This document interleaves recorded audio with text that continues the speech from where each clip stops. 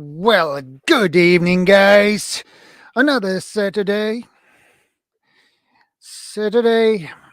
March 5th. Hey, Guardian, good to see you. Van Trick Europe, also good to see you. Welcome to the stream. So, we have two in the house. So, I guess that is you, Guardian, and Van Trek Europe. So, it feels a little bit lonely up here. So, we put this nice little elevator in the chat.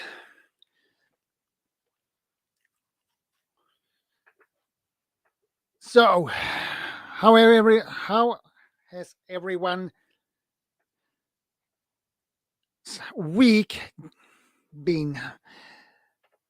Sorry, I can't speak obviously today, but well, yeah, I guess you're right, Guardian. Hey, Harvey, good to see you, brother. Long time no see. And Tammy Trot, good to see you. It's always nice to see familiar faces. So, we have the link to the elevator. So, who wants to join me up here? Hey, Stuart's prepping. Good to see you, buddy. Long time no see in Second Star Survival. Good to see you. And Jeannie Nonya, welcome. Good to see you too, ma'am. Well, how is everyone doing today? This beautiful and wonderful Saturday, March 5th.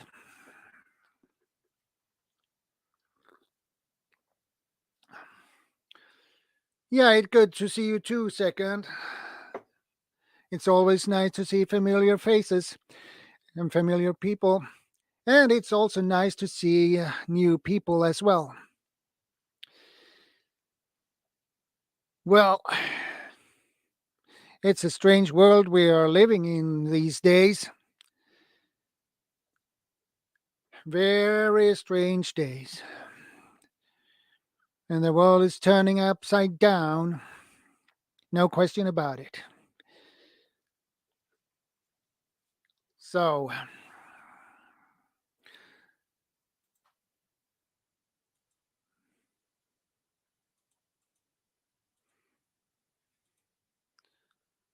we do this again. Let's see how many more will pop in.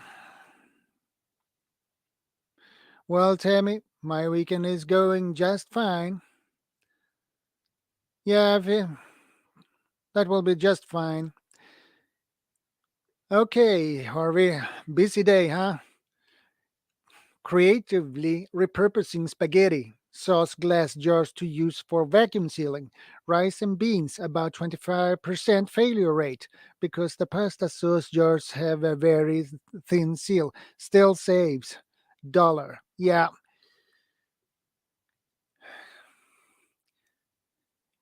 Hey, Hafit. Good to see you, brother. Joe Welders. Good to see you too, and welcome to the stream and ShadowScoutSwede's broadcast. Well, if we can call it a broadcast. Well, let's find out. Soon enough. Hey, Guardian, do you want to jump on up here?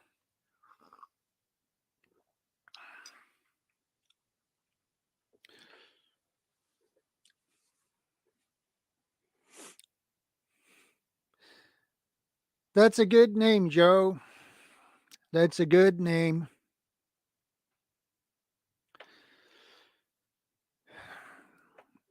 How are you doing, Half-Wit?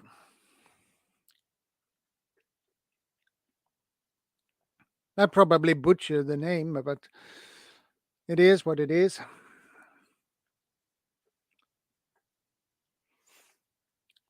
So, as I said, the world is turned upside down. That's good to hear, Joe.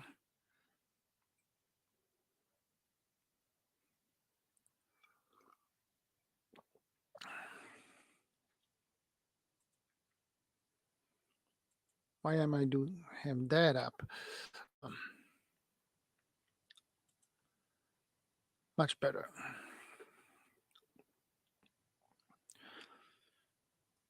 So let's see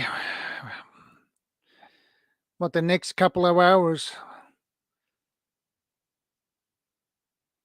how it will turn out. And besides, uh, well, you need to do some shopping sometimes. I have been shopping today as well, Tammy. So, okay, Guardian, 5 minutes works just fine for me.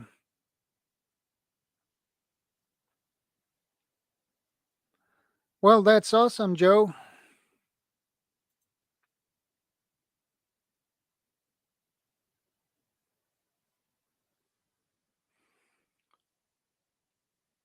Let's see. There you are. I think we do like this. Okay, that was not good.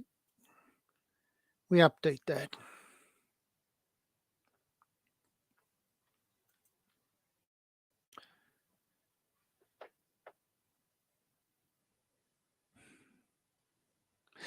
Yeah, it depends on what kind of shopping it is. There are fun shopping and there are shopping that are not that fun. I can enjoy shopping, especially if I need to buy things for my preps.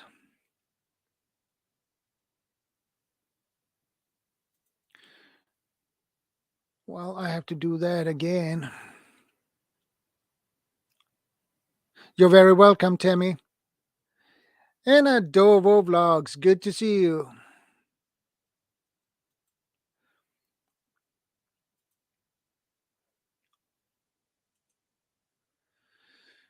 It's good to see you, Adovo. You're very welcome, Tammy. The reason why I gave you range is that I trust you, my friend. So that is the reason.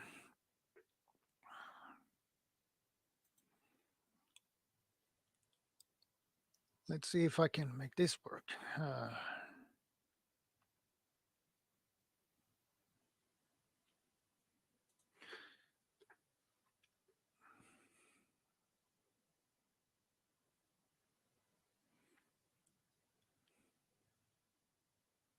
Yeah, Adovo, I am the one and only.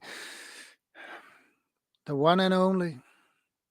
Nancy, here's OFW. Good to see you, ma'am. Ah, from Kuwait. Awesome. You're very welcome, Nancy.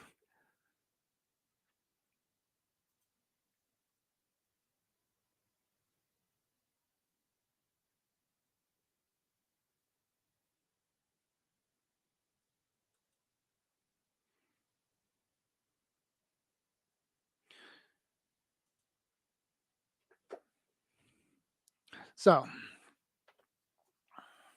it seems there will drop in more people here soon.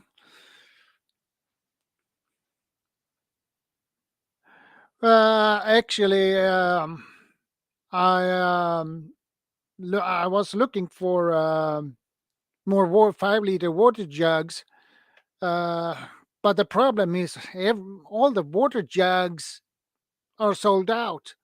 Uh, so I find water bottles, non-carbonated water, um, and the shelf life on them is at least 2 years or 1 year. It depends on when you buy them and when they bottle it. Uh, I bought 6 1.5 liter water bottles to put in my on the shelf in my basement in my storage unit I have there. So I have 6 1.5 liter bottles. So that is what I have been done this for this week, and I'm happy with it so far. Oh, so you did that? Got that? Yeah, the price is going up. Yeah, and the price will go up, are going up here in Sweden as well. So it's, well, not good at all. Um, one, I should, a couple of weeks ago, I were to the grocery store and I should buy some more cans of tuna, and the grocery store's own brand of tuna cost before about 5-6 crowns. And when I should have checked the price a couple of weeks ago, the price were up to 16.90 crowns. 16 crowns, and yeah, and those 90, well, I don't bother about them. Let's say 17 crowns for one can of tuna. Welcome, triple. What triple is? Welcome, Retsam TV. Good to see you, and welcome to the stream.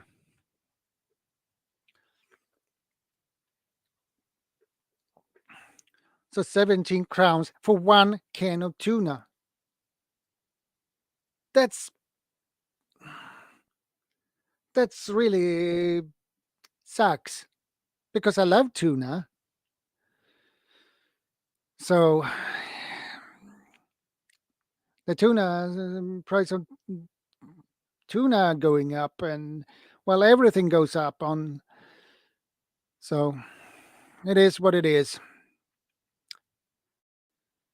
But and I think everything else will go up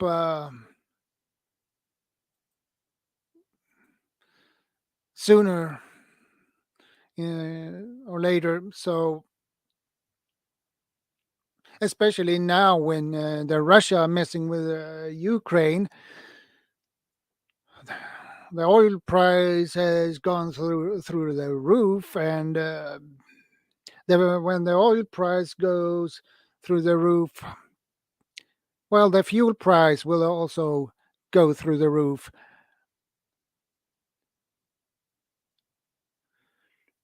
Yeah, Tammy. And the last time I checked on the fuel on diesel, uh, the price on diesel has gone up to 24 crowns per liter. That's pretty high for diesel. So the fuel prices has gone up here. Welcome in his creations. Good to see you. Oh yeah, in his creations, you have mornings there. Yeah, and I fill up the company car with diesel myself, so 24 crowns per liter. Oh boy. I talked to the boss about it, uh, because we deliver I deliver the groceries to people for 100 crowns, But when the fuel price is up to 24 crowns per liter, we cannot take 100 crowns anymore. We need to raise that price, delivery price, at least with 50 crowns or 60 crowns. Pina Vlog 14, good to see you. It's always good to see you. You always make my day. Well, you all do make my day.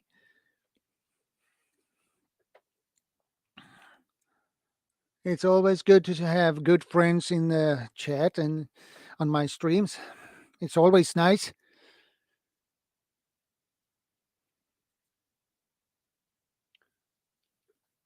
So, Pine Vlog 14, how are you doing today? How has your week been? I hope you have or had a great week so far.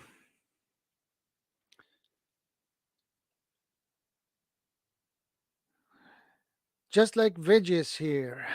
I'm getting extra greenhouse this week. Only cost same as 25 lettuce. Huh. Hey, Tammy Eisenblätter. Welcome. It's good to see you. Ricky Navy official. Good to see you, buddy.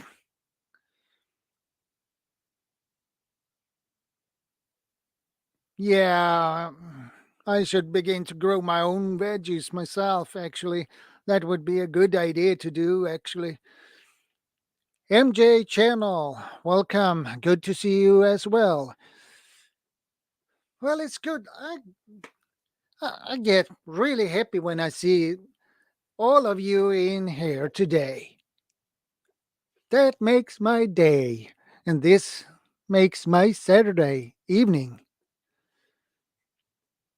So, guys, it's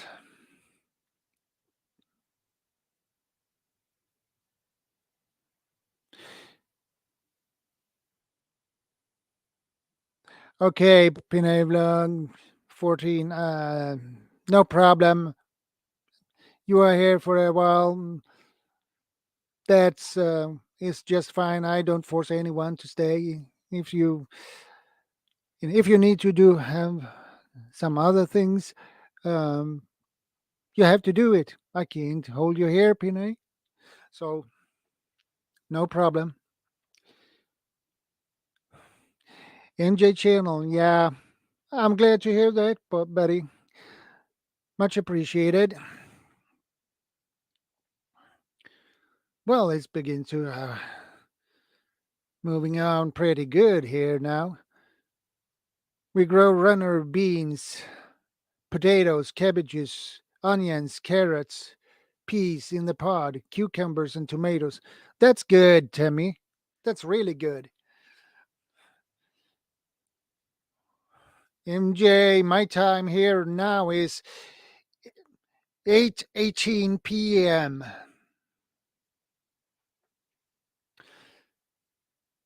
That's my time here in Sweden, MJ.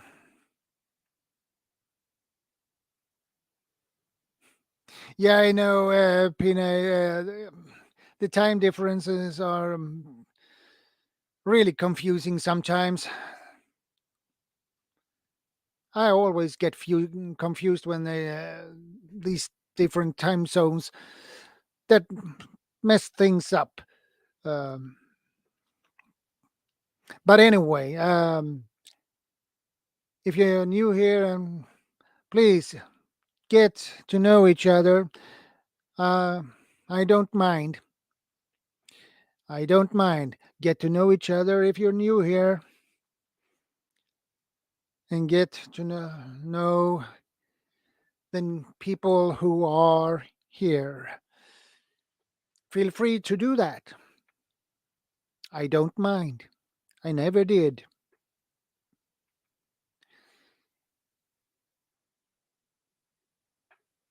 It is 11:19 a.m. here in Vancouver, Canada.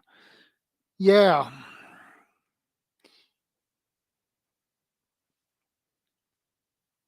you are way behind us. Well, it depends on if it's Saturday morning or if it's Sunday. It's but I believe you are behind us, so I need to try to find some seeds and equipment to begin to grow my own veggies and herbs and spices and things like that. Yeah, okay, that was I figured. Saturday morning.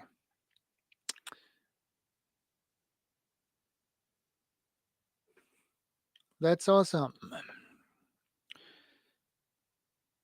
How's the weather in Canada, in Vancouver these days? More like today. This morning we had minus 13 degrees Celsius. So that was pretty chilly. But I like it. Yeah, okay, sunny but cold. Uh, we had some sun today as well, and but the temperature were low here as well. So homegrown vegetables and herbs taste so much better than shop bought. Yeah, yeah, I agree, Tammy. They taste much better. Um, I can agree with you about that 100%. Yeah, strawberries. My parents-in-law, they had strawberries in their garden, and their strawberries. Oh my, they were really yummy, really delicious.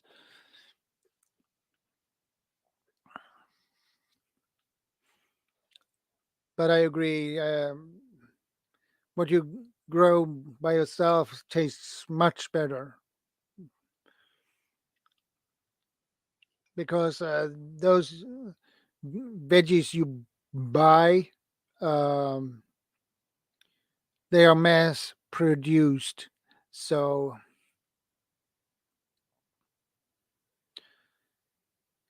so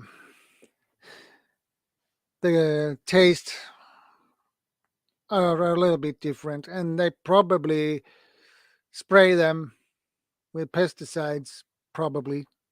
So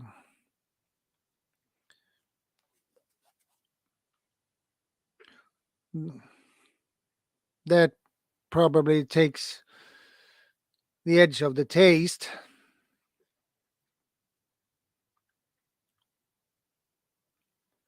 Rhubarbs. Hmm. Rhubarbs are yummy.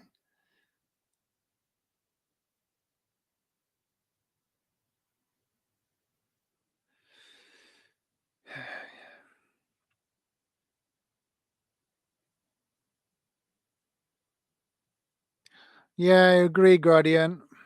I agree.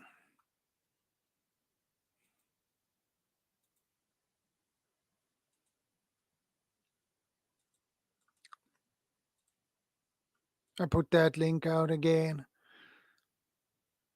Strawberries are great. I started with 6 plants after years of runners. Now I have over 100 and give plants away each year. Well, that's good. Yeah, I eaten rhubarb pie. Um, I like that. I like rhubarb pie, actually.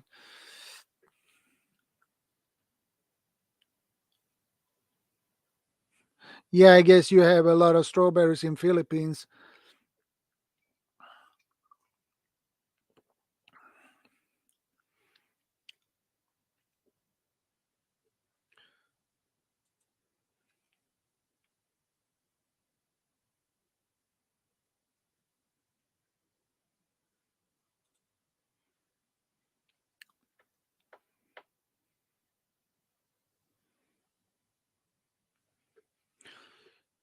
Strawberries. I love strawberries. Hey,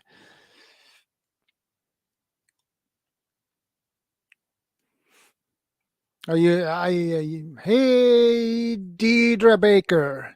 Good to see you, and welcome to the stream this wonderful Saturday. So, how are you doing, Deidre? I hope everything is okay with you.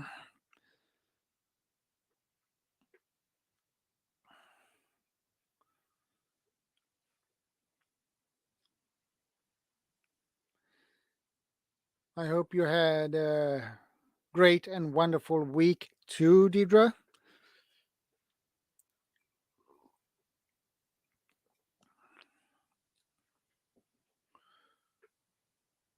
That's awesome, Deidre. Good to hear.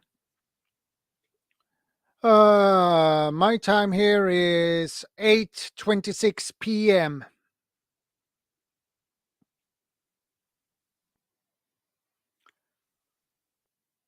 Well, I can't complain either.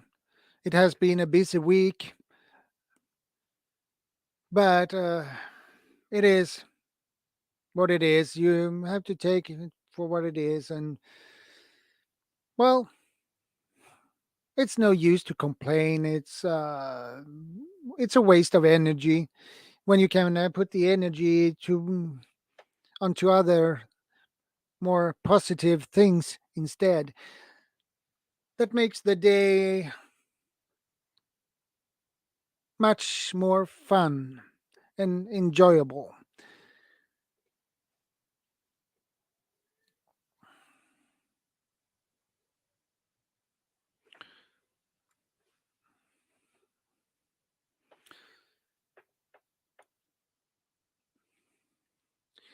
So let's see.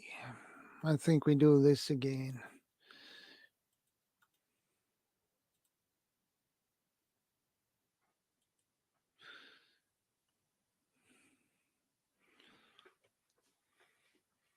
Well, I had this uh, week at Tuesday. I had a board meeting, and I'm the vice president for our local civil defense association here in my city. So um, our ordinary president for the board, um, she got Charlie Victor, so she was pretty bad. So I had to take over that meeting, and it went well.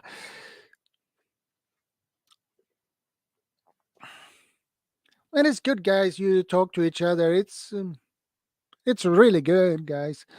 Please do and get to know each other. And it's that that is what I want to. It's good for the community to to know each other and grow.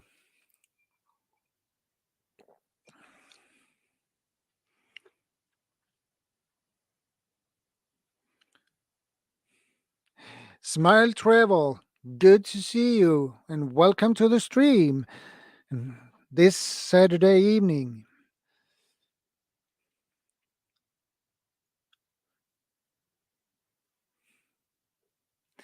Hello, Smile. Good to see you. Yeah, I know, second. I know you will be. And how are you doing, Smile Travel? I hope everything is okay with you, and I hope you had a great week without mishaps.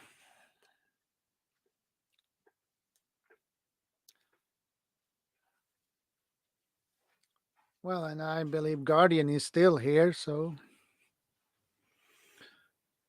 I hope he will join me up here too.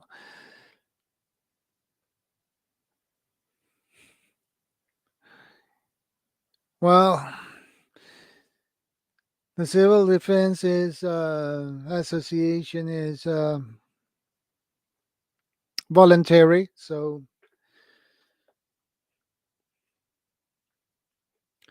but I enjoy those board meetings, and I like them, and I like to be a member of the civil defense.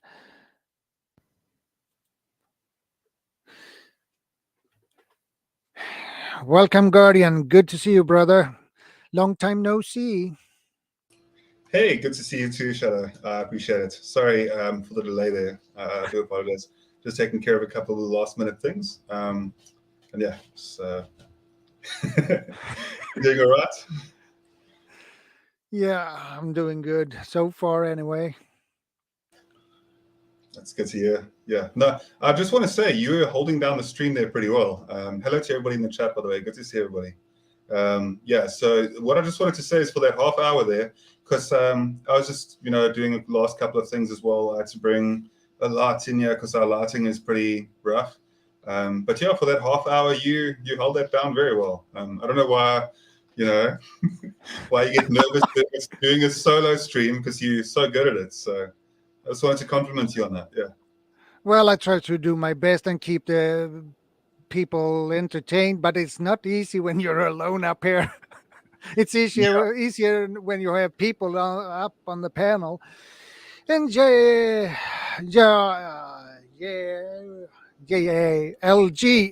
Sorry if I butcher your name, but some people has difficult names to pronounce. So I try to keep it floating, but it's not easy actually.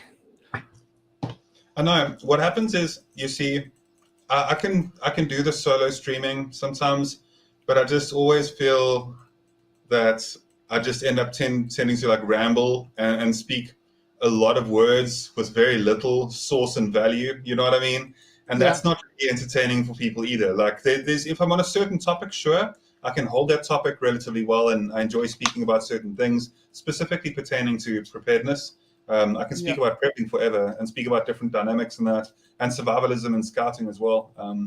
I really enjoy those. So yeah, I can do that, but I know it's a bit challenging at times. Yeah. Yeah.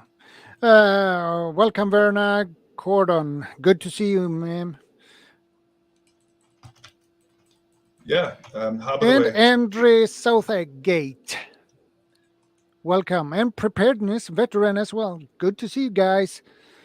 yeah, it's really good to see everybody in the chat. I just want to double what you're saying, specifically to everybody that said hello to me, and to, Prep Veteran. Always a pleasure to see you here in the chat.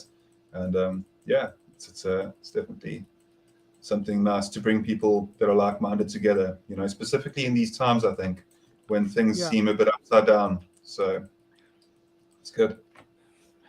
Verna, if you want to join me up here, you can just click the link. You know the drill. And Bob942. Good to see you, Bob. Long time no see. Good day, Bob. I really hope that Well, Bob jumps up with us as well. He's another person that usually will support a stream and, just come say hello for a bit. And he's got a lot of knowledge, so I have a lot of yeah, he respect. has. Yeah.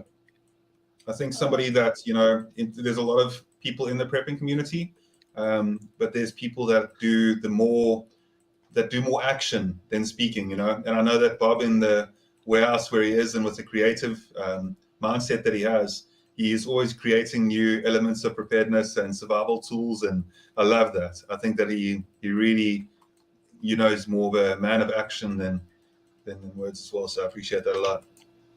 Well, Yeah, Harvey. sure. Harvey So says, Guardian prepping. How's the motorcycle running? Guardian prepping in South Africa. no, I actually wanted to say it earlier, right? I was going to say that I appreciate that Harvey put the motorcycle next to my name earlier. Like I love two wheels, and specifically within prepping and survivalism as well. There's a very good placing for motorcycles and for mountain bikes and for things with two wheels, because there's a lot of times where terrain can be impassable by larger vehicles, and having two wheels and being more streamlined is something that I enjoy. And it's just something where a lot of people might not understand why I'm this way about it, but I'm not a big fan of cars compared to motorcycles. I'll always use it. But I'm rambling a lot about very little, but all I could have said is I really appreciate that you do that, Harvey, and it means a lot that you show the butt. But then I have to tell this whole story, and that's where filling like half an hour isn't that much of a problem. Yeah, Bob, not a problem. No pressure at all. No pressure. Yeah. But yeah, it's pretty. Second star. Yeah, buddy. Good to see you. Hey, brothers. Hey. How y'all doing? We're doing good. Good to see you in the car today. It's good to see you in the car. Oh, I know, right? I'm always in the car when I'm working. Yeah. I don't know how well the internet's going to be, because last night we had a natural gas main bust and like explosion, and it's knocked out a lot of our internet, and we had like a 6-car pile up and everything last night, and yeah, internet's been really bad. Yeah, welcome, Vanessa Kitty. Good to see you, ma'am. Sorry to hear about that pileup. That's pretty intense. Fuel over $4 a gallon here now. Yeah. Oh boy. Yep. Kerosene's gone up to almost $10. I mean, just for kerosene, like to heat your house and everything. Yeah. Because everybody's been using it up north during the freeze and everything that's happened. That's good, Bob. If you give it a minute and you watch what's happening at the moment, with price increases as well, and the fuel pricing going up, we're only seeing the beginning of it now. And I'm really being serious when I say this.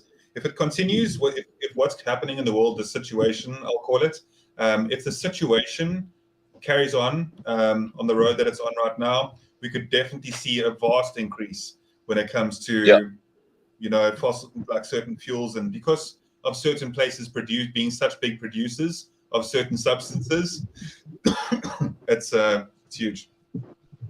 Oh yeah, I mean, in one day it's gone up 46 cents a gallon for gas here in Texas, and Texas is supposed to be the main face of like gasoline prices. And I mean, we have like 3 oil refineries off the coast of Corpus Christi, but also another problem with the increase of gas and everything is because we don't have enough truck drivers, enough distribution to distribute it all over the place. Do you think that that's getting worse right now because of a certain situation? Do you think that that's something that's intensifying? No, mostly it's because of everybody's scared of the new variant, because like they even came out and said that no matter if you got all 3 vaccines and everything, the newest variant of it ignores all the vaccines. So no. Second star. I'm not speaking about that situation. You see, there's a couple of big situations going down right now. I'm not speaking about that situation in specific.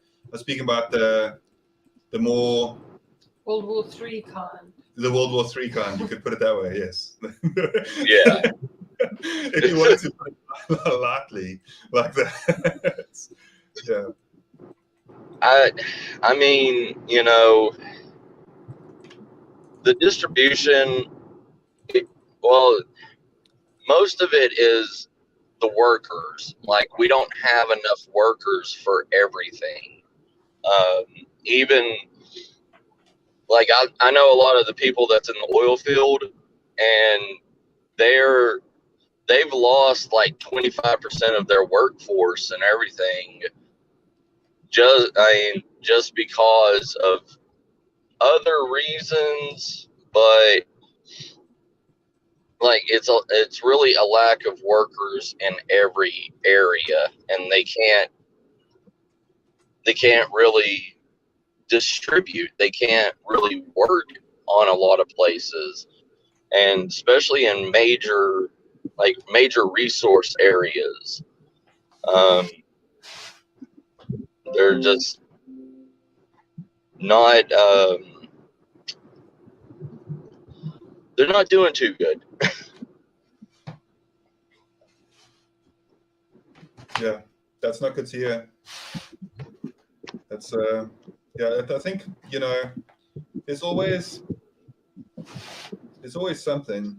Yeah. I see Andreas, well over there, Andreas Southgate said, yeah, it's going up there as well. The fuel price is also increasing, and you know, it's more than just the fuel prices. The obvious like ricochet effect of it, right, is with the fuel prices going up, it's the increase in petrol, it's the increase in pretty much like all your services in every way start going up. Even your like regular, you know, your regular petrol, your diesel, your gas starts going up, and then your electricity if you're working on a prepaid, such as we do here.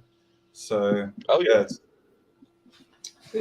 I mean, everything trickles downhill. You know, it hits everything. And I think like that's, you know, I hate to be I don't want to like be the doom and gloomer for the most part. I try not to focus on, you know, the negativity. Yeah, leave that to me, Guardian. Yeah, no. That's the thing, right? Like for real, I don't even. Ever since I started to create content, I know that something that works very well is actually like reporting on the negative stuff that's happening right now.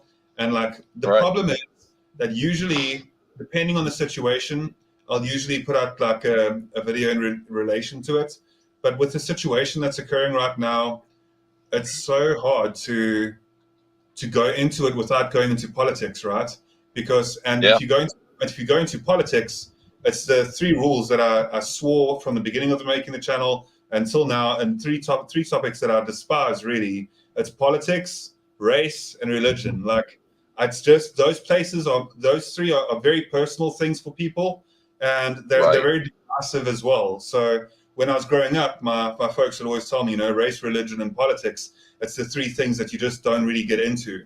That's why, like, even when making content out there, I know that it's useful. And this is to anybody that's making survival content as well, or prepping content. If they want to see a good amount of traction, they should definitely make 2 or 3 videos about all the negative. I'm not suggesting that people do this. I'm saying what you could do to get some growth if that's what you wanted to do. You could cover the current situations that are occurring, and people, just because of the way that the algorithm works, people will tend to go towards that too. But the reason why I don't, now while saying that, the reason why I don't want to do that is because, and it's pretty easy to use that algorithm method as well, but the reason why I don't want to do that is if I start to do that, it slides into politics, and then that breaks like that rule of threes that I try to stick to. So yeah, that's true preparedness, veteran. Prices will only go one way up. It's exactly that. Yeah. And Tammy, it's a good thing that you did fill your car. If you do have the capability to store additional fuel, there are several methods to do so. But if you do have the ability to store additional fuel, right now would be a good time to do so. I never really recommend people doing so. And also something, everybody tries to maintain a certain level of non-perishables, but at the moment, try to stock up on some of those mid-level perishables, like the intermediate level, when it comes to foods that like can survive about a year or so. Right now could be a good time to do so, just on scale of the way that things are looking from a world perspective. You know, it's just good to be prepared always, but right now specifically, everybody just stock up if you can, a bit extra. Gas is one of the. Oh, go ahead, Shadow. Sorry. I agree with preparedness veteran. The golden opportunity for the unprepared is to get prepared now. And I agree. You should not wait. It's just begin to be prepared and get the stuff you need: food, water. Begin with food and water. That is the essential things you need at first. Give me 1 second quickly, Shadow. Just Yeah, 30 seconds. sure. So, water and food is a good thing to start with and begin with. Water filter is water filter is one another thing that is good to get your hands on, because those will probably will be sold out if you wait. And you need, if you store water, you need to have means. When you run out of water, you need means to find water and make pure make the water clean and drinkable. So that is why you need water filter to purify the water. Otherwise, you will have some serious problem if you drink unfiltered water. In Hong Kong, I heard some are in panic buying. I don't know the exact place where in Hingjing, Hong Kong. Ah, um, well, yeah, Nanette, people has a tendency to panic by uh, because they get panicked and they don't have the stuff, so they go to the store and buy everything they can, and that is not a good way to approach the problem. You need to buy some extra cans here, and the next time you go to the store, you buy a few extra cans there. I agree, Bob. Water is life. So, without Yeah. Sorry, go go ahead, Shadow. ahead. No, go ahead, Guardian. No, sorry about that. I just actually hit the. I'll say something else. Continue, please. Well, water is essential because you can only live without water for 3 days, and it depends on the temperature. If it's really hot, you will manage less than 3 days without water. So, water is essential. Food is less important. Water is more important than food. So, go ahead, Guardian. Sure. Yeah. What I was going to say is, it's just, panic buying is never a good thing. What you're saying is absolutely correct. It is good to have a rotation of food, like for several months supply, and then just use the older stock and then replace it as you use it. And that's why you'll also learn what your family enjoys as well, and what your community would most likely enjoy, like when it does come to food. So yeah, it's about having that, maintaining that cycle. And then when it does come to panic buying, though, I think that it's always a bad idea, specifically in a case when there's a lot of people panic buying at the last minute as well, because you essentially put yourself like in more danger that way, of several factors as well which come into place. But yeah, just having the understanding of what's happening in the world currently, and then looking at that and then realizing that you kind of need to stock up a little bit more than you regularly would on your regular supplies, during times where things are a little bit more uncertain. As like right now, they're much more uncertain than they are usually, I would say. I mean, the last several years have all been uncertain, really. So I don't know. It's just too much information out there that conflicts with one another. Uh, Tammy says, might seem a stupid question, but can you use ocean water and take the salt out of it? Absolutely, yeah, you can. Yeah, absolutely, yeah. But it's a time-consuming process. It is. It is. So boiling it's always one of the best ways to do it as well. Dehydration works to a degree. There's dehydrators, but boiling it is desalinate. Yeah. So what you can essentially do as well is you could also harvest some salt from it, but that takes even longer. So yeah, it does. It does. If you need to take the salt out of the water, you need a special,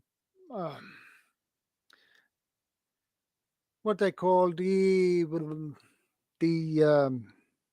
yeah, Kay was saying now the desalinator.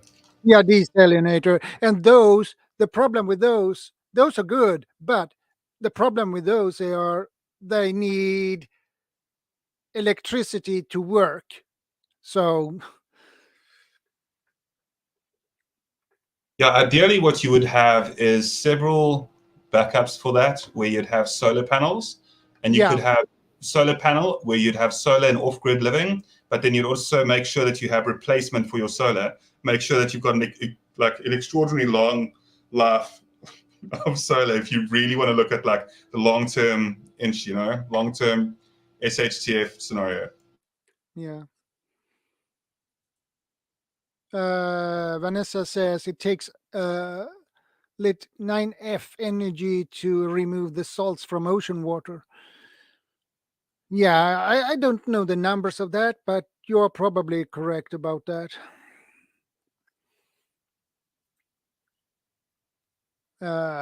Collect the rainwater too. Yeah.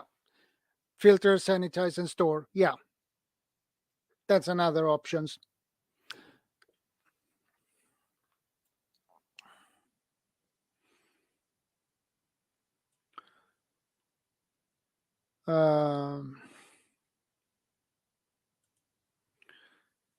The filter method costs a ton for salts in water.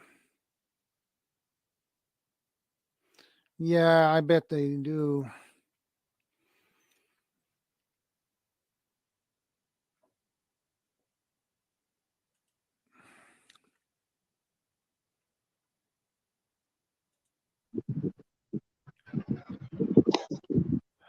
Hey, Matt.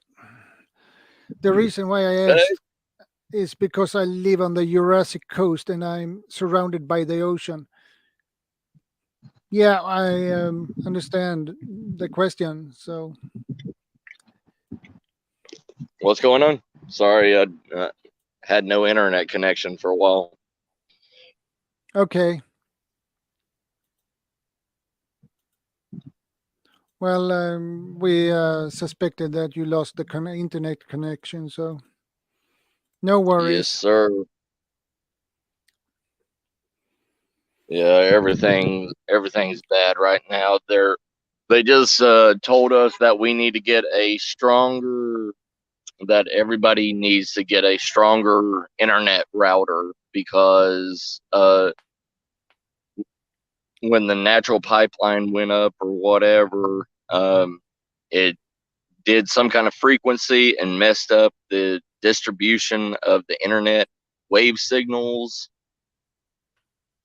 So we're going to be with low internet signal for like almost 2 months. Yeah. 2 months is a long time. Yeah. Yeah, especially with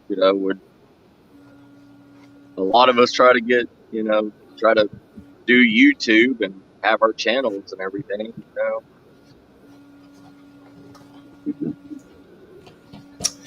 Yeah, I don't know. It's a particular time. So there's in some countryside provinces here, there are some springs, water that have been sanitized by drink water, filtering it, but they're healthy people. Yeah, it depends. Yeah, it depends, because if they are fresh springs, then it's perfectly fine. Yeah, In certain areas, specifically outside of cities, if you go far enough outside of cities. Sorry if you can hear the doggy at the back here. My German Shepherd is like being very active behind me. So if you do go to those certain springs, you do definitely come across water that you can drink straight from the spring, and that's amazing. It's really good living that. Yeah.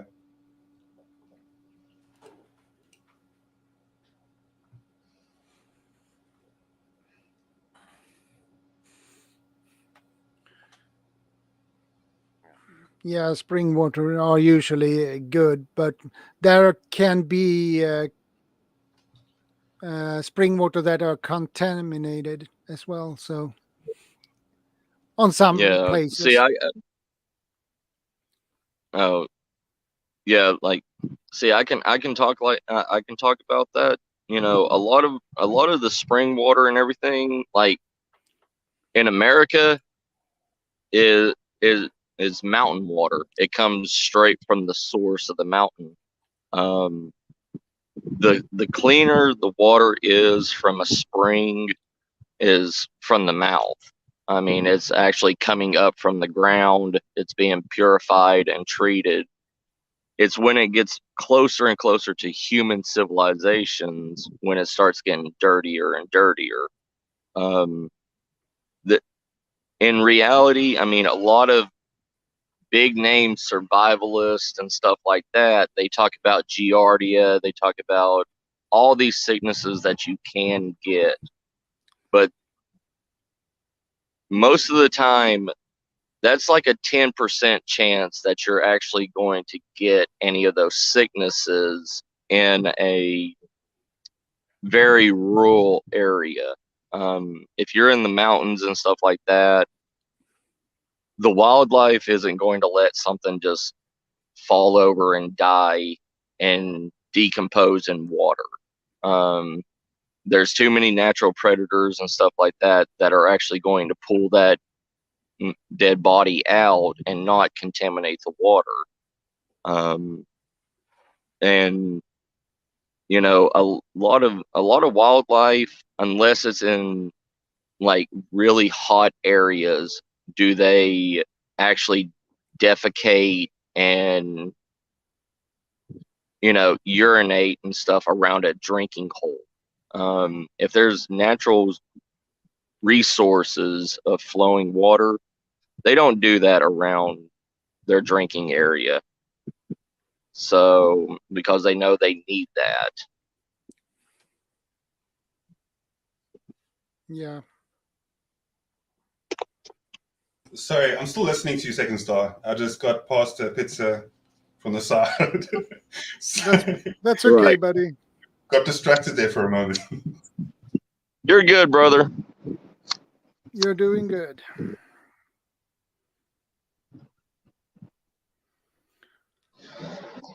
But, you know, and another thing for like natural drinking water, if you come up to a stream or creek or something like that, or even a small watering hole that may look stagnant, if you can go about maybe 10 feet away from the actual water source and dig a hole about 6 to 8 inches into the ground and let that water pre-filter through the ground into that hole, then take that water and boil it.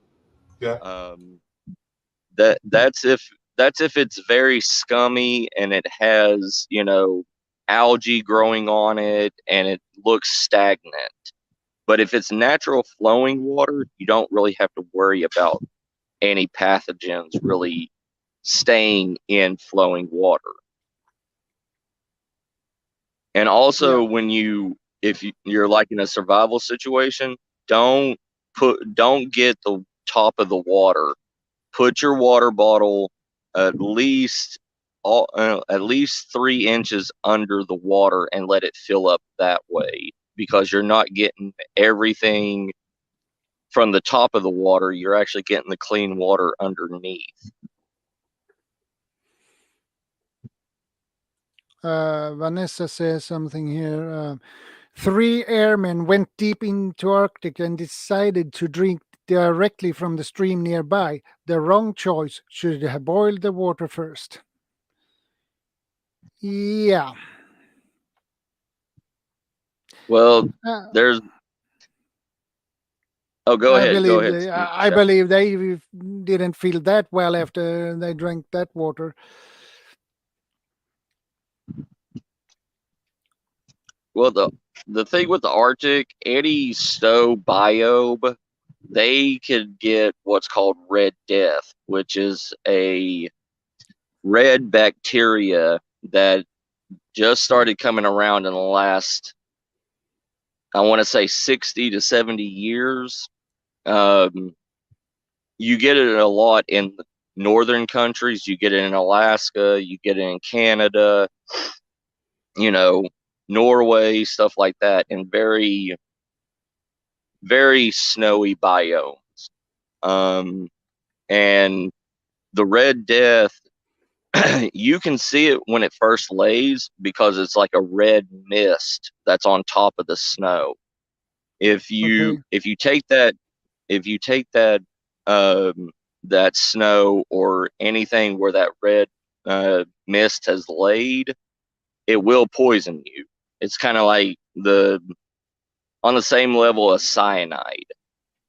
So you don't really want to drink anything but boil it. And even then, boiling that kind of snow and that kind of water, you still have a 10% chance of still dying from it and not all the pathogens dying from boiling.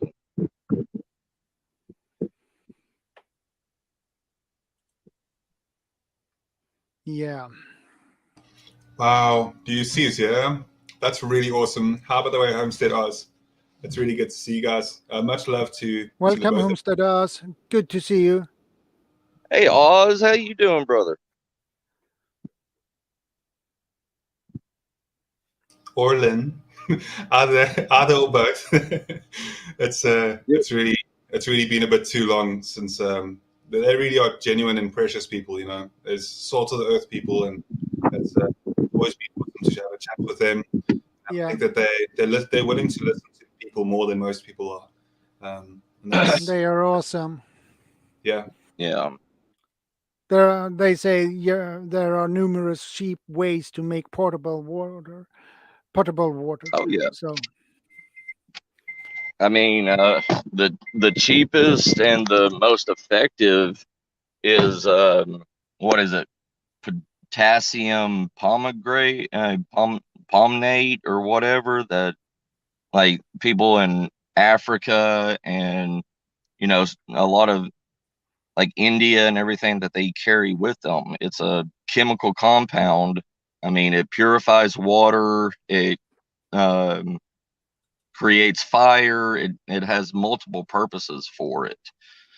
But you don't actually have to have a expensive water filter for it. I mean, you can just go to the local, chemistry, store, or get a older med kit from like the 60s, and you have plenty of it right there. Preparedness Veteran says potassium permanganate. Yeah, that. I can never say the word. I'm not that smart, brother. I wouldn't undersell yourself that way, man. I definitely think that you're a lot smarter than most. I'll say that. Thanks, Potassium Guardian, brother. permanganate you can use even to clean wounds with. Yeah. Yeah, it's a multifunctional, item, and people overlook it in stocks and preps and stuff like that. But I mean, it's a 3 to 6 use item. I mean, we all carry a Swiss Army knife with us, correct? And it has 6 to 8 tools. Why not do the same thing with some way to be able to make fire, be able to purify water? clear wounds, you know, do a lot of things. I mean, we worry about med kits and all this stuff. Get something that can do everything. Second Star, do you have a good answer for, because that's an excellent question that Tammy Trots at Shadow Scouts bringing up there. Might sound like another stupid question, and no question. The only stupid questions are questions that are unasked. Those are the only stupid questions. I'm being serious about that, but because we can always learn from something. And then, but might sound like another stupid question, but how can you tell which water needs to be boiled and filtered and which doesn't? Do you guys want to for a bit? Yeah, I don't know. You seriously can't. I mean, it could be the clearest. Oh, sorry, Guardian. If you had like a water testing equipment with you, you could potentially do it then. I don't know. Go ahead though. I mean, in like a survival situation and everything, you know, having something like a water testing kit and all that's extra weight on you. And for something, I mean, it's a good idea, but most of us, you know, we're not going to, we see a water source, so we think, yes, it is, you know, it could be 50% clean, it could be 50% dirty. The only thing that you can really tell that is bad water is stagnant water sources, like a stagnant pool of water, something that if it has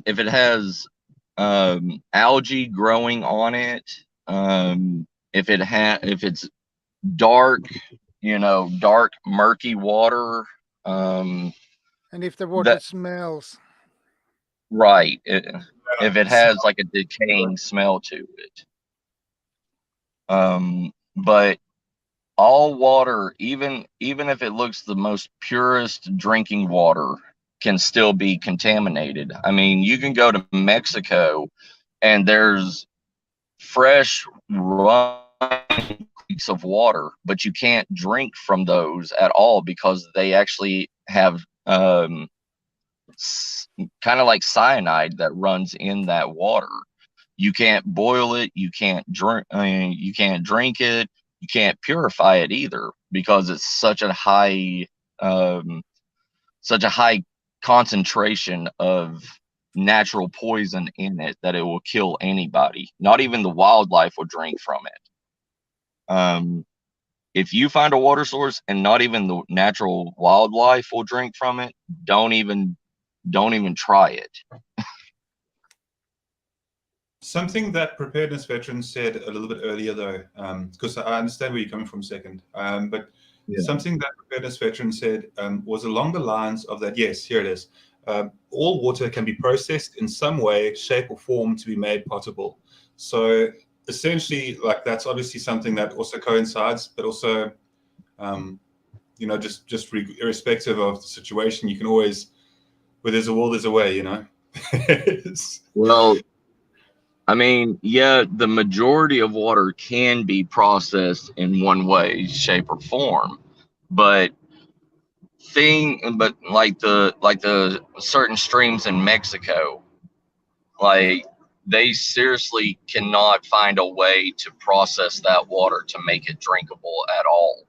Like even small quantities of boiled water and filtered with purification tablets, everything, it still has traces of the poison in it.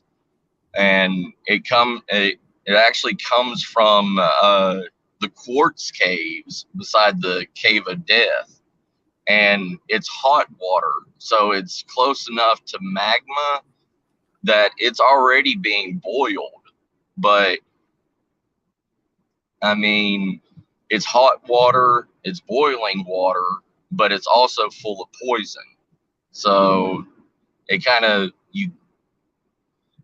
a no way, shape, or form way of drinking that. And it literally will go into other water, but it needs fresh water, fresh, clean water in it to dilute it.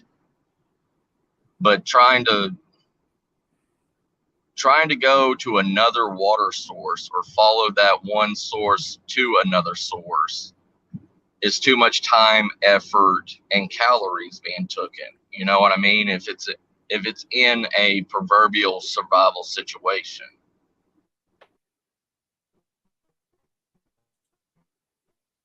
Yeah, that's also looking at, not even just survival Ivy situations. Styles.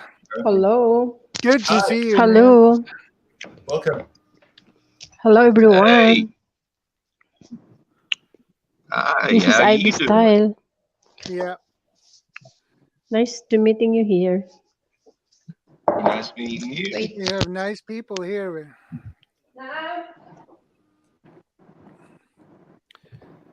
Well, Ivy's a nice woman.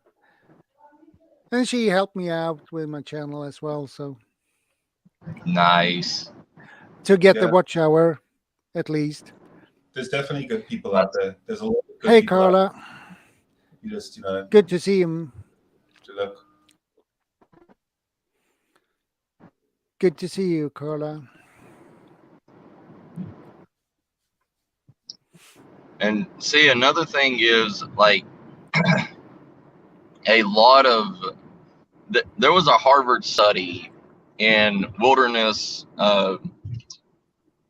purification, and they did a study on natural drinking water and the abilities of using purified drinking water tablets. They said that if you're in a survival situation and you have to rely solely on the chemical composition of water purification tablets, if you're not able to boil water or have a mill bank to pre-filter water or anything, and you just rely on these chemical tablets, those chemical tablets will end up damaging your vital organs like your kidneys and your liver, because they also are needed. You need food to help process those chemicals of those tablets. So if you're in a survival situation and you don't have enough food resources, it will literally be clean water that you can drink, but the amount of chemicals that's in it is damaging your body.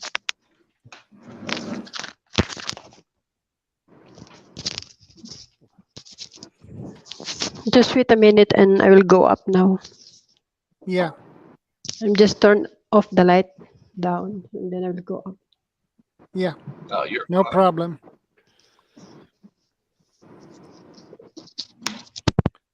But yeah, I mean, because you're looking at, 2 purification tablets in a quart of water and a lot of people don't understand the amount of a quart. So usually a lot of times in a survival situation, you're not thinking perfect, you're not able to measure out whatever, or you don't have the means to measure out a full quart. So you're usually under a quart or you're over a quart. And the chemical compound on it, if it's under a quart and you're putting these tablets in there and you're letting it dissolve in there and purify the water, it's giving you actually have more chemical compound in that water than what you're supposed to take. It's supposed to dilute within the right amount of water. And if you have, too much water in it, it won't dilute all the water. So you will still have contaminants in that because it's only made for that specific amount.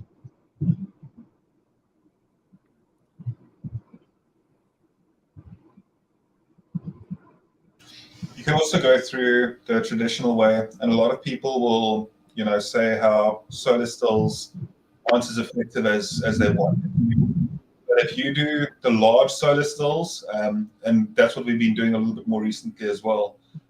If you do some of the solar cells, the larger that your solar cell is, obviously, the more effective it can be.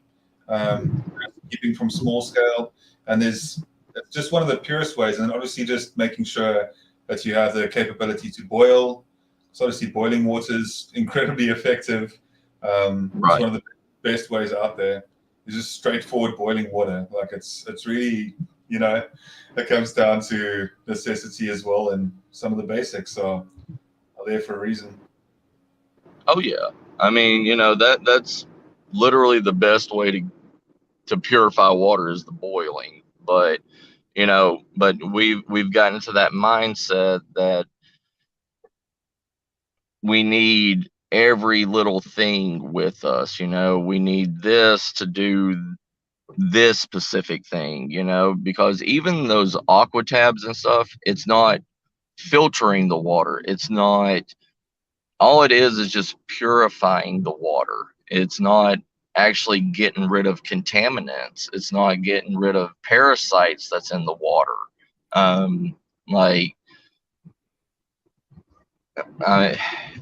boiling gets rid of all contaminants. It gets rid of all parasites. It gets rid of, pretty much anything that can hurt you, because nothing can live in boiling hot water.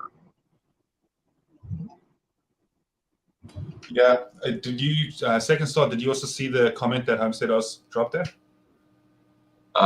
No, sorry, I'm driving. I can't really read. I would much prefer you don't read comments, second star. I'll be very upset if you do while driving. We Yeah. don't want any accident. We You need don't to look want after any yourself, accidents here. Yeah. So I'll read it out quickly. So Homestead Oz says that's why it's so important. The food you choose in a big bug-out bag doesn't dehydrate you, like potato chips, high-sodium meals. And it's obviously so important as well, because there's the other side to it, which is like some of your dried meats contain a large amount of salt as well, which are good for long term, but they can dehydrate you. So that's also very key with what Homestead Oz is saying there. Not to have too much of that sodium-rich foods. By the way, Bob? Good to see you. Hey, Good morning, Bob, good to everyone. see you. Good morning. Good morning. Hey, how you doing? See, that's the thing, and your body needs water to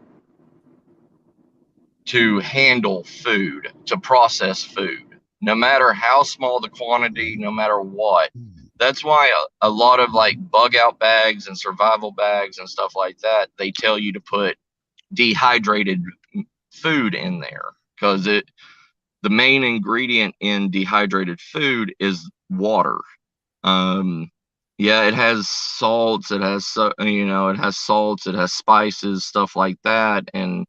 But the thing is you're still adding water to that to rehydrate it. And that water, even though it's a small amount for rehydration, it's still enough water to put a small bit of hydration in you and help your body digest it. There's your accountability news. Welcome to the stream. Hello. But the thing that you really have to worry about a lot is people think in a survival situation that they're going to go out and make a figure 4 deadfall trap. They're going to they're going to go out in the water and spear fish all day long. They're going to be happy and healthy with, small game and fish. And that's not true, because anytime the majority of processing meat is you need double the amount of water for your body to process any kind of raw or cooked meat.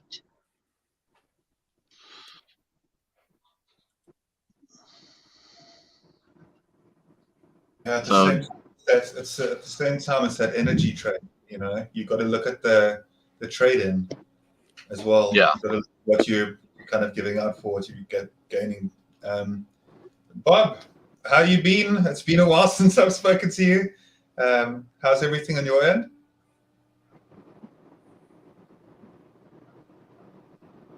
Hello, Bob. I little think bit Bob's right now. Yeah. Can you hear me? There we go. Yeah. How's now? Okay. I want Oh, you're to delaying. show There's you the guys something.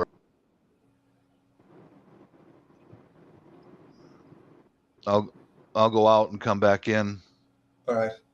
Okay. Okay, brother. But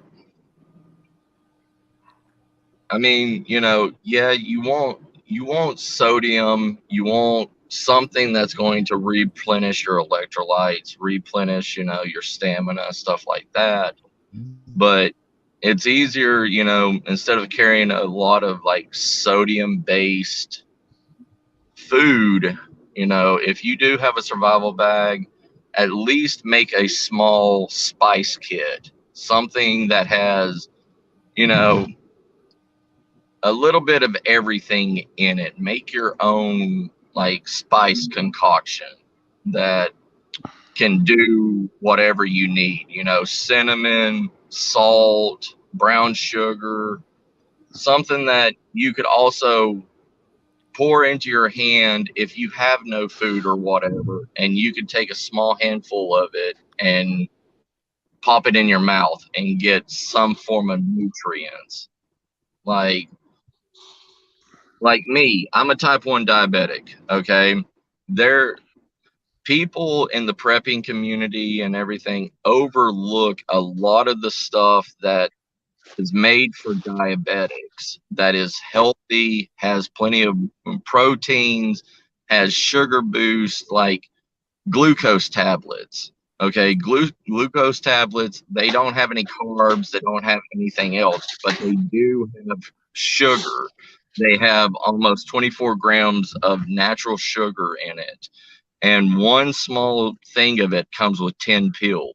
If you need an energy boost, or you need something to waken your senses, you can take one of those pills, one of those dissolving pills, and pop it in your mouth, and it won't leave you dry mouth. It won't. Okay. There he lost his connection. Okay. I wanted to bring your attention over here for a minute, folks. I learned this from my wife. She grew up in the Philippines during the 70s, 80s, martial law, and they had to move quite a bit. And this is what she cooked on. One of these right here. It's just a 1-gallon paint can that you can burn wood in, and you can cook. You can even boil water on this. You can off of Amazon. You can see the ashes in there. I've tested this thing out thoroughly. You can, just a 1-gallon paint can.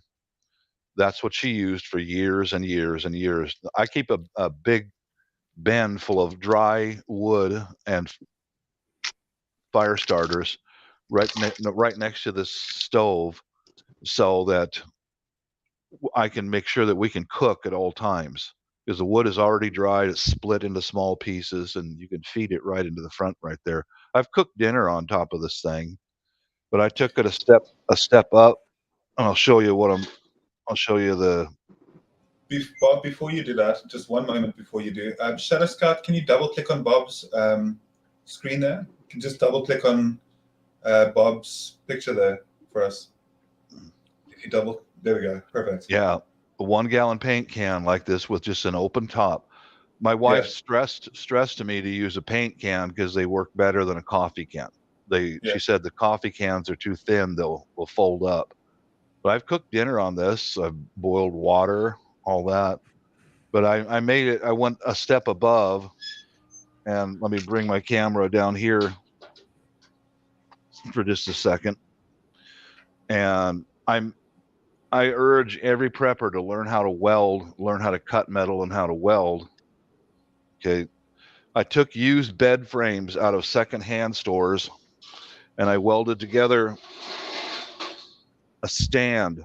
You can boil water on this, I welded together a stand so we can remain seated and still cook. That's awesome. Yeah, it's all made out of junk. So Yeah. I first tested it with an open front like this, and a lot of light was coming out. So I thought, well, I want to make it a little more stealthy because I live in the suburbs. So I hammered out a cheap door like this, so it'll subdue the light as much as possible, so we can be out on the front porch behind some shrubbery and cook or boil water, whatever we need, and very little light comes out. You know, understand? Because, well, you know, in the suburbs, you're surrounded by thousands of people, and this is the top I made. I started off with this. This is off the back of an old refrigerator.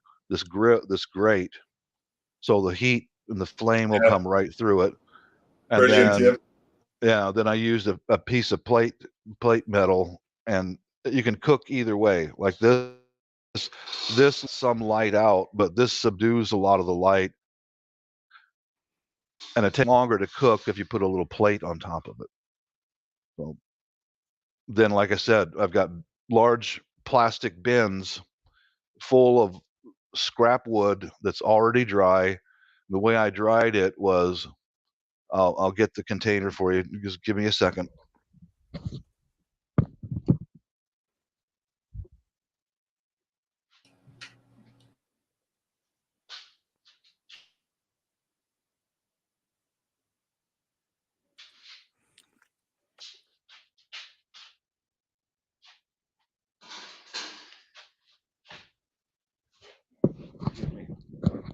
Oh, forgive me for a second, but I bought this pot with a lid secondhand, and I drilled a small hole in the top of it. It's right there. I took all my scrap wood pieces, cut them into small bits, and I put this pot on top of my camp stove, my propane camp stove, and I scorched the wood. It's not charcoal, but it's close. There's no moisture left in that wood anymore. And make them in small bits and pieces, and I stored those away. And then you could just put the wood inside there. And if you have to evacuate, this is how my wife lived for a long time in martial law and war, and that's what they carried with them to cook with right there. It's portable, it's lightweight. You can cook your food right on top of that. That's why I said in the comments a while ago, Filipinos are an excellent resource of how to stay alive. They can teach you more stuff than any book can or any YouTube video. You know, so make friends with these Filipinos that are in the chat here. They'll help you. You know, I just wanted to show that off a bit. So. Yeah, I think that's a beautiful thing, you know, to be admired about a culture if they've got that, if part of their culture, which it is. I can attest and agree with what you're saying, which is you know, being able to be independent, and there's strength to that independence and self-reliance. It's also an incredibly smart thing to do, because of course intelligence itself is great, but it takes a certain higher level of intelligence as well, to a degree, to be able to start thinking about what if situations, you know. It's those type of things too. Yep, folks that grow up with very little can teach you a wealth of knowledge. You know, they are a great resource that they've spent their lives. Hey, Kevin Adams, welcome. They've spent their lives having to do workarounds. I can't have this, but I can make something that will fill the gap. You know, they're a great resource. But hey, preparedness veteran, good to see you. All you guys out there who if there's a workspace for you, please learn how to weld. That's one of the most important things I can stress to anyone. Learn how to weld. I made this whole thing out of salvage steel for $25. You take the savings, buy more canned food, stack up the canned food on your savings, you know.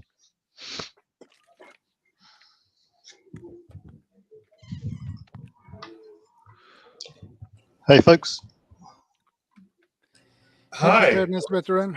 Hello, to see you. preparedness. Hello, vet. I thought I'd join, considering I've just been hiding in the shadows for a while. Yeah, it's good to talk to you, vet. You leave good comments on my channel. Thank you. Yeah, I think it's good to support everyone that you subscribe to, have some input, share ideas, and just generally support everyone that's on there, because it all contributes to the bigger knowledge base, so to speak. Yes, it does. Yeah.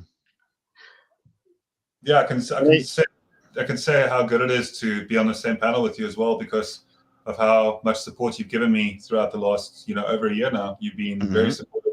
So I truly appreciate that. And it doesn't go like, when you're able to comment as well, and you watch like quite a bit of my content and just give genuine feedback. And that's something that I think that people should try and do as well, in line with what you're saying. Yeah, definitely. And no matter how much of a small comment you make, words of encouragement, it boosts people's morale. Yes, it spurs does. them on, and it actually lets people know that someone's out there watching their videos and not just watching the first 5 or 10 seconds. I agree, vet. Thank you for watching my channel. I appreciate it. It's yeah, good no to worries. talk. I'm a full supporter to anyone that I'm subscribed to. So yeah, no worries. Yeah. Oh, when we were talking about water, okay, but I live in the suburbs of Seattle, and the recent trouble we've had here. So there's another use for water, is I store just tap water in 3-gallon containers that are blue. They're made just for water storage. The second use for that stuff is, with the civil unrest we've had here in the last few years, my plan is to, like my daughter, she's 20 something. If anything kicks off and bullets are flying, put her, because she's our child, she's our most precious resource. Put her behind the washer and dryer and stack up those bottles, those big containers of water, as a bullet barrier. Because like M16 bullets and 9mm will have difficulty penetrating the washer, dryer, and all the stacked up jugs of water. It'll slow it down, So that's our plan. God, I hope to hell that nothing goes to this area, doesn't go crazy this summer like it has been the last couple of years. That's a good idea. That we used to use that similar scenario or similar situation in Afghanistan. We used to use things called bullet slowers, where in every window you would block the window up using breeze blocks to, like you say, slow the bullet down in vulnerable locations. Yeah, it's smart. Yeah, it's smart. Yeah, that's our plan. But I don't know. I just woke up. This is only my second cup of coffee. I'm still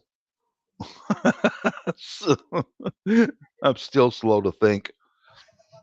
What else did you guys use for barricades, and any other tips you can share with us? We'd sure appreciate it, because I live in a hot zone. All right.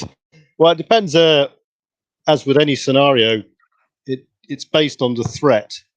So if you're just talking small arms, then you've got to, you can create a multitude of factors, anything from camouflaging your property as a target to placing barriers in between or on the walls, like you say, bullet slowers. If the situation's that bad, I'd suggest moving for a start off, because life will just become unlivable, really. You might even be in a situation where you're living in a constant 24-hour watch, rotating guards around. It just gets ridiculous. And to sustain life in a camp, no matter where you are, is hard enough as it is, let alone being attacked or the threat of attack by someone.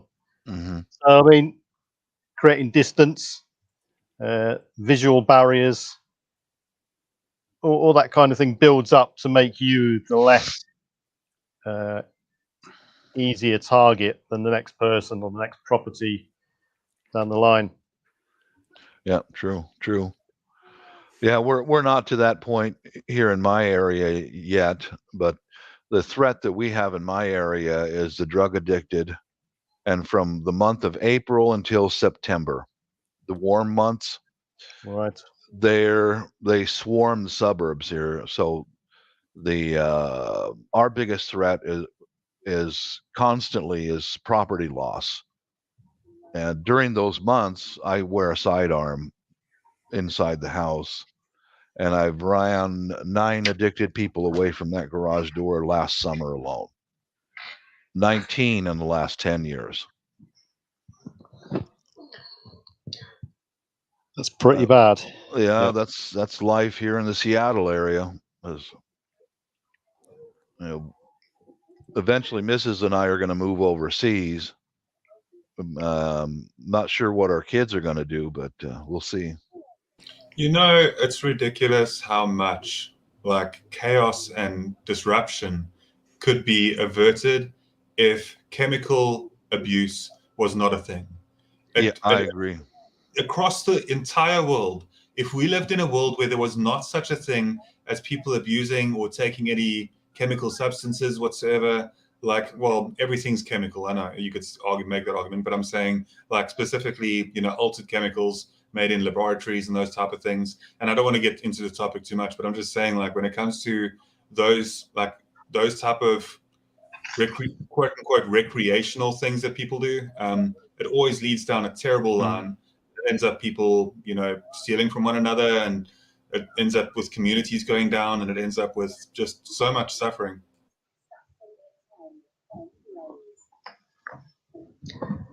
That's totally right. Agree. I live it. Yeah. Go on, sorry. No, go ahead, Vet.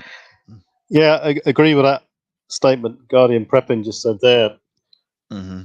The whole, not only the atmosphere of a community, but the lawlessness, integrity, and bonding of the community just goes downhill. Yeah. Mistrust sets in, and before you know it, everyone's isolating themselves away, not trusting anyone, and the whole cohesion's gone. Productivity goes down the pan. So I definitely will speak about a little bit more on this at a later stage with your self-preparedness, Pat. But I've been very involved within scouting again. As most of you know, I started off, I used to be a cub in the beginning, and then I was a scout a bit later on in my teenage years. And now I've rejoined as part of the leadership program, as the adult leadership program, because of my little one also being involved in the Cubs again. So and the reason why I bring that up is because the community that you see there, that's within like communities such as either church groups and scout groups and groups that are against the abuse of chemicals, you always see so much more life and enjoyment and zest within those groups that you don't really see when it comes to your regular public, when you get people amongst the public that are abusing substances and that. Because obviously, the like life in general, when it does come to the more nature-orientated side and scouts in general, part of that whole code is to abstain from doing destructive things, to try and be a good element in your community as well, and it's things that are precious too. I value them strongly.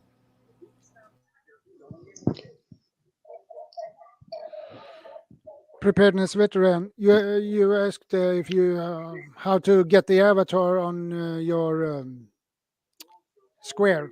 It's easy. You see on your square. Yeah, one step at a time. You see on your square, which is black now. Yep. Right. You see, you have 2 smaller squares. The one at the right, you see the mute mic. You don't push that one. You push those 3 dots. Yep. And you click there, and you get edit audio avatar. Got it. Yep.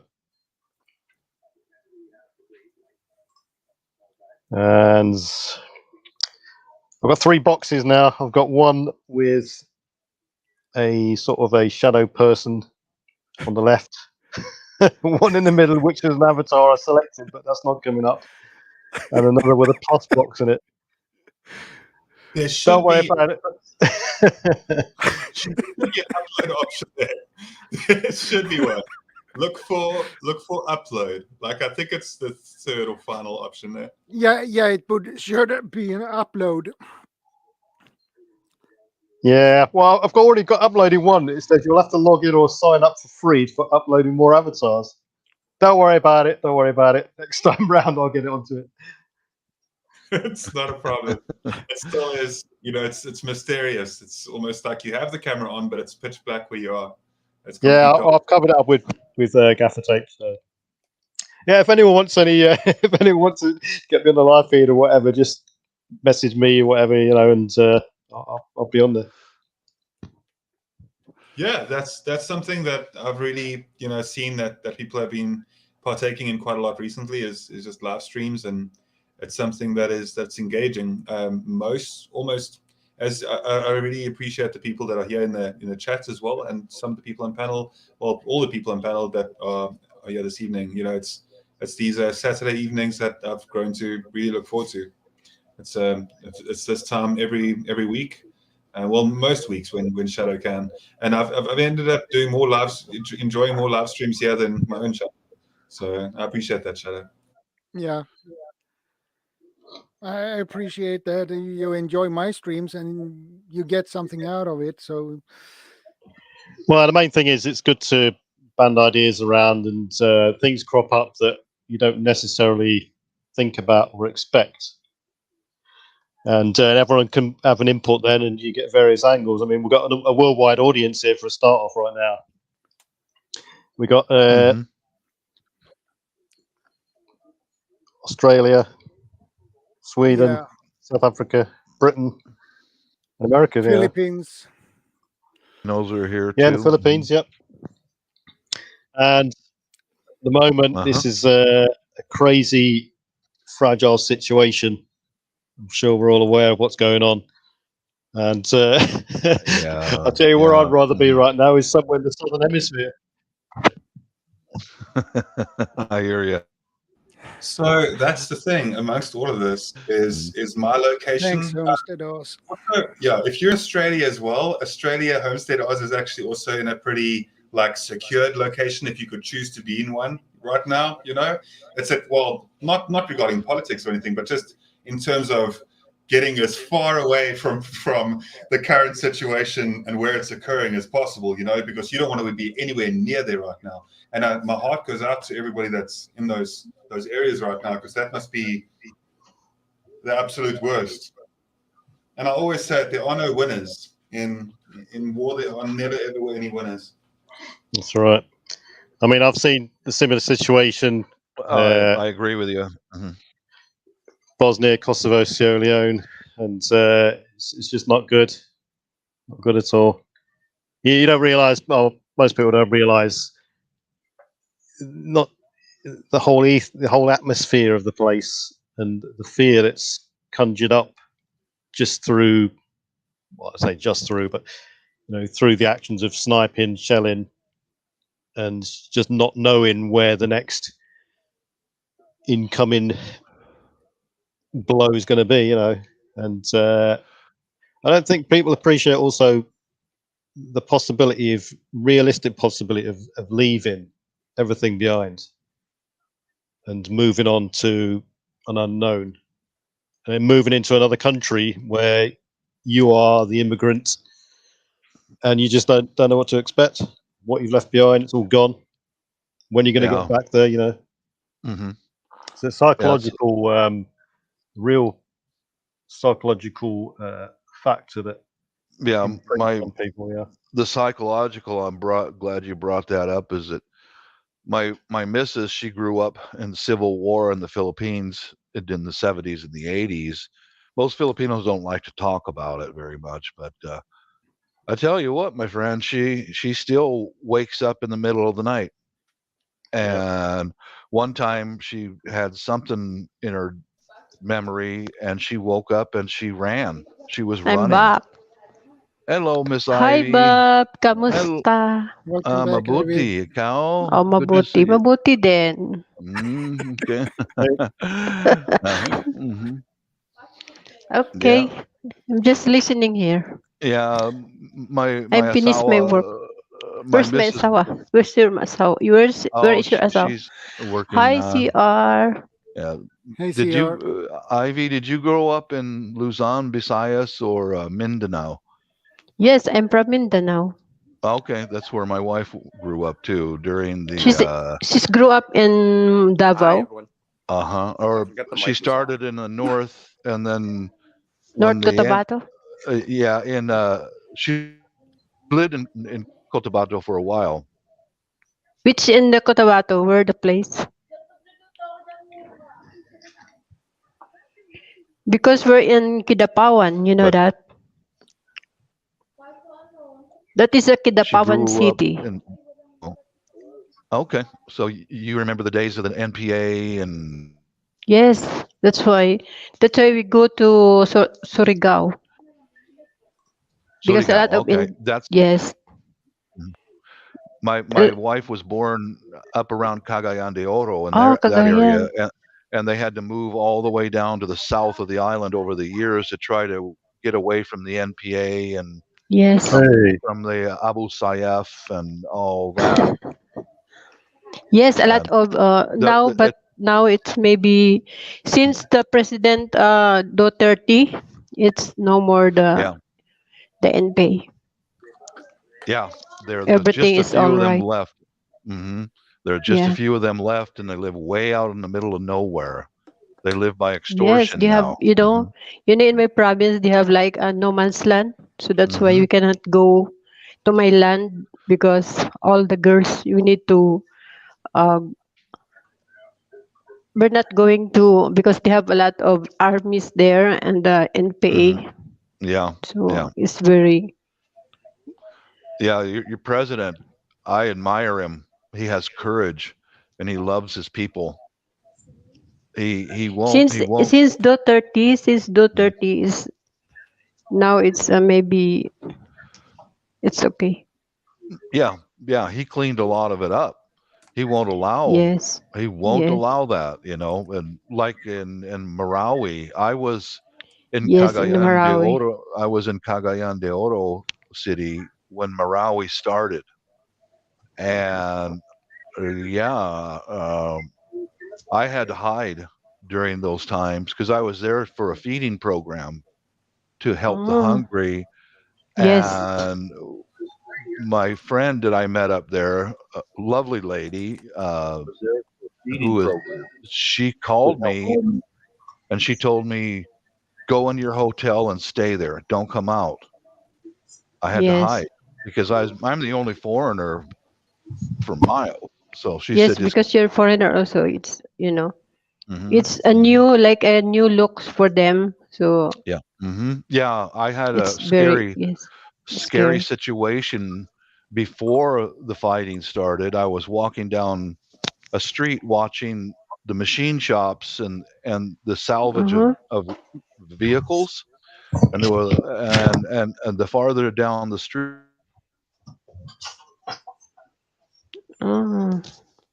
I went, there were more and Because more Muslims. yes, because And look at me like, what are before you? in the I got Cotabato, out. the Mhm. NPA like they were trying to tell that you can go with me, something like that.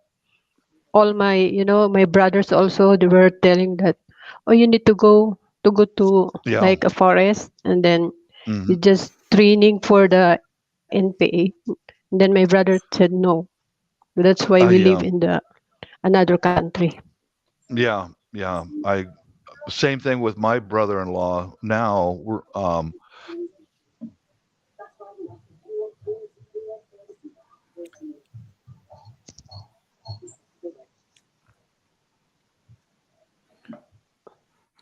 Pony Girl says, my mother-in-law was born in Sabu and had to use berries to dye her light skin and hair so they wouldn't execute her. They were known as the mountain people because that's where they ran to. Yes. They rent to okay. But that was before. Now it's okay. The place is okay now. They have a lot of tourist spot also there, and now they were peaceful, I think. Because 10 years I cannot go to my place. But my cousin, my relatives were telling me that you can visit here in Cotabato because it's okay now, not unlike before.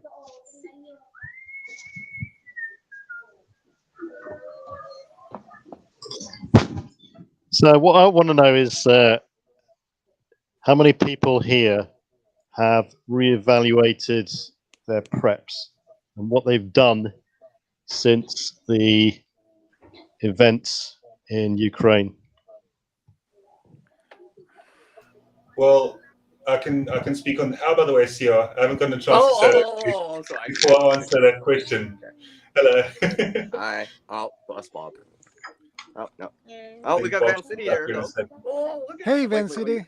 Are you Hey, guys? Van City. Am I on there? I don't know. Are Yep. you in the Timmy's parking lot? Hi, Van City. Prepare. You're in the Hi, Timmy's parking lot, aren't you? Ivy. Yes. Nice to I meet you knew it. here. I knew she was in the Timmy's parking lot again. And we Hello, CR. have, Nice to meet you. So, yeah, it's always good Oh, to oh, back to the question. I wanted, yeah, so to preparedness veterans question as well.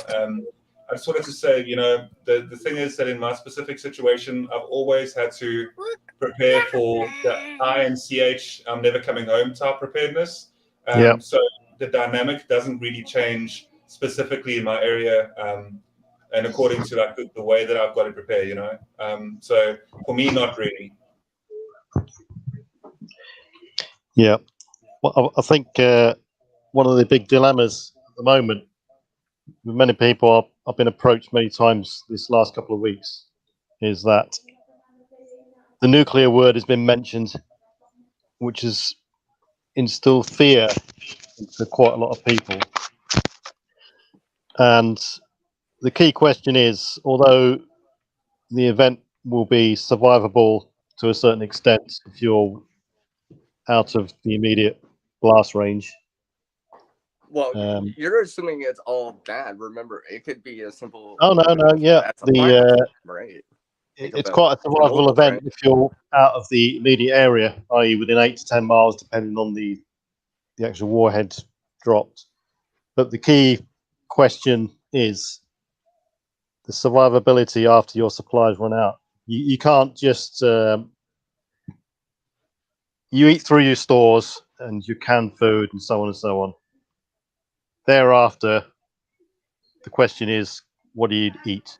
And that is what you got to grow basically. You've got to either start growing or eat through your if you've got a polytunnel or a greenhouse that survived, that's not been contaminated by fallout, then you can't just bug out into the middle of nowhere. I mean, one of the options for us was to jump in the bug out vehicle, go to Scotland, wait it out, and start growing from scratch in an unknown territory, quite far north, and it's just realistically, it's not a feasible action. That's one of the main things people have been asking us: where do we go, and so on and so on. So the question for everyone else, you'll go around the board. Sorry, butting on people, is that have you modified your plans in accordance with this new event in Ukraine? About UCR, we'll go for you. Why do I gotta start first? Let's start with Shadow first. He's the host. Shadow, go on then. I mean, you're quite you're quite close to the Reds as it is anyway, and you've been living under a cloud for a while. Haven't you got a bunker for every person in your country? Most of our bunkers here are otherwise modified or rebuilt to be apartments or a storage unit for bikes. and we have and most of those we have are so old that they are not even refurbished or renovated at all. So it's old. So we're missing a lot of functional bunkers here. That is the sad thing. And we have, I don't remember how many bunkers we have. We have I believe it was 300,000 or was it 600,000? Right. And that's 3,000 more than we've got. Most of our bunkers have been sold off after the Cold War. The Berlin Wall came down, and they're just either gone to rack and ruin, flooded, or they've been bought up by someone who's converted them into an underground house and so on. But now we've literally got no underground shelters for anyone. The government has got key installations around the country, and that's it. We will probably be going back to the days of the Cold War, where I don't know if anyone remembers the booklets and leaflets issued out to the public, protect and survive, and all that sort of stuff, duck and cover, and so on and so on. But yeah, we've got nothing here, nothing at all.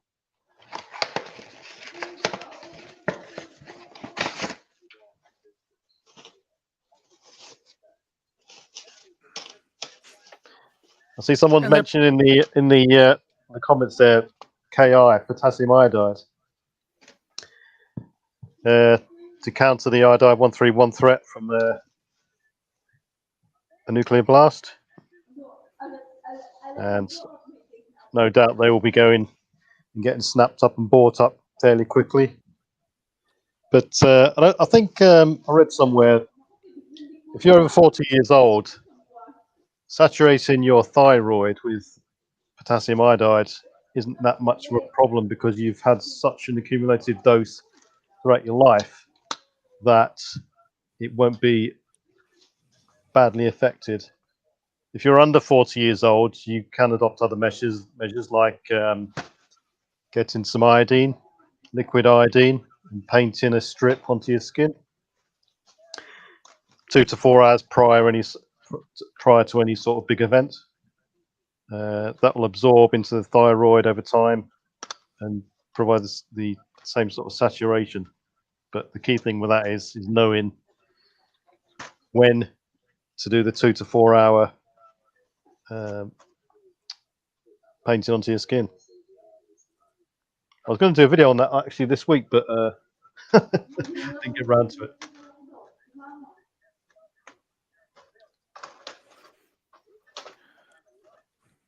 And other thing I want to mention as well, it was that I heard earlier this week that Finland, they have applied for membership in NATO.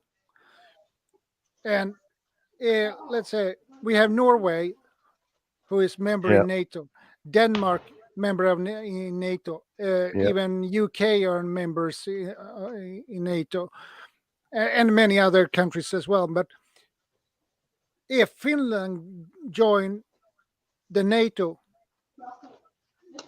Sweden will be a standalone. We would have no one, so we will be forced to apply for a membership in NATO as well, which Russia would not accept. Yeah, because Sweden would be number one enemy to Russia, because we have Gotland. Yep. And Gotland, the distance from Gotland to Kaliningrad is about 330 kilometers. That's 33 Swedish miles. Yep. And that is pretty close. And if Russia takes Gotland, that would be devastating, because they they will meet no resistance at all because they have controlled the sea. So may I ask this, Shadow, do you believe, in your opinion, that there's a chance that it could extend past the current region of attack? And I don't ask you to go too much into, those type of things, but I'm just curious.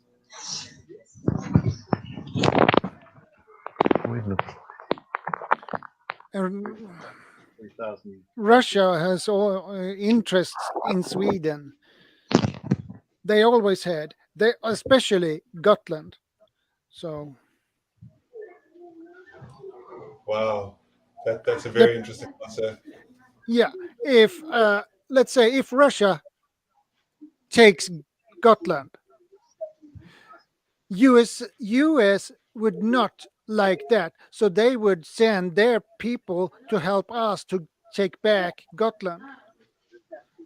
But Russia would not accept that. Russia would threaten US with to use nukes on US. And if Sweden resists, they would send a nuke to Stockholm. And I live about 550 to 555 kilometers north of Stockholm. So, yeah, I think we're seeing, we got discounting the politics at the moment. I think what we're seeing at the moment is a shift of the borders of red and blue, so to speak. So you could almost say it's a reshift of the old Iron Curtain lines, which have gone east to west and west to east. And I mean, this whole situation, we really can't understand the mechanics of it unless you are embedded yourself into that culture. I've got a Hungarian friend, and he was saying to me various things that I've never even heard of. And I don't know, it's just a mad situation at the moment. What we can do is deal with it, assess the threat, and come up with some sort of plan to counter it, really. To do if. And it just comes back to the basics. I don't know how to use. It just comes back to the basics of shelter, food, water, defense, community building, and then try and sustain and grow after that. Yeah. Don't forget about the transportation. Yeah, transportation. Get a bike. I have a bike. That's what Uncle Al would say. There we go. Push bike. That's what Uncle Al would say. Get a bike. What's that? Tell them, preparedness veteran. It's all about the bikes. Get a bike. Yep. Well, I'm talking about a pedal bike. No, I'm using both. I love bikes all around. Anything with two wheels and up there. I'll tell you what, the pedal-assisted bikes these days are awesome. You can cover. I was up in the Brecon Beacons, which is our mountainous region in Wales, a couple of years ago, just before the pandemic, and I was going up one of the biggest mountains in Wales, and it must have been about a 45-degree incline. And halfway up, this bloke passed us on a bike. I thought, what's he doing? I'm struggling, breathing out my ass to get up this hill, and this bloke just passed me on a bike. He gets to the top, and 5 minutes later, I appear over the edge. And had a chat with him. He goes, "Yeah, it's electric assisted, pedal assisted bike." And I got chatting to him, and he had a spare battery in his backpack. And I said, "How far do you get on this?" He said, "On the flat, each battery's got a range of 35 miles. 50 miles. And on round the hills, 35-mile range. So, battery in his backpack, battery on the bike, 70 miles. And you know how fast a push bike can go, just pedaling without pedal assist. You can go 3 times faster than walking anyway. And it's awesome new bit of tech.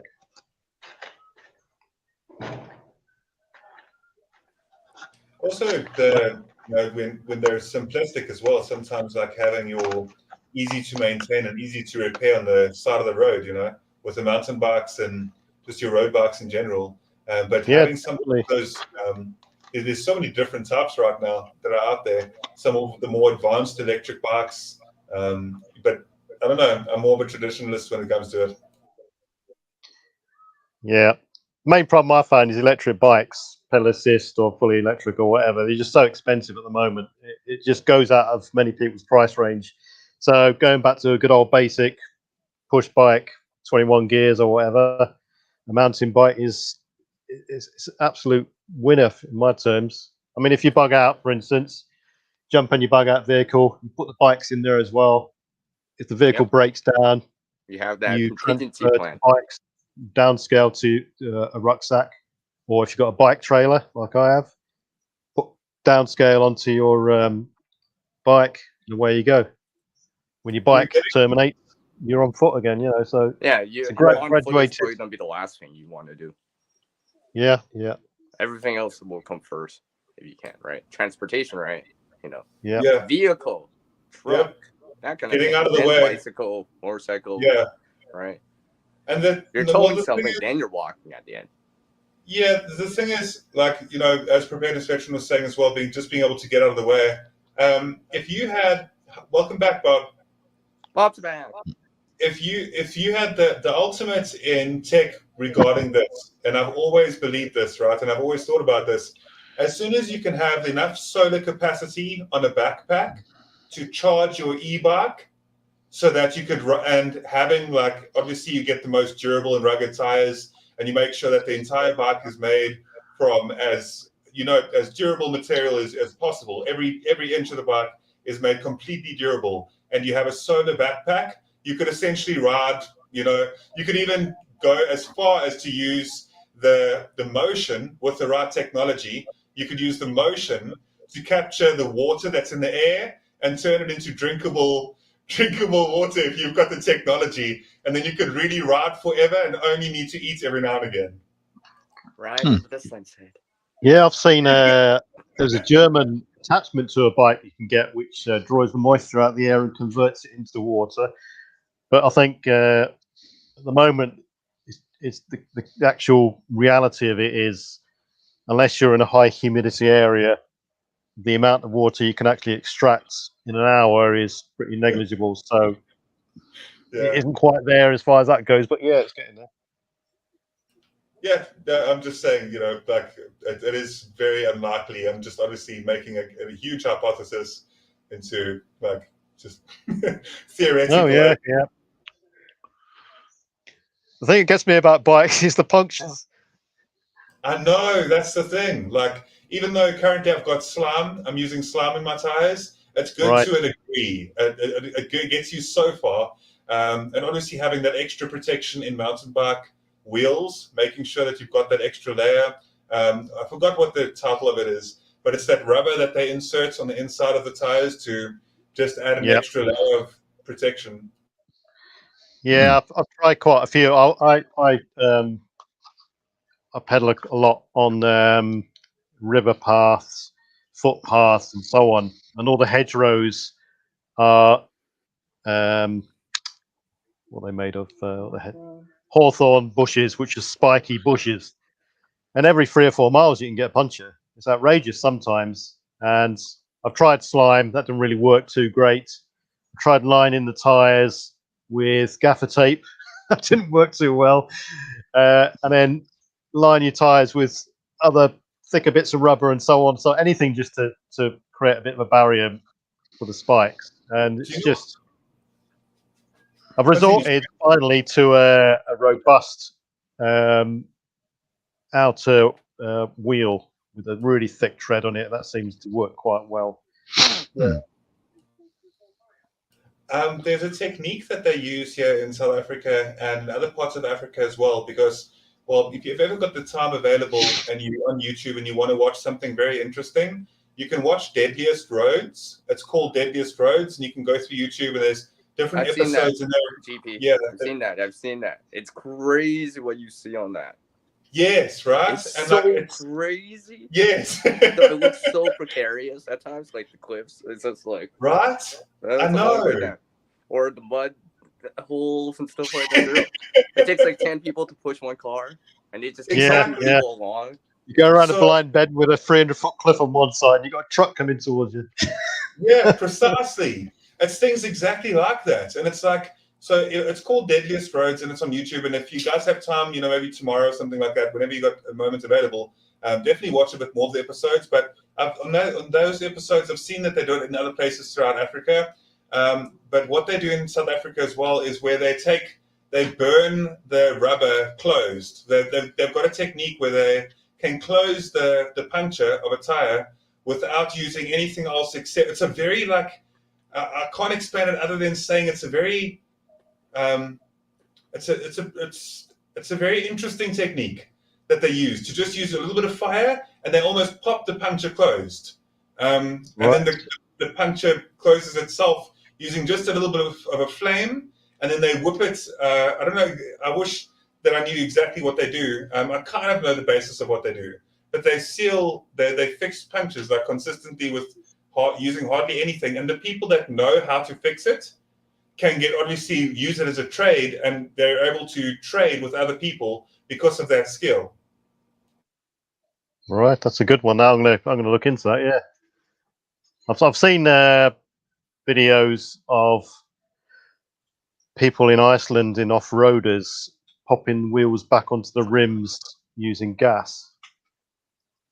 It's a similar technique, but they're using, I don't know what it is. Sorry, go ahead, Bob.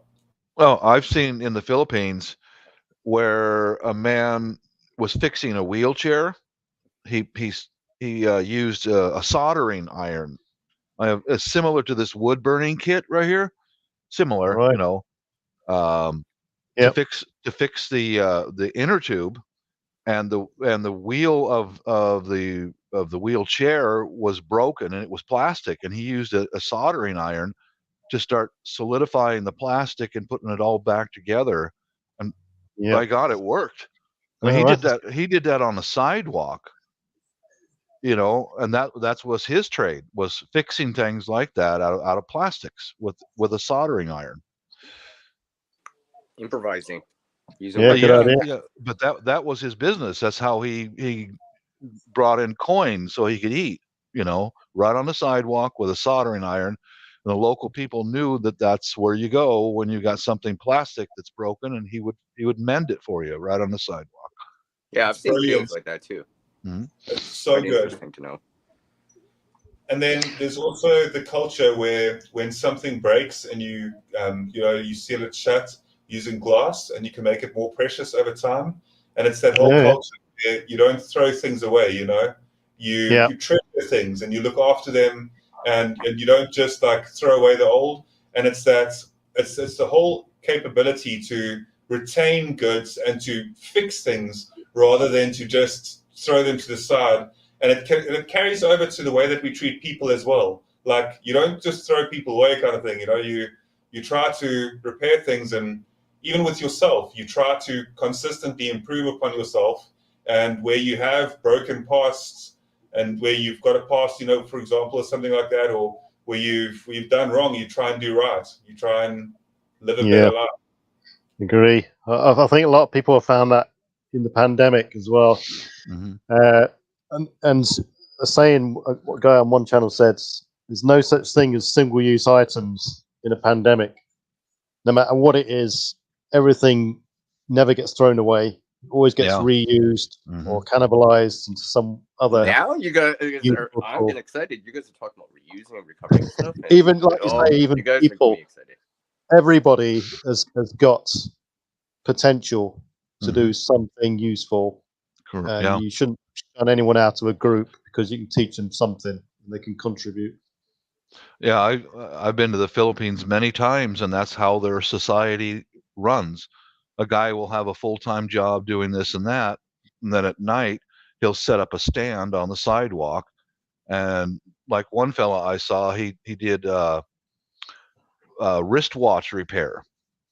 He could remove and replace all of the new bands around your wrist. He had all the little tools to be able to repair the face of a watch, everything you can think of, right on the sidewalk. And his shop is a wooden box. Yeah, that reminds me of India.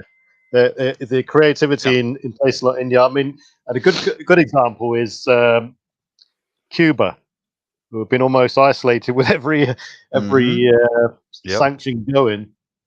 They maintain and keep everything going with the limited resources they've got there. Yeah. Those are the people you want to learn from. People like that. Like I was recommending, welcome back, Miss Ivy, recommending anyone to listen to the Filipinos. They've got great English. They can teach you how to work around, how to survive, how to get in and out of situations quickly and easily. I learned so much from being over there. It's astounding. They never throw anything away. Can I tell you something interesting, Bob, about that? You want to speak about that specifically, and I know that you'll love this. But the Philippines, right? They are the third largest country in the world regarding the Scouts organization. So if you look at Scouts, because I love the Scouts, right? And I'm a big supporter as well. I always have been, and quite a big advocate of the Scouts in general. And the Philippines is the third largest country in the world with Scouts, and they've got 2.8 million Scouts in their country. So if you look at that, and I mean, that's Indonesia's first. They're sitting, and I'm just looking at the list right now. Indonesia is sitting first with 25 million in the country, then India with 3.5 million, and Philippines closely following that with 2.8 million. So obviously, when you're looking at the level of just general acceptance of self-reliance and skills and knowledge of preparedness, and not preparedness is one thing, of course, but more just like the basic understanding for self-reliance and survival skills. It's incredible. I'm very very awesome. My wife and her sisters were in the Girl Scouts. My brother-in-law, him and his late brother, they had to move to Manila to escape the communists because, like I mentioned to you once before, Shadow, that he was coming home, the oldest brother was coming home with food and clothing given to him. And be careful of someone giving you clothing and things like that in an area that's being overtaken by the communists, because that's just not free. Because one day the oldest brother came home with a .45 automatic, and the comrade commissar gave him orders: kill the principal of your school. So my father-in-law had to take him and his brother and move them up to Manila immediately to save their lives.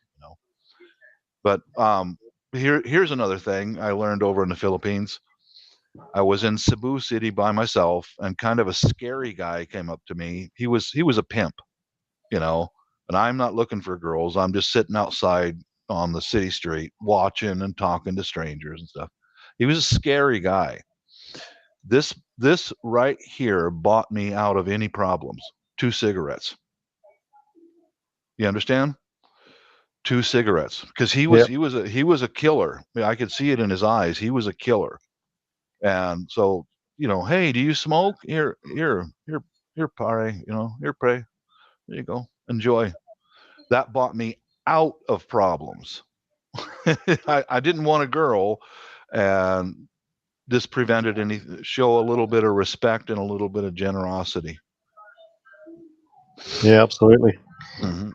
Well, it's the same thing here as well. There's also a culture here behind the reason why I can assure you that if I wasn't as generous, and I don't do it for protection reasons, I do it genuinely because I put myself in other people's shoes, right? And if you give out into the universe, it does have a way of giving back to you. Now, not always, because I do know that it's unfortunate that horrible things have happened to good people, and there have been bad people that have had the best luck ever. So it doesn't always work out perfectly. But in general, giving out definitely does give back, but you shouldn't give out with the intent to get back. But I'm just saying that definitely when you do, and when you are generous, like, life does have a funny way of repaying people for good deeds. Yeah, I've done similar thing. Was 2017, 2018, 2019, the island of Mindanao was still under martial law. And my brother-in-law is English, and we were over visiting the family, and we were the only 2 foreigners in the entire barangay. the barrio, the neighborhood, and the barangay police, who are armed civilians, sat across the street from our family's home, guarding us two foreigners and our wives. You understand? So I went to the local Sari store and I bought 4 cold bottles of water, and I carefully approached those barangay police like that with 4 bottles of water, and I said, Merry Christmas, gentlemen, and really humble yourself, because these guys, they can really do you harm. I mean, they're armed with M16s. Like, Merry Christmas, gentlemen. That right there is a good thing to do, because now they'll remember me. You understand what I mean? Now they'll remember me, and now I've got someone else who's got my back. And then I went into the family's house, and they went, those are things that can keep you out of trouble during emergency situations. Just being a little bit generous, but just some suggestions to you guys. So, CR, what was that pouch you were holding up? So now, see, I'm letting you guys all talk again. At respect, I'm giving respect to Bob. You held it up. It's overridden. At respect, I'm letting you guys go first, right? It's just like the food, right? Letting you go first, right? See, I'm learning. See, I listen to you, Bob. Oh, thank you. Was it a pouch you made? Yeah, long time ago. Yeah, go on, give us a close up. You mean this? Yeah. Easy. These kind of things are really easy to make. I mean, like, is it leather? I reused it. All right, salvage material, is it? Yes, I salvaged it out. Smart guy. Right.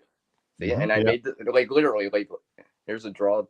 Here's one of those what's it called? Cord locks. That's from a glove that I have. Yeah. Right. And obviously, I just make a circle, make some holes, then weave it through, and then I draw tie it. Smart guy. I've noticed. You can make this any scale, right? You can make, obviously you need a big circle, is obviously right, but yeah. Salvage. I dig that. It reminds me of one of those bushcraft pouches. I'm not really into dumpster diving, but I was curious the other day when we went to the communal bins. So I had a quick route around in there, and I found, I rescued Ford Escort Mark 1 manual, which I'm going to donate to the local charity shop. But you never know what you're going to find in a dumpster. Yeah, you might find a leather couch randomly. Beware of what you pick up and what you actually look for. I mean, as in the. Yeah. It's just like the classic case there was the Salisbury Novichok poisoning. It's just like anything. So yeah, the Novichok poisoning, where the guy went into dumpster diving, picked out a perfume bottle for his girlfriend, which had some liquid in it. The actual liquid turned out to be nerve agent, sorry to say. So yeah, it's what? Oh, yeah, many useful. Yeah, the Salisbury poisonings with these Skripals. Oh Lord. Novichok poisonings. When the 2 suspects got rid of the evidence into a dumpster, a couple of days later, a guy was dumpster diving and he picked up this perfume bottle which contained the nerve agent. Unwittingly, he didn't know what the contents were. He gave it to his girlfriend. And she sprayed herself with it. She ended up dying. And he was seriously ill. He recovered later on, but yeah. What a beast. But having said that, yeah. There's loads of it's amazing what people throw away. Yeah, like most of the prepping stuff on my channel is all from secondhand stores, and I adapt it to my needs. Like if you can look on my channel, I've got a bug out cart I made from a 3-wheeled jogging baby stroller, and I reinforced it with steel parts from a salvaged 2-drawer file cabinet. And that thing's sitting right there loaded with over 200 pounds of food, water, and survival gear. You know? Yep. Yeah, just to add there, sometimes it pays to pay attention because you actually never know what you can find. And honestly, it depends on an area that you're in and stuff like that. Things differ and stuff like that. You might actually find, see, I've shown this before. Here's a lighter I actually found. It was 3/4, 80% full. Yeah. Right? I mean, like, and you think about it like that, it's just like, everyone else would probably just walk by. It's like, it's probably empty. It's probably dead or whatever, right? It's probably no good. And I take a look and I'm like, no, you guys didn't take a look because it's still pretty full. You just never know. Yeah, people are too easy and quick nowadays to throw things away. Yeah. A smart guy like CR can pick up on that stuff and save himself some money and add it to his gear. Yeah, smart guy. Whoa! I missed that. What? I said you're a smart guy because you can pick up. I missed that again. I'm just kidding. You're a smart guy. How's that? All right. Oh man, I just made somebody's day, didn't I? I'm just kidding. I'm just kidding, Yeah. Bob. I'm just kidding. You made CR's day. I sure did.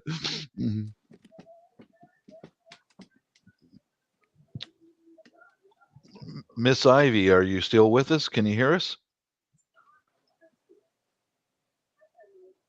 Oh, your mic is muted. Guapa, your mic is muted. Hi, Knuckle Day.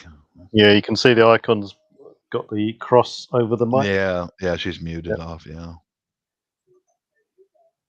Oh well, those are some folks. Speak to someone on the phone. Yeah, probably.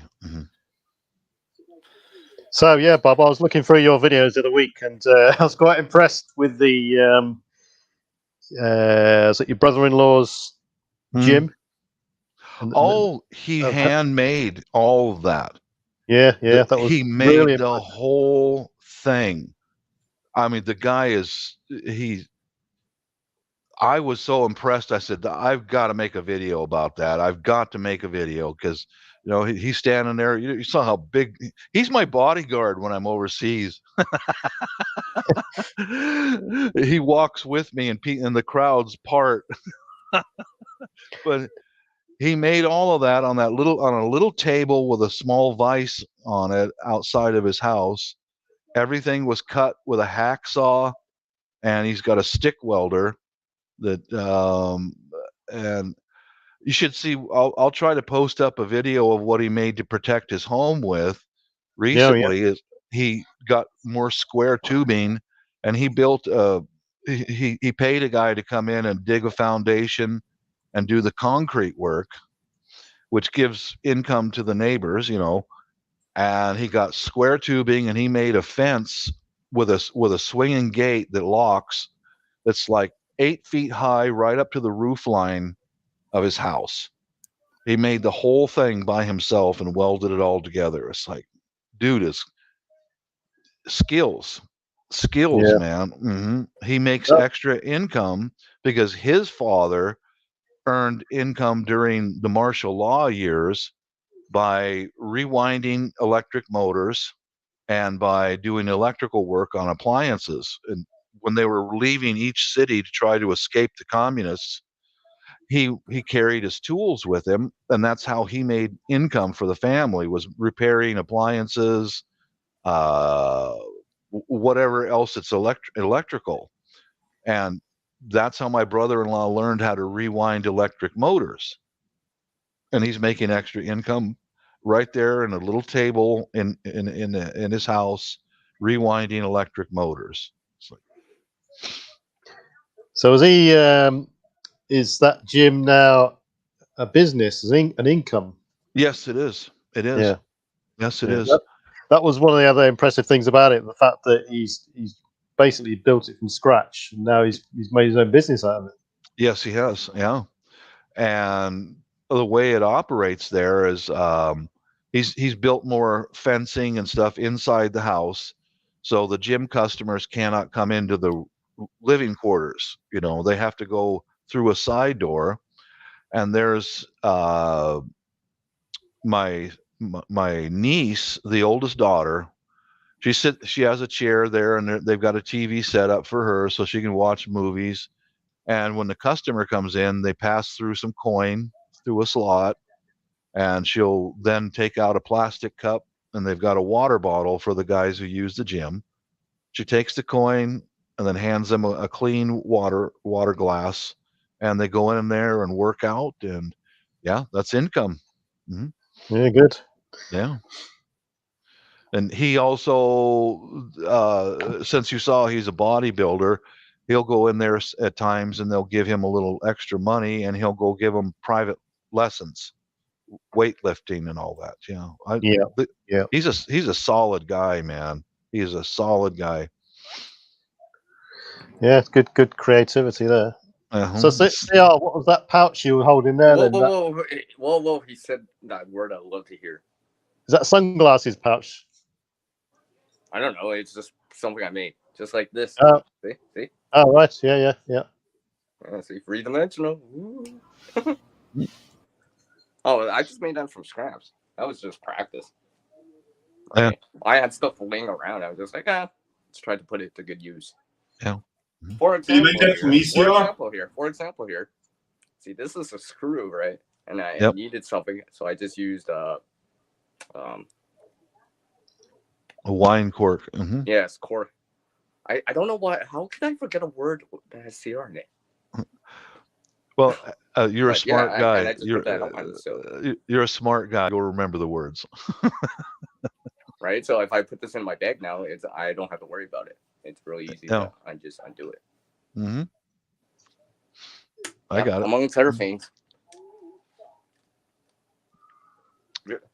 There's stuff that I've actually found, and I've literally put stuff together to randomly make it useful again.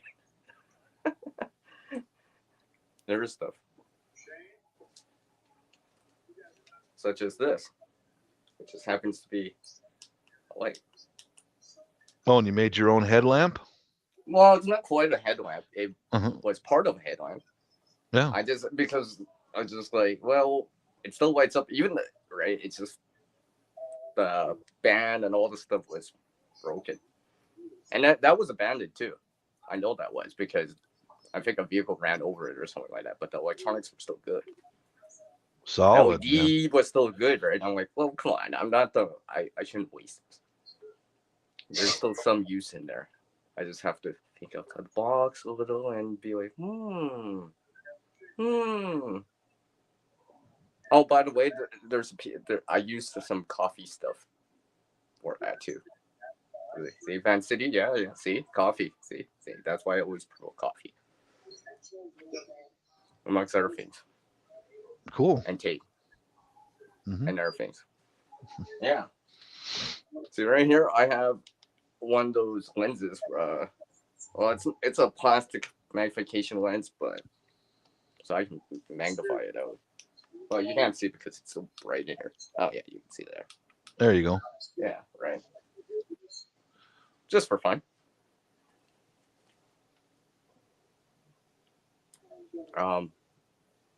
I'm nervous what to say because you got me in the spotlight. The spotlight. This ain't even my journey. Front the stage, yeah. Everybody's looking at you then. Everyone's looking at me. No. Please minimize. Wait. Back to Green Man, right. There you go. Hide your face. Yeah. Yeah. Don't look at me. Shadow.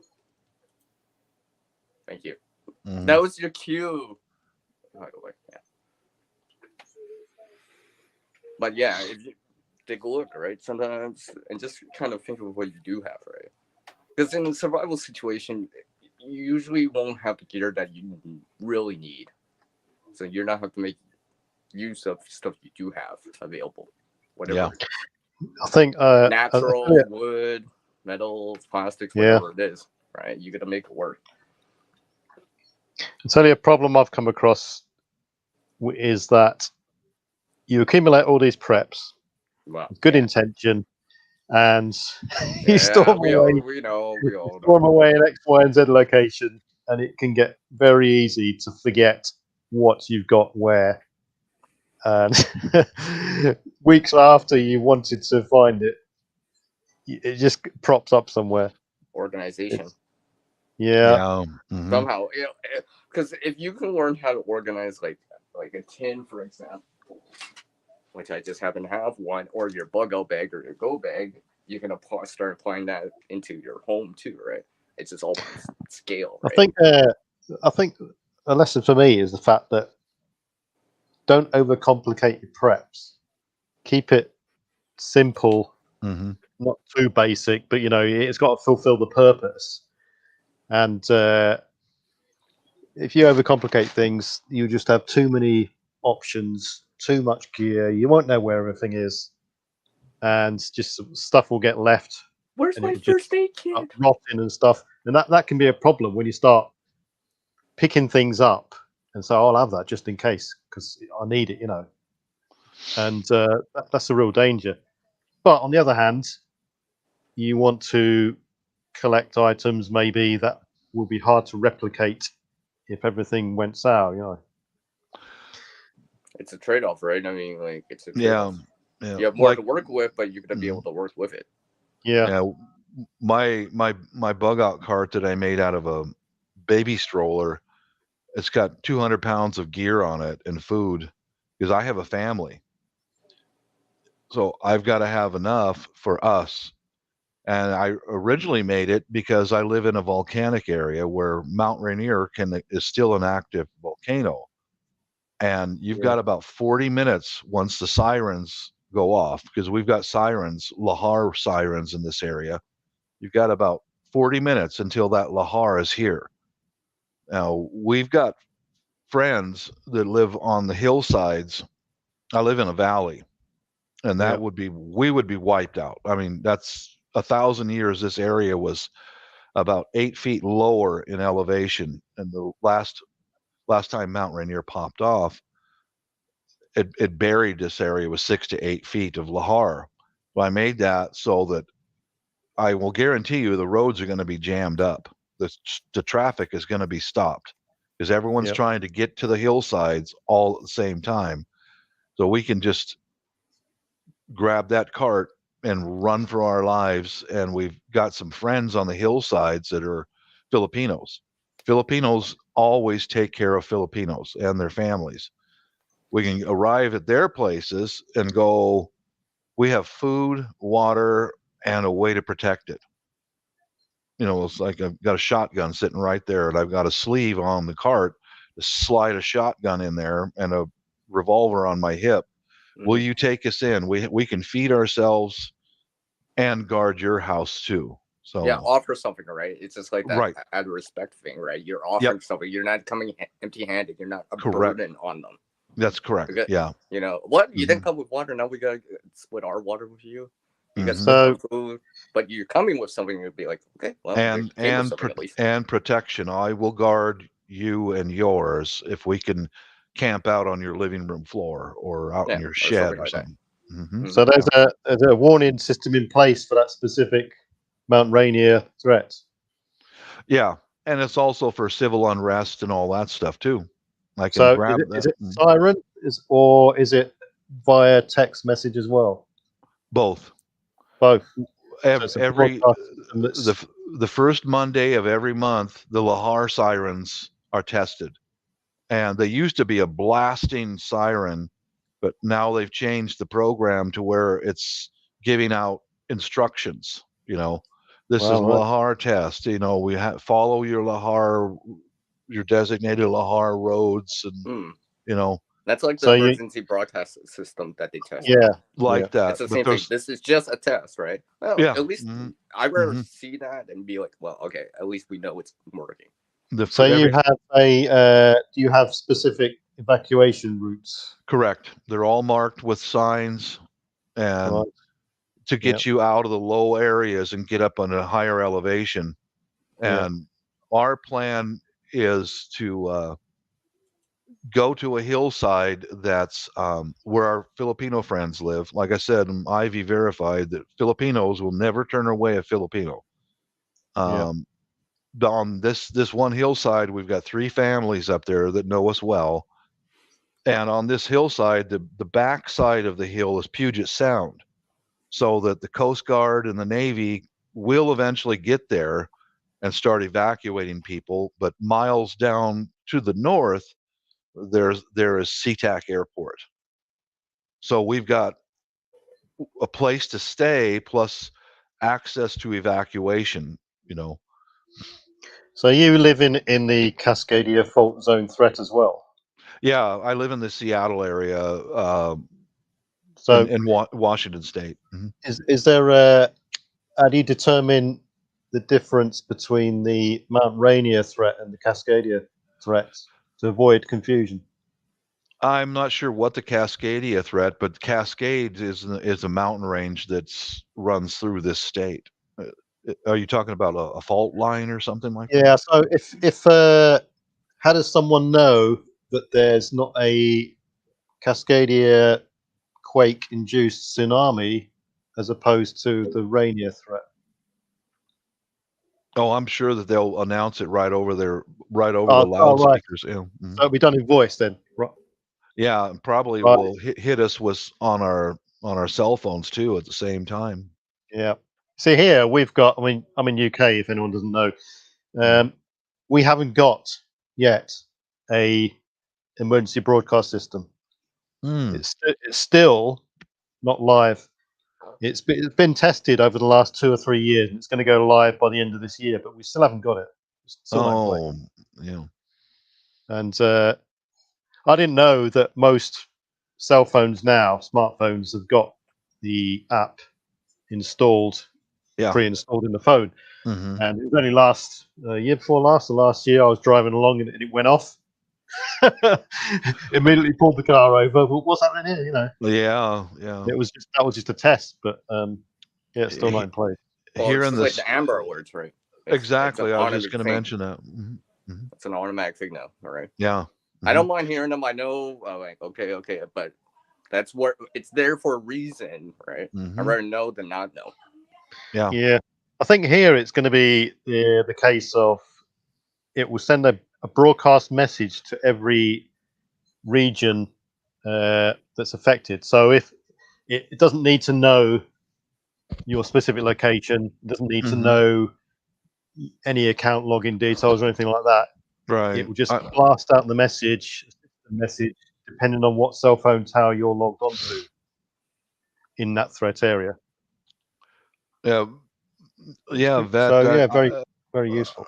I would, if you haven't already done this, we've got, for my family, we have several rally points. Because, like example, right now, my son and my wife are off at work, and so my daughter and I are here.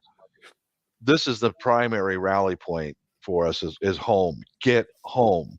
Yeah. And we've got several others that are between the house and where my son and wife work. And I took them all there, and I said, right underneath that overpass, right there, that's where we're going to have a rally point. No matter where you're at, you can find us there or close by. So if anything kicks off, we can still get together. Yeah, same here. We don't leave our property without a semi-full military briefing as to what to do if. You know, and it could be as simple as, like you say, right, if anything happens, we're going to meet at the entrance of the car park or by the park, by the river, and so on. So wait there until you hear from me, that sort of thing. And it can be such important information, just those simple steps, because otherwise you're just running around like a headless chicken. Yeah, that's the stuff. Yeah, we do that. Because you're planning ahead, right? You're planning ahead on this, right? So while other people are like, where are we gonna meet everyone? I don't know where to meet them. You've already planned it ahead. And that's pretty. It's basic situational awareness for the group, the party, and not to do that these days with all sorts of craziness flying around. It's just you're leaving yourself open for just disarray, really. Yeah, you're stronger as a family unit than you are alone, for sure. You've always got someone to watch your back. But I'm a vet also. I was in the U.S. Air Force in the 80s during the Cold War. Well, Right. Thank God I never had to go do what you did in Afghanistan and stuff like that. I thank God I didn't have to, but I learned the preparing, Yeah, yeah, definitely. I did 25 years in the end, and I deployed just about everywhere you've heard of that was in trouble, Yeah. I always remember one time that Bosnia, 1994, we're driving down the top of this hill, 4 of us, and I looked to the left, and this is one of the first things that sort of triggered any sort of preparedness action in my mind. I looked across to the left, and there was a cow lying on its side, dead. Just a freezing cow, black and white one, and there were a pack of dogs eating into it. Yeah. And it was near this village, a notorious village called Gorny Vakuf. And every house, every square inch of that village was just thrashed with tank fire, small arms, artillery. And there wasn't one square inch of that town which wasn't affected by a bullet. And obviously, the occupants have probably fled or got killed, and the dogs just all ended up in packs. And always remember that those pack of dogs round that cow eating it, or the remains of what was left of it. And that was the first trigger of any sort of that initiated my preparedness mindset, so to speak. Yeah. I was in the 474th Tactical Fighter Wing, and we were air to ground is what that wing specialized in for air support for any friendly forces. Right. Yeah. And we had operations constantly, readiness operations constantly. And that's where I started learning organizing and keeping things organized. And like example is I set up pistol belts for everyone in the family. And, those 2 magazines, a razor sharp knife, and a holster. And I'll organize these things and I'll hang them up on a hook, for easy access. And I stressed with my family, don't touch it, leave it alone. It's ready, it's set, don't touch it, because that's what we did with our mobility bags, our personal mobility bags. You stuff in there what Uncle Sam tells you to put in there. And then I also would throw in cartons of cigarettes and alcohol and candy. Yeah. So that if we had to deploy, we were very fast at this, and we'd be on an airplane going to God knows where in an instant. Yeah. Well, you know how the military is. You're like on the airplane to shut up, Once I got all my gear together, we'd have regular inspections, and I learned that bartering stuff from the Vietnam veterans. They'd pull out cartons of cigarettes, alcohol, candy, whatever else I could put in there. And they go, "You're smart, man." Yeah, I know, man. Yeah, like you say earlier, cigarettes is an international barter item. Yes, Definitely. it is. Yes, it is. The controlling thing, I was in the TAC-P for a couple of years. One of the best jobs I ever did, ground control, controlling aircraft and stuff. It was an awesome job. Yeah, we called them in the 80s. We called them a FAC, a forward air controller. He's the guy. Yeah, that's it. Because our title of our unit was TACP, TAC-P brackets FAC, and small 4-man team, and facts. Yeah, I don't know about the British forces, but I know that they're taught to speak pilot language. So if you get an actual Air Force forward air controller on the radio to the fighter bombers, those guys hit their targets because they can speak the same language to the pilot. Yeah, and that makes a big difference compared to an infantry officer who's calling in for an airstrike. Yeah, that's one of the things we had to learn very quickly, is the difference between conventional Army voice procedure and speaking to an aircraft. Definitely. Yeah, big difference, isn't there?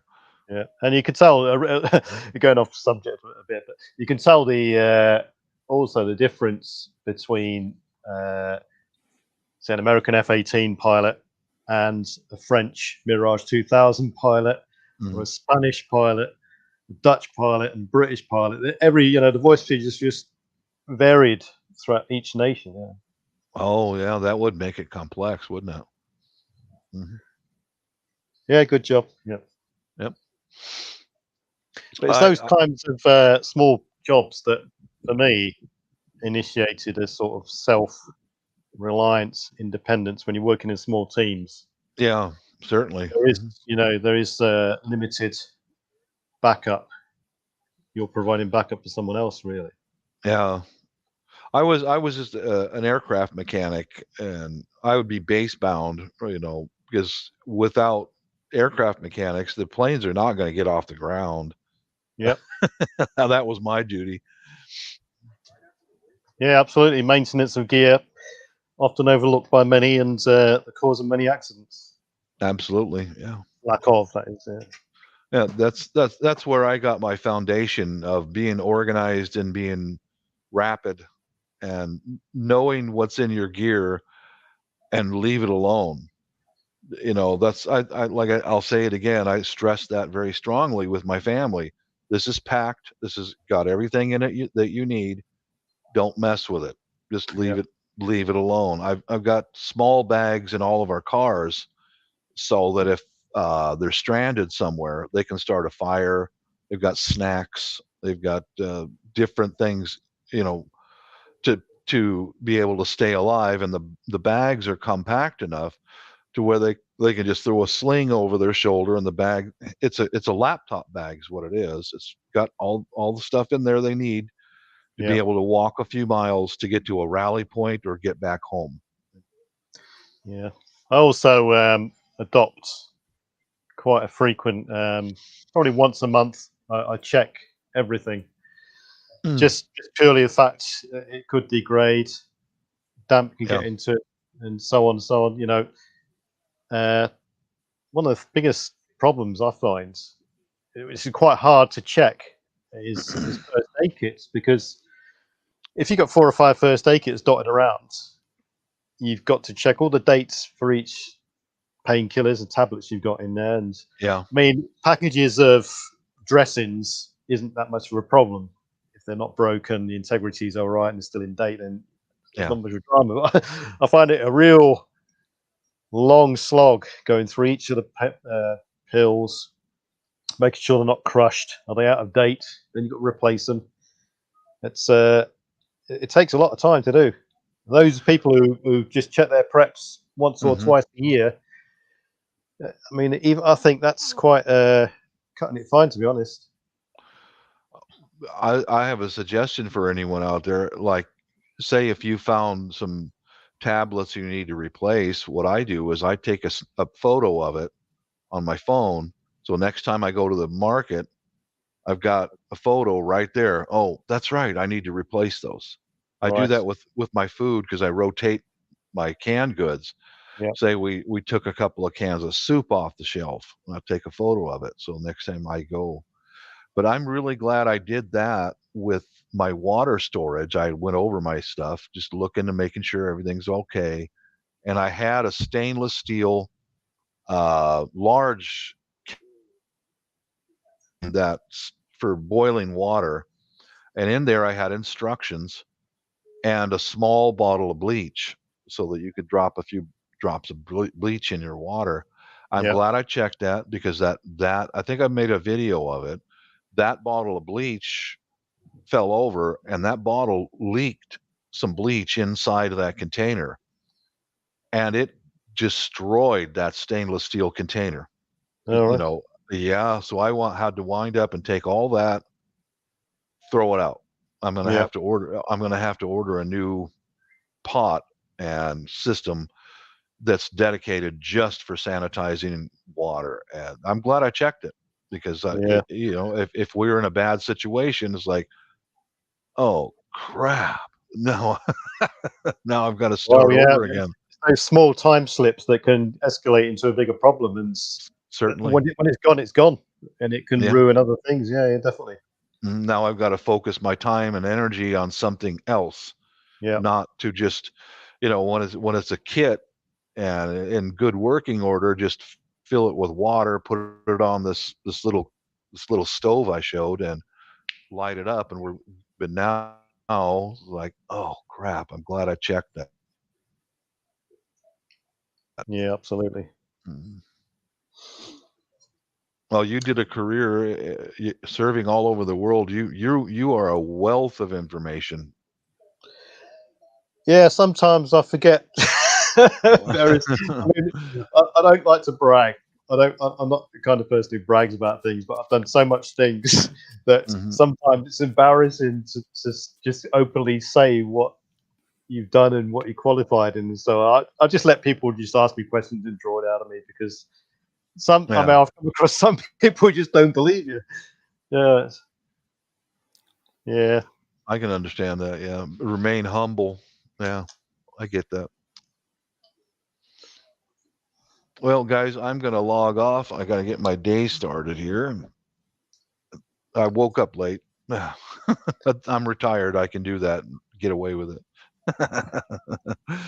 Same here. It's for me, 10 o'clock is the cutoff point for everything, because I've got various other tasks to do, checks to do, and just things to put away and stuff.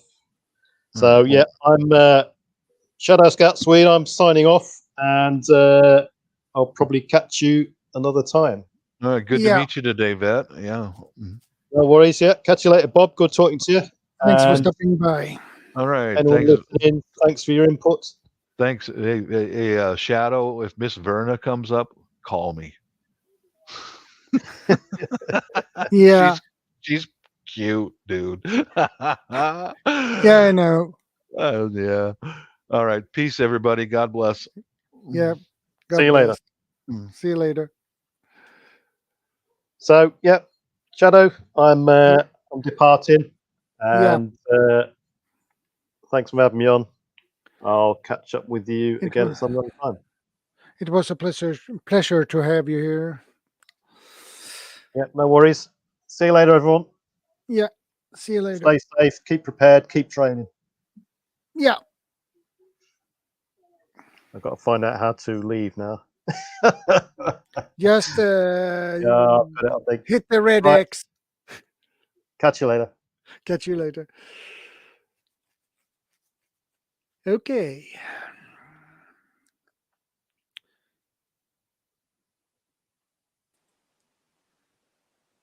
That's my cue to come back in. Yep. It was fun to have a preparedness veteran on panel. It was really interesting.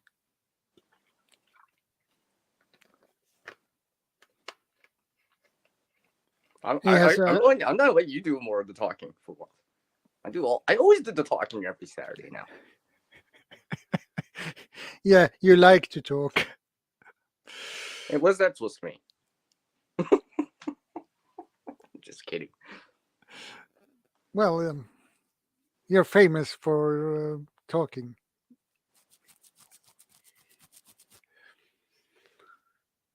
Okay, maybe.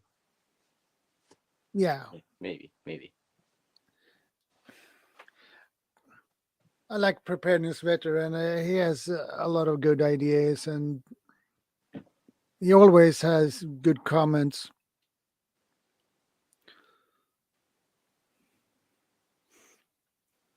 And he has obviously a lot of experience in different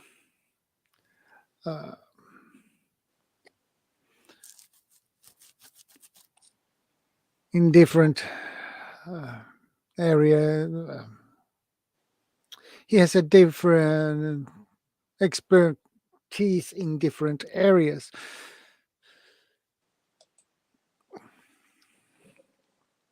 Well, most of us do, right?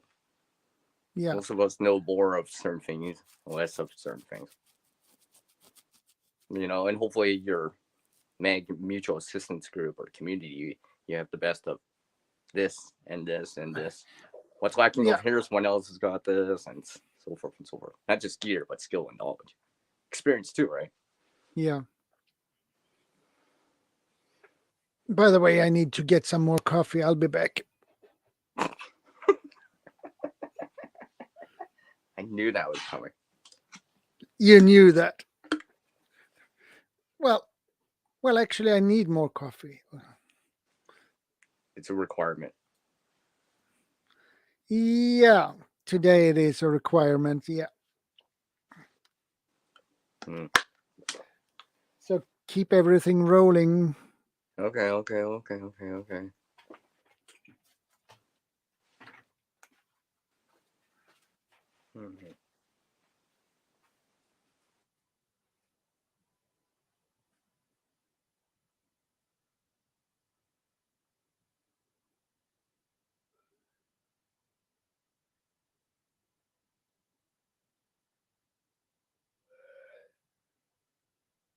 So Shadow said to keep things rolling, right? So I'll roll.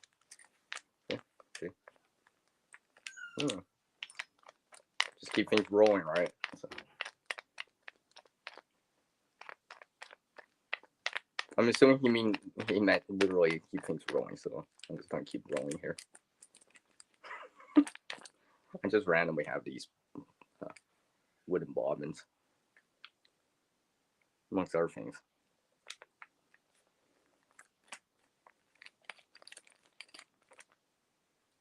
Ooh, right. What's that? These are wooden bobbins. What Ivy. is that? It's wooden bobbins, Ivy. It's like a toy. You have a lot of stuff. It's whatever it needs to be. Wait. It's got a screw on the side so I can tighten it up. What's that? What use for? I don't know. I just have it. I just have these hanging around. And then just only roll it. That's how I roll.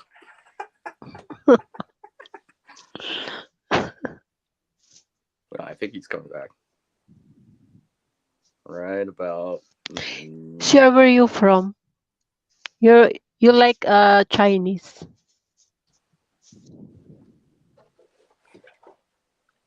Are you from China? Wow. That's the leave for a Canadian. And What's that? That's why I have this. Everyone always asks me. That's the plastic What or state do you live in? I'm like, I don't live in a state. what? Everyone always asks me, are you American? I'm like, no. I'm not American.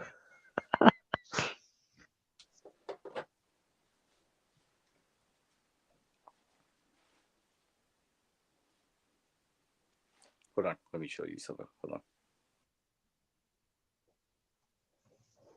Oh my gosh.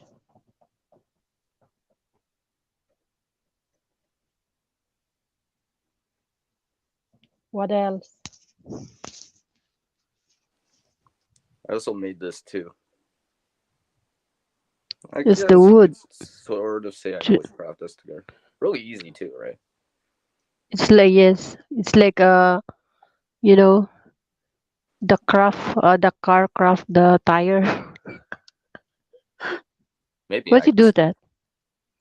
I just made this. It's a spool, really easy to make. Doesn't take much. So what do you use? Just only like that?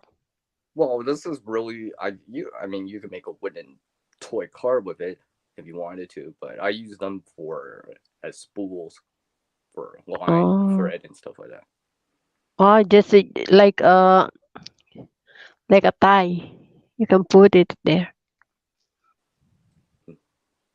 Whatever needs to be. The thread. You can put it there. And something like this is really easy to make. You just need a couple tools. Or you use for the garlic in the kitchen. Whatever it needs to be.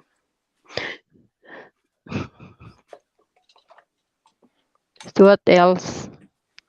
What else you can show? He's back. Okay. Oh yeah. Right.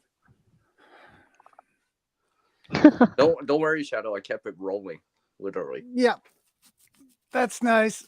And I got my coffee. Coffee. Cheers. Yeah, and a couple of sandwiches as well. Okay, you need to eat. Nice. Because your life is takes so long. You need to eat. Yeah. So that's why I stay. So that... You sound a little bit tired. Yes, but I'm a little bit tired. I was up late with Second Star last night. Or yesterday, depending where you are. Yeah. That's why I showed up late. I'm like, what? Second Star's over here. And I got in. I'm like, really? He's already in here? I was like Bob today. I was like, wait, I need my coffee. Not even ready yet. Yeah, he just woke up and he needed his coffee, so.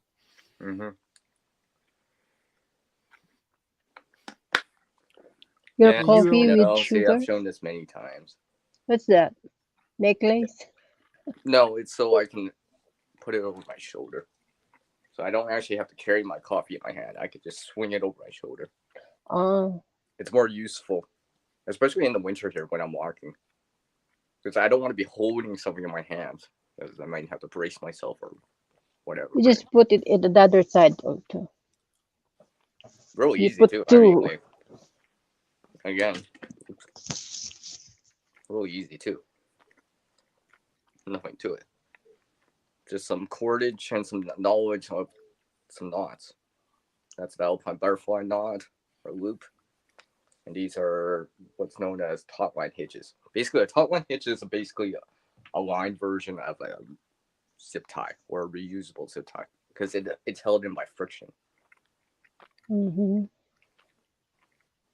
Basically, there's two loops behind it and one loop in front of it.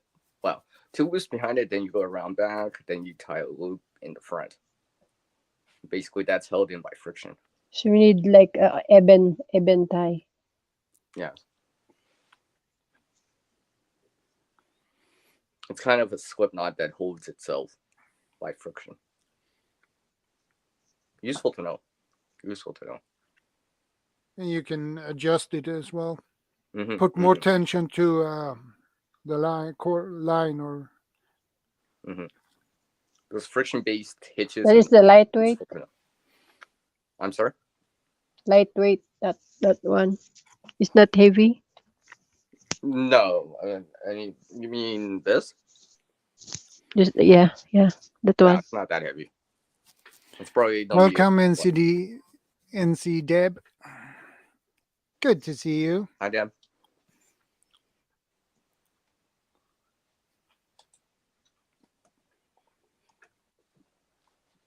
I wonder where Uncle Al is. Actually, he was late with us too last night with Second Star. Yeah, Uncle Al, he usually pop up early. He's probably listening right now. Okay, well, CR's calling me out. I better show up now. Well, he pops up sooner or later. Yep. In this case, probably later. Yeah. I can already picture it. Hi, folks. Hi, right here. Hi, CR. Yeah. Hi, Uncle Al. Oh, yeah. CR comfort room.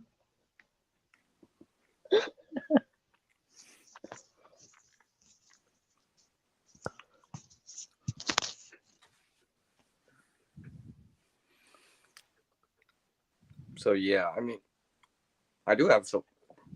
Coming back to what I was saying about. Yeah. Creative redundancy. Yes. Yeah, creative redundancy. Hi. Oh, hi. You know, coming back to what I was saying about this, to elaborate more Visit. about this. Hi. I mean, something like this is, you can make this in any size. It just depends how much material you do have, because you need a circle and then you're making a draw tie so it gets smaller. So whatever the size is, let's say, I always divide it in half because the way that you make the draw tie, because you're making something that's flat 2D into something more 3D. Just Because like a massage. the real limit is the material. Line's easy to get. Even if you don't have one of these cord locks and stuff like that, you can use a taut line hitch if you want. A taut line hitch if you want to. Let me actually show this. Right. What's that? You do that? The pouch? Yeah. Like if you don't have one of these cord locks, you usually see these cord locks on backpacks, maybe winter gear and stuff like that. Even you don't in usually the see that short on, cargo. Yeah, you don't usually see that on clothing too much. Like summer. What you put it? Anything? For me? Used for what? That pouch.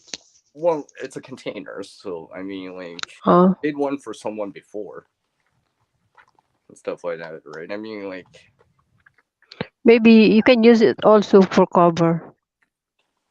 Well, I mean, cover for the glass. It's not that big. It's not that big, right? So, honestly, if I made this bigger, yeah, I could probably put more into it and stuff like that. That is very useful.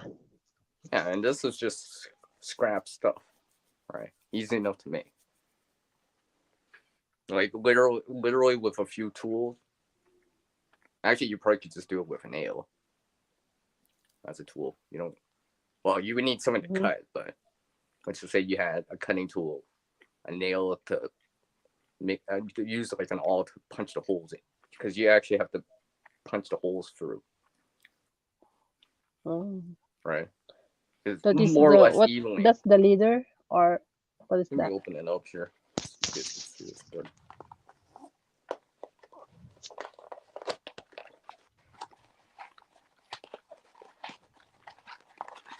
You could maybe open it up a lot more, right? I mean, like, let's see. Oh. Yeah, it kind of reminds me of clam.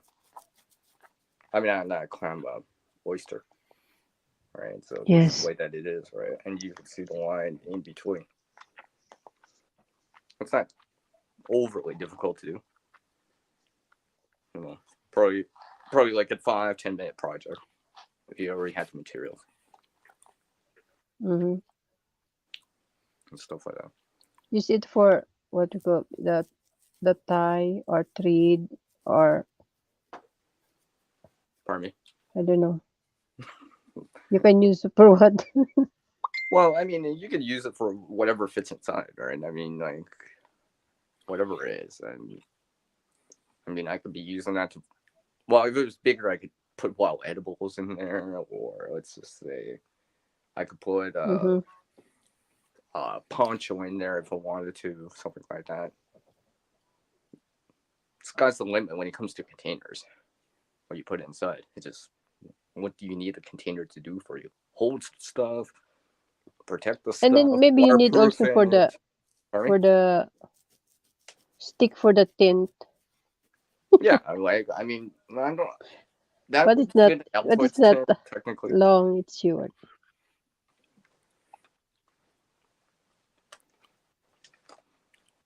A couple of years ago, my scouts, they made a pouch like that, but we didn't have. They didn't have the cordage lock. Like I said, you could do it with a taut line hitch.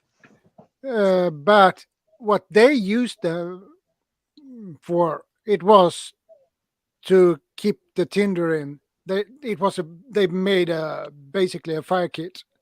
Yeah, and the design was the same.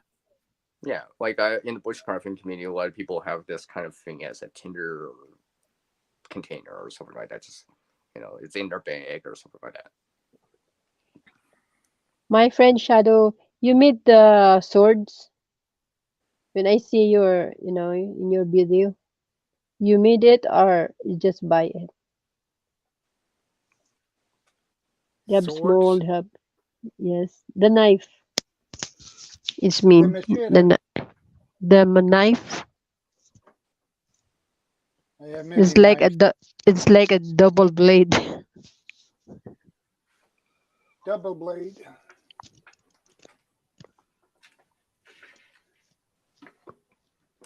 The boot knife. Oh, we're at that stage to show that. Okay, maybe I should go get some. The double-edged.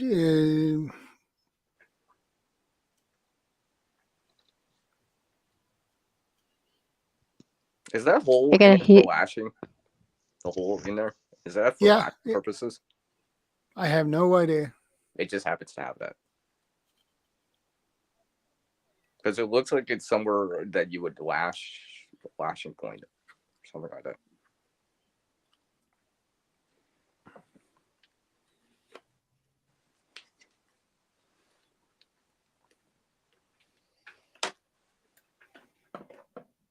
Shadow. Yep. For anyone, because I always mention Uncle Al. He's very knowledgeable. Uncle Al. The blanket pins. Yeah. Yeah. He mentioned them in a video. And I did mention this the second starter, yesterday. And I mentioned this to Uncle Al before too. And he agrees with me. Because let's say in the survival community, hiking community, and such, people that walk and stuff like that. Carabiners. There's a non-walking carabiner. You see them on water bottles and stuff like that. People use them to hook things in, right? I've been considering, if it's not a non-walking, non-weight-bearing carabiner, such as, hold on.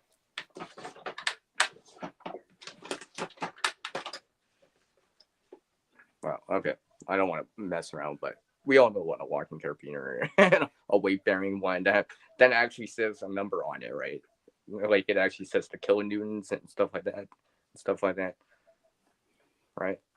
Yeah. Besides those, I've been trying to go away from these now.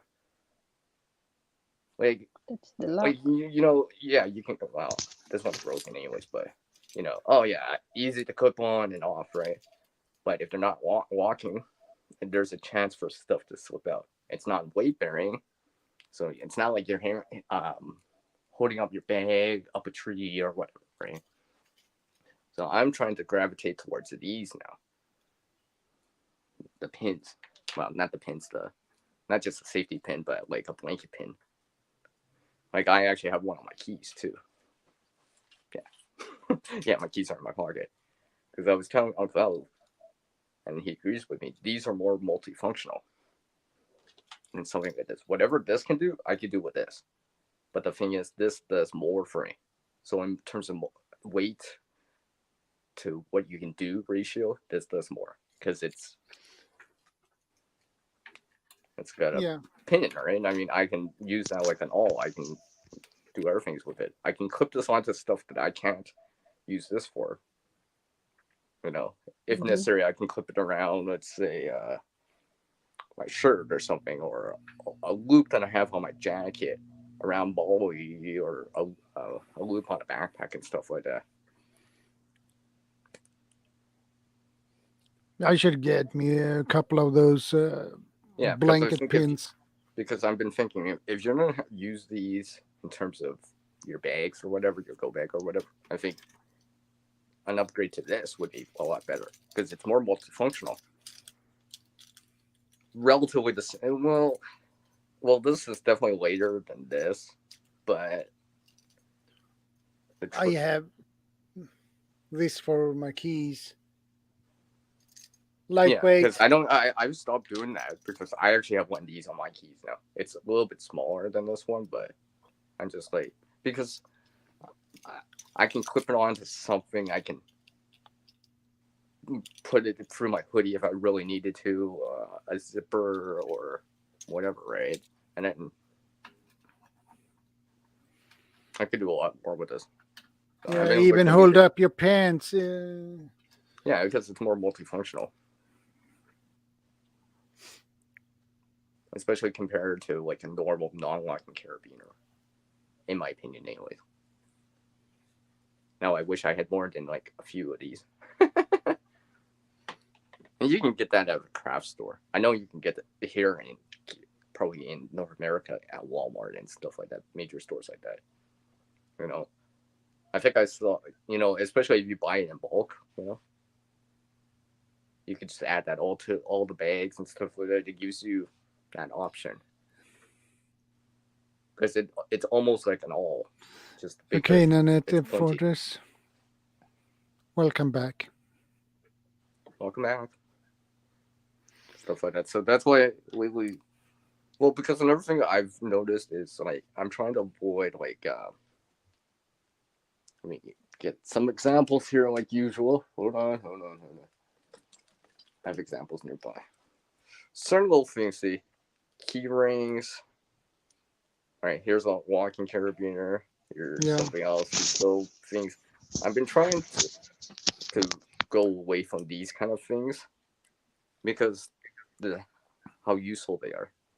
So, for example, here, let me get an example here.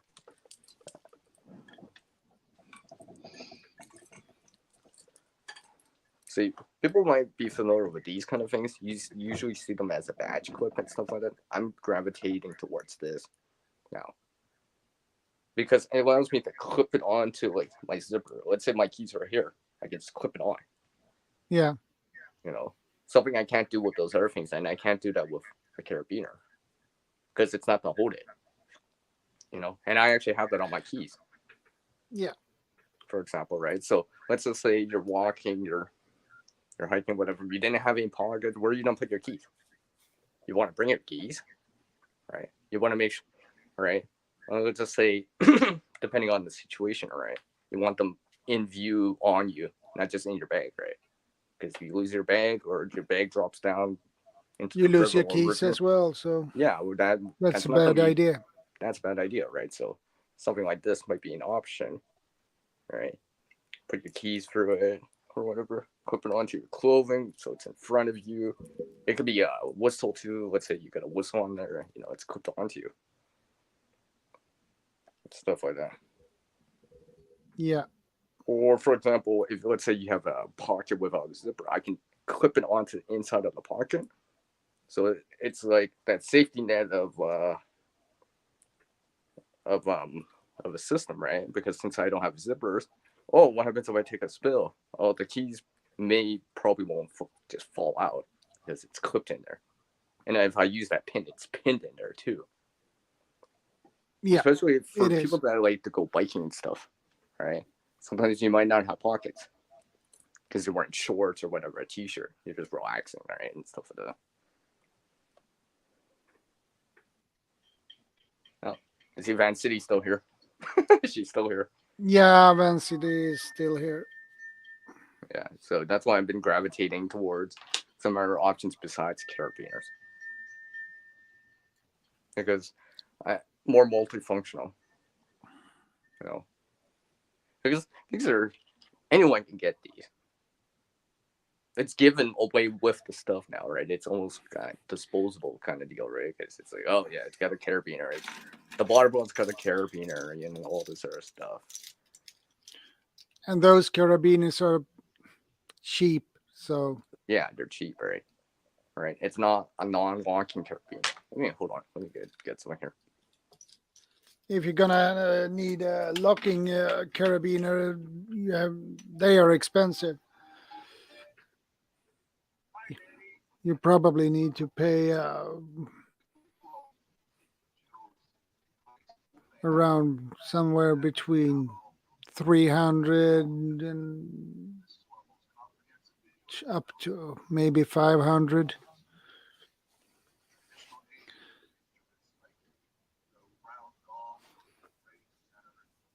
Oh, apparently I need to find these link chains I have.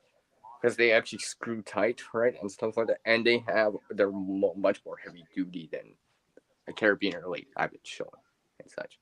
Yeah. And even bigger ones, too. Because it actually has a weight rating on it, too, right? It's meant for up to 800 pounds, right?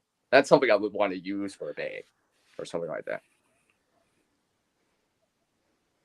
because I know that it's gonna be locking and it's not start. What? How'd that happen? Because usually these kind of carabiners, they're lightweight because they're aluminum. Yeah. But aluminum is very soft kind of metal, right? Yeah. It is. See, like, look, this one's broken. But this is just spare, right? I didn't really care for it. That deal. I got lots of those.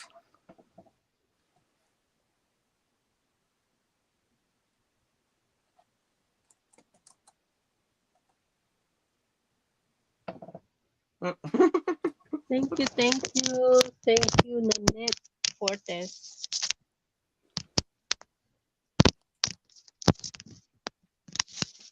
Thank you so much.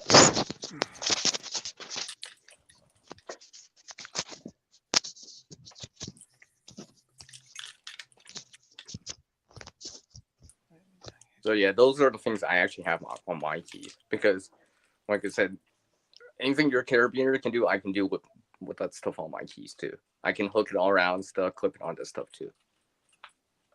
Yeah. That's why I've been preferring them now. Because I've had instances where it's like, oh, look at that. I lost a key on a non-locking carabiner and such, and that was in my pocket. That was annoying, right? And so it's like dropping your keys or misplacing your keys and stuff like that.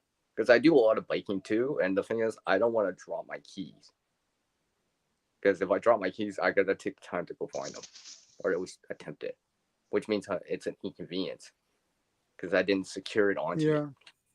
Especially if you didn't have any zipper pockets or something like that. I don't generally prefer putting my keys in my bag. Stuff like that. Just because if something happens and I can't get to my key, then I can't get to my keys because I don't have the bag or whatever.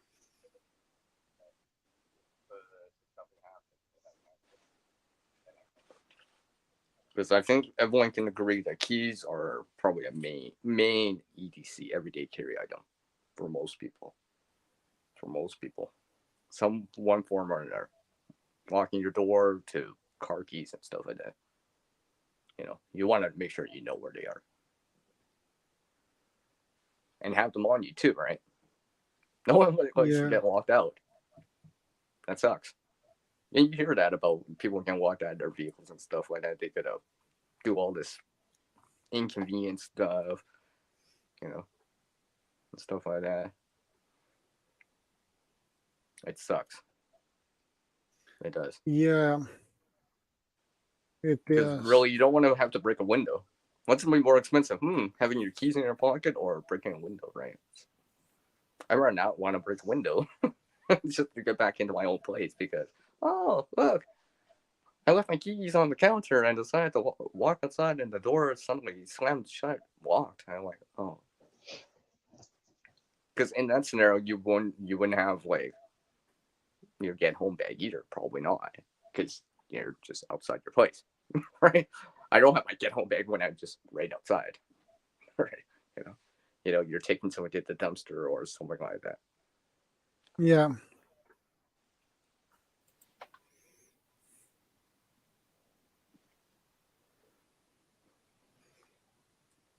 What's that link for, Ivy?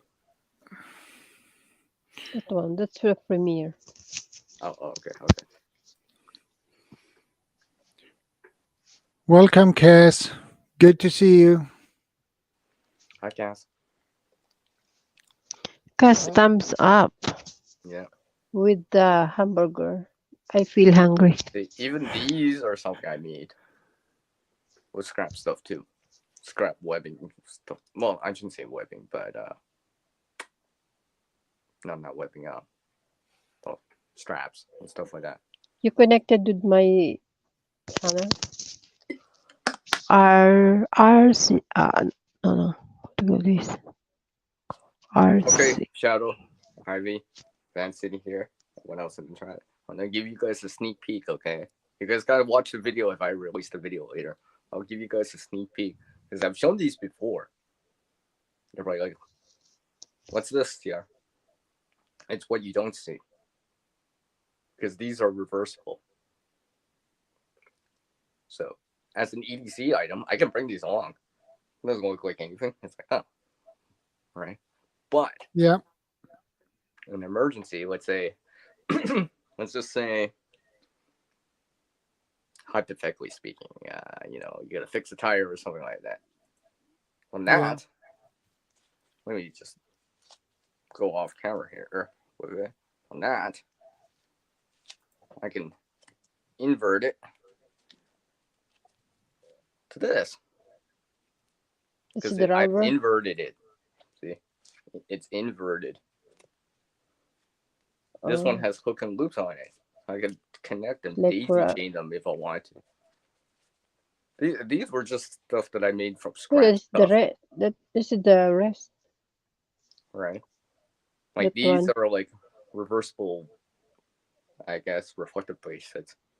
So you could stay low key, right? You know, I don't want to attract attention kind of deal. It's on my arm. No one's gonna notice it. Oh, it's just whatever, right? But, oh, wait, I need more attention. Then I could be like, invert it right away.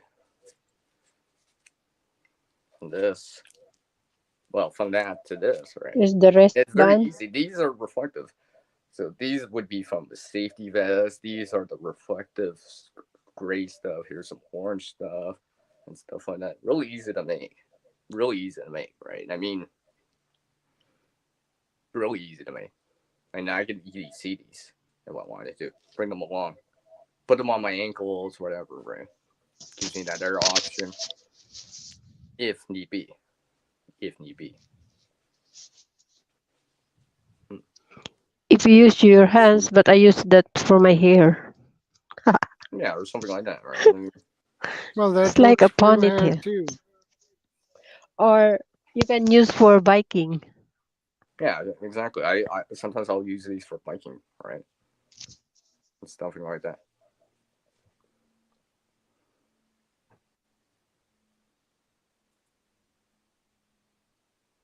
Because I find these. The topic. What's the topic, host? Any kind. And the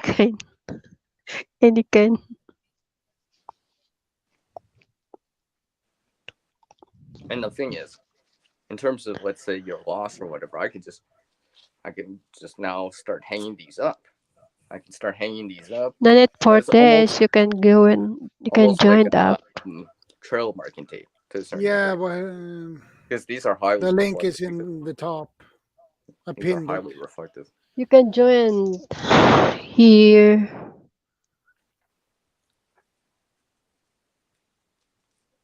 Yeah, I pinned it on the top. The link. Because Shadow, and our reason now is, let's say you got a bag with you or whatever, I can put the bag around this and just hold it, so it's not digging into my hand so much. For example, I've done that the other day too. With that, because I had a bag, I'm like, so I can almost hold the bag hands free because the way that I have it.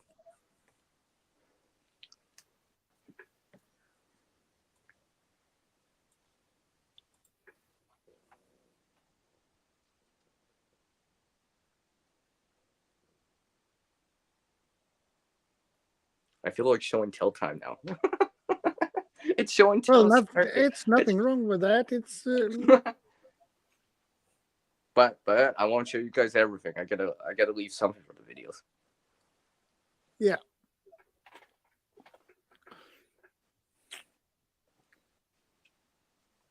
CR, can you drop your link? Can I see? I had some bungee cord somewhere, but I don't know where I had them or where I put them. Oh well, I'll find them probably. And the thing is, I can make these as like, well, they're black, but I can make them as a green or brown color too, if I wanted to. I'm actually thinking about that too. Cass, big love shout out to you all. You know,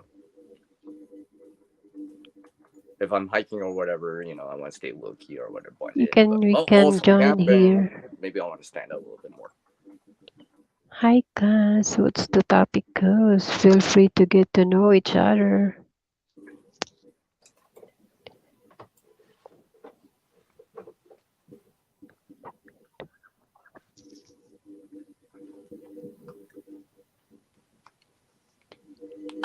They were asking what the topic. You can topic. What the topic? Well, it's a little bit everything. Everything. Yeah, Everything is nothing. Oh, we're I breaking out a can song. get you. I wanna sing along with. Just sing, I CR. wanna sing along with Ivy. Oh. I didn't know you could sing, CR. CR, you can sing so that shadows hear your voice, and also me. Well, I sing really sing. bad.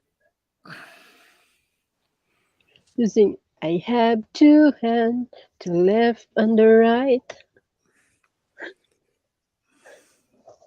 Remember, we gotta sing copyright-free music. Just saying. No, it's okay. You just put the unlisted on it. Yeah, but he No, wants the he wants the he needs no the delete. watch time. He needs the watch time. Well, that's the problem with Have more fun. Yes, they have. But if you take the double hits, but if you finish that, you need to put in the private or unlisted. Yeah. Don't delete. Just put all unlisted or private.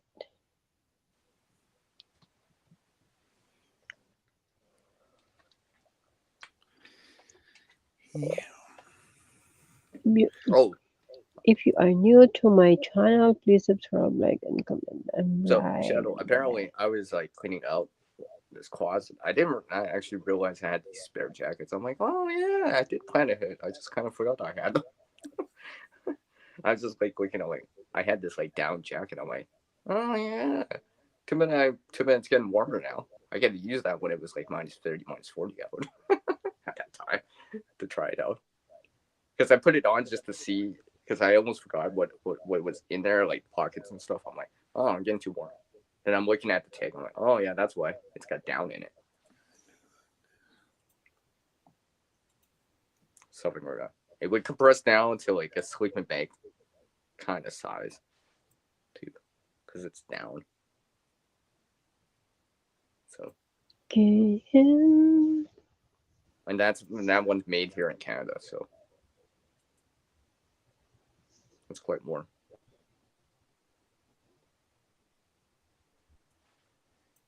I would go get it, but I already put it away for now.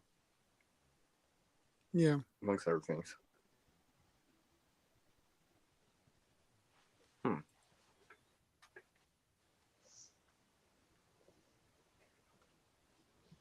I will show. Remember when I said in a comment on our private chat, Shadow? Yeah. Van City. I know you're in here, Van City. I'm just not show it, and you guys will get the point. Remember what I said? Okay, Rose. Remember what I said? Mm. I know it's not for what's going on right now. This is for wintertime use. Yeah. But I think that's your jockey.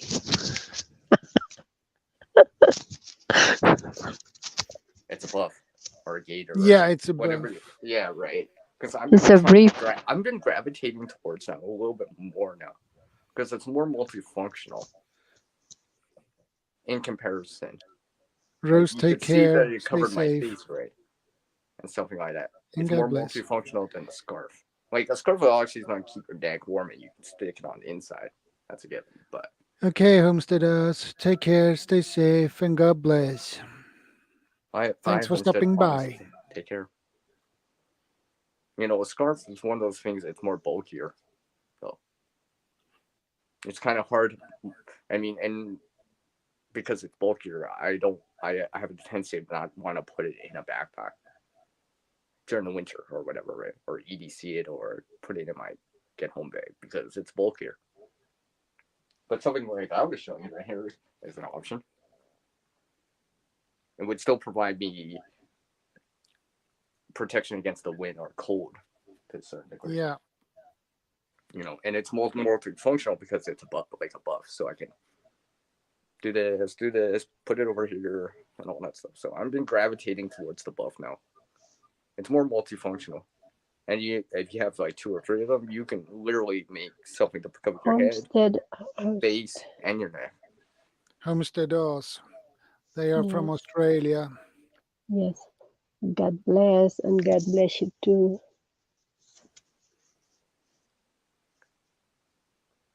They are really nice folks. It's a couple.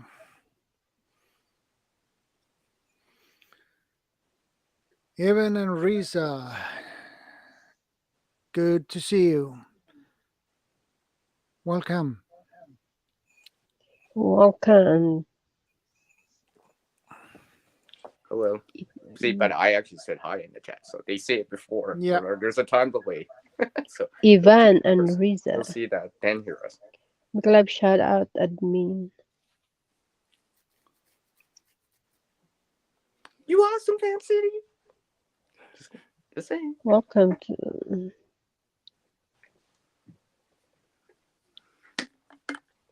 Well, yeah.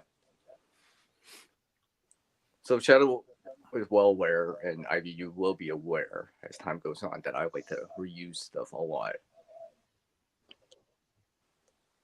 Shadow knows this. He really does know this. He's seen some examples already, not just right now, but like before, and before that, and everything I say to him, and all the above. Yeah. It's because that's. I mean, in terms of not just survival, but it's the resources, right? Shadow knows that I try to be. I wouldn't say minimalist, but I try to use the resources the best I can. Right? Because I think who was saying that earlier about single use? Well, they didn't use the word disposable, was it? Oh yeah, it's Guardian, right? He was saying about that. I was gonna chime in on that, but I guess I could just do it right now. Where there's a lot of single use stuff. You see gloves, stuff like that, razors and stuff like that. You know,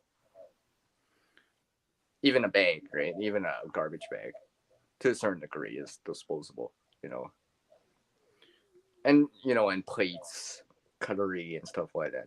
You know, I get it. It has its time and place, right? You know, disposable plates. You know, you're low on water, you're rationing water. Yeah, you don't want to be washing dishes.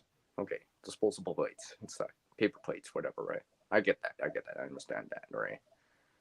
But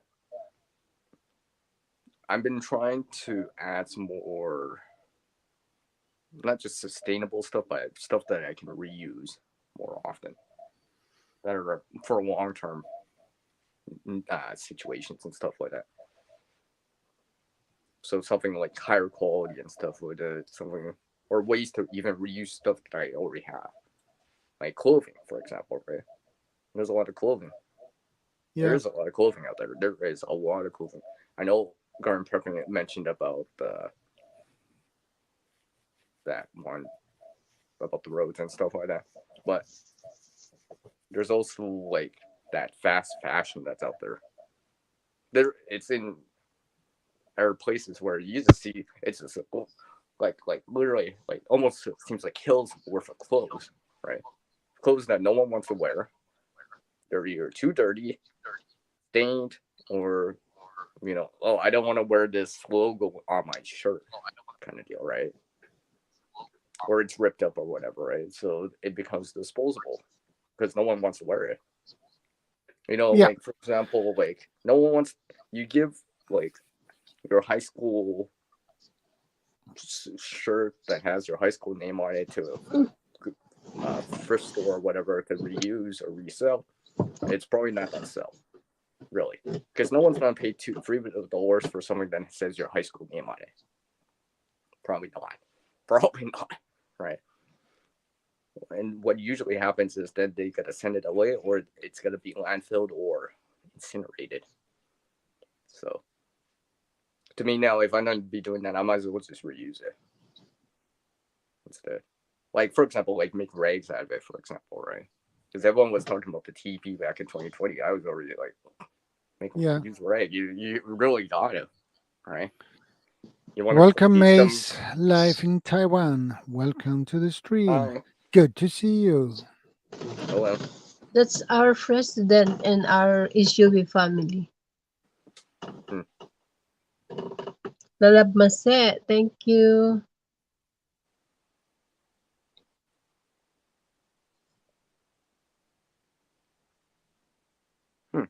Did I not just noticed that email across the bottom now? I'm just like looking, I'm like, oh, I didn't even notice that. And don't forget to share. And if you, okay.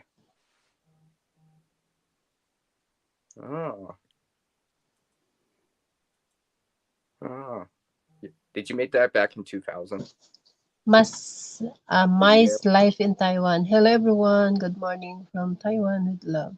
Yes. Yeah, Mace life. Thank you, C. Thank you, Lalab. She's a nice. That's our lady. president SUV family. Yeah. Community. Because you guys all matter, just like how I have this you. I made this just as a stage prop. Yeah. Just for fun. And there's scraps in here, right? Like literally it's scrap scrap material that I had that were so small I would never use them because it's not big enough. So it's filler. So yeah. And stuff like That's that. awesomely. Just for fun, right? I mean, like this is for fun. It's a cool thing. Yeah, it's just a cool little thing, right? It's like in some of the doll community kind of things, they make their own. What's that? That is the little phone? clothes for their dolls or something like that, right? It's on the same lines as that, for example. Except I'm using it as a stage prop, not for a doll. You know, making your own doll clothes or whatever, right? No, you just put the needle. Yeah, or something like that. Or like if I wanted to do something like that, you know, this was just to make something and reuse something and to practice the sewing, right? The back stitching and all that stuff, right? Yes. Because I've made other things before too, similar to that. They're pretty much similar to that, like a pillow type of thing, right? Because I've made mini little pillows and stuff like that just for fun, for people, right? Because I'm reusing it, and you know they can use it and hang it up on their wall or something like that, like a stage prop or like a decoration for their you know, whatever room or whatever, getaway room or private room or sewing room or whatever, right? You know. That means I probably should work one. I should make one that has CR in it. Yeah. And I think you will do that, my friend. It's like next Saturday. It's just like, oh, remember what I said last Saturday? Oh, here it is. Because you can't. You need to have CR on everything. So almost everything anyway. It's a reoccurring thing. Remember, reoccurring has CR in it too. I made a whole live stream just by that. I talked like that for like an hour and a half. I could go on and on and on. You know, but that'll be for another scenario. And see. I've been picking up these words.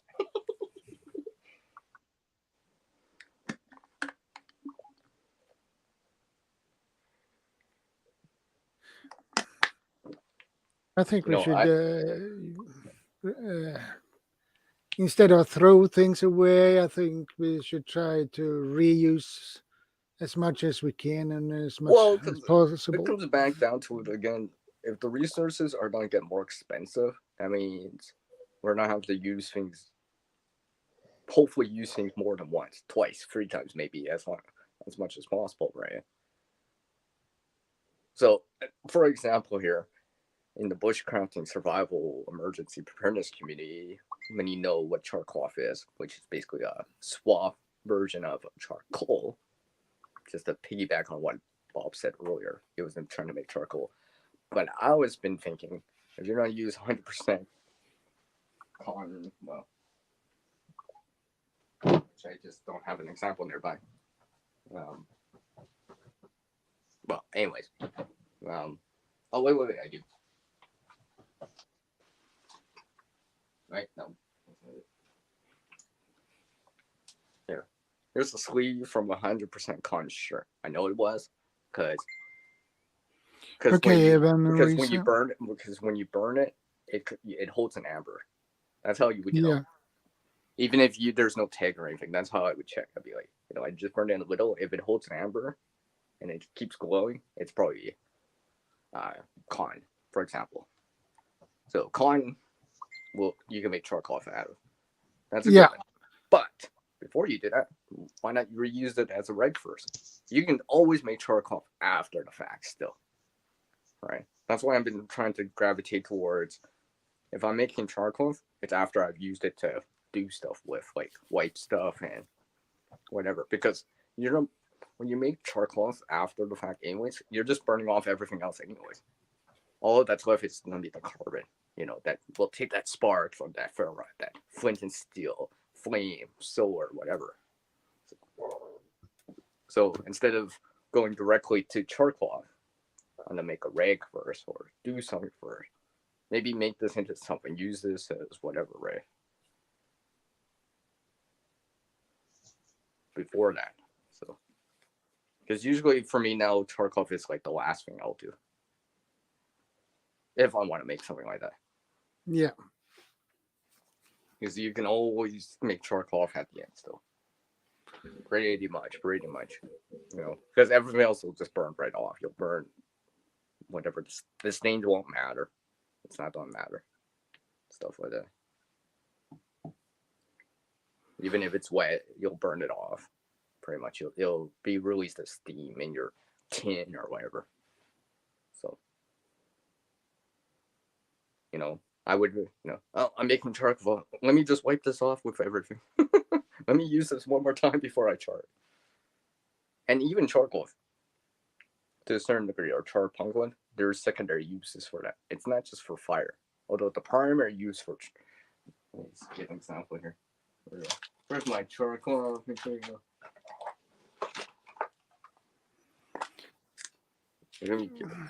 This is charcoal. Yeah. A very small piece of it. And just for the sake of... Let me just... here. Here's a lighter right here. Has no fuel in it, right? There's no fuel in it. This is charcoal. It's not even going to take that long. No. Don't make me... there we go. See? Oh, sorry. See? It's glowing. All right, let me put that out. Don't play with fire. Children. But the example was that takes a spark really easily, and you would blow that into flame. Now, considering what that just did, there's our uses for it. I've shown using charcoal for different reasons. All right, not just per se to blow into flame to make a campfire or emergency tinder or for survival reasons. There's other reasons you can use this for. All right, that's the kind of outside the box thinking I've been like, oh yeah, I can use them as that. For example, if you have punk wood, right, punky wood, that's when you feel it, it's spongy in nature. You can compress them and stuff like that. It makes pretty good char material because they'll accept a spark from flint and steel, piece of like flint with a high carbon piece of metal and stuff like that. Yeah, I had in mind for an empty later and stuff like that. Ferrocerium rod, right? Solar, concentrated solar energy, solar ignition, stuff like that. But you can also use that as a way to, because I've shown this before, of leaving a message too. And because it's dark, let's say if I had I don't have one nearby. If that piece of charcoal was a piece of punk wood, I could write on a piece of wood. If I access the solar, I can burn that message into the piece of wood and basically engrave that right into the material. Because basically I'm using the charc punk wood to write it, but because it's a dark surface area, and remember, we all know in the bushcrafting community that you can use that to make a fire, right? But because of that, I can burn it into the wood. Because basically it's basically like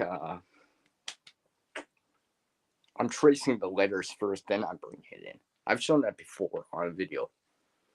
I'm pretty sure I have. I've made messages like that. Like sometimes when I go camping, I'll be like, I'll have this, there'd be this scrap piece of wood, and I just make a home sign, right? Yeah. I'll have some charcoal that I made, some char punk wood that I made the night before in our campfire. Write it down, use the lens. It's sunny out, burn it in, and pretty much that'll be more weather resistant because it's actually physically burnt into it. It's not like we're using a Sharpie or anything like that. That's on the surface. That can be worn down over time. But because I burnt it in, it'll last a lot longer. Because I made a sign. I remember this one time in the late around September or whatever. Well, it could have been August. I made this sign for me and my friends that said bug-free zone, right? He told me he left it out all winter. It was still legible to a certain degree in the spring. And that's after snow and water's been hitting it, right? Because I've actually physically burnt it in. Yeah. Versus just writing on the surface.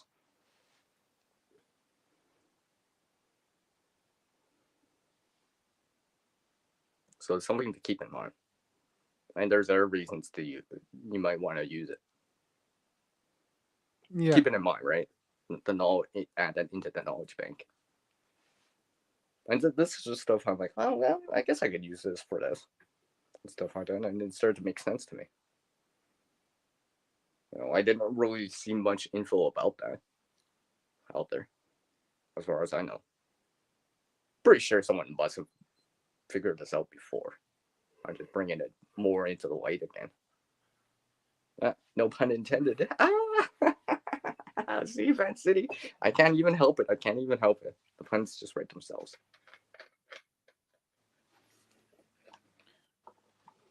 I had in mind to try to make my own shark cloth myself. It's not that difficult. No, right? It's not. I usually wait until I actually have a campfire for something like that. It's possible to do that with solar too, but you need a much bigger collector. Not just like you would need more than just one of those credit card size or even a sheet size. You would actually need something bigger. But the thing is, using solar to make the chart clock means that you're indirectly using solar to make. Someone's gonna call me. Hold on. Yeah, no problem.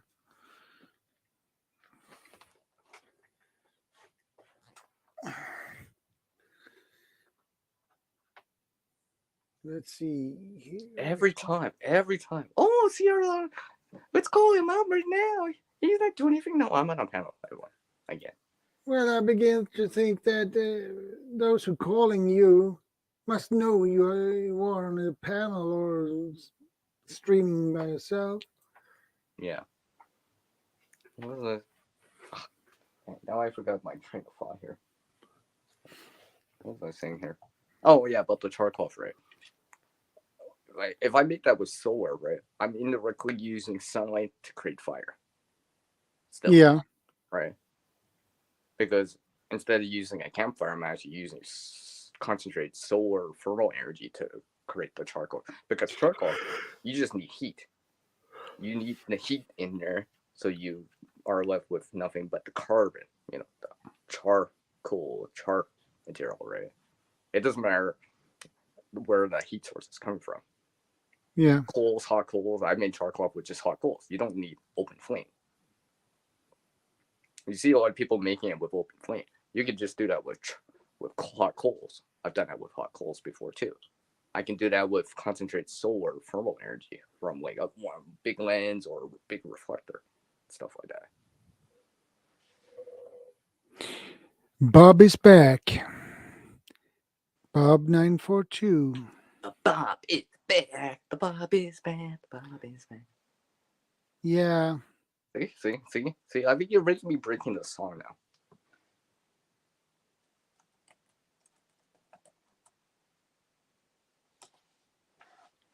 You know, but those are the kind of things I keep in mind.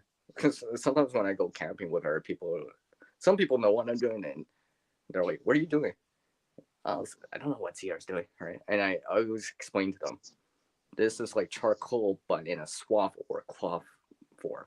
And I show them, see, here's a lighter that has no fuel in it. Look, right? And I would do what I just did earlier to show them this is what it's the reason for it. Then they start to understand. You know, because I'm trying to relate it into something that they know. Because this is the knowledge that not a lot of people know, right? You know.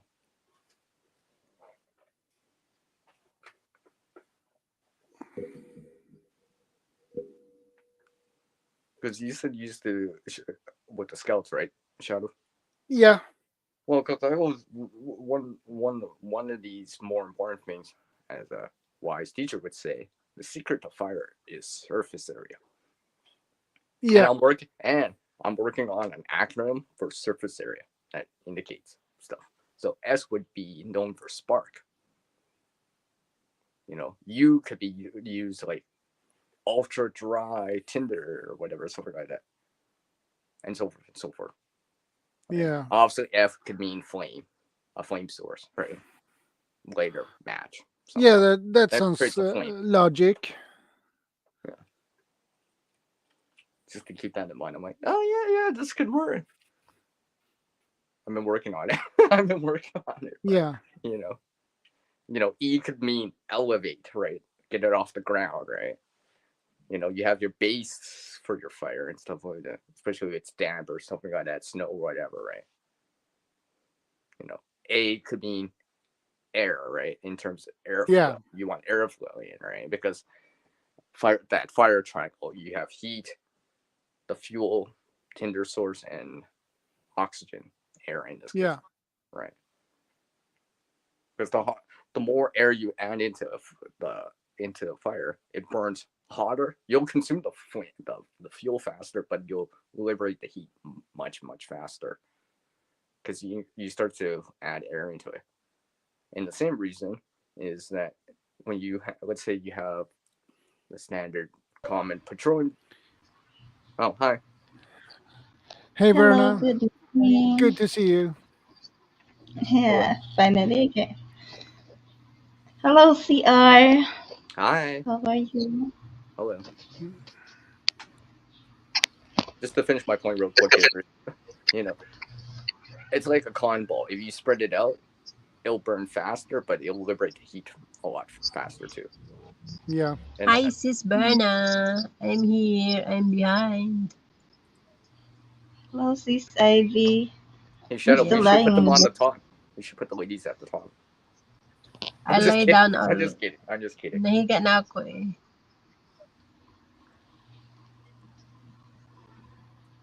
I know the guy. So, Shadow, I want you to do all the talking. See, I'm still doing all the talking here. Every time that no one's talking, I'm like, oh, I gotta talk because no one wants to hear dead air. People are coming. Nova guy, welcome. Yeah, people are coming. Yeah, good people to see want you. to hear something.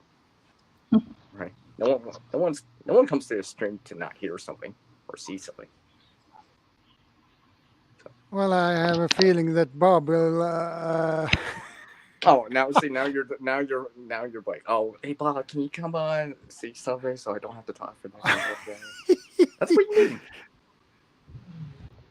Oh, so that's why you always want me to come on. It's like, when are you coming on? Oh, boy, I'm coming back. You back, Bob. Yeah. Please, but come back. Yeah, Bob will bob his head in. Yeah. Bob is a lot of story. Kuya Bob, good Yeah. morning. Magandang umaga. Bob can't stop thinking about you, Verna. So Are you guys gonna be like last week? You guys went for almost 12 hours. You went 11. just under 11. I was just The 10 hours, Bob came back 54 like minutes, 3 times I think in that. 48 stream. seconds. I just I come back later because I was eating. I was working. I'm like, Bob's back again for the third time in the stream. This will be the second time Bob's back. Bob's back again, second time. Kuya Bob. Hey, Bob, I Hello, expect to see you guapa. in like 5 hours again. Look, Bob's back again for the third time now. Yeah. Oi. Filipinas Well, are the most beautiful ladies in the world. Hello, Miss Verna. Musta ka na? Hello, Kuya Bob. Okay lang po, kakagising lang. Doing okay. Well, we will be going back soon to the Philippines. I saw you subscribe to my channel, so you can. Now I know why Bob's back. Yeah, that's called Si magandang dilag. Si magandang dilag. Filipinas are the most attractive ladies in the world. They're all so sweet.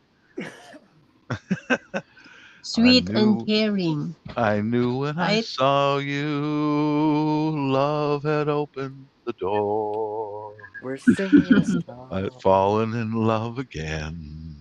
And again. After a long while. Into the sunset. And love again. I'll take my wife and set it. When I've been called bolero more than once.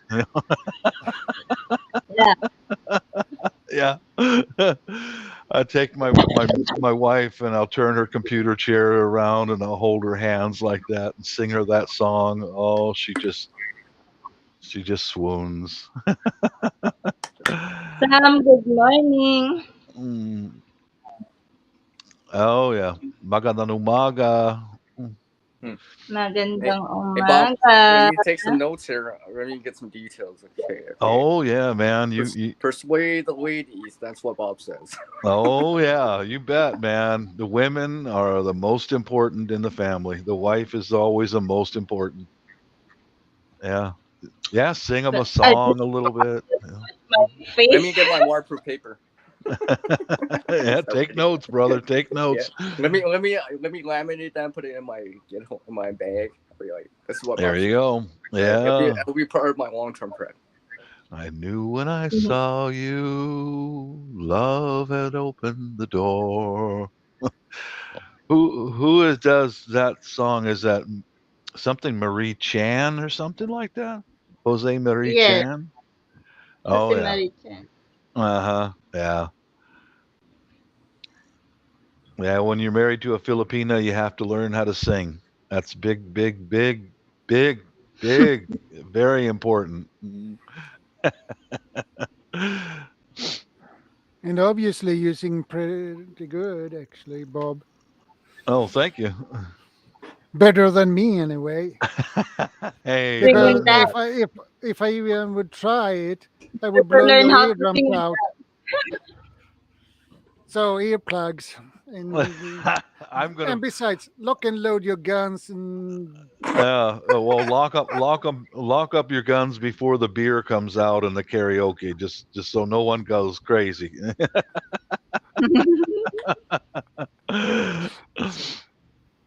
So, Verna, you call me Kuya. What should I call you? Should I call you Dai or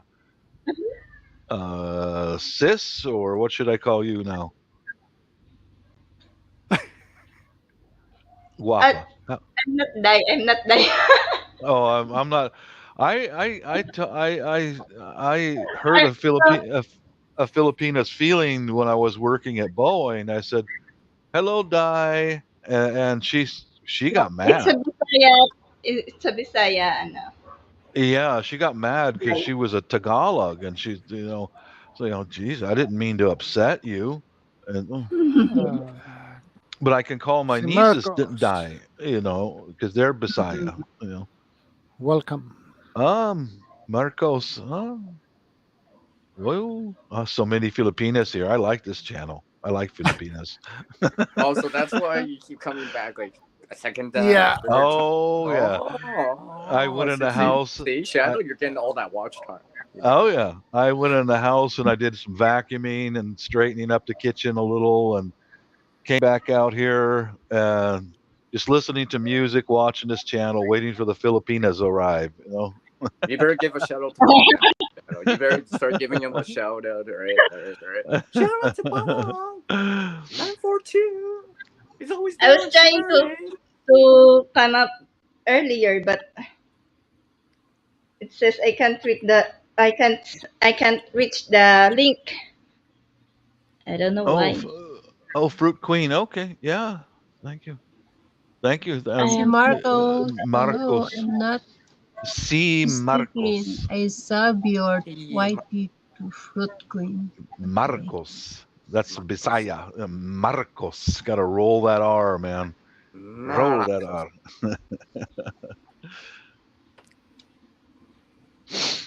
It sounds Spanish. Easy to speak a Bisaya, Bob. Mm-hmm. What's that? You speak Bisaya. And brush my hair. I learn a few words. I know more in Tagalog than Bisaya. And then you say, ambot sa imo. Yeah, I like that. Ambot. Hi, ambot, dai. Ambot na. Ambot sa imo. Yeah, but I kind of gave up in trying to speak Bisaya. That's just too much. I have an English speaking mouth. I just can't. It just doesn't work for me. No, it's what. Well, I try, but I know more Tagalog than I do Bisaya.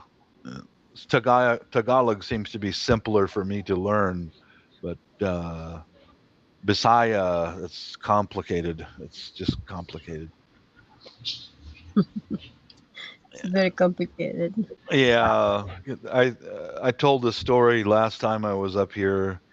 Was I learned from my wife in the hotel before we arrived at the family's home, and I asked her, how do I say good morning in Bisaya? So I could say that, because I was staying at the family's home for a week. May buntag. Right. Yeah. But she taught me, and I got there, and my wife had to go do business and drop me at the house, and I walked in to the family's home, and I said, Mayan buntog, and they all froze, like what did he say? Yeah, what did he say? And one of my nieces said, Uncle, say Mayan buntog, and I said, well, why can't you just change your language so it's easy for me to speak? And she looked at me like I'm crazy. And I said Mayan buntog to sister-in-law and the nieces and all, and they stood there looking at me with their mouth hanging open. And my brother-in-law, and I went outside to have a cigarette, and my brother-in-law said,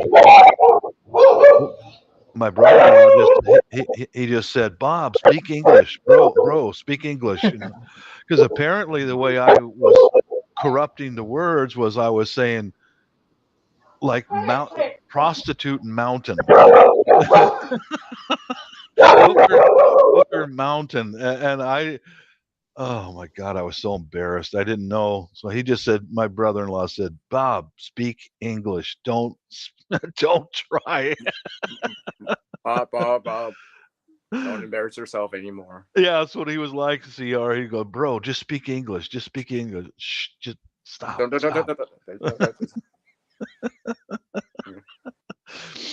English. Yeah. I want to practice.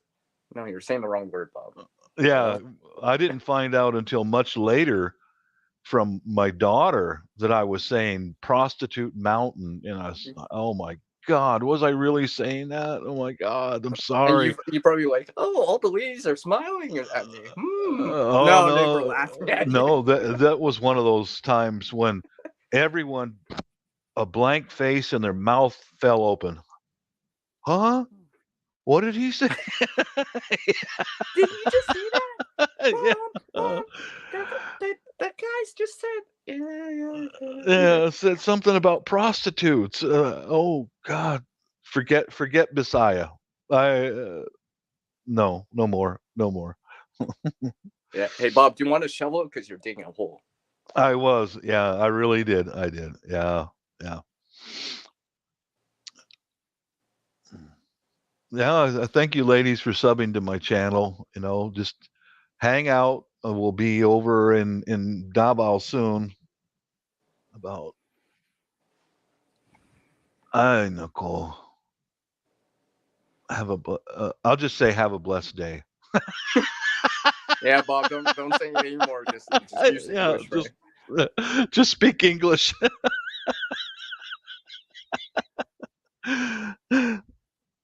Yeah, sometimes that is better. Stick to what you know. Yeah. Stick to what you know. My wife had told me years ago they got a Catholic priest in the local parish, and he was educated to speak Bisaya, and he's giving the message in Bisaya, and the audience, once in a while you hear him all go like that. He's trying so hard. After the service, the ladies went to the priest and said, "Father, just speak English." But I've worked so hard on Bisaya. Just speak English. We can understand. Welcome, Tony B. Exit bomb just went off in Kiev. WTF. This is World War III. USA just shut down Russian fighter jet. What? Well, I guess we'll see. Then more and more people will confirm that. Yeah, that's the thing. You hear the initial things like that. Yeah. But the thing is that Ukraine is not a NATO member, and I don't think they might send in some special forces or something. I don't know, but yeah, because they haven't confirmed any of that. No fly zone stuff or whatever. Yeah, exactly. So I'd be more concerned about like a plant, a nuclear power plant. I would be more concerned about that. That's way more likely. Yeah. Right. That'd be way more likely. Right. But the result would still be the same. Right. Yeah. I do know. You see what happens in Japan and stuff like that.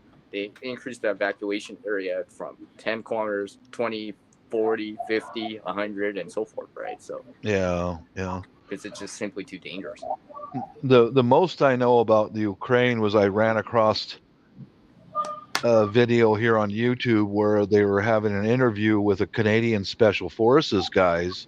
Oh yeah, I heard. I think I've seen that one too. Yeah, these guys were over there a long time ago. They were training the Ukrainians when they took the what's that island, and they were training the Ukrainians on sharpshooting and things like Patriot missile system and things like that. The Canadians were already there doing that, but I don't know about shooting down a fighter.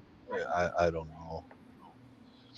The only way I could see that the U.S. would get authorization to shoot back is if a Russian vehicle assaulted an American vehicle of some kind. Then that would be the only way they could get authorization to shoot back.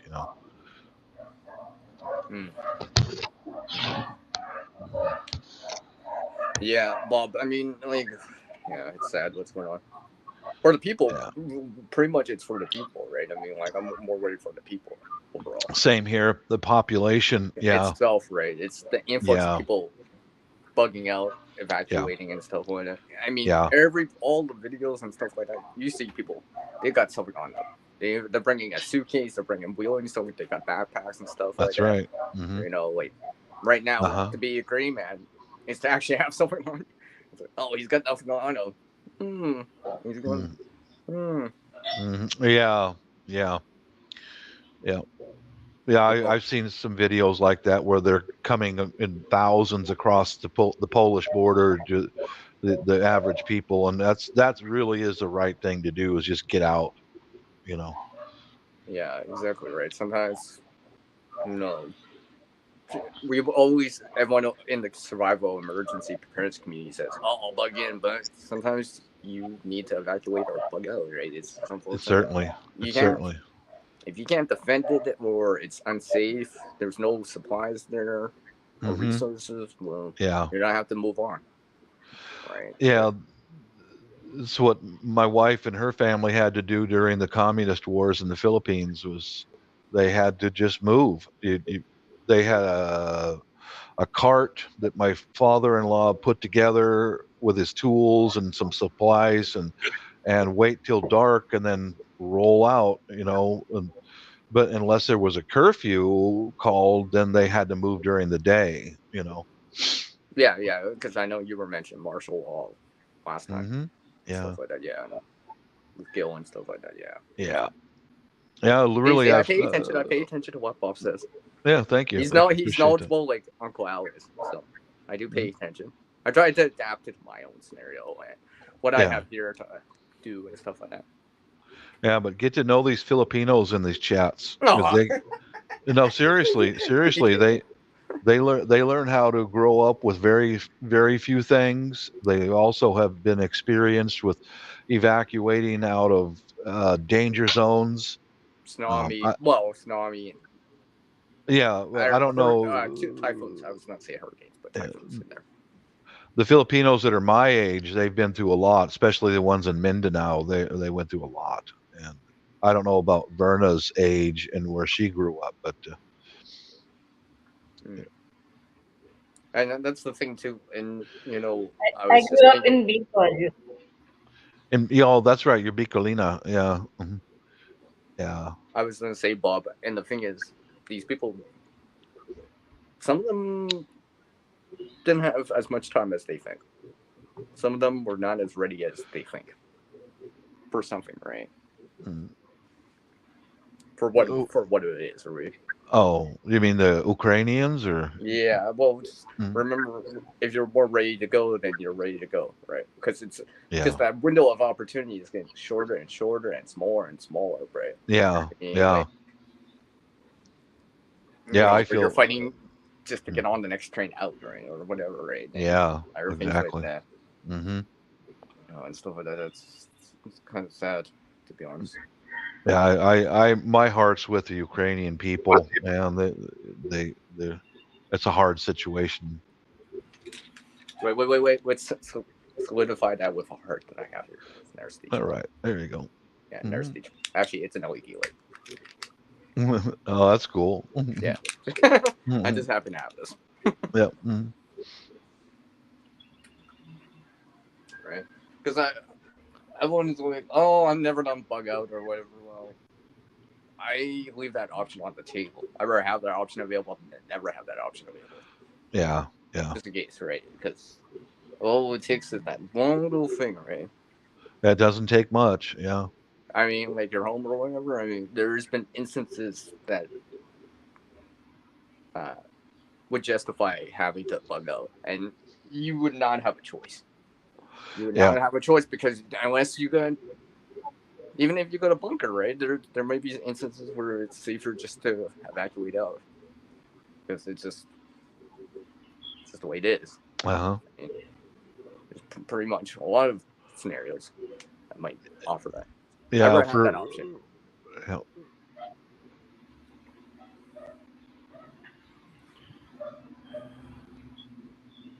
Nick Marshall. I don't know anything about it. I have no idea. I have no clue. Sorry, I have I don't have an answer for that because I don't know the context of that. Yeah. Well, I don't know the context either. So in my situation, like I talked a while ago about Mount Rainier, if it explodes, that's why I've got that cart made up. If it explodes, there's you no way must you're gonna be able to shelter in place because exactly. You gotta have no go. choice. You gotta go now. You But gotta go. There's no doubt about that, right? It's just example like was forest fire and stuff like that. You're you told have not to to be able go. to shelter in place. Yeah. Right. But example is when we had all the civil unrest here in the Seattle area, when there were wildfires being set all over the place, and I noticed that the highways were basically almost empty of people. People stayed home. They didn't want to go out and get caught in the middle of all that. And that's what we did with my family, because the first thing the radicals did was not cut power. They used chainsaws, and they cut down telephone power poles, cut the power, and then they started setting fires all over the area. And what I did, I stood guard here with me and my daughter, and like the same situation right now, wife and son, they're at work, and we have our rally points to meet if something happens. And before they left, I said, remember our rally points. And my son has a concealed pistol permit, and so he was armed, and so was my wife.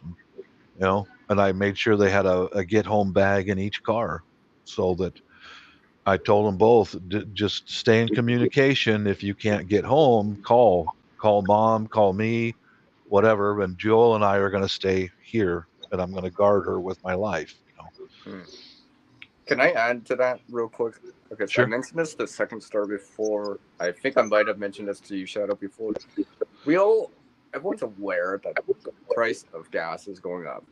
Mm-hmm. I mean, actually, here I've already seen they're saying gas in Canada is already $2, a toonie here. Right? It's over $5 in the U.S. already, right? How much is it in the U.S.? What's the highest you've seen?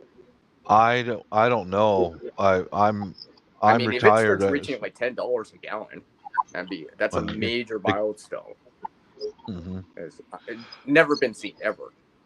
Yeah, not that high. Yeah, that'd be right. And I've been thinking to myself, because I've been hearing instances of people trying to do nefarious things with gasoline, and that stuff, which we know what we're talking about. So I've been thinking to myself, okay, if that happens, your vehicle's not to operate. You can't refill it because there's a hole at the bottom, which means you're going to have to make a call on your mobile or hoof it on foot. Or if you were smart enough and listened to Uncle Al, maybe you had a bicycle. So instead of taking like 3 hours to get home, it's only an hour because you have a bicycle, because you're far ahead of the transportation, right? Because the grid slowing that down, it's just an inconvenience for you. So I've been evaluating that get home bag. Because it might be useful, right? Because let's say 100 miles out, right? Well, you didn't plan for that. Oh, you can't call anyone out because your wife's in another state. She can't. There's no way she's gonna be able to get back in time. And you're new to the place, so you don't know many people, so you can't call anyone up. You got no friends in the state. Then what? Yeah. Right. You need another option. Well, yeah, that's something like a get home bag, a bicycle would help you. At least turn that inconvenience to something manageable. Yeah. I got a benefit as my wife's Filipina, and she works mostly with Filipinos in healthcare. She's always got a bed to sleep in, even if she can't come here, because Filipinos take care of Filipinos without question. There's always a space on the couch. There's always space on the floor. Come to my house, you'll be safe there. But my get home bag in all of the cars is, like I said, it's just a laptop bag with a shoulder sling, and I bought all those laptop bags secondhand. And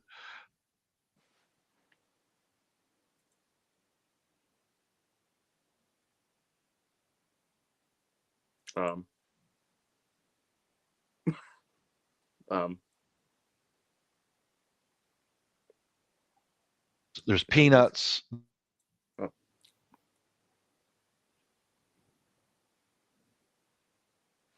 Can I lose connection here? Okay, we're back. We're back, right? I thought it was just me. I'm just. Oh, that was me too. Man, the whole signal started buffering. Because I was just like, no one was moving. I'm just like, okay, okay, I think we're back. Okay, you loud and clear. So. Oh, okay, good. All right. Yeah, but yeah, I started off with laptop bags that I bought secondhand for $1 or $2 for each one, and a sharp knife, some waxed fire starters, Cliff Bars, a jar of peanuts, peanut butter, water. Yeah, a metal water bottle, right? Something like that. Well, I just included a couple of water bottles, plastic water bottles in each one. But yeah, all of our cars have got extra water in them all year, and a few things like those space blanket things to keep you warm, and fire starters that are got enough energy to start wet wood on fire. That's the key, right? I've always been if you're not make a fire starter or even a pre-made, I want to show me that it can do it in snow, in the rain, in the wind. Correct. Right? These things are gonna be versus the elements, right? Because if it can do that and still, hey, this piece of wood or whatever that's the size of your finger, it's wet, it's frozen. Hey, it burnt it all to ash with this fire starter, and there's still a flame. You'd be like, well, then you would actually see it, all right? It's more experience and not just assuming too much. Yeah. Right. Yeah. Because in an important situation, if it was really important enough, I would use 2, but I know, okay, 1 can do it, but I'm just going to use 2 just in case, just to get it going, right? So yeah, that's really important, especially because the weather here in Seattle is similar to where you're at in Canada, but not quite so brutally cold, but it's wet. It's constantly wet. I'm sure it's the same in Sweden. Wet, cold, and if you're stuck alongside of a road and you need to, if that's more than enough, or be able to fire your starters, yeah, real important. Yeah, because I've seen the ones where you put them in tin and stuff like that. Actually, I've been preferring that kind of method of storing the fire starter now, instead of the baggy versions that people have. Because the tin is still useful. Well, because I've realized if I have to use it as a heat source, I can burn it while it's in the tin, and create some sort of hotter candle, right? If that makes any sense. So a round, like for example, I just happen to have one like this. Oh, by the way, I found this. Right, and it actually does have a fire starter in here. Like you can't really see, it's dryer lint, right? It's my own kind of creation of it, right? I know how hot it can burn. I know that it's water resistant and all that stuff. So easy to carry along. I can put it on and be like, I gotta warm up my hands. Or whatever, right?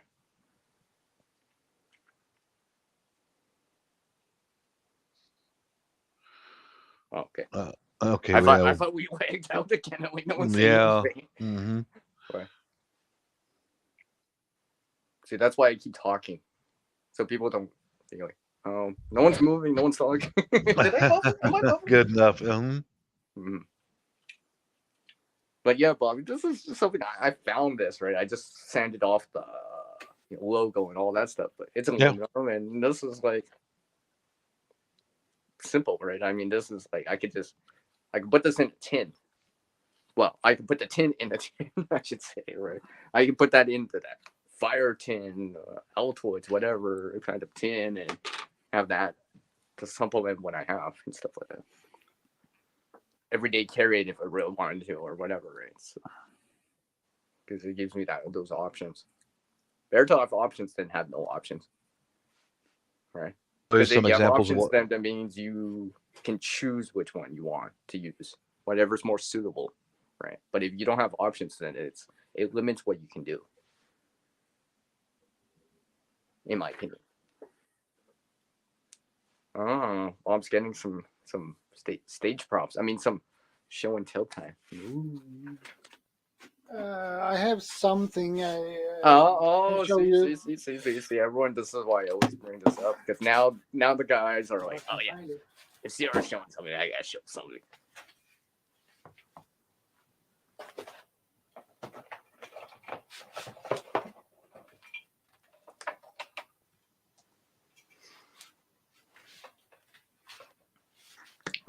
Okay. Now I'm getting interested in this. I want to see what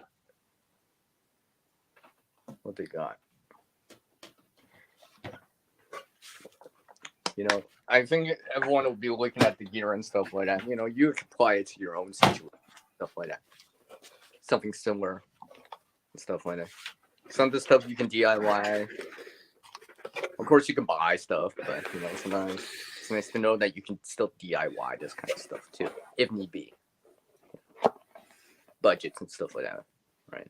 Bob was talking about a $1 backpack or whatever, right? That could get you started if that's all you have at the moment to spare. I want to show you guys. Oh, Bob went and got the whole stash. Bob's got the stash. I want to show you something. Okay. Yes, Bob. We know that's just a sample of it. We know. All right. Let's see, Shadow. Okay. What do you think this is?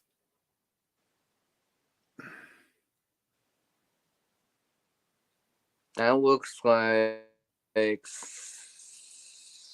something weaved or braided together over something like that. That looks waxy. Ooh, it's like, guess what this is? Okay. Is that for fire starter? Yeah, it is. I have some like similar to that right here. Yeah. These are really awesome. And they sell it in a box like this. I see. And one box contains 32 of these. And I have 2 boxes of these. Very good. And I'm gonna get more of them. I've got several examples of what I've made in my shop. Oh, here we go. Here we go. This is. And there's a playlist on my channel. It's called Waxed Fire Starters, where I show lighting these things and testing how high the flames climb and how long the fire lasts. Yeah, I'm lucky to have a workspace where I can do all this myself.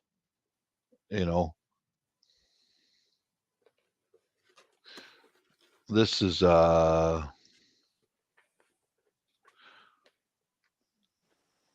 Shut up. I'm not. You have to go back down to go back down to these I made here in my shop. I keep some of these in our cars. These will burn for like 15 minutes with a 18-inch high flame. But how I made them is these are normal household items, paperboard from packaging, and I made a hollow spot in the middle of it. This is where you light it, right on some of that waxed paperboard and paper. There's popsicle sticks and little bits of wood in there, and you hold it like this and light it, and then the heat goes right up inside of this, and this is just regular cotton string. That will burn for about 20 minutes or somewhere in there, 10 to 12 minutes, 20 minutes. And that will light even wet wood on fire. I've tested all of these outside and stuff. So that's the big ones. You said an 18-inch flame? Something like that. Yeah, there's so at its peak, right? At its peak. I guess as it goes down, the flame will go down. I mean, you could be using that to try to warm back up to like gradually warm back up. Yeah, and I could pick up sticks alongside the road, even though it's been raining for a week, like it does here, and that'll light wet wood on fire. Yeah, that'll give you a better chance of it. If it's especially if it's like, for example, if you fell in really cold water and it's all wet and everything else is wet, you're gonna have to back up, right? So these you want these are something that's been tested, and you know, okay, this is my best chance now. Paraffin wax is your best friend in many cases because once it cools off, it dries. But these are smaller ones that I can use for my paint can cook stove.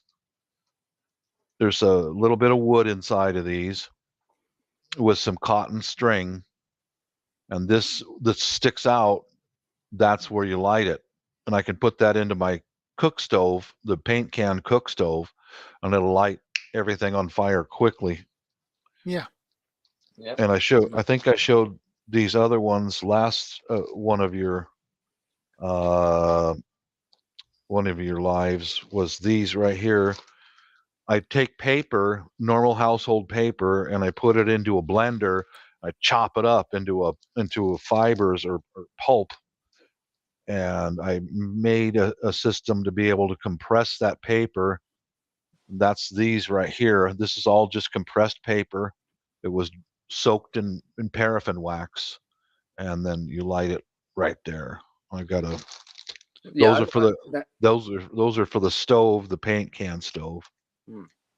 I mean, I've shown with paper, like people were wondering why I was wetting it. Is because I was doing it so it would compress. Then once it dries out, then I impregnate it into with whatever, right? Then I can just unroll it. Yeah, and it's pretty easy. It's not difficult to do. It just takes some time, and you got to think ahead. And that's preparedness, right? Right. Is about thinking ahead a little bit more. So exactly, you're not having to per se. Oh, I gotta light my hand on fire because this is the only way now. Yeah, I would avoid that. That's one of the reasons why I don't watch TV. You see, I take advantage of my time and use it wisely. But here's some other smaller ones for the cook stove, and these are just simple pieces of yarn. They're just little pieces of yarn dropped and soaked in paraffin wax, and put them in paraffin wax until they're soaked, and then hang them up and let them dry like that. Some of these are popsicle sticks, little bits of wood. Those are soaked in paraffin wax also. Those are for the cook stove, But I'll show you how paraffin wax, you can buy it on Amazon, or you can take old candles and heat them up and make them into this kind of stuff. And always be careful with paraffin wax or wax when it's liquid. Always be careful with that. You gotta for sure. Because if you get it on you, you will get burned. Yeah, you won't like it. You won't do it twice. Yeah, be very careful. Use gloves or tongs, and really because that's just some craft yarn. Just Lucita. Welcome, Lucita. Good morning. Yeah, that will start my cook stove. Well, that for example, that could be used if you needed to start one of those. Well, they call them the Jesus candles because or whatever, the glass ones that have right. But really down low, you can use that because you guys must know about spaghetti. Like that too, right? Lighting a spaghetti noodle for that too. Yep, this is the same in the same bag of these little tiny ones. I want if we have to cook on an open flame in the paint can, I want to be able to light the fire quick, cook our food, and then bring the food inside. And, just be done with it right away. Not fussing much. This is just a popsicle stick, a little piece of wood I soaked in candle wax, and you can see I can just light that. Throw that in with the dry wood I have put on the side, and then just start cooking, and then get back in the house.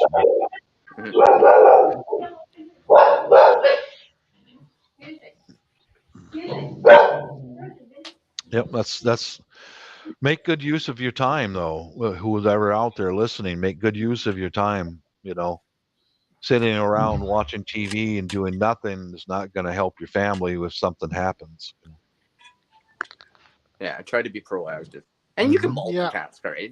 I watch stuff, and sometimes and I'm just on the side sewing or something like that. Yeah. Is it? That's Because you and me and Bob are very similar. We got to do stuff with our hands. Right? I got to do stuff. Yeah. Like I don't mind relaxing every so often, but I want to be like, I can't just sit here and do nothing. I understand what you're saying. Yeah. Shadow.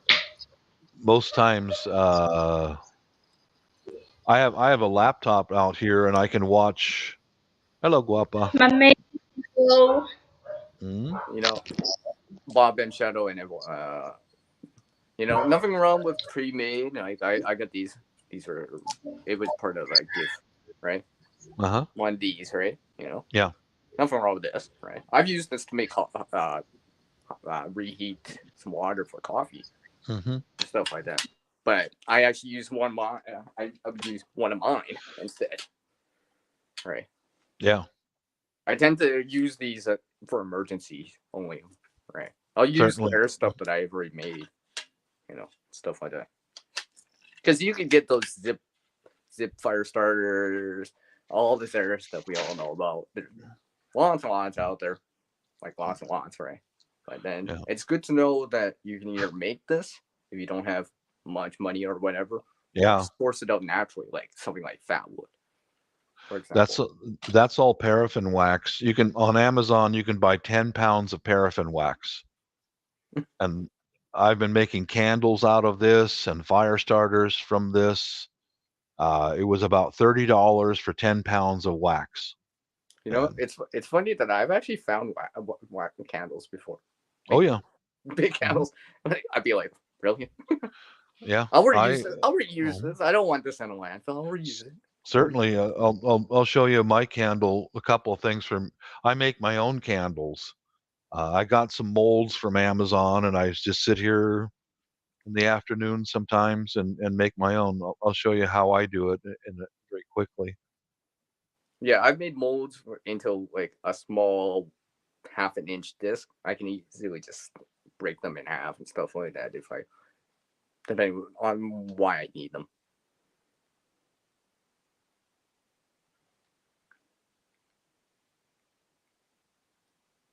I'm really enjoying this hot topic conversation now. Yeah. Yeah.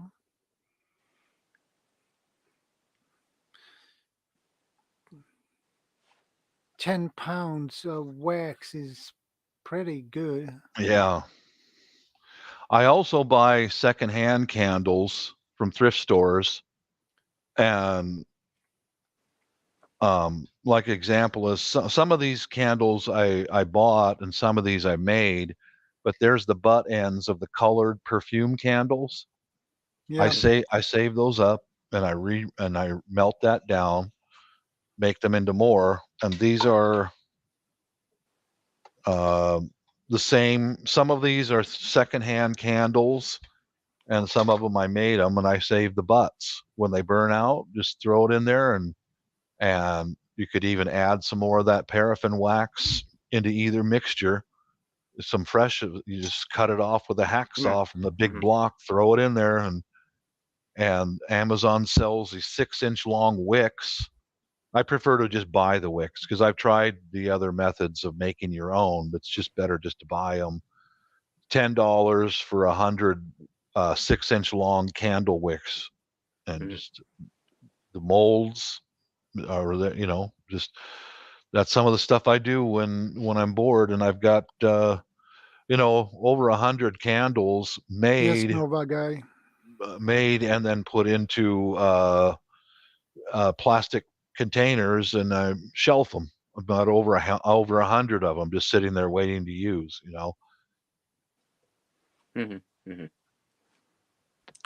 Yeah, coming back to what I was saying about the tin, the reason why I like this is because it's more multifunctional. I can break pieces off to use as a fire starter in the campfire or whatever, or I can just burn in the container as a heat source.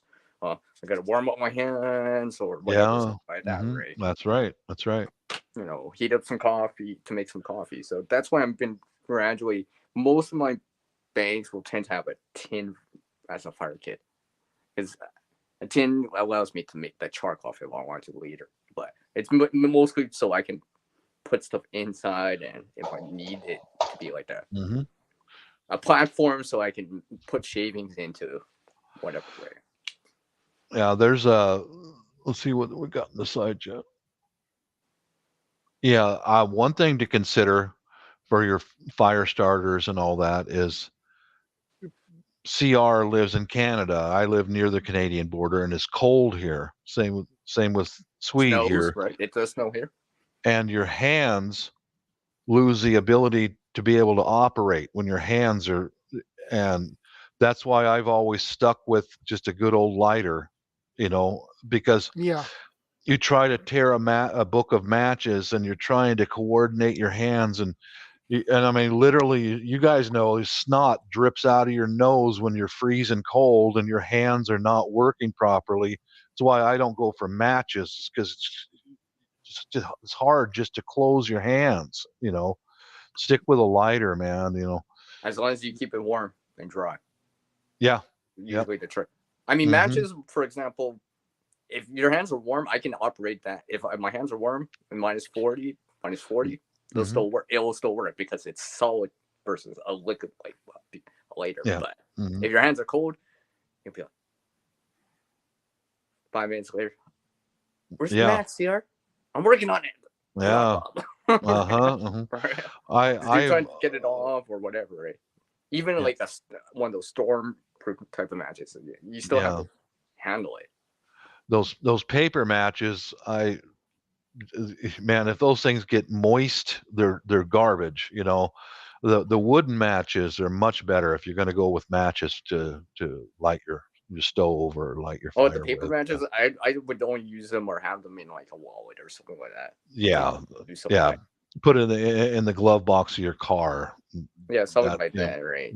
Where it's gonna be fairly dry away from elements. Yeah. Bob, I've shown this before on modifying a match before. It's actually part of one of the videos I have. I've actually modified these matches before to use wicking material like cotton to spin it around the stick part. Then I dip that into paraffin wax. Very good.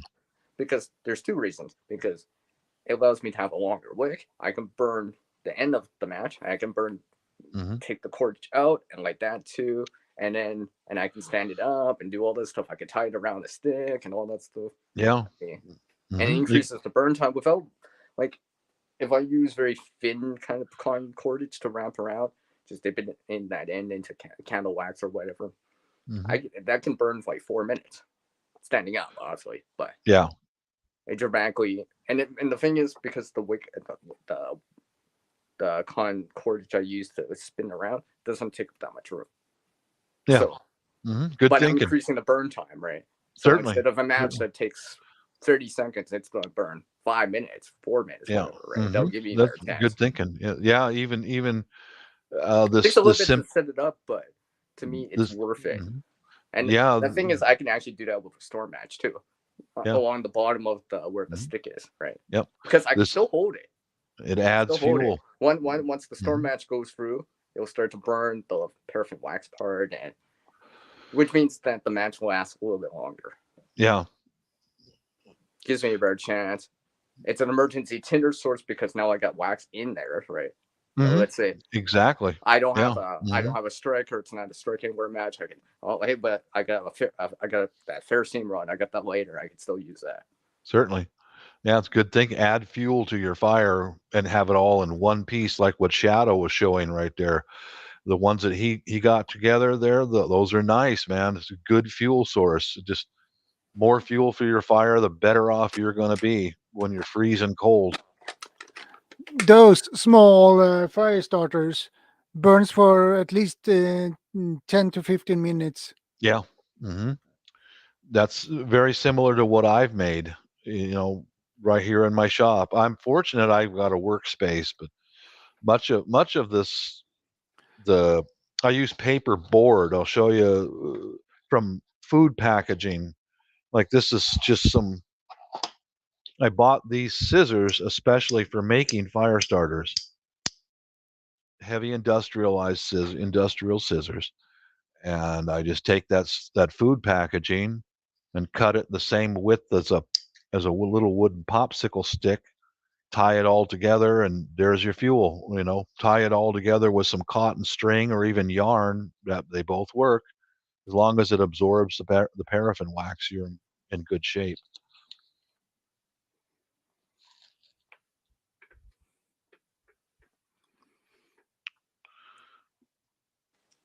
Sorry, I'm just getting an example of nearby. I guess maybe I should have checked on this too. I've compressed it so much. But here's an example right here. Here's an example right here. See, here's the match head.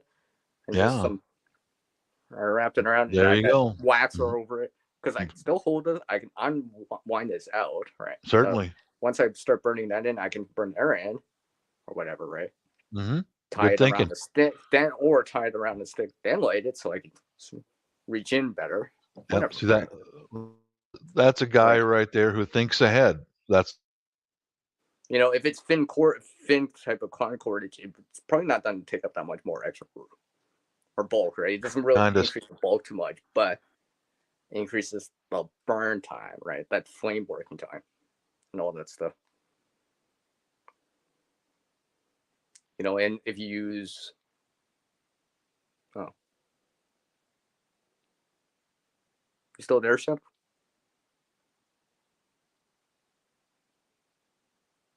Shadow, I could see you moving because Bob just froze. I thought we just froze. typed. Sorry, I just typed a message for Jack Auslander info.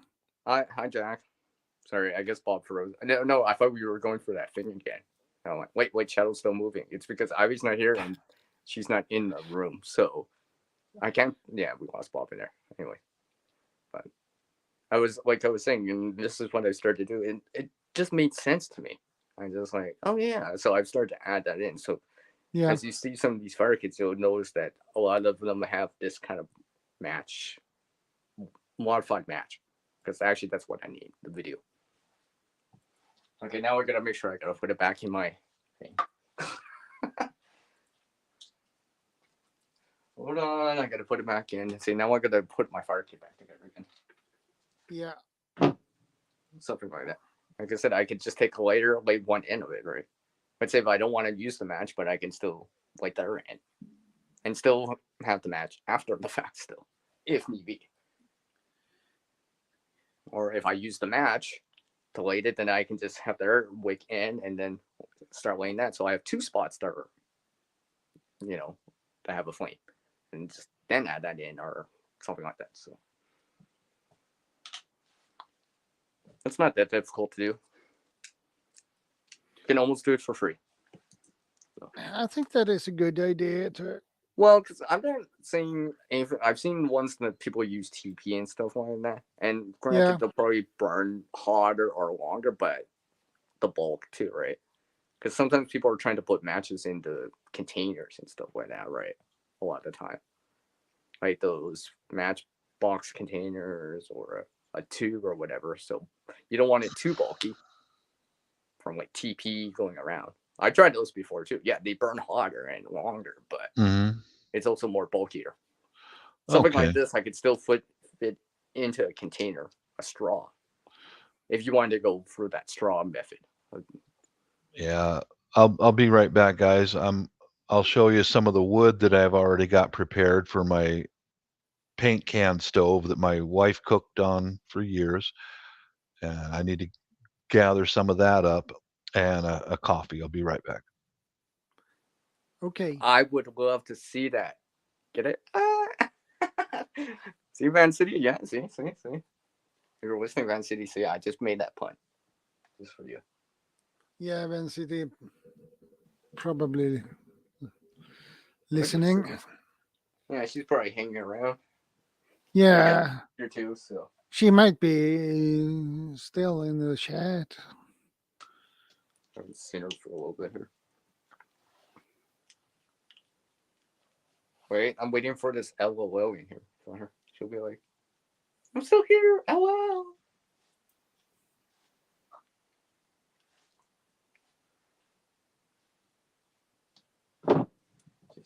See, now I gotta put this fire kit back together again. All right. See, that's why I don't mind showing things every so often. That means I'm checking on the gear too, right? Bringing it up, checking on it too. I'm not just assuming. Because apparently I didn't realize how tight I put it in the container.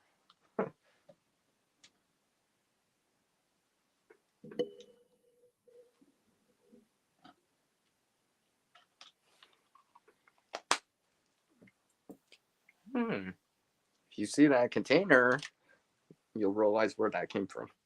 Again. Okay. It's ready to go again. Yeah, ready to go. Right. Organization, right. Whoa, you weren't supposed to put me on the big screen.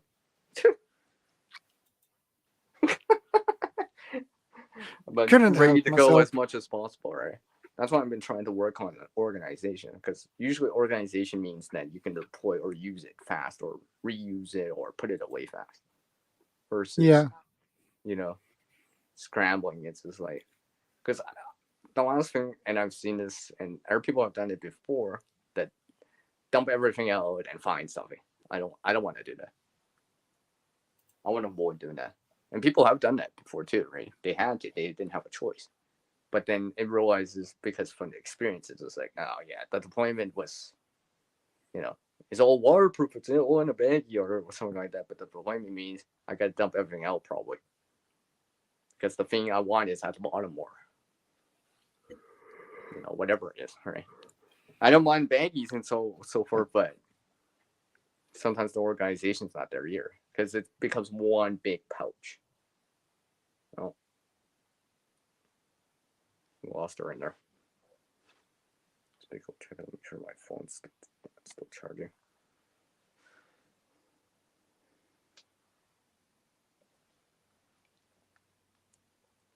So, Shadow. Yes. Because I've learned a couple of things in the past too, and I've shown these before in a kit, in the 5-pound kit. Yeah, I've gone away from doing this now, because it's not that it doesn't work; it can work. Like, I've shown these before, right? Crayons. Yeah, It's been kind of it doesn't last as long as I would want for what it is.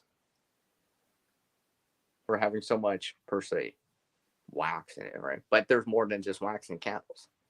There's color and such, right? It's not just wax. Oh, Bob's back. So that's why I've gone away from this a little bit more.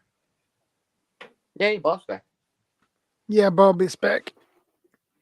Guess who's back? It's Bobby. This Bobby's is my prepared wood for the little paint can stove.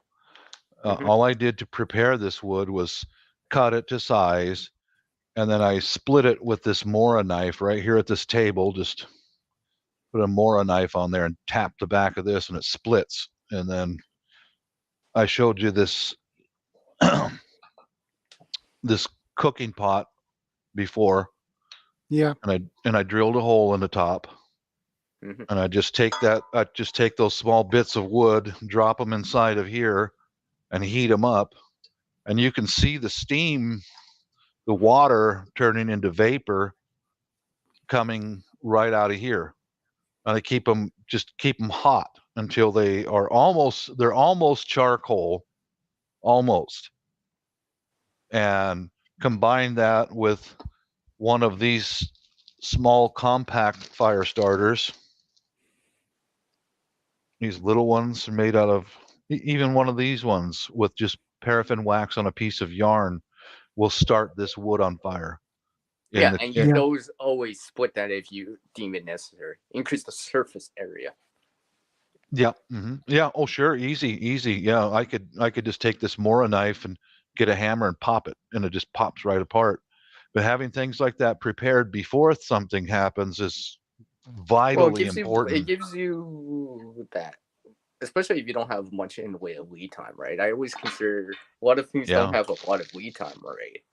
Yeah. Like, think of what the Ukrainians right now. you know, some of them may have anticipated this, but some didn't, right? So some of them, I think that's why you didn't really hear about it initially about people leaving. It's because people were actually packing and scrambling to pack, right? And I don't want to scramble and pack. I mean, you see people that normally go on trips and stuff like that. Oh, packing last minute, right? Hold on, I got to spend this day packing. Right? What should I bring, right? You know, even normal times, like when the power goes off, you don't get any warning. It just off. No, you know, now how are you going? And assuming that's not during the day, that's at night where it's already dark out. Yeah, it's pitch dark, right? You ain't seeing anything, right? That's the last thing I've always think is always have a light or a torch or some sort of way to see something in the dark, because if that happens in the dark and you're just out of nowhere and you're just in a room or whatever, that means you're gonna stumble out. And let's say there's toys on the ground, stuff on the ground, you'll be like, oh, what's that, right? Then you're slower because now you're just crawling, kind of inching out and trying to remember, okay, where did I put that flashlight? Where's that lighter? Where's the candles, right? If you have something on you, you're much more effective. It's like, oh yeah, now I can see. Now I can go get my lights out kit, whatever, get some candles going. Okay, so, you know, and all this other stuff. And that's assuming that you're not in the shower. That. Yeah. The first out is got the best advantage. Right? Yeah, because I always figure in a power outage, because it's unexpected, you don't know when it's gonna happen. Most of the time, right? What happens if you're in the shower and your shower doesn't have a window and it's dark out, or maybe it's during the daytime, right? And you just have a quick shower. Then what? Now you deal with that. Imagine that would be the worst, right? Because now you're in the dark trying to change. Now you got shampoo in your hair or whatever, conditioner. You got to rinse that out because it's just not go out. All right. Now you got to try to put on clothes in the dark, and you got to dry yourself out. Oh, and not get injured or not slip out, and then you still have to do stuff outside. This is why I'm a big proponent to have a flashlight and a washer. It's just a simple one. Doesn't have to be high power. Just enough so you can see. So if you're in that situation, you have a light source right away. That'll help. Now I can see what I'm doing, change, get outside, put on my clothes, and now deal with it. Yeah, I agree. I live like that too. We have a shower in the master bedroom, and all I'd have to do is find my way out of the shower, around the bed, and I've got a flashlight right there, and I've also got a candle next to my bed and a candle in the bathroom. So just chick, and it's almost like, you know, where you put your towel in the shower, right by it, a flashlight, right? That way, you know, and if anything, you'd be like, okay, you know, now I can see, now I can just get ready. You know, it's not a major inconvenience. Yeah, I've got because I've seen that before with elderly people in the past, right? And it's like, because it's more precarious then. Yeah, it is. You can't see what you're doing, right? And right. I don't want to get injured in the middle of in the shower because the power's out, and I didn't think I had to get a one-door flashlight. I've got hey Thor, even and think about your stairwell to get to the second floor. I've got those little IKEA lanterns. I buy them secondhand, and they're made for a tea light.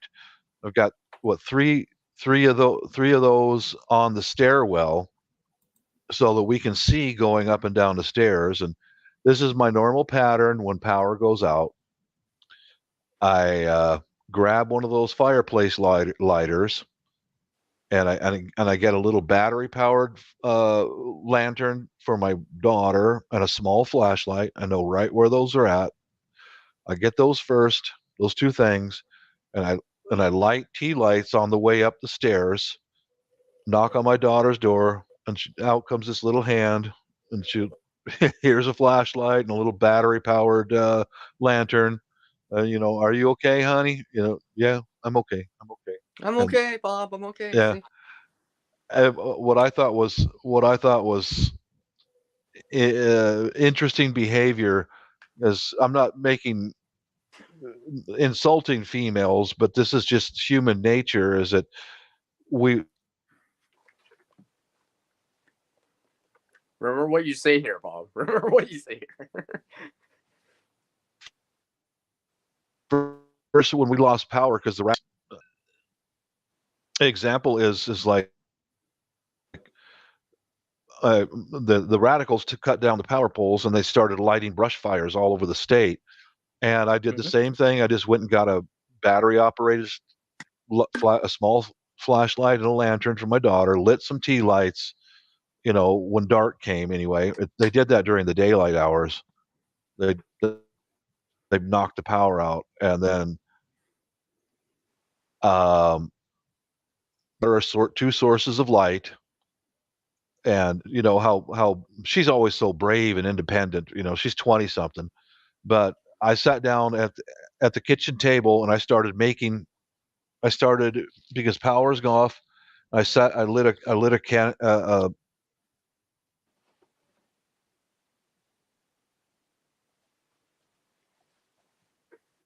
Bob's breaking up in there. I see you're still moving, Shadow. That's why I came back. I'm like, I think Bob's having issues. Yeah. I lit up more. If you can hear us, Bob, you're breaking up. Yeah. Yeah, because you can see my hand. It's still kind of fluent. Yeah. So are you. Sorry, Bob, you're breaking up. Okay. I don't know. How about now? Yeah. Okay. Oh, sorry, but when I had tea lights lit up. Yeah. Hello, welcome back, Miss Vina.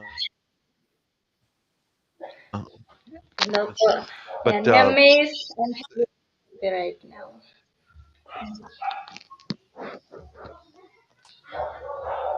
It was out.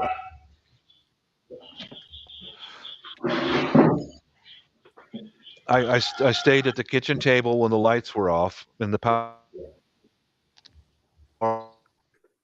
When these fire starters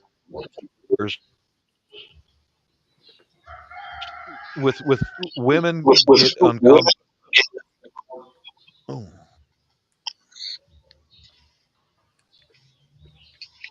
Well, Bob's definitely breaking feedback a lot more. Yeah, he's breaking. I don't know, Bob. Maybe you need to check. It's even worse now than it was earlier. But during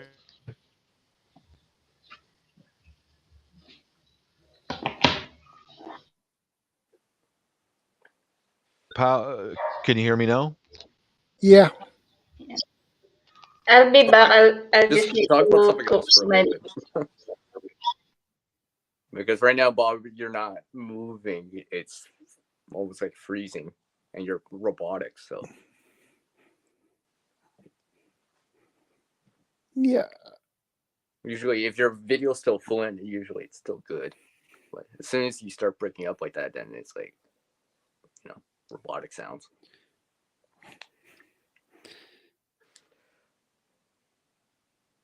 Probably bad. Yeah. Signal. Yeah. Maybe he needs to check. I know sometimes, every so often, you may have to reboot your router. It doesn't necessarily have to be. Yeah, see. Yeah, I think he's done good. Well, if you can hear us, maybe you do like a bandwidth connection just to check on it. Just see your what's known as ping and all this stuff, right? Yeah. Really, Shadow, you're gonna always use that now, don't you? Every time you're back at it. Oh, that was fun. My back is itchy. I don't like when. You know what's worse? When you're trying to sleep and that happens, because now you have to get up. Right? You have to, sit up to scratch your back, right? I hate that lately too, personally. That is the worst. Bob was talking about lighting and stuff.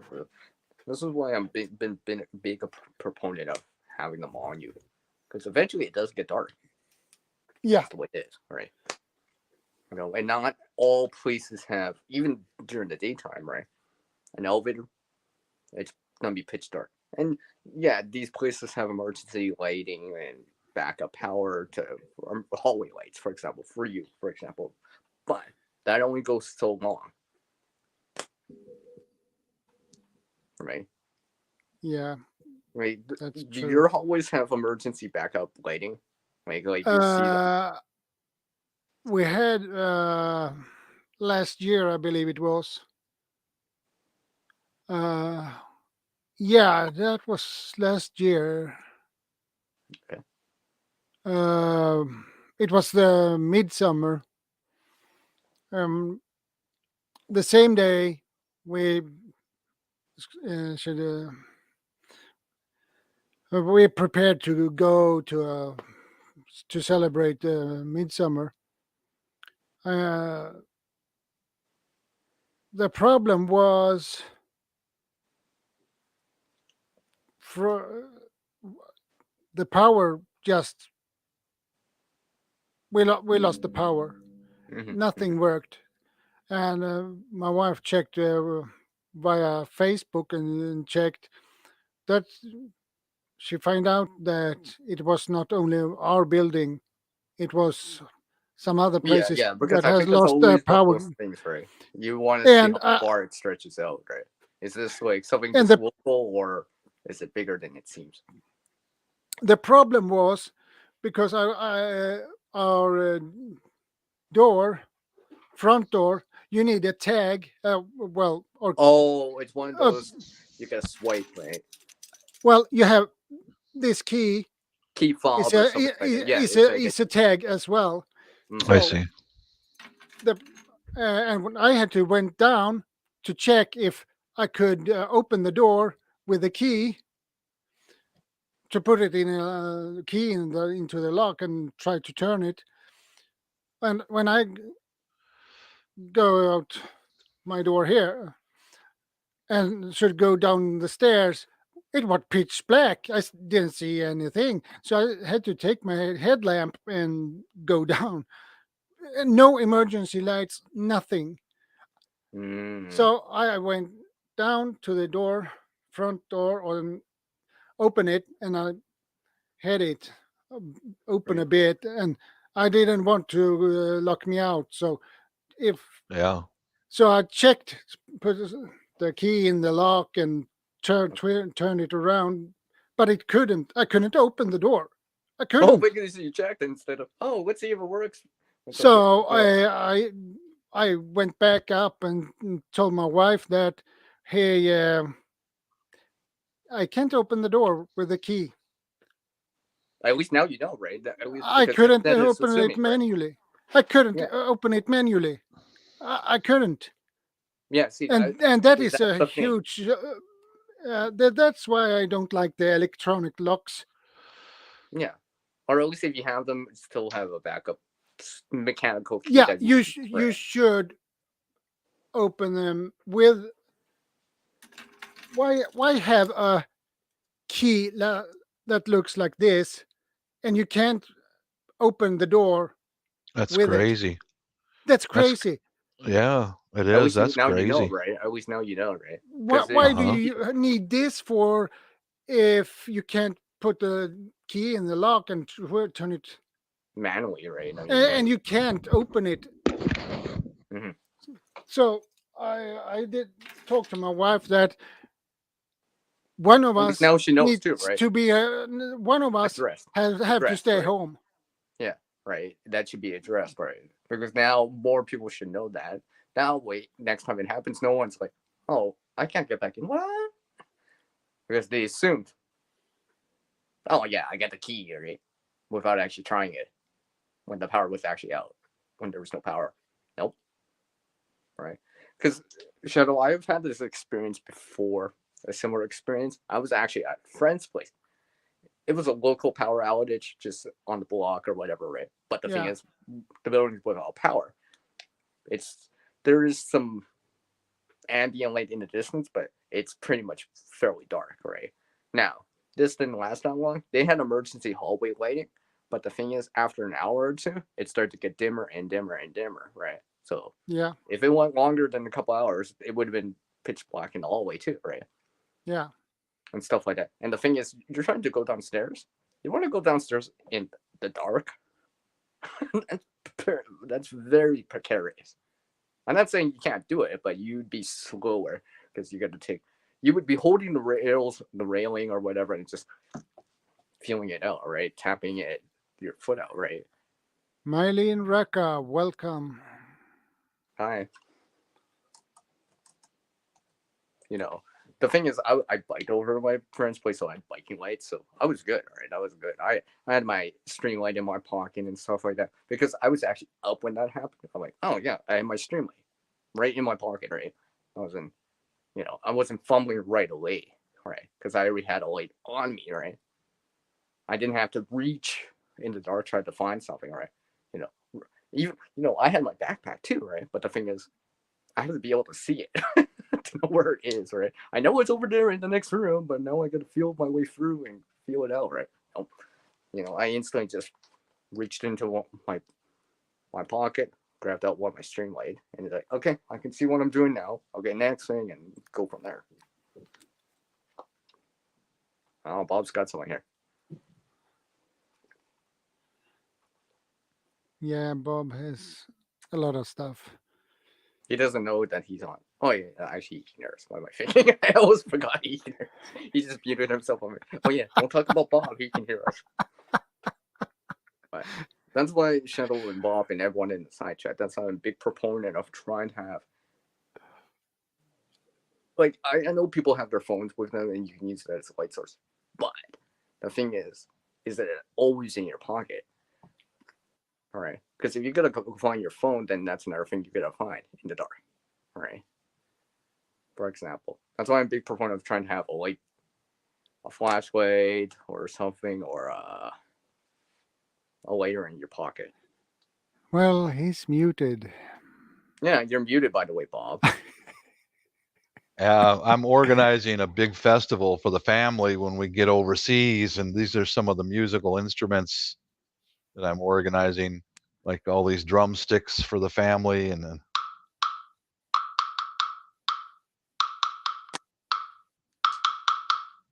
oh man, we are gonna have a party. We are gonna party. Party. Oh yeah. Yeah, I've been working for weeks getting handmade instruments, rhythm instruments, and things like that together for quite a while now. And I've got an entire suitcase over there full of stuff that's all packed up and waiting for these last two items here to arrive, so that we're gonna have a festival, man. Sounds festive. Oh yeah. Filipino style is to have a big roast pig and all kinds of food and beer. And what I talked to my family overseas about was, I said, now after we eat, to rumble, Bob. It just rumbled as soon as you said food. It's just like, after we eat the roast pig, let's have a few drinks, let the dinner settle in a little bit, and then I got all these rhythm instruments all lined up. We're gonna everyone playing the rhythm instruments. Just this is a new way for us to celebrate. Yeah, only that could be at least a video, maybe a series in 3 parts, maybe 4. Mm-hmm. I'm hoping that we can. I'll probably make a video of the roast pig and the family around, and then after that, pass out all the instruments, and we'll have some warm up off camera, and then I'll take a volunteer, probably one of the nieces, whoever volunteers to be the camera operator, and we film us all sitting around having a beer, making rhythm. Oh man, we haven't seen each other for 2 years because of all this restrictions, Yeah.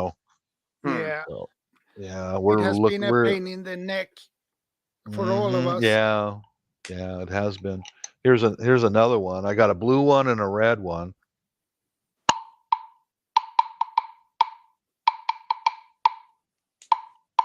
That one has not that high pitched. Yeah, this That is is a lower. tone. Yeah. Yeah.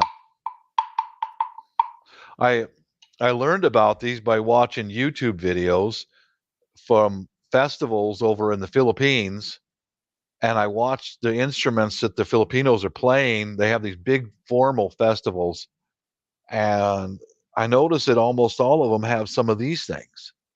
It's like, oh Okay. man, I gotta order some of those. I gotta, I like the How sound on much do this you one pay better. for one of these? Oh, let me check. Let me check my orders.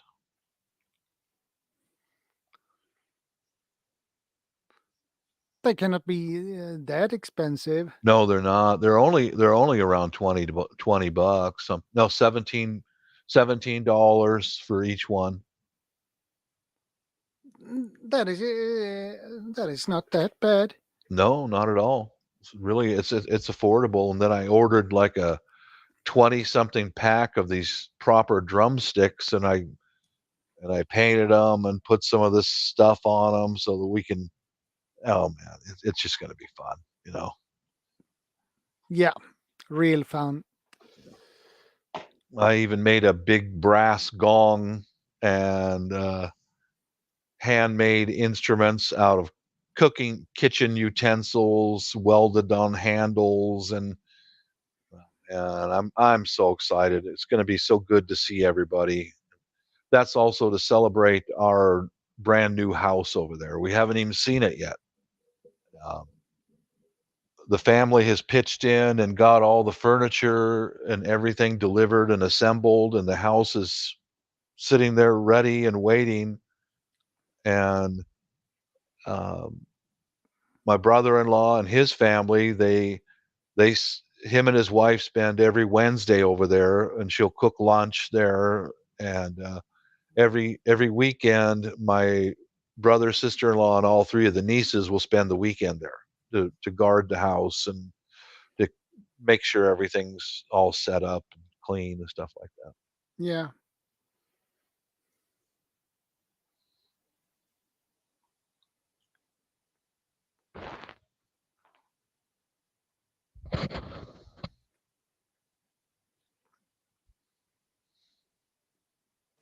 Well, you guys got all quiet here. I had to come back and start talking again. Oh, we were waiting for you. Oh, whatever, Mom. Whatever. Whatever. Mom's waiting for me. Oh yeah, sure. We're just waiting for you. When you go first, I want you guys go first again. I'm just a co-host. Whenever you guys start not talk, then I'm like, oh, I better talk about something. What's Mrs. got to say here? Oh yeah. I'm trying to find my harmonica. My wife can always tell when I'm hungry because I'll send her a text. Nobody loves me. And she just sent a text back. I love you, BB. Those Filipinos are so sweet, man. I've got a great big thing of beef stew my wife made just for me in the refrigerator. Bob, can we don't talk about food? You guys are making me laugh. Sorry. At least let me be like, okay, guys. I'll be back. Let me go eat. Then you guys can talk about food all you want. I'm eating. Okay, that's good. Uy, guapa. Welcome back, guapa. Hungry. Oh, look at that smile. Those Filipina smile. Look at that smile. Again. I'm still doing my chores. Oh, okay. Yeah, same here. You live up in Bicol? Laguna. Oh, Laguna. I'm sorry. Okay, Laguna. Oh, that's way up in Luzon. Yeah. If there's some way, because my wife is going to come back to the U.S. early, and we're going to get me a 1-year visa so I can stay in the house in Davao. And if there's some way that we can get together and do a collaboration video, are you okay with that? Yeah, no problem with that. Okay. Yeah. But I have to inform my boss, my missus, get permission. Yes. Yeah, she's allowed me to meet with other Filipinos over there, and she just like be very careful. Here you can meet with them, but only in a mall. Don't go anywhere with anyone. Just stay safe. Don't go da da da da Yeah. da da da. You know how protective Filipinas are. Same, same. Hmm. Same, same. Yeah, the same. Yeah, Same. be careful. No doing this, no doing that. I know, baby. I've been here 10, 12 times. I know. Yeah. But if I do get up to Manila or Makati, um, we'll see if we can get together and do a collaboration video, have a lunch out or something like that, interview, you know. Yes. Mhm. 'Cause I know how it is. Okay, I can already know if Miss Verna and I can get together for a collaboration, she's going to bring the whole family for a lunch out. Yeah, And probably. yeah, any visitor always has to meet the family. Always. I know Filipinos very well. Yeah. Yeah, I've done it before where she will go home and I'll fly up to Makati or to Manila and spend a few days there in the Mall of Asia, around that area. So, who knows? But she Mrs. always makes all the arrangements, and it's not the first time I've met Filipinos online, by myself.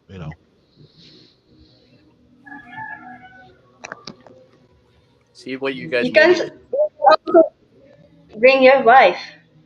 Well, she's still working, so we're going to Uh, spend her time in Davao, and I'm going to probably stay behind and stay in our house in Davao by myself or with the nieces, and if it's possible, I'll see if I can fly up to Manila or someplace like that. I wish I could bring her, but she has to come back and work. Yeah, because well, we still have what she's still paying or helping with one niece. She's in university now. Another niece is in high school. She'll be going to university, and so she keeps working to help well, you know how Filipinos are. I don't need to explain it to you. Yeah. I was able to retire from Boeing, and she continues working, working, and working. She might be 100 years old by the time she retires.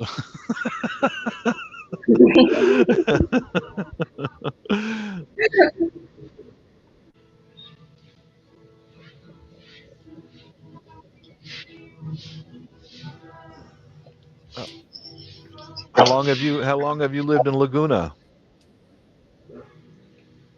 15 years. 15. But your Yeah. heart is still Bicolina, huh? Still have a Of Bicolina course. heart. Huh? Well, of course. Hmm. Yeah, I always miss home. Yeah, My home. yeah, of course. Hmm. Before the COVID, I always went home every year. Yeah, Yeah. Balakbayan. Hmm. For fiesta, fiesta. Singing, Fiesta. dancing, dance, dance. Oh, sure, sure. Does Yeah, does every Bic? night. Nice. Yeah. Hmm. There's one festival I want to get with in Davao. They have an annual festival called Kadayawa, Yeah. a celebration of fruit and flower harvest. And it's like 3 week long street party, guys. For you foreigners out there, got to go to the Philippines, and you've got to go there. It's completely different than like Sweden and Canada and the U.S. It's completely different. Filipinos love to party and dance and We, al- we sing. also have we also have coconut festival here in San Pablo every January 14 and 15th. Oh, okay. Hmm. And we celebrate it 2 weeks long. Oh, Started it in 2 weeks. just think of that, guys. Go over to the Philippines sometimes. If you are able to travel, go see the place. Get to know somebody online. Make sure they're a decent person. Go visit them. You will learn so much. Same in Naga City before the Piña Francia Festival. It celebrates also 2 weeks, right? Yeah. I had watched a lot of videos. I haven't been able to attend Kadayawan yet, but all the instruments that I've made for our festival in the family's house, because we got a new house over there. We haven't seen it yet, but I selected all these colors for these drumsticks here. Those are Kadayawan colors right there for their festival: green, red, and yellow. So it's gonna be a party, man. For how long do they have these parties? For 1 day, or 2, 3, 4 days, or 5 days? The Kadayawan in Davao is 3 weeks long. Yeah. 3 Oh weeks. boy. Here is 2 weeks. 2 Coconut weeks. Festival is 2 weeks. Yeah. 2 weeks. They have coconut float parade and street dancing and Street dancing. multi-grass. Yeah. Yeah, multi-grass. And have a bands every night. Every night. Every night. I Mm. know. I'll post in the privates a video of Kadayawan. I think I found this video. It's the most comprehensive video of the Kadayawan because it shows the traditional musical instruments that they play, modern musical instruments, and they show the dancers in their traditional clothing. It's really, I mean, I can't stress enough to this is a high school band, and let's see, this is a high school band, and they have 3 weeks of this going on in the city streets. Okay, I'll post it up in the privates here. Because it's like high schools, universities. My wife was on a dancing team. She was city employees, fire department. They all have their dance and music teams, and you can be entertained all night. It's just an amazing place. Okay, this is the video that I think is most comprehensive because it shows the dancers in their traditional clothing, and it's high energy, man. It's high energy. Okay, that's the link right there in the privates. High energy. This is the high school. It's a national high school dancers.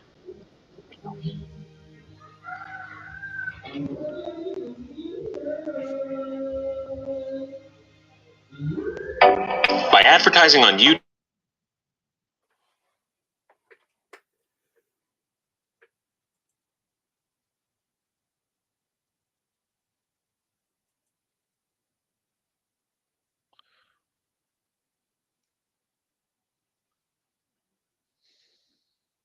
See the girls up on the stage doing the traditional dancing, and it's just and as soon as they're done, they roll out of the way and another band takes their place.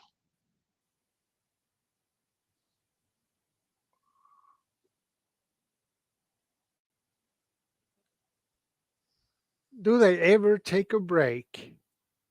Yeah. Or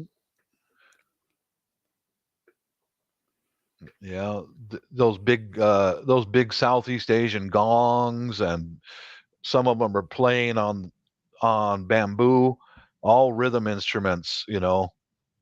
Just a beautiful celebration. Just a beautiful celebration. That kind of dance or type of dance reminds me of the Native Americans. It's similar to theirs. Similar, yeah. There's so many ethnic groups there, Shadow. Like in Davao, there's the Bisayas, there's the Dabaweños, there's the Blaan, there's the and some of the Muslims, and they all participate in this big festival. It's just quite something.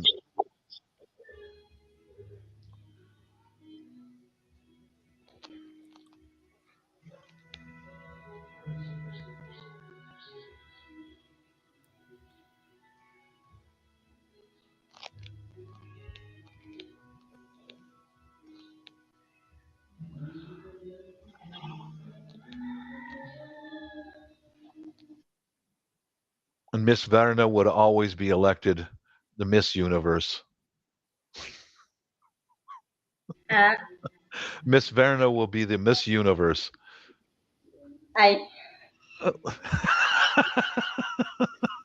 Filipina smile. I love that.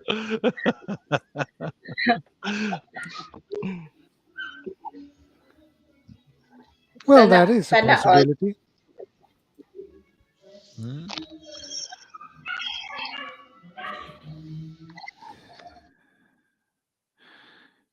Lone Wolf Bushcraft, good to see you. And welcome.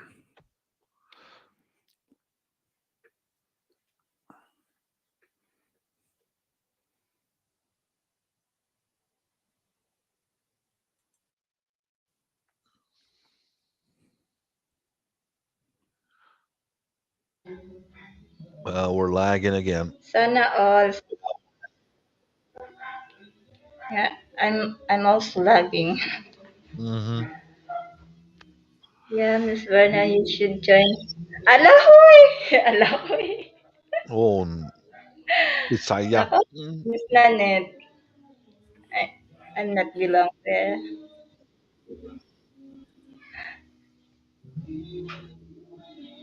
Hello, Lone Wolf Bushcraft. Welcome here. Yeah.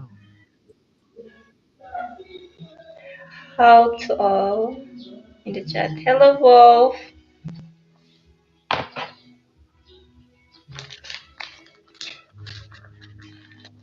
Yeah, Lone Wolf is a nice guy too. Oh, is he? Okay. Yeah, good. Well, I'll finish this smoke and this coffee and shower and go out for my afternoon walk and pick up a few things at the market.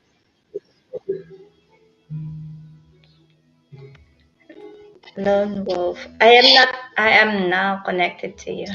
No. No, you're not.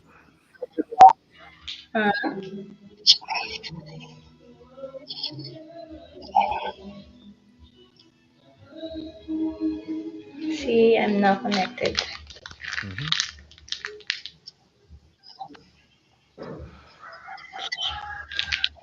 I'll just cook breakfast. I'm hungry. Okay. I never eat my dinner last night. All right, guapa. Apo.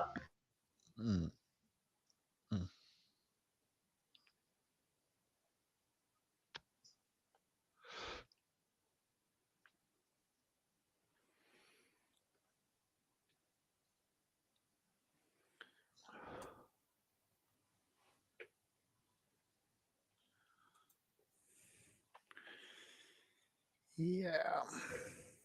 Gracious Verna. Yep, she's a sweet lady. All the Filipinos that I know are genuinely very sweet. Yeah. Yeah, I know. Those I know are really nice.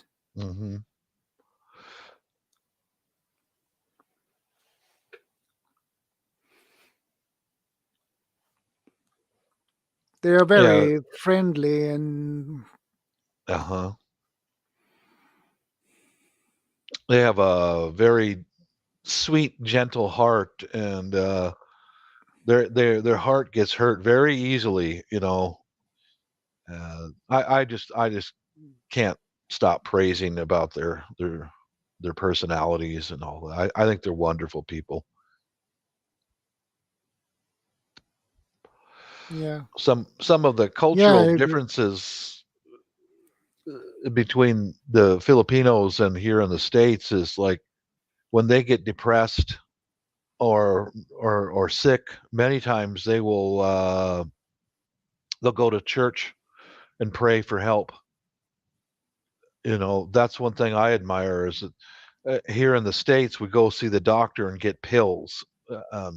Over there they go pray for guidance. That's something that I really respect a great deal. Yeah, you should. Mm-hmm. Well, it's the same thing here in Sweden. We go to the doc and get some pills. Yeah, prayer works better. Faith in God is always there. Mm-hmm. I did that before at Padre Pius. I was I had hyperthyroidism before, and it's toxic. So I always went to Padre Pius to ask me to heal my thyroid. There you go. Mm-hmm. There you go. There it is. Well, And then I undergo for surgery, and they remove my thyroid. mm-hmm. I have this cut here. Uh-huh. Mm-hmm. And to be honest, I was so scared before because I am scared with blood. Yeah. I don't like to watch bloody movies or something. Or I just hate watching bloody movies. And I Yeah, hate I understand. because I said I might gonna die. They will cut my Yeah. throat. Mm-hmm. Yeah, and I was sleeping for 6 hours. They said. Oh, okay.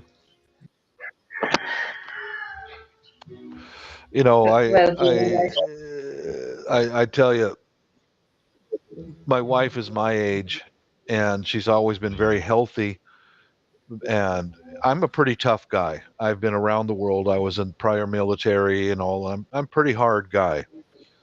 And she had to have a hysterectomy done recently. Okay. And I love her so much. We got her through the surgery. I got her home and in bed and got her something to eat and drink and now the crisis part is over. I was so upset. I went outside and I threw up. When my missus had to have the surgery, it upset me that much, but I didn't let her know. I was very calm until the crisis was over, and then I reacted as went outside.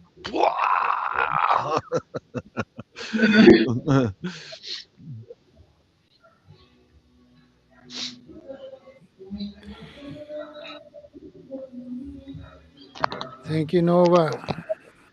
Miss Verna, what's for breakfast today? What's your baon?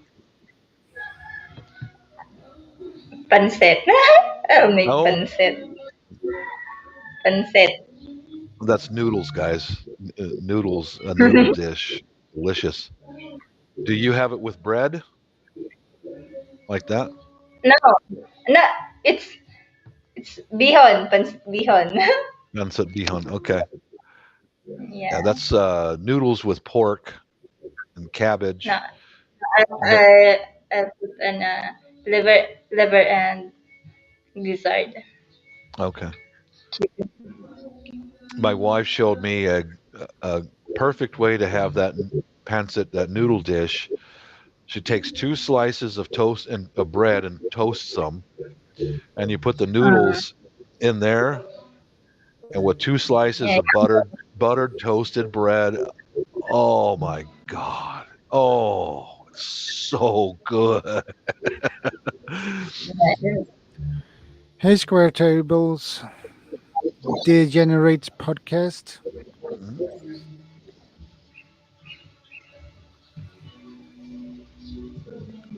Well, once again, I'm going to bounce out. I got to take a shower and go to the market. And Miss Berna, enjoy your pancit. And everybody else, I wish you all the best. Stay safe. Stay safe, stay smart, and stay guapa. Yeah, that sounds like a good plan to me. Oh, yeah. All right, everybody. Later on. I'll see you soon. Later on. Yeah. Yeah, I'll be back. I'll just cook. Yeah.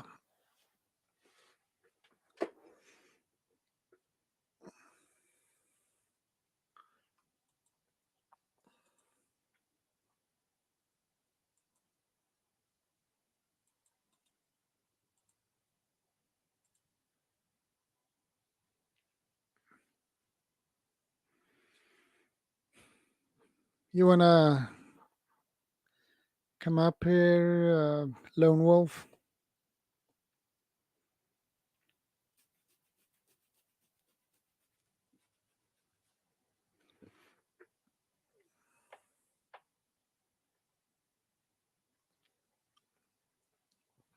Just click the link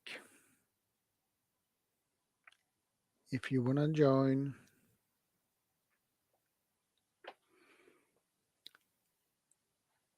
Click the link, follow the instructions.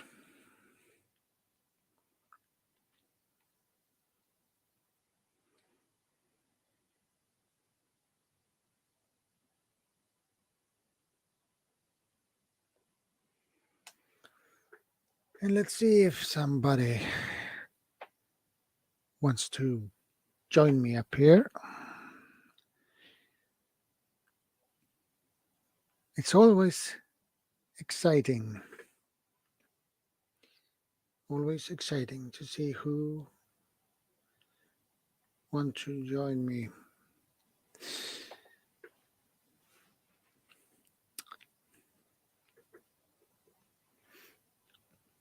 You can join me here, Lone Wolf.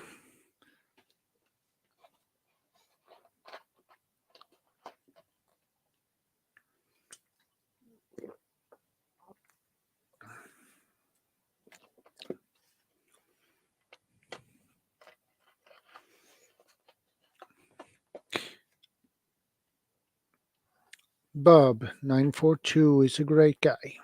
Great channel. And he's a really handy man. And very creative.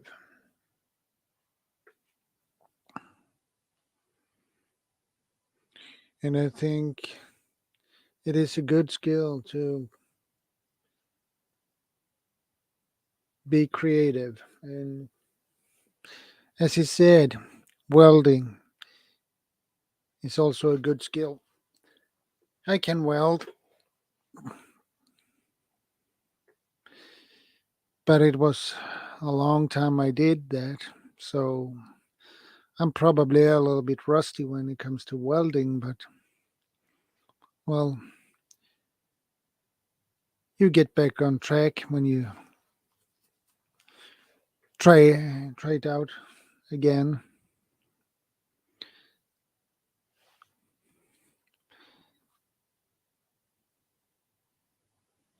And Bob has created a lot of beautiful things.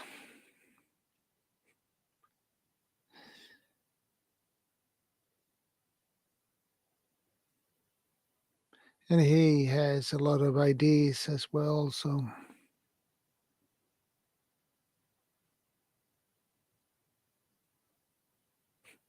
yeah, I agree, Maze.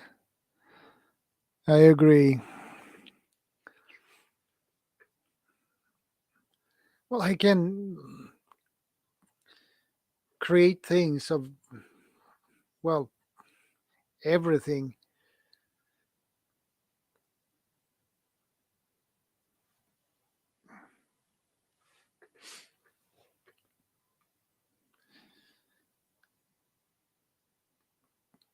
People say I am creative as well. Well, I am creative, but I'm not that creative as Baba is. But anyway,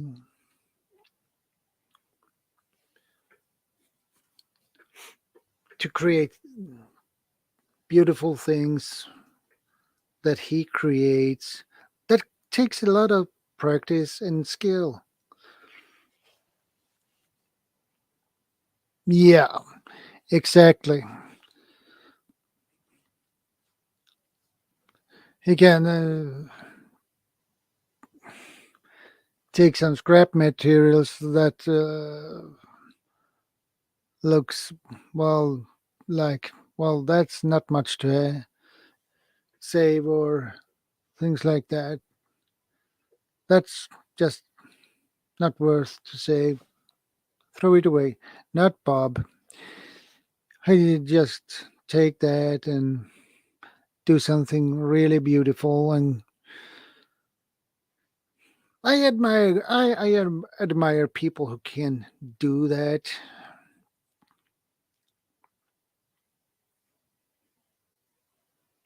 That can create things of scrap materials like he does. And most of what he has created is art, basically.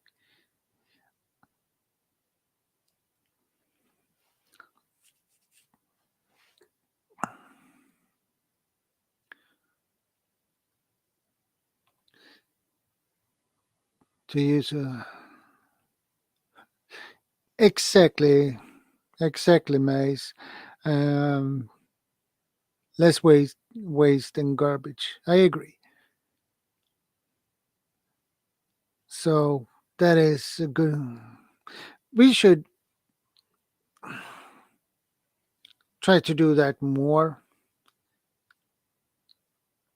Why throw things away when you can create something new of it and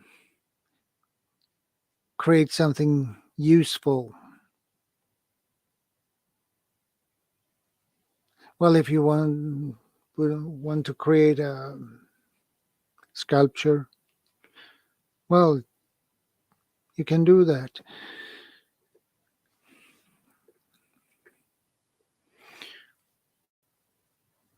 And if you want to create a garden decoration, you can do that.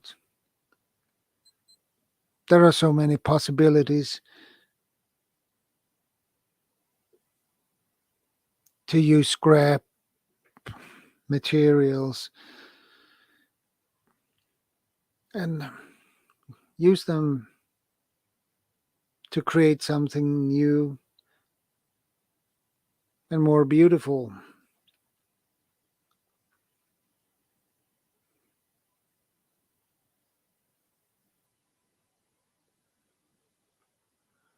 Reuse, reduce, recycle. Exactly. Exactly. And yes, you can make money out of it, yes. Which is really nice.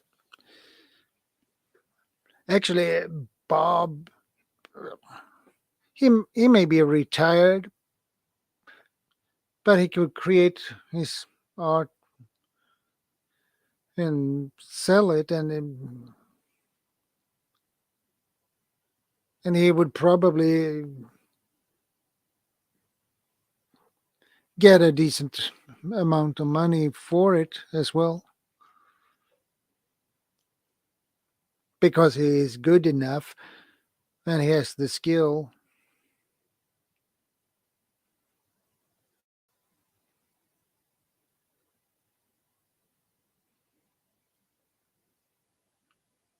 And what he can do is probably unlimited.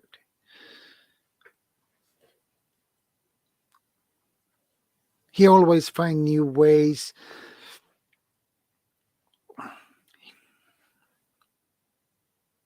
he think outside the box. And I think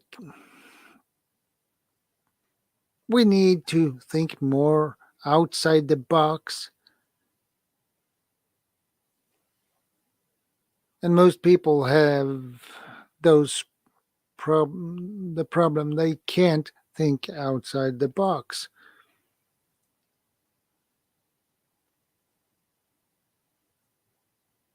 But sometimes when you need to solve certain problems, you need to think outside the box.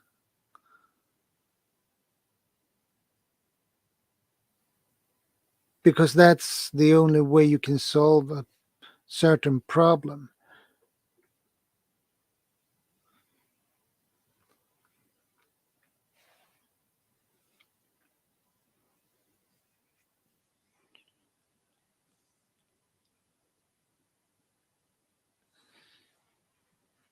And that means you need to use your head.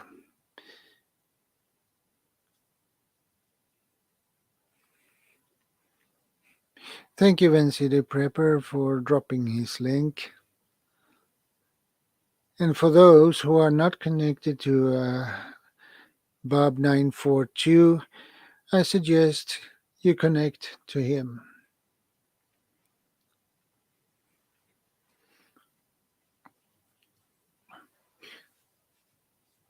And I can guarantee you like his art he has created from scrap materials. And when I watched his video, one of his videos about what he had created, and I was really impressed what he had created from scrap materials. And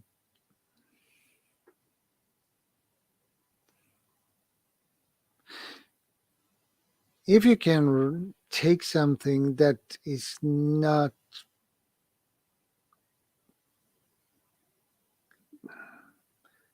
in the best shape and then redo it and create something new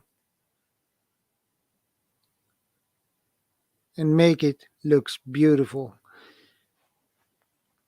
that takes a lot of skill.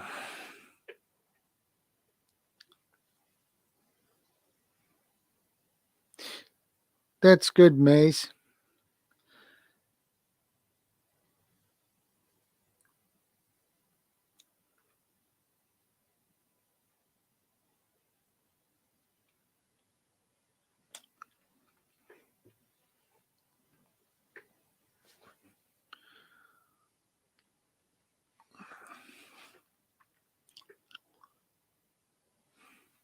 He has the skill to create things like that. Well, I know how to weld. Sure, I could. Oh, Uncle Al. Hey, Jordan. Hey, ladies. Yeah, I'm sorry I'm late. It's Saturday. It's always the first of the month. I help disabled and elderly people go shopping. So I'm running around since 8 o'clock this morning because over here in America, unfortunately, certain groups of people.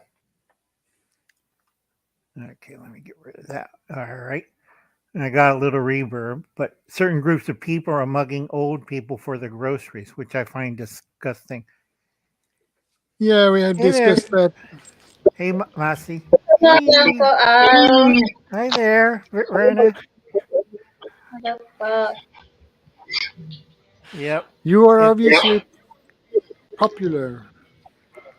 I'm just simple old Uncle Al, as old as dirt. Like I said, a lot of people don't believe I'm 62 years old and I'm really active. So, like I said, I work at the church today. We are helping. I have 8 guys helping me to escort these people to pick up their groceries. Today, we already had 2 attacks in another parts of whatchamacallit, in our city that is not belong to our church group, but these today is they get their whatchamacallit, Social Security and other funds to buy groceries. And what these thugs do is wait until they get to the car, clunk them, take the groceries and the car, leave them there, and drive off. That's really disgusting. But yeah, especially the one in the wheelchair they took. I was reading the police report, and she's not in our church group. So I'm going to try to console her tomorrow and try to get into our church because we offer our parishioners safety when they go grocery shopping because it's usually a male adult that goes with them and help them out shopping and make sure there's nobody around going to sneak up on them or gang up on them and take their groceries. So I've been doing that all day. I just got back. That's why I'm always dressed because I have to wear a tie. Took that off. Oh, it's you wear a tie all day, it gets to your throat. Yeah, you get choked. Oh yeah. So you have had a really busy day, Uncle Al. Always first 2 weeks of the month because I'm helping these people buy groceries. Yeah. Or shopping or going to the bank so they don't get, it's serious. It's a shame for our elderly people here in America and the disabled people in America. A lot of them are shut-ins, but they're afraid to go outside because of the bug that came out and stuff. Yeah. And they're all asking me questions. And I told them not to worry about it because the stuff you watch on TV is 80% is garbage. So I don't worry about it. I already know stuff like that. I do my own videos on the subject, so you won't get in trouble, Jordan. You did a really good one on the needles for the netting. Yeah. That was a good one. Everybody should go watch that video. Because, like I said, I do simple videos and simple answers. And I see a lot of people make a lot of stupid mistakes in their prepper videos. It's like, so you want a wood fireplace in your bomb shelter. It's like, it's kind of stupid, isn't it? Yeah, it is. And then I have these people have no idea. And I go check out their channel. They only have like 2 videos and it's on gaming. They live in a cartoon world. They have no idea of real fallout and radiation. And they say, we could filter radioactive water. That is a problem with that. You can't.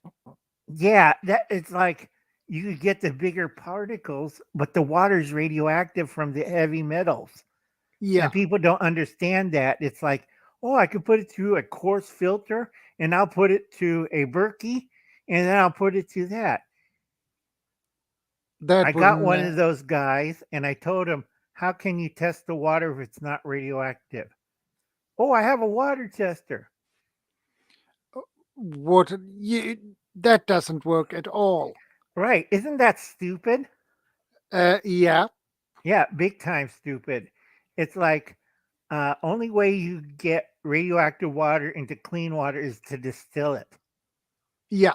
After you filter it and get all the heavy particles, and then what is left on the boiling scum, that's heavy metals. And then you have distilled water and you could drink that. But nobody ever discusses this. They think, oh, I'll just filter it a couple times and the water will go away. And I'll test it with my water testing kit. No, you have to have a Geiger counter. So if I take my Geiger counter out of my storage and I charge it up and I check your water, it's going to go wee. Okay, because people don't understand. Filters do not take out radioactivity. They take out the particles. Okay, Yeah. but you got alpha, beta, and gamma. It's in the Swedish survival book. Yeah. Yeah, it tells you about that. And they say do not filter or boil radioactive water page 1 off of the manual, right, Jordan? Right. So it's like, who wants to drink a hot cup of boiled radioactive water? I wouldn't. I wouldn't. You know, rest of the world wouldn't. It gets weird when I hear these really strange answers. I like Mark Fogel today. Oh, you don't really need to do duck and cover. It's like, where did they drop him as a baby? I'm 62 years old. 60 and 2 years old. I used to do duck and cover. My teacher explains why when I was in the 3rd grade. Because of the flash, it's like getting hit with the sunlight or stick your head in the oven. It's that hot. So if you're looking at the bomb, your eyeballs are gone because it fried out. Am I right? Yeah. Yeah. Definitely. And then whatever's left of you is imprinted against the wall. I tell a lot of people, if you're wearing dark clothing, you're against the wall imprinted. That's why you duck and cover, so you don't become Troco Briquette. And they said, well, I'll just stand there and fry to death like in the microwave oven. I tell a lot of people, here's a simple experiment. Put an egg in your microwave oven, set it on high for a minute. What happens to that egg? Explode, probably. Right. So you can imagine what happens to you when you're in the heat wave of that blast. You fry. That's why you duck and cover. Wear light clothing. You know, I seen it, and then my teacher explained when the Japanese people on Hiroshima and Nagasaki, they thought it was a regular bomb. So when it blew up, those people were like, oh, it's another little bomb. They got vaporized. The ones who ducked and covered survived and later on died from radiation, but that's a different story. Yeah. And the nuclear bomb they used at the end of the World War II, those were powerful. But today's nuclear weapons are much, much more powerful. Right, but they're going back to, it's going to be about 10 times more powerful than Hiroshima and Nagasaki. Yeah. Okay, but they're cutting back on the megatonnage because they don't want to do collateral damage. They in the past, in the 80s and 90s, looked into the neutron bomb. And then all they want to do is take out the opposition. So right now, everybody's doing hypersonic missiles. And everybody don't know. I keep telling them they haven't put a half ton of pig iron behind the bomb. And people like, so what does that mean, Uncle Al? Well, the missile flies in between the space and our atmosphere, and it kind of skips around so you can't shoot it down, and it picks up speed, Mach 4, goes up, comes down, all right, and before it hits the ground, it explodes. So can you imagine if you have a half ton of pig iron behind that? What happens to the people on the ground and the force of the blast? It's the same thing I tell people. Take a rye egg, put it in your hand, go like that. Now you think the atomic bomb's the egg and you have a half a ton of pig iron on top of it slamming down. And people still can't figure that one out. If you do that to a raw egg on top, the bottom, all over the place. So the bad thing about that is you have a radiation blast going straight down. Yeah. And fries everybody around it. And then everybody, that means I can't use my cell phone or my laptop? I'm looking at them like, no, you can't. No, because there's EMP pulse from that. And they all look, oh, I thought that was the big bombs. No, every nuclear device can do it. And they have new ones that don't do it. that has capacitors. It's a capacitor bomb. It doesn't explode. It doesn't give off radiation. What it does is every 12 hours, it emits a electromagnetic pulse. So if you have your phone on, your generator on, what we're doing right now, it fries. So yeah, they have Starlink, but you can't pick up anything. That makes sense? Yeah, that makes sense. I And say the hydrogen bombs are you can there's the power on a hydrogen bomb. You can do that unlimited. You can make them as strong as you want to. Right. But the trouble with hydrogen, it's expensive. Yeah. That's why they went to hypersonic, because it's cheaper. Because to do a hydrogen bomb, you have to use either gravity to make the mass to go critical to fusion, or you use radiation to do the same thing. That's where you get an A bomb, explodes, sets off a hydrogen bomb. But the trouble is that these aren't little things. They're like size of a bus. So you're trying to aim a thing size of a bus onto a target. That's a lot of money. And a lot of governments are getting nervous because it takes like over 1,000 people to launch one missile. Yeah. Okay. Hypersonic. How many people did it take to launch one of those?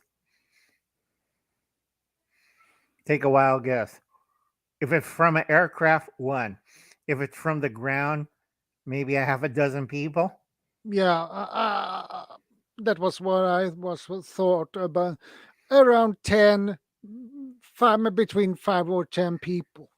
Right. Because all you need is the guys set up the missile, the guys in the control room, and the guys working the computers.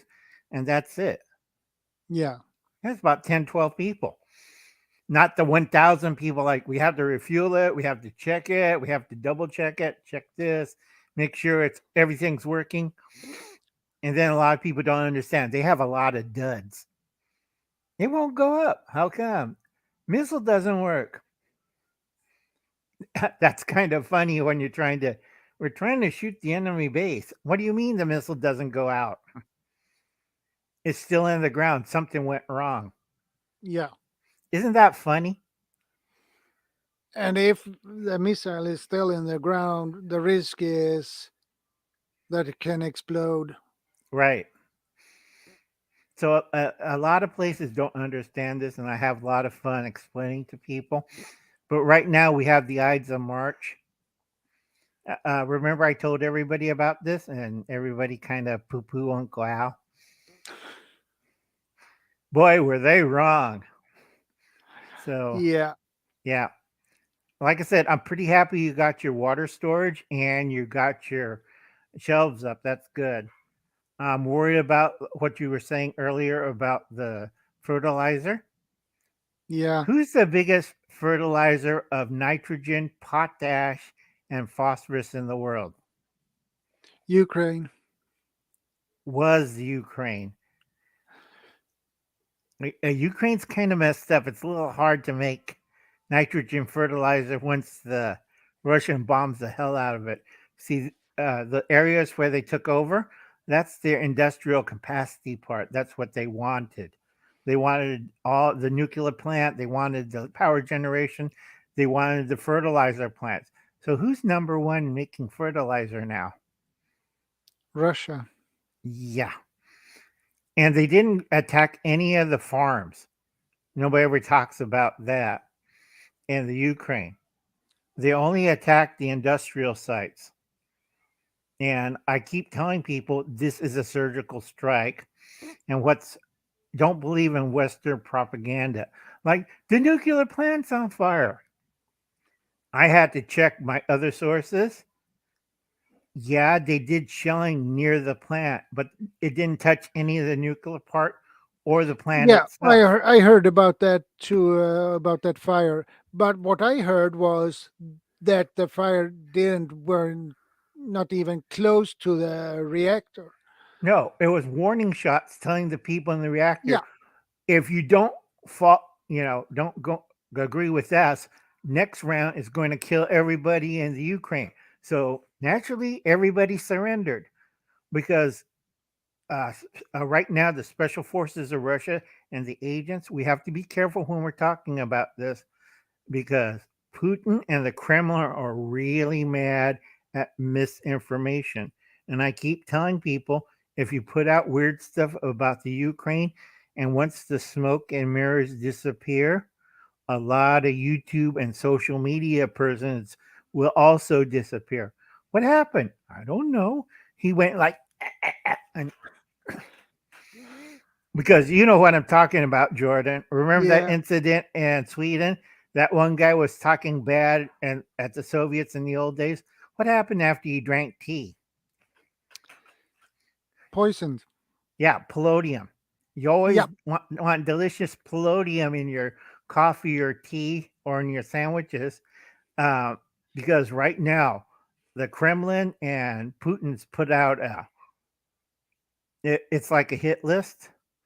It's like get rid of all the whatchamacallit, misinformation people. And if they find out if you're part of the NWO, and we know I won't say it because I'll get Jordan in trouble. It's not World New Order. It's something else, and it's the seventh power of it. And I keep warning people. Wait, maybe I could show this real quick. Have on. And people still don't understand that, but that's the New World Order or the CCP. Because you heard what happened to the CCP citizens that was stuck in the Ukraine? Jordan? Yeah. Take a wild guess what they told them. Act Japanese. Tell them you're Japanese. You're neutral. Yeah. You have nothing to do with it. These are CCP agents stuck in the Ukraine. The Chinese Communist Party abandoned them. They said, now you're Japanese. Tell everybody you're Japanese. You're not Chinese. Learn how to speak Japanese quick. And a lot of Ukrainians like, hey, we ain't falling for this. And Russia's offering like $1,000 to $2,000 ruble for every Chinese agent they bring in. Did you hear about that one? I'm not sure. Yeah, they were really. These guys that got abandoned by China was pulling a lot of dirty deals with, son of Captain Crazy. I won't say his name, so you won't get in trouble. But we get the good idea who it is. Yeah. Yeah. But like I said, it's loads of fun because I just sit back and wait until everything I said was correct. And what's sad about this is Europe's not the real target. I keep warning people about this, and people put out false information or disinformation. They're not, they don't want Sweden, they don't want Finland, they don't want Norway. They show them like, please stop kicking the bear in the nads. It's like all they're doing is making the bear madder and madder. And the bear will send, show of force, but they're not going to do anything. Their real target is China and Afghanistan, Pakistan, Iran. They are like, it's like they're supposed to be friends, but they got played as a stooge. And then Putin, a Chinese asked Putin not to start the war until after the Winter Olympics. I find that really funny because all the information they had, Captain Crazy gave to them, and also $2 billion. And they gave to the Chinese, and the Chinese like, are these people nuts? And they gave it to the Russians, telling, you know what these crazy persons in America is trying to do. And then Russia and Putin's like, oh boy. So they're not heading west. I keep telling people this. They're heading east and Central Asia because they got a grudge match going on. This has just been a practice run, folks. Because I won't say stuff on Jordan's channel, but it's fun. But like I said, it sounds like some kind of shadow government. Yeah. The term shadow government has existed for ages, basically. Yeah. In the Middle Ages, you used every country, every kingdom had a shadow government that worked against the other ones. Like Machiavelli. Yeah. You ever read Machiavelli's The Prince? That was a good demonstration of a shadow government.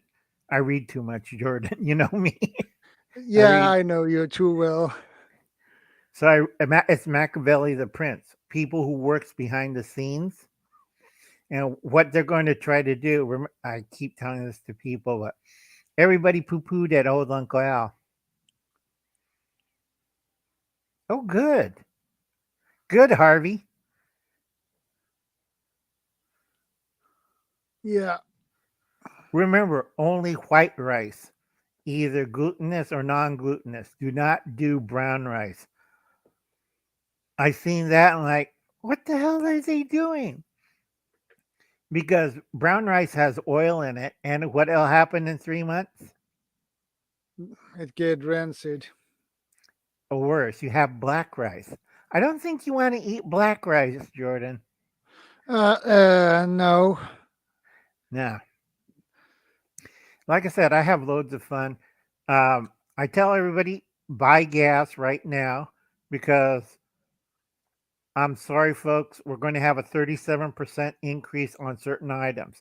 Gasoline, fertilizer, food, especially anything to deal with wheat, buckwheat, whatchamacallit? Wheat, buckwheat.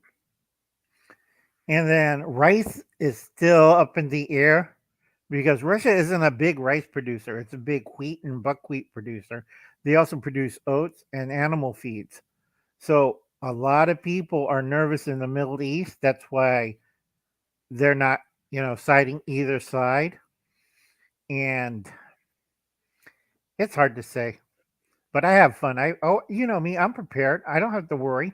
I already had a bomb shelter 2 years ago. Remember, Jordan, I told you about that? Yeah. Hi, Uncle Al. And the interesting thing, I came back just for Uncle Al. Here in Sweden, what we have noticed here, my colleagues here in the civil defense agency association or local,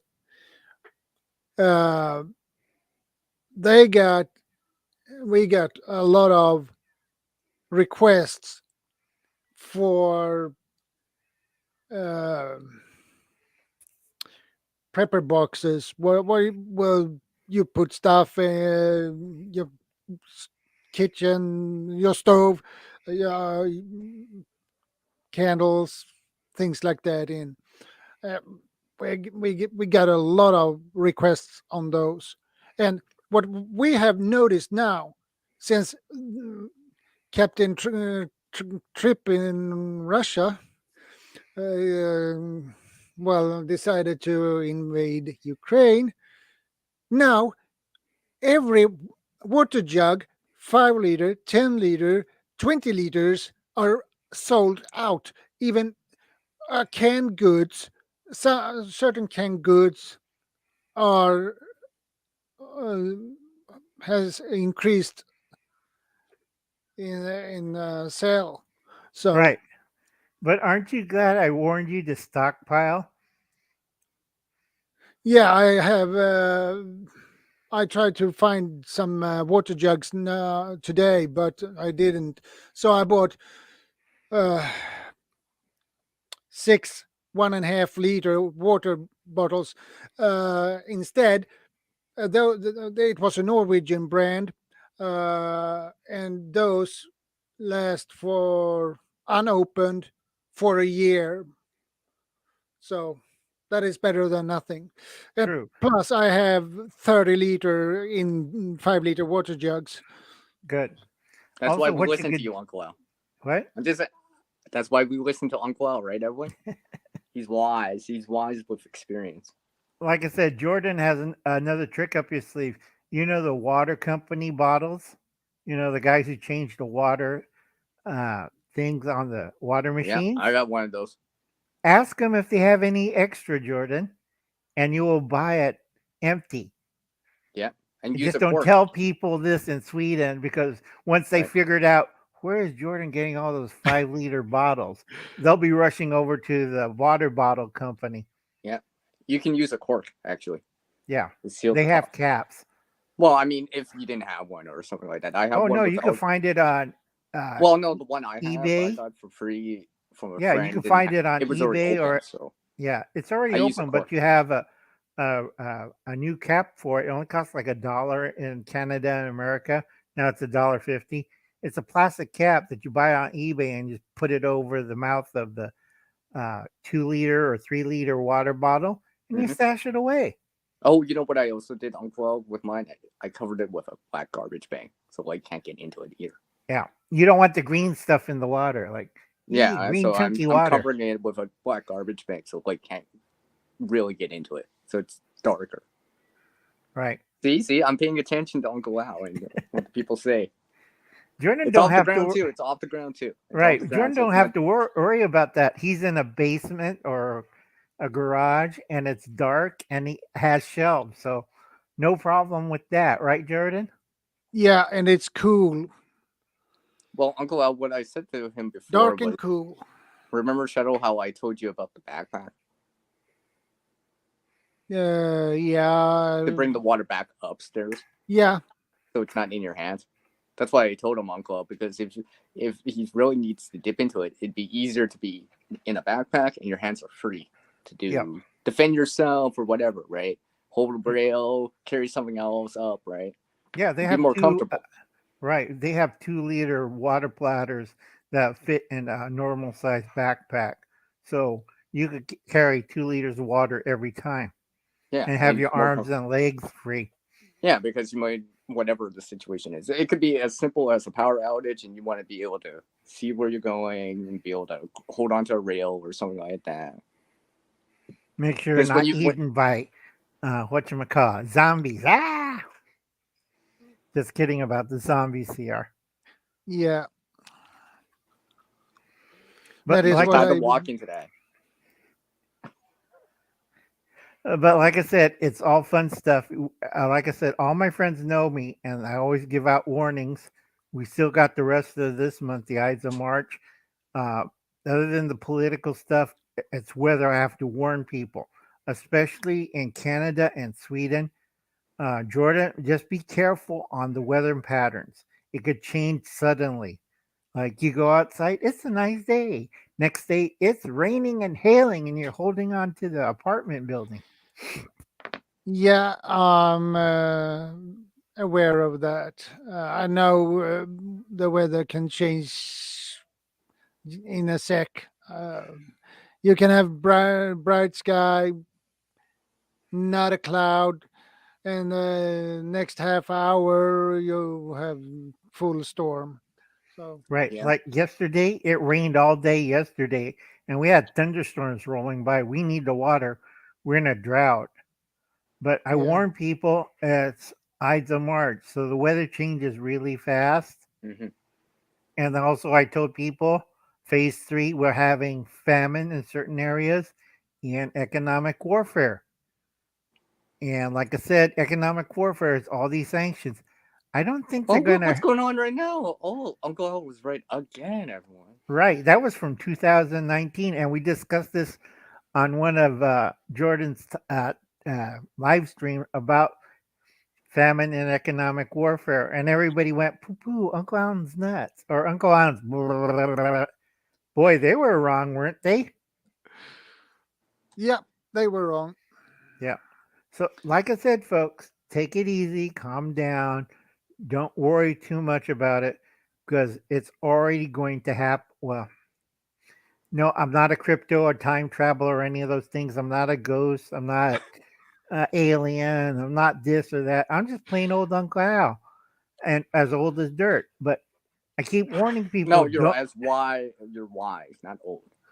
Okay, but I warn people, be very careful, because a lot of places will sell you stuff that's garbage. Am I right? CR, CR just disappeared.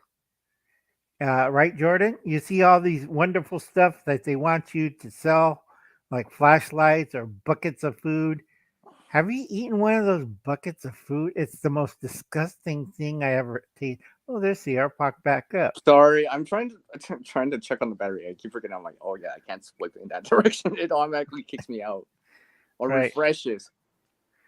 Yeah, but like I said, folks, you have to be careful, because a lot of places and a lot of channels, they're trying to sell you stuff that you really don't need.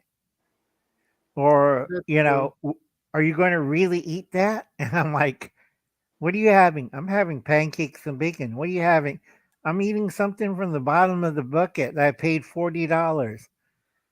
I don't think that's too appetizing, is it, Jordan? No, not really. I prefer that's having like living off food rations, right, Uncle? Anyone actually have that stuff? That's kind of dry. It's palatable, you have to add water to it. Well, yeah, that's what I was thinking. I'm like, kind of make it like a shake, right, with water. Right. It's like you're having a shake and I'm eating pancakes and bacon. Okay. I Pass even the mixed syrup. When I actually had one last year that it was coming to the expiry back in May, and so I'm like, oh, let's try it out, right? I'm like, yeah, it's kind of dry, like everyone says. I felt thirsty after. I'm like, I'll mix it in with some yogurt. Yeah, and then find out 12 hours later, I think I made a mistake. That's why I consumed it over a week. Over a week, I spread it out more. So. Right, because it dries out your system and your guts. And I tell a lot of people, you have to be careful of these vendors that sells you like, if you buy my book, you will survive Armageddon. If you take my course, you will survive Armageddon. If you join my membership, you will survive Armageddon. I'm like, no, you don't. No. And I've seen a lot of gardening channel. We can survive on 40 inches of dirt. So you're going to eat a lot of kale. I don't think kale is that nutritious.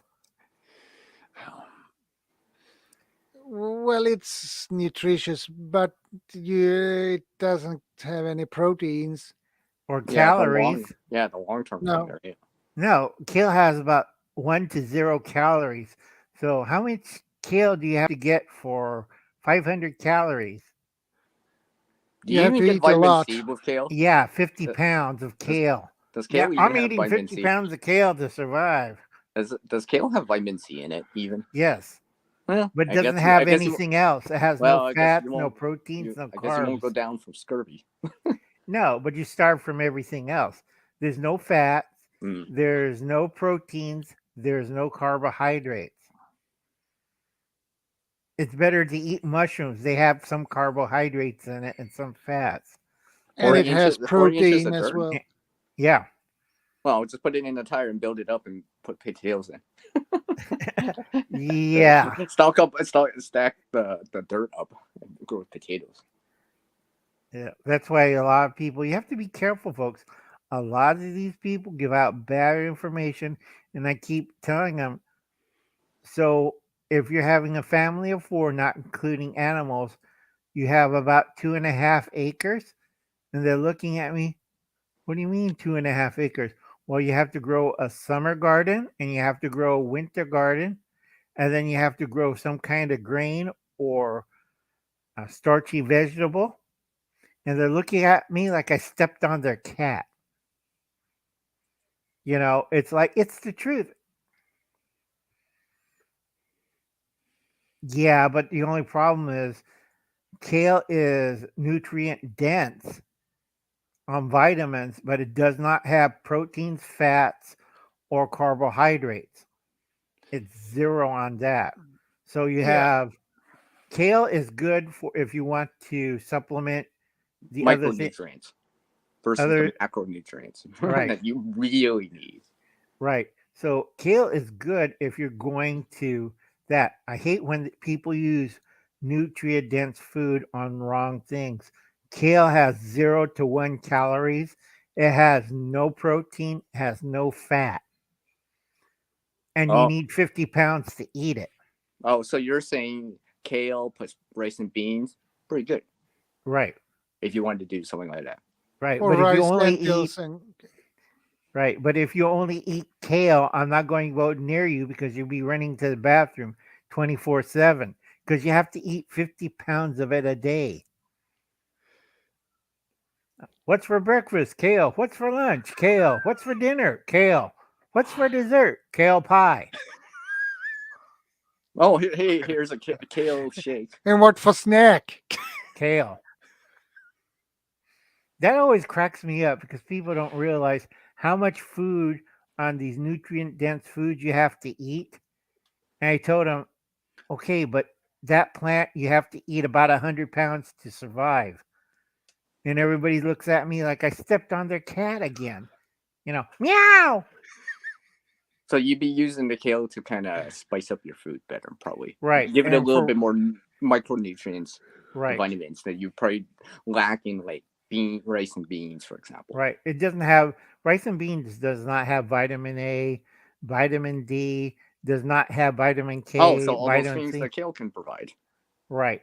But rice and beans can provide calories and protein complete protein. Remember, with right. Complete protein. But you got to understand it has to be cooked together for that.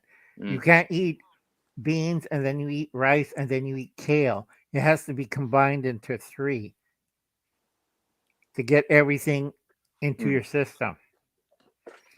So you have to eat a mixture of rice and beans, and then steamed with that is kale. So you absorb all the nutrients in that. But people, you got to understand, be careful what you hear from a lot of these health places. Like, if you take our diet and eat this product and drink this green shake that we just made from cutting our lawn and dehydrating it, grinding it up, yeah, you'll lose weight. Yeah, because you ate somebody's front yard. You seen those green powder shakes? I was always wondering what's in those things.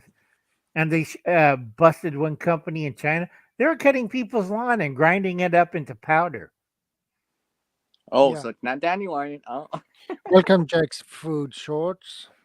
It's definitely not dandelion. And it probably Kentucky bluegrass or something like that. Or the dog pooed on it and like, it's fine. You're feeding Americans. We'll just grind it up and dry it. Tell them it's extra nutrients. I don't think so. No. Like I said, if I don't make it and if I don't know what's in it, I'm not going to eat it. So, Uncle Al, I got a question for you here, if you don't mind me asking. So, I think I mentioned this about the inflation, and I'd mentioned this to Van City, and I'd mentioned this to Shadow here about the resources. I think the resources, or lack of resources, or where the resources are going to be the big thing. Like, going for probably the rest of the decade, at least. Again, it's part of economic warfare. And there's only 2 groups that are after this, the NWO and the CCP. And they've been playing everybody else as a bunch of chumps. And where is all the oil in Canada going to? Take a wild guess, CR. Not in my fuel tank. Oh. No, it's going to China. Where's all the soybeans and grains from America? It's going out of the port of Washington and out of the ports in British Columbia. All that stuff is going to China. China bought up a lot of stuff in America and Canada. They own 80% of Canadian oil. They own 70% of Canadian lumber. They own 60% of Canadian coal. And the natural gas, they own that too, but they don't have any way to transport it. And a lot of people don't know about this because there's a lot of dirty dealings going under with China. That's why other countries in ASEAN, that's ASEAN, that's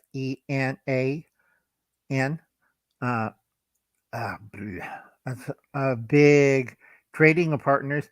Everybody from Vietnam, Philippines, Japan, Indonesia, Brunei, everybody's mad as heck.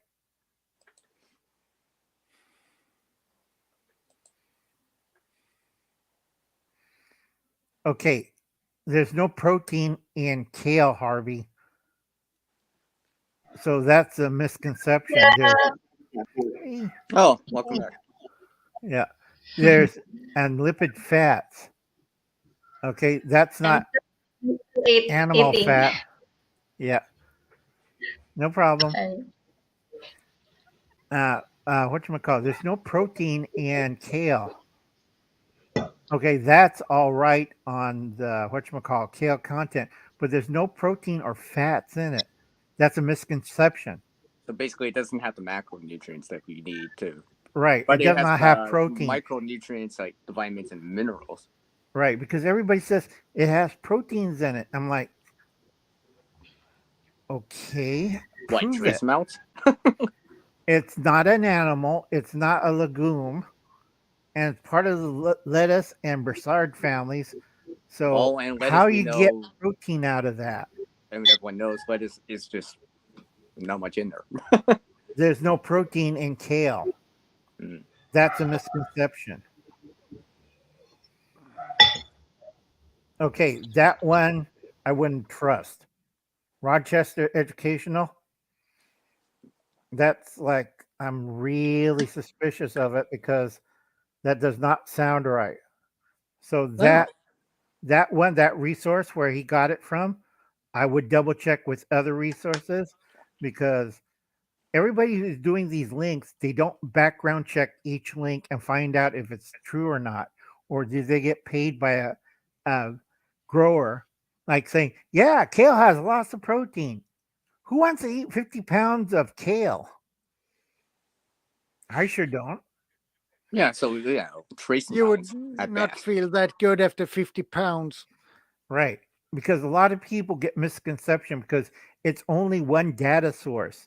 This is why I tell people, do your research and double check that data. It's just like a doctor, right? You get a second opinion. You get a second opinion or a third opinion. Yeah, because a lot of these things that I look on these things sponsored by the Kale Corporation, or sponsored by the avocado farm industry, or sponsored by Chiquita Banana.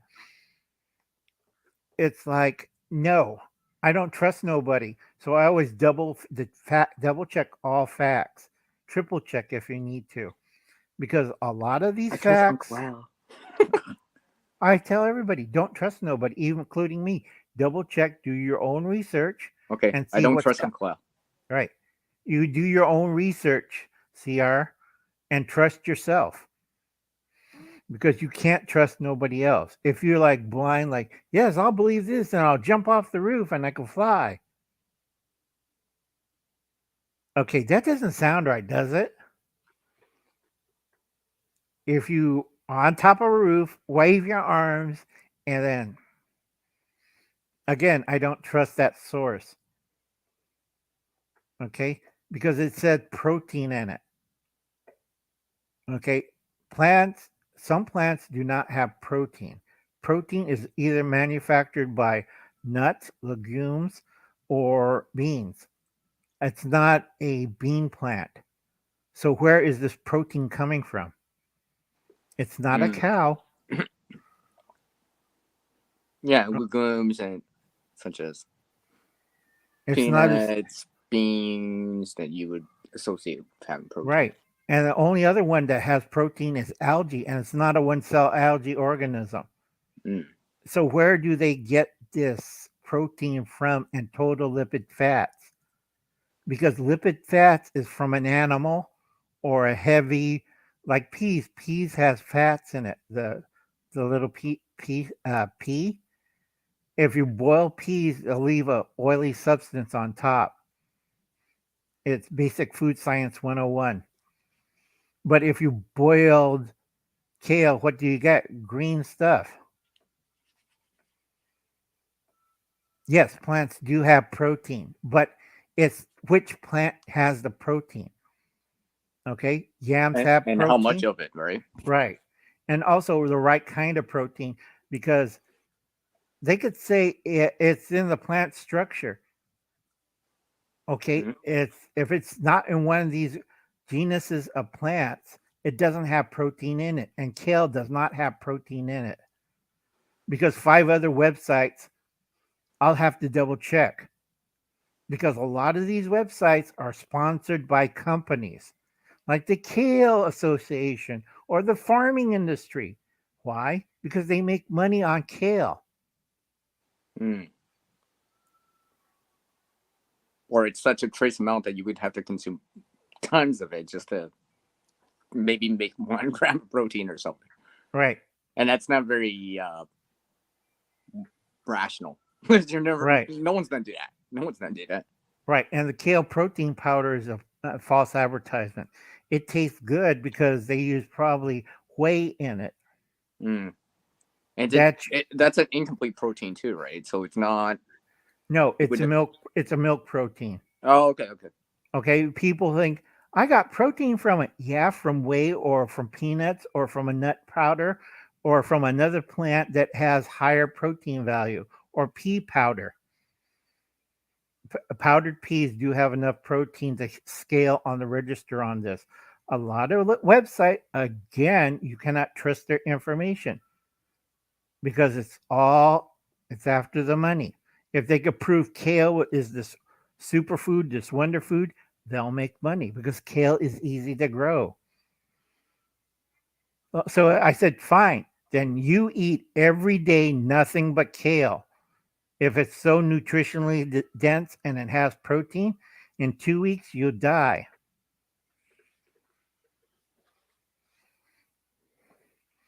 Yeah, you have to check your sources. Because I had nephews saying, yeah, this has protein, Uncle. I'm looking at it. No, this has cowpea in it. Because people forget, cowpea is a protein source. Urea, UREA, that's a synthetic protein that they make from cow urine. So a lot of people don't know. So if it says urea on the package, yeah, that's where you're getting your protein from. Cow urine. A nice green glass of ground vegetables and cow urine. Did you say urea? What? Yeah. Isn't urea's in like instant ice packs, or it can be? Yeah. Yeah, I know about that. Yeah. See? Okay, that's from cow urine. Yeah, because it's used to make the reaction, the endothermic reaction to keep it cold. I should say. But also they use it in food. So it's like, this ice cream tastes really good. Or like this powdered drink or this diet drink tastes really good. And I'm looking at them, you're drinking cow urine. And then you see they're spitting up the protein drink or green drink out like. Hey, Uncle Al, you've been making me hungry. Now I don't feel hungry. I wonder why. But like I said, you have to check a lot of these sources because some of these sources are repeating another source. It's like I followed this one source on this one type of food, and I followed it at 20 different websites, and it's the same stuff. They just paste it and copy it over and over again. And I do warn people, you'll never guess what food you're eating. And I have to warn it, it's a common product. This is why I'm not going to eat after the stream. It doesn't affect me. Hey, speak for yourself, Uncle. All right. Yeah, did Citizen Guardian stop by? Yeah, he was in here in the beginning. Yeah. And so was Second Star. Yeah. Like I said, I was going to say Second Star actually beat me in here. I was just like, what? He's already up and already on the stream. I'm still trying to wake up from like our little late night chat last night. Right. I couldn't sleep. My back was giving me problems. And I got all this work I got to do today. So I was running around with elderly people and disabled people. And I'm going to, in a few minutes, quit because I got to try to do 2 more videos today because there's a lot of things going on. And I have to warn people, don't believe the hype. and always check what you're ingesting, because a lot of the stuff you're reading is not accurate, or it's a copy of a copy of a copy of a copy. Like that one source, I traced it. It's the same material in 20 different websites, and they don't prove anything about each other. They don't disagree. They don't show lab effects. They only show the same data over and over again. So you have to double check and find out where did they get this data from. And a lot of these individual websites are sponsored. You always check the money and the IPO address. What do you mean it's from the American Tobacco Company? And they say cigarettes are healthy. You could smoke all you want. Does that make sense? Or vape all you want? It's not real smoke. No, it's heavy metals. It's like, don't believe what you're being sold. Okay? If you don't make it yourself, you don't grow it yourself, you don't eat it, then how can you prove it? It's like I tell people, if you do the math, and like kale powder, if you do the math using Harvey's numbers on 1 cup of kale of protein, so you're digesting 1 cup of green powder, the math doesn't add up. You have to have 1 cup of the kale powder, and then you gulp that down and drink some water. Yeah, I got some protein, and find out it's cow urine or whey or some kind of weird powder mixed in. Because if it's just kale, wouldn't it say only kale only? 100% kale. Yeah, it should say that, but they have other ingredients like sulfur dioxide, urea, stabilizing powders. Something to preserve freshness. Yeah, and then you read down the list. There's like 15 different elements in there, or chemical names on it, like this. And they're first before the kale. Yeah, and before kale too. Kale's at the bottom. Yeah, and remember the listed ingredients are by weight or mass, 1 to 2. Right. It was wheatgrass. Remember wheatgrass juice? They sold the powders, and then somebody did an investigation on it, and it found out it was like all these chemicals and additives and all this other stuff first, and then 2% wheatgrass. So what the hell am I drinking other than wheatgrass? Filler, more filler. Yeah. More filler. I always look at it like that. It's just like, okay, 50 grams, 25 grams of this, 5 of this, 5 of that. Okay, so what's the other 15%? 30% of it. Right. It's all filler then, right? So right. It's basic filler. But like I said, you have to be careful when you're doing these shakes and drinks, because that's also another form of biohacking. I keep telling people, you don't know what they're putting into your body. And if it's just only like banana, berry, and maybe milk, it's fine. You could do that, get at grocery store, get some bananas, get some blueberries, and stir it. It's the other compounds that I'm worried about, that supplements the protein, that supplements this, that supplements that. And you don't know where it come from. It could come from a cow. It could come from a plant. It could come from some guys. Don't worry. Nobody will notice where we got this. And you're drinking it and you can't tell, because the blueberry and the banana will hide the taste, and find out you're drinking Salac. And if anybody knows what Salac is, that we use to feed calves when the calves don't want to drink the mother's milk. It's calf milk for dairy animals. So you got this powdered drink that you buy and you put it in the cup, and found out main ingredient Salac.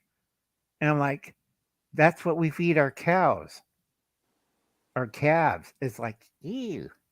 And apparently Harvey's having one right now.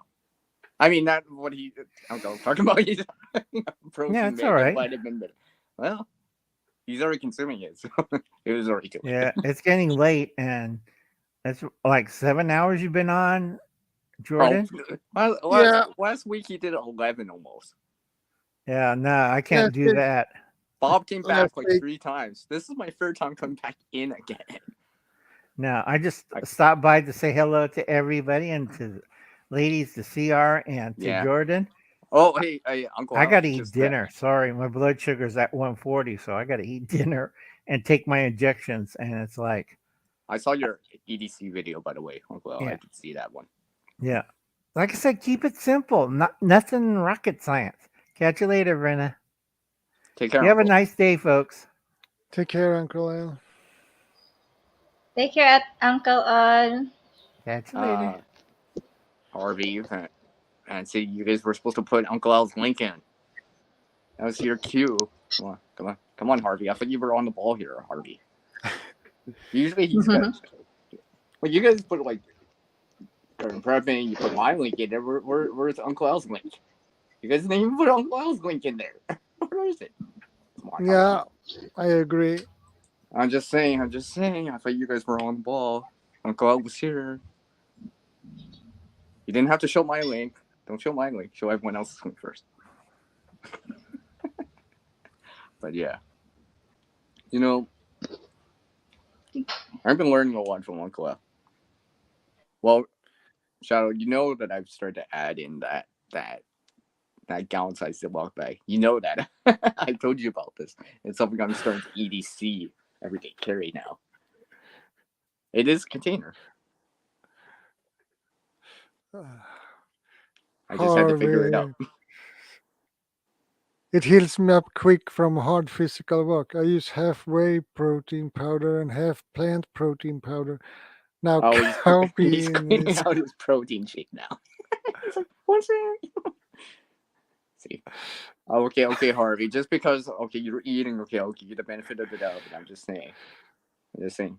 Uncle Al was here for like what, half an hour at least? He was here when I came in, so you're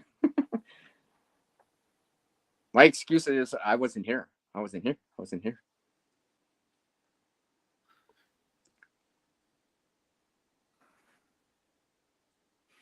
I'm gonna find his link. So.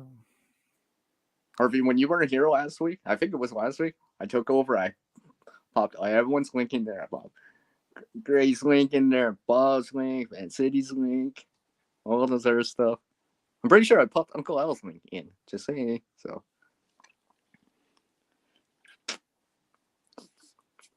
Harvey's losing his touch. I'll give you a break, Harvey. You did just do all that kind of food prep stuff. Okay, I'll give you the benefit of the doubt this time. Just saying.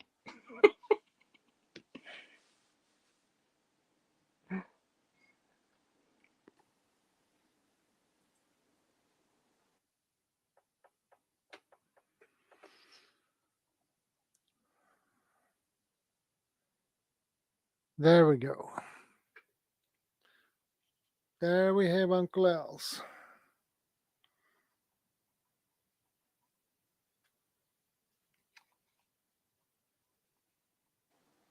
Yeah, Uncle Al just, it was yesterday. There's an everyday carry type of video. There's some little funny things in there too. I saw it. Yeah. I went and saw it after getting off the stream with Second Star. Uncle Al last night. About 12 hours ago. Well, 15 hours ago. I'm going for a bathroom break. I'll be back. Oh, that means I gotta talk. Welcome back, Harvey. I guess I'll talk like I'm doing my own stream again. Because I'm like the only one here again. They left me, everyone. They left me all alone up here. I don't know what to say.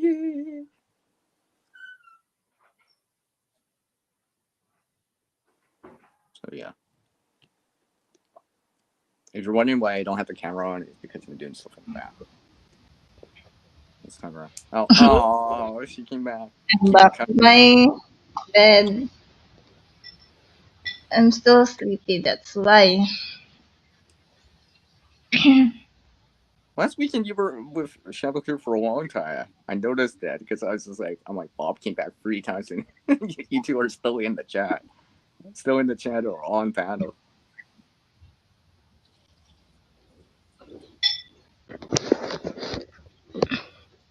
Yeah. Okay, I guess I'll do all the talking once again here. As soon as he comes back, I'm taking a break. Actually, I do need to take a break again. Wow, he's been going for 7 hours here. Well, at least he's making it worth it for all that StreamYard he's paying for. Might as well make it worth it, right? Yeah. You're gonna pay for it, you might as well get all of the watch time you can add. So it will help him for his watch hour.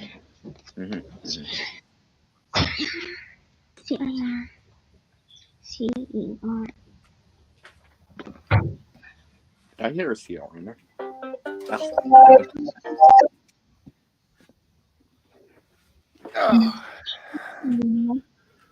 That was good. Now I'm back again. Yeah, and apparently everyone wants to call me every time. Oh, CR's on live. He's on about. Let's call him right now again. Go, please. He's always gonna call me. Yeah, Harvey, he has a tendency to create a party when I'm going to have a bathroom break. Yeah, I am trying. I'm still sleepy. I've woken up at 3:30, and then sleep again and woken up again for 6 a.m.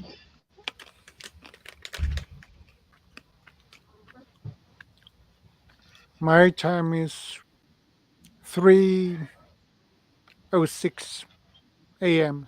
in the morning. Oh, it's 10 a.m. now here.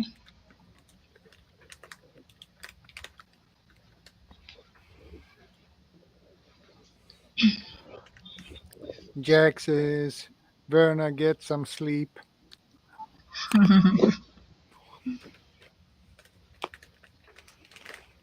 Yeah, I will later.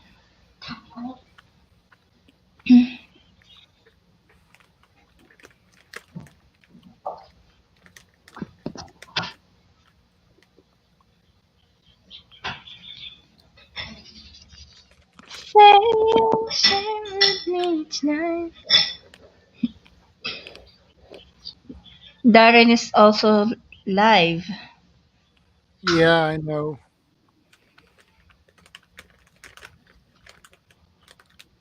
I missed that. Who's on live? What? Darren Dobson. Oh, okay. Also from Canada, Toronto. Mm-hmm.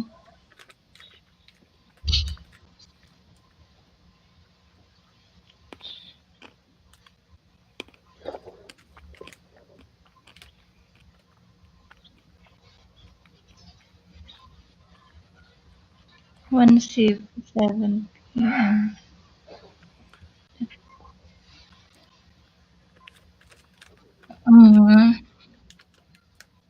Yeah, that is in afternoon, I believe. Yeah. Yeah.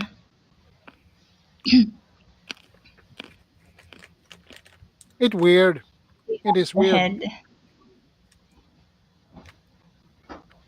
Yeah, they are ahead of us. Or And me. nuclear device because it's an electromagnet. It's more than 200 million people at an age scale must help.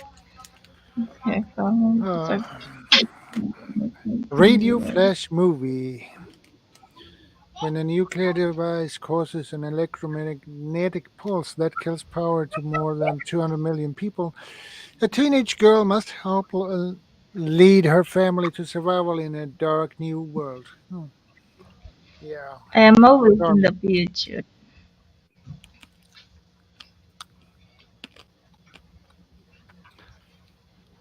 Yeah, you are, Jack. You're always in the future.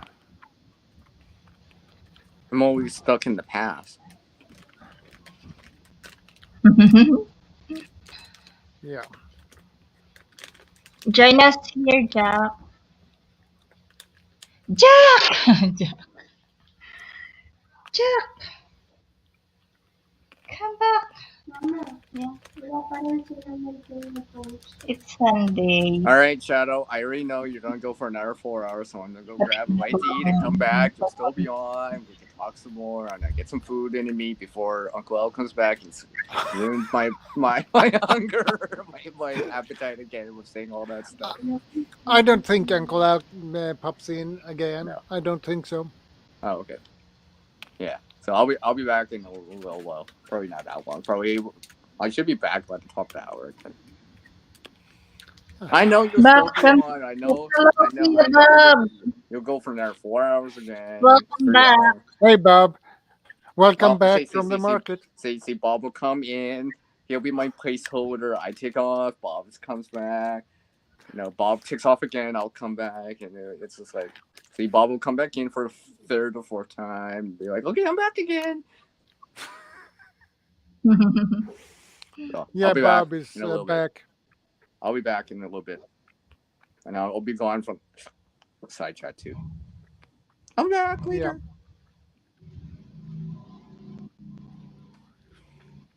Yeah. Welcome back, Bob.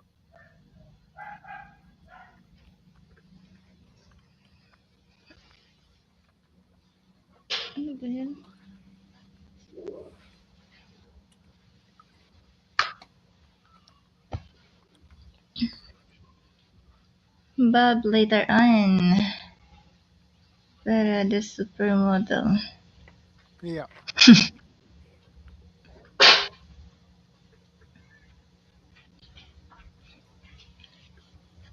Model of what? Model of bed. I'm always lying in bed. I think he means photo model.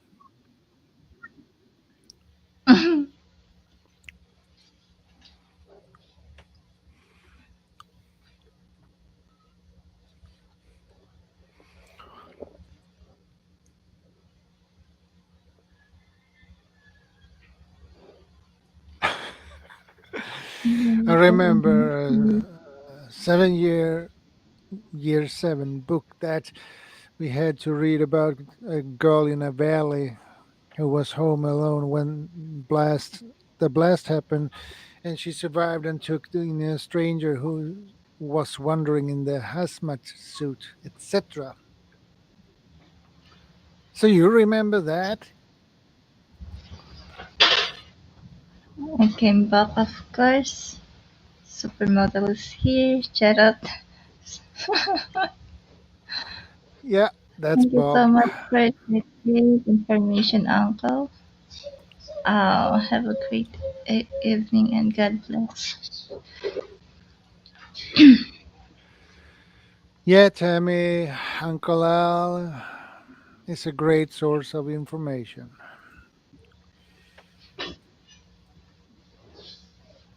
He knows a lot of things. Yeah. He's a funny guy. He has a lot of humor.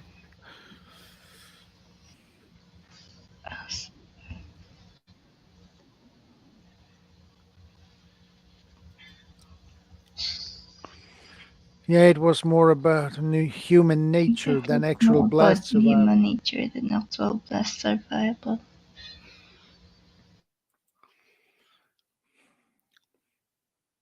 I don't remember books I read that long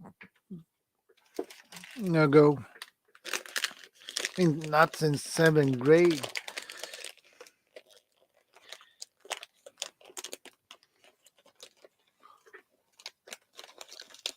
But I guess that book is probably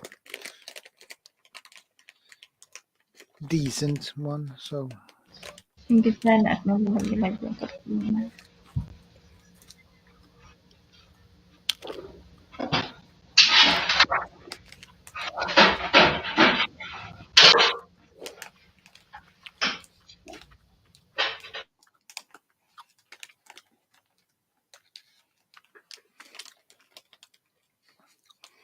And you remember though,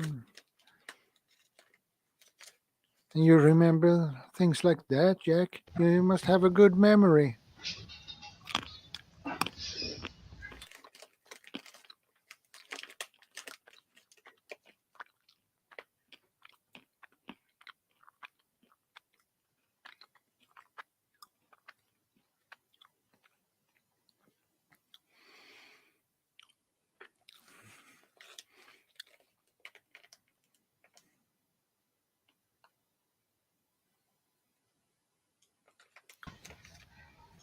I'm lagging.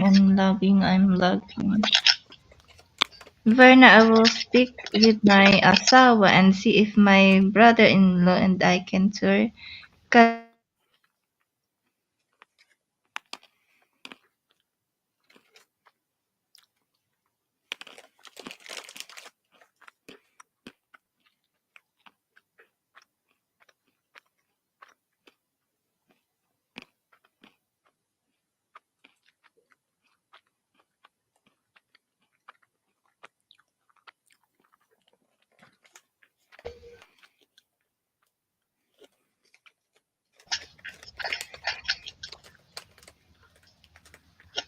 Is there a Spanish fortress in Cavite? I don't know, Kuya Bob. I'm not sure.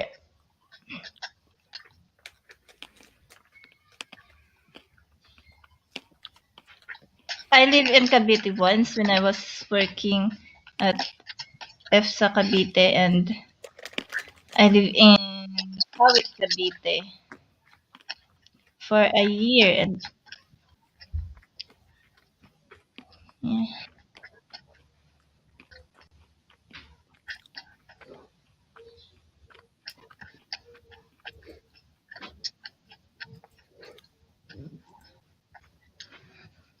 I'm not sure if there is a Spanish fortress. I will ask my sister. She lives in Cavite. In Kawit.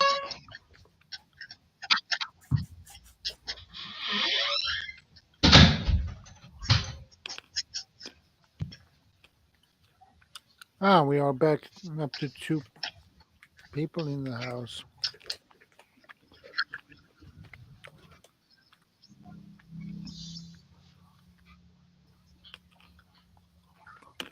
Now 3.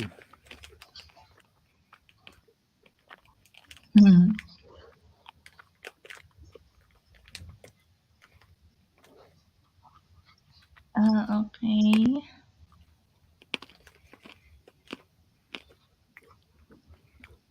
Well, it's a possibility there can be a fortress. It's a possibility. Fort Santiago. Intramuros several times.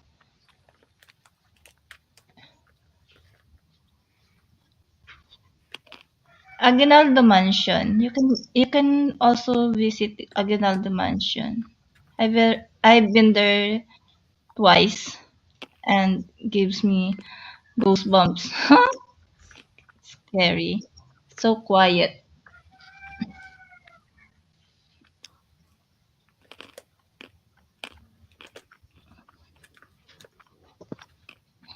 And also General Trias, I guess.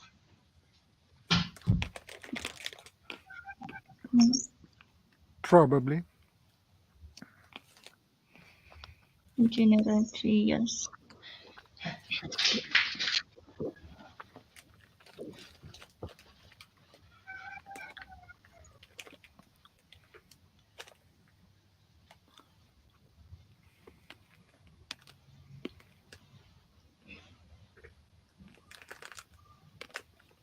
Cavite is the city where the Spanish rich people live. Yeah, in Cavite. And Imos. Cavite and Imos.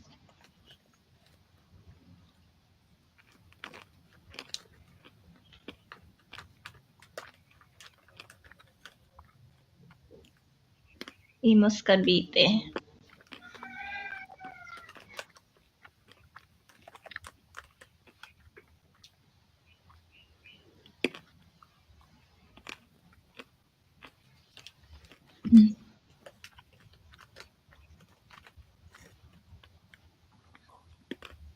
and also General Trias, Cavite.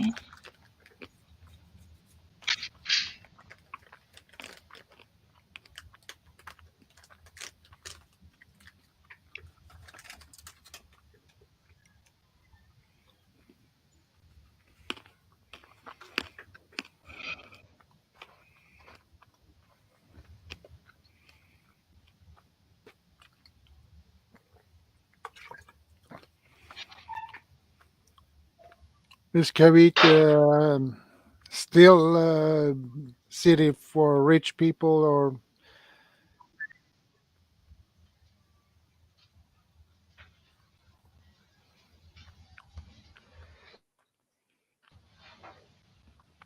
I'm loading again.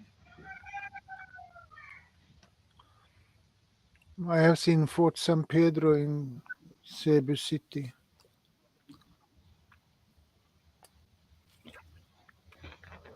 You can also visit Calamba, the house of Rizal, Dr. Jose Rizal in Calamba City. Jose Rizal was Jose Rizal is from here in Laguna, Calamba, Laguna. Emilio Aguinaldo, our first president, is from Cavite.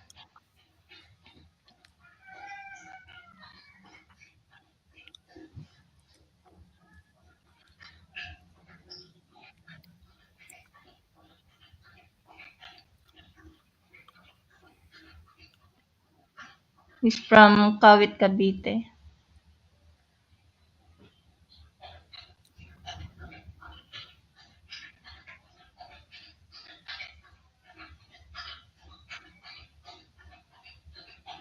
Long ago, the rich Filipino lived in Cavite.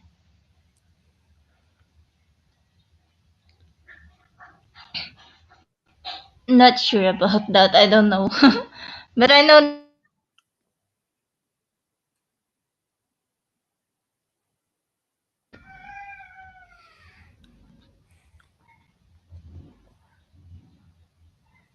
oh, my mistake.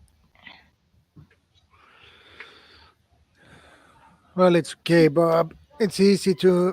You can also visit Calamba, Kuya Bob, when you came here in Laguna.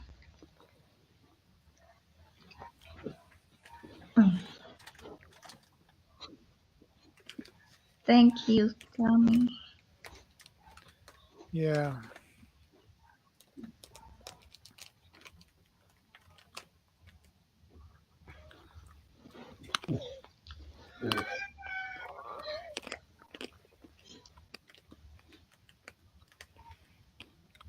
Everything. Why you're so silent? Hmm? Hmm? Hmm? Is there interesting things to see in Laguna? Yeah, the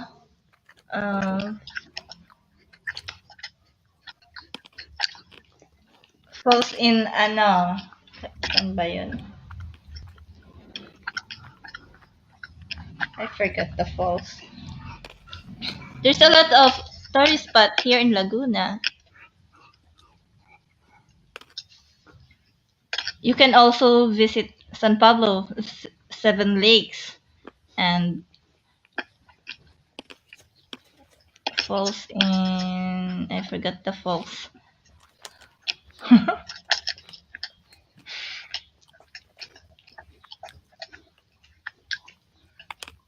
I've never been I've never been there, that's why. Will you tour guide my brother-in-law and I around your city?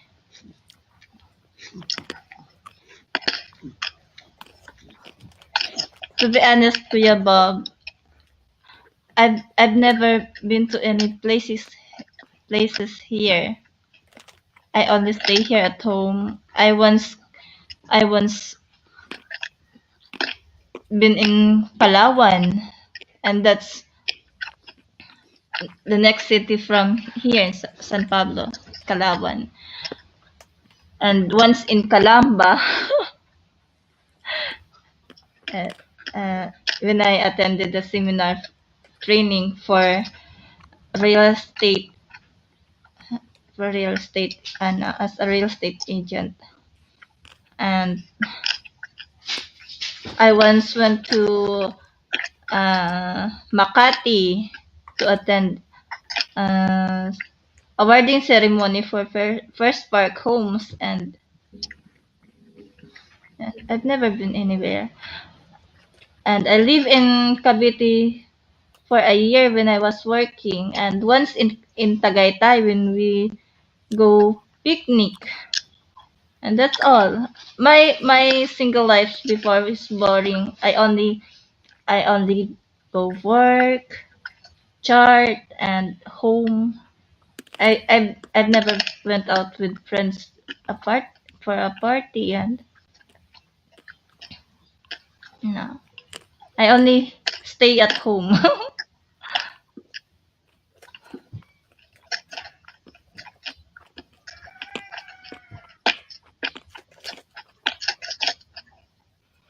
Yeah, you can say that I've wasted so much time when I was still young. I'm still young. I can still do what I can still go wherever I want if I can. But maybe when the kids grow up, I can't I can't leave them alone here at home. Makati, I've been there several times. Been there once. Only attended an awarding party.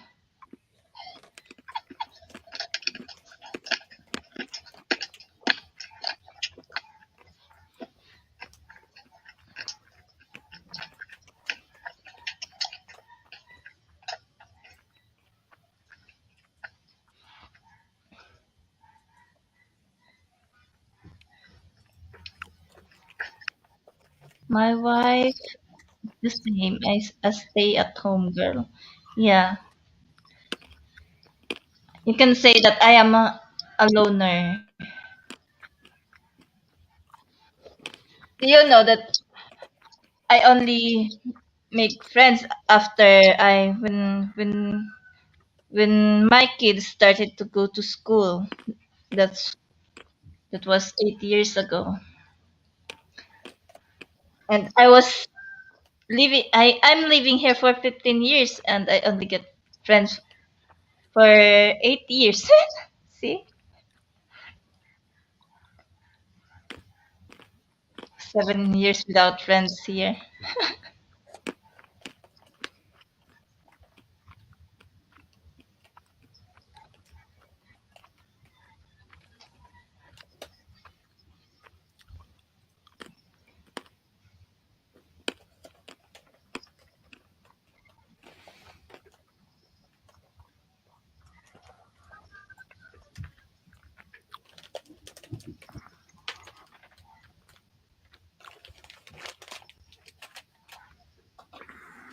I always dream to go to Palawan, in Coron, Palawan. I really want to go there. Someday, one of these days, maybe.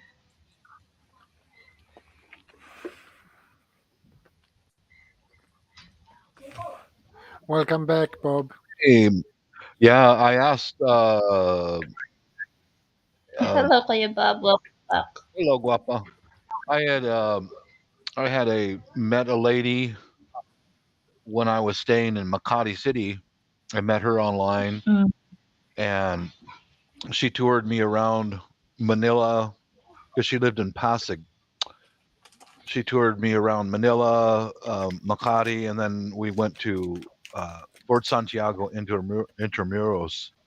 She was the best tour guide because she lives there, you know. And I had another tour guide in Cebu, someone who lives there. That's why I'm asking, because a local person can show you things that a regular tour guide that you hire doesn't, that's the best way to get around. Someone who lives in the city, and what I did for both of those people is I made sure they had plenty to eat and a little cash to go home with, little coin, give them some coin for their trouble, because for transportation and things like that. That's what I've done it before, and that's the best tour guide around, is someone who lives in that city.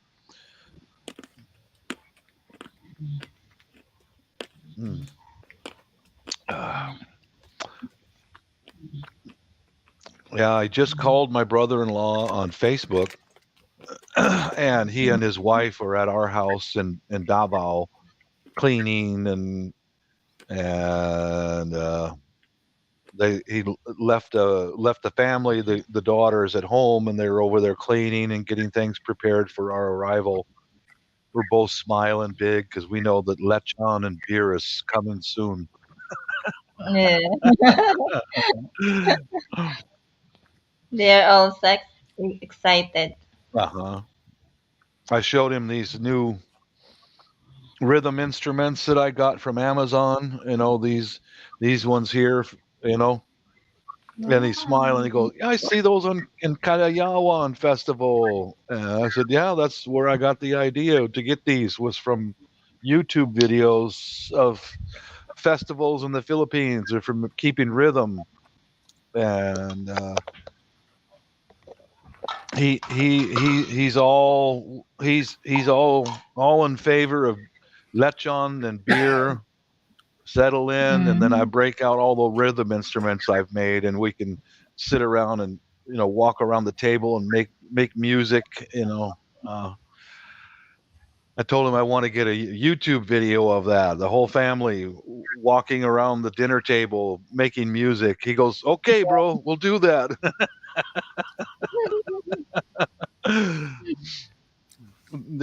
While I'm there, Kadayawan is the big festival for Davao, but there's a smaller festival like that. Yawawan sa Davao. Fiesta. Yeah, I want to go there. Yeah, I want to go there and see that. Rimbal Fiesta, Rimbal celebration. Yep. Yeah. He wants me to stay on longer with the Balakbayan visa, and he said, "Yeah, boss, just call me. We'll come pick you up and give you a ride wherever you need to go." Because as my brother-in-law, he's got a car, and the ate, she's a nurse. She finished her 2-year contract working as a nurse there. She has a car and a driver's license. So he said, "Bro, just call me. We'll come pick you up. Go wherever you want to go." It was deal. Deal or no deal? Deal. You take the chance when you get it. Yes, sir. Yeah. And when you got a good family behind you, I'm a really blessed man. I'm really blessed. Yeah, that do everything. If you have a good family. Welcome back, Ma'am Maze. Welcome back, Maze.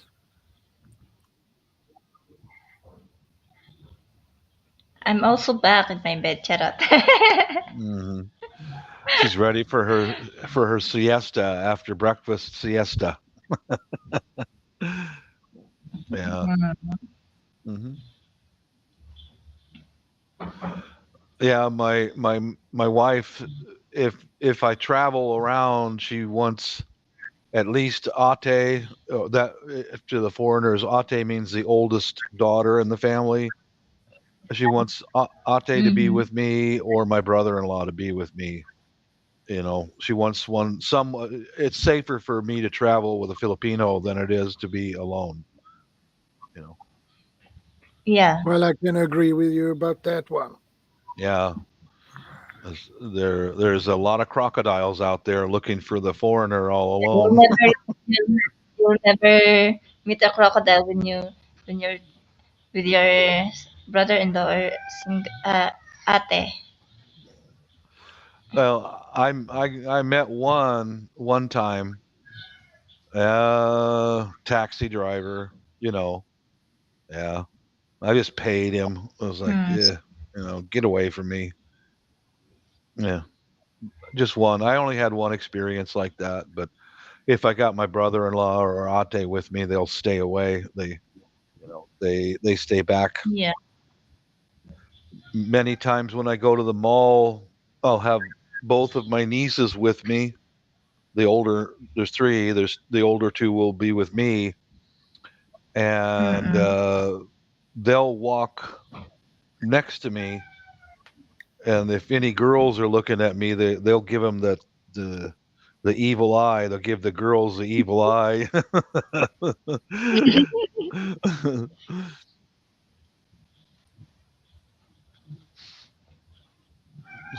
Sometimes the crocodiles can be very pretty.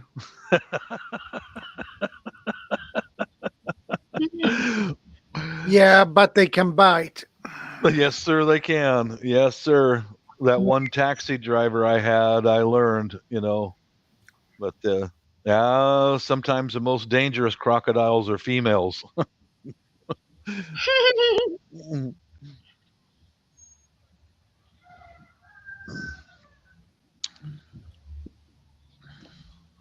Yeah, and I think that is because females look so innocent. Yes, exactly. And that is the problem. So they can use that against you, and they bite. All true. Yeah, and they bite you right in the wallet. They bite your wallet is what they do. Yeah. The same thing with old 80-year-old Maggie. It could be that a nice old sweet Maggie, your neighbor, come That's and true. knock on your door and, hey, can I borrow some salt or Yes, some sir. food? And when everything is south, that lady use her innocence, and then she use it to manipulate you. And when you turn your back, she backstab you. Just because they're old doesn't mean that they're nice. Yes. So you can get poisoned. You can get robbed. Yeah. That's why, I'm into prepping, and no one comes in my house. No one. I don't tell any of my neighbors that I've got food and things like that stored up. It's just not a smart thing to do. Not smart.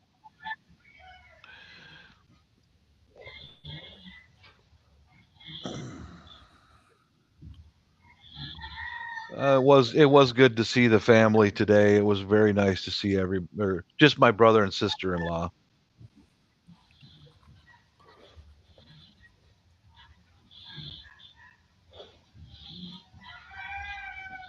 Soon, Nene.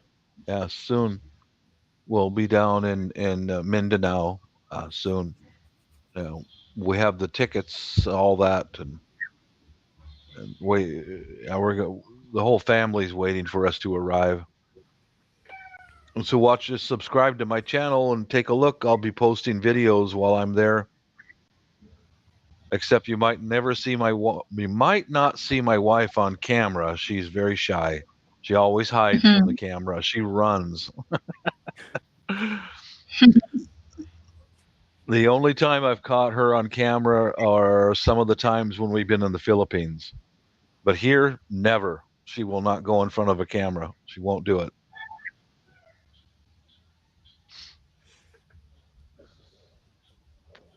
Yeah, my channel's got a bunch of videos from the Philippines, like when. Oh, thank you, Nene. Thank you so much. We like when my wife and I alone, we went to Palawan alone one time. We've been there with family before, but when she and I were alone, oh, it was so romantic. Oh, Palawan is beautiful. Wow, what a beautiful place. Yeah. Still hoping that one day I Yeah. can get there. Mm-hmm. Mm-hmm. Right. I was, you can go and sign up for a 7 island tour on the little boats, the little outrigger boats. It's $30 US for a person, and that includes a lunch. And I was so shocked Oh. because there was a couple young Filipinas. One was from Hawaii. She was a Filipino from Hawaii, and she came to the Philippines to meet with her family, and she had two of her cousins with her. I was shocked because on the boat, those girls were wearing bikinis for all their pictures. I went, I'd never seen a Filipino wearing a bikini. Are you kidding me? No way. Yeah. I will never do that in public. El Nido, yeah. I was in El Nido and then Coron. Coron's nice. It's very Filipino. It hasn't Yeah, been it's destroyed. like paradise, and I wanna go there one day. Yeah. Coron is still Filipino. It has not been taken over by the Chinese. It's all Yes. Filipino. Yeah. One day, my wife and I hired a tricycle driver for most of the day, and he took us around to these little beaches that only the Filipinos know about. Oh, just beautiful, man.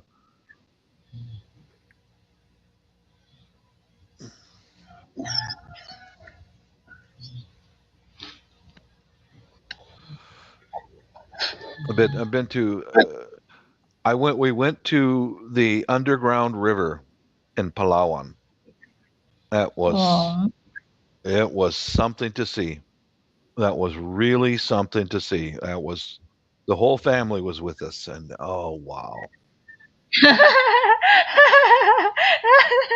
I will never wear a bikini either. That's that's really funny, Jack. Yeah, yeah, Jack. It's Sweet, it's wake up. it is so People. unusual, Jack, because these Filipino ladies are absolutely beautiful with nice figures. They're so pretty, but when they go to the beach, they will not wear a bikini. They will not do it. They're too conservative, No, never. and they don't want to get their skin brown. I don't want I don't want the sun. I don't want my skin brown. I remember meeting my wife for the first time years ago. I said, "What are you talking about? I love the brown skin. No, I don't want to be dark." I was like, "What? I love it."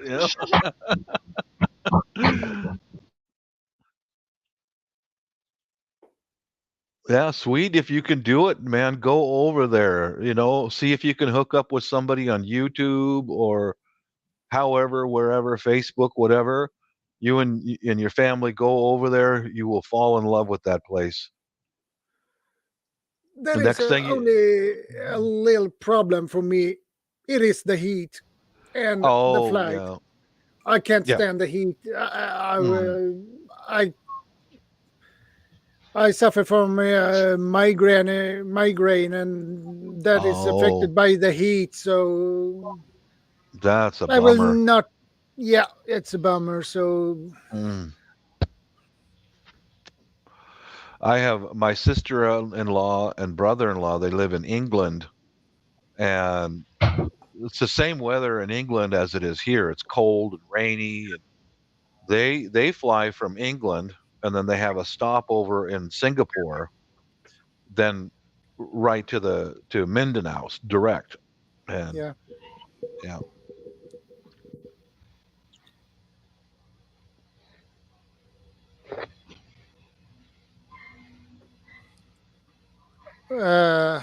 Yeah, Jack, if I get there, I would probably.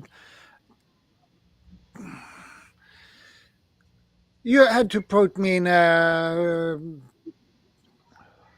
freezer to keep me cool. Yeah.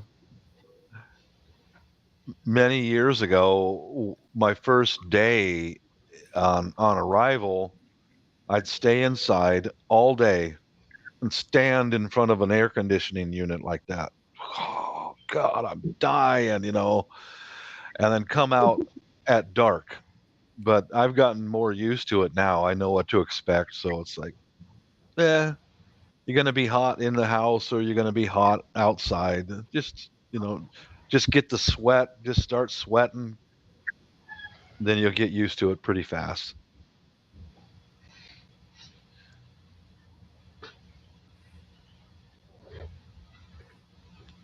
One Asian woman, not Filipina, said that Filipinas are afraid to get darkened the skin. You're true, You're Sir true, Rob. sir. Yeah, yeah.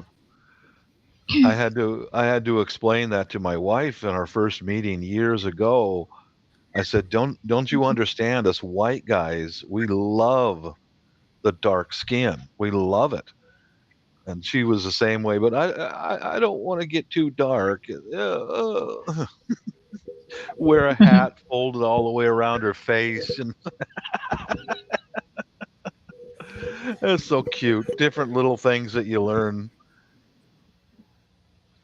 But that's why I was shocked on that boat out there off the shore of Palawan, is all three of those Filipinas wore bikinis, and I was just, wow, I'd never seen a Filipino wear a bikini before. But they're all young, so different generation than mine and my wife.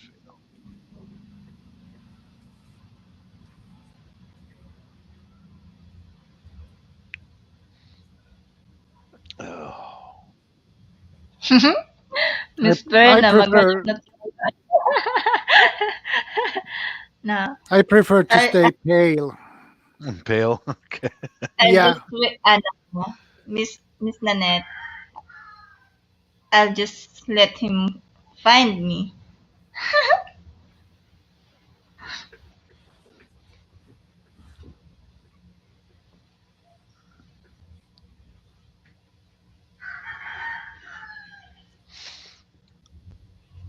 Yeah, Verna's much like my nieces and my wife, stay-at-home girls.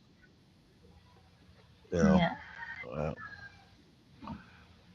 Hard for a man to find you, Miss Verna, if you're not outside. Yeah. You better use Google Map. There you go. Yeah. Well, that might work. Yeah. My brother-in-law has 3 daughters, and he guards them. He really guards them. If anyone comes around, he looks at them. His arms are that big, so stay away from my daughters. No, I am separated, Miss Nanette. I am separated. Mm-hmm. My ex found another girl, and that's all end of history. Yeah. Well, my wife was had separated and with 2 children, and Yeah, yeah, I also have two. I also have two children. I married Girl her and and brought her and the children to the U.S. here, and raised them as my own. Sa ganda mong yan. Nako.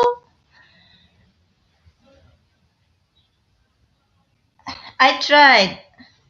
I tried once, and I met a foreign guy. Yeah, we dated, and only to find out that he's still married. Oh, yeah, yeah. Yeah, that, that's really yeah. Turn my world upside down before when I found out.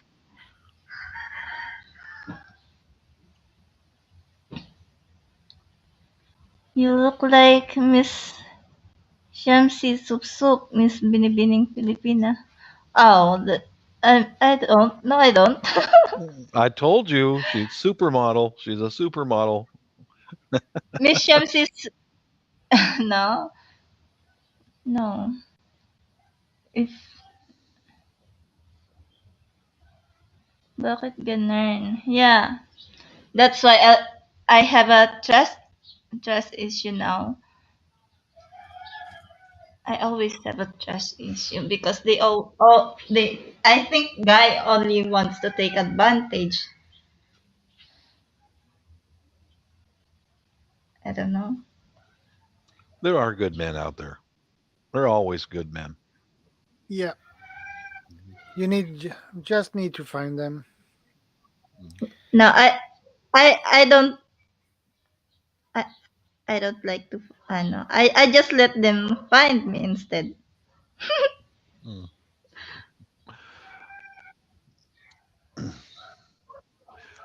Yeah, my nieces are in their 20s and they're cute, pretty young ladies, and I say to them sometimes, "Hey, where's your boyfriend? Why don't you have a boyfriend? Where's your boyfriend?" "Oh no, uncle. I prefer to be a single."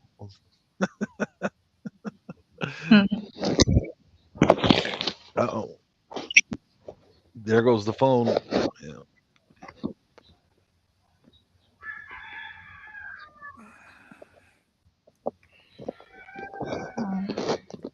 And the real reason, I don't know why.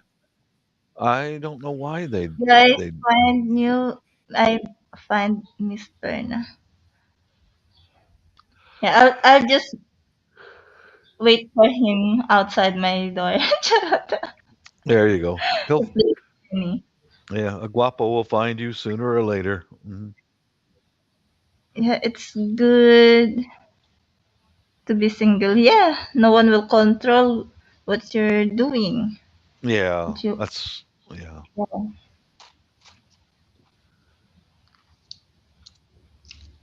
yeah. We're trying to. Ate, she's a nurse, and we're doing what we can to get her to practice medicine here in the States. She already has 2 years of nursing there in the Philippines. Maybe. No, I don't have Miss Nanette. I don't have.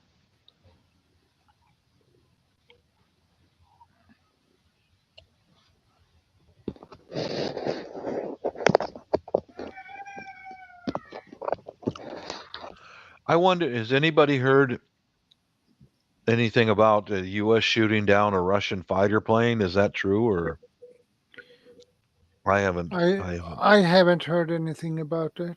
I haven't either. I can't see the U.S. getting involved in this. If US had done that, Russia had responded pretty quick on that. Yeah, they would. I think that's just a rumor, you know. Yeah.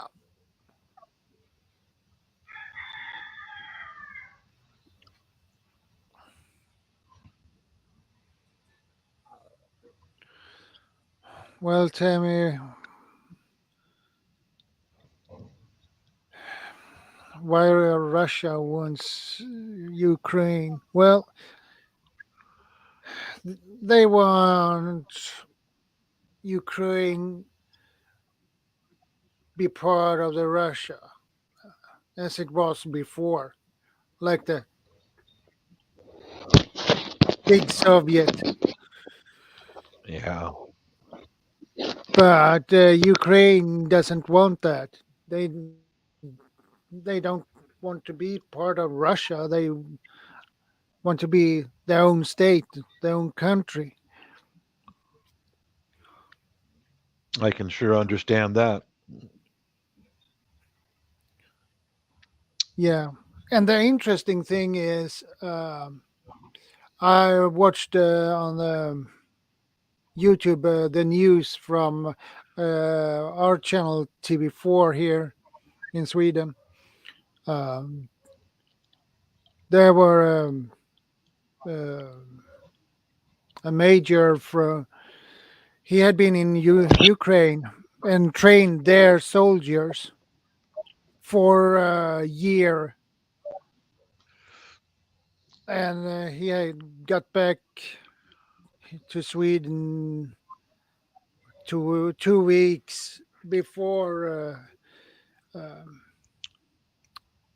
Putin invaded Ukraine. Oh. And he said that the Russians, they didn't have the moral fighting spirit or moral to fight or will to fight. Yeah. Because they had asked one of the prisoners of war.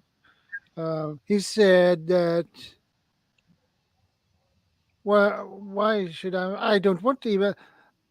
Well, what am I doing here? I don't want to fight Ukraine. I have friends in Ukraine. Yeah. And that was comes from a Russian prisoner of war. I could understand.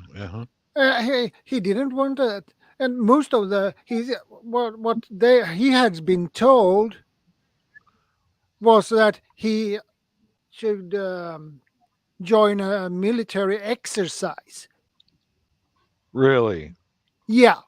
So the government has lied to him and said that it was an exercise when it was a real invasion.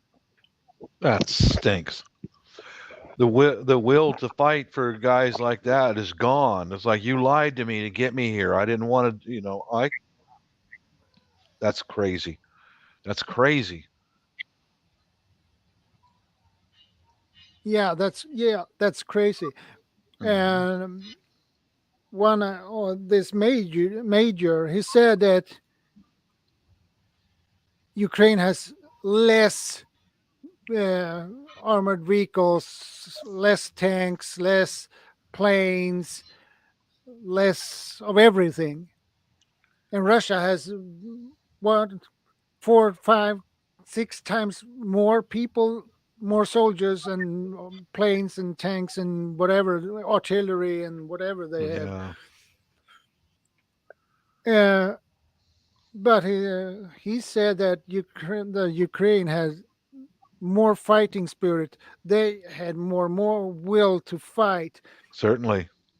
And Putin has underestimated Ukraine's fighting spirit and fighting moral. Mm-hmm. They're fighting because for their home. Yeah. Mm-hmm. So it doesn't matter if you have 1 million soldiers and 1,000 planes and 2,000 tanks. It doesn't matter. Yeah, that's true. Well, a smaller force can knock out a larger force. Absolutely. If they have the will and moral to fight and defend their own homes. Yeah.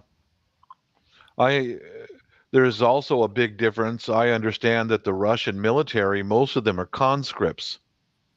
They're drafted into the military to start with, and like the U.S. forces and many NATO countries, they're all volunteers. There's a big difference just right there. Yeah, it is a big difference. Yes. And the major said it was how the orders goes from top to bottom. They the major said that the order in Russia comes from the top and goes to next in the rank, and then next to the rank, and goes down in the ranks until they can get to the foot soldiers and the privates. Yeah. So, but Ukraine has another form of system when it comes to that, a better system. Yeah. Mm-hmm. Because Russia is still using the more conservative or old system. Uh-huh. Yeah, and besides, Russia hasn't upgraded their tanks or anything. They have old material. Yeah. Yep.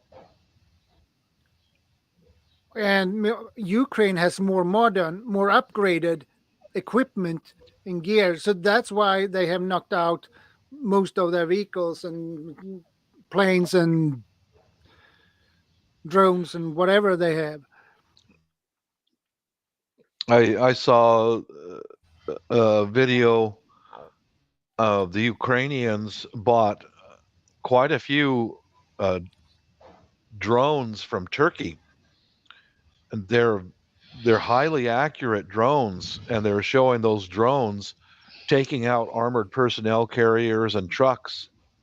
And I noticed one thing when they were filming from above was a weapon will strike, blow up the vehicle. Now the Russian soldiers run, okay, which anyone would do, but they don't come back. They run and they're gone. Yeah. I think many of those Russian young men were, I don't want to be here in the first place, and if I get near these vehicles, I'm going to get killed. I just want to go back home.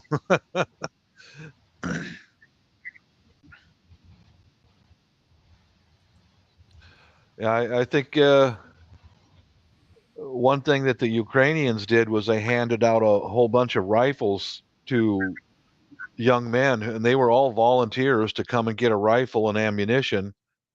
And those guys are fighting to delaying action while their people can go out through the Polish border and get out of there. They're going to delay the Russians as much as they can. Yeah.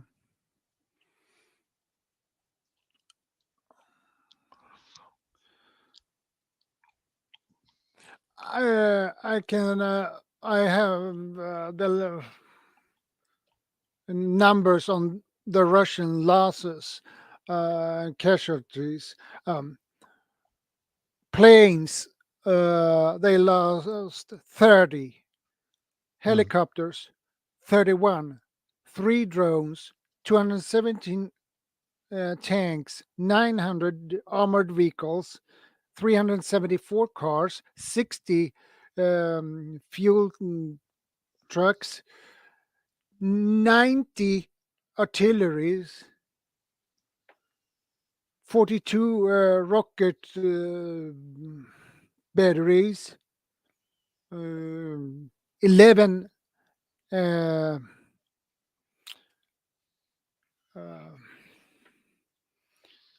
well, now I don't find the word. Okay, that's okay. 2 patrol boats, 9,000 wounded and dead, 200 prisoners of war.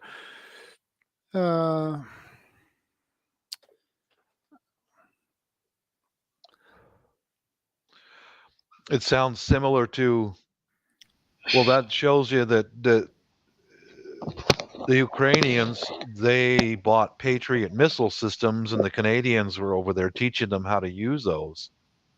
They bought those drones from Turkey, new equipment, and they're using them.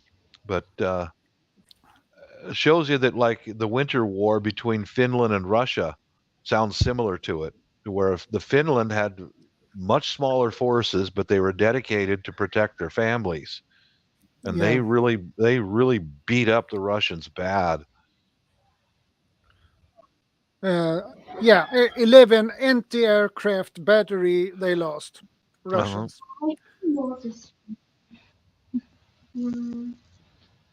And that is the numbers for the Thursday this week.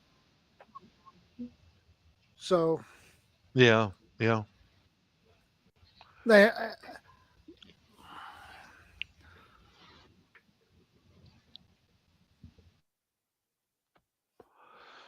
what a fool! I mean, the whole thing is such a mistake.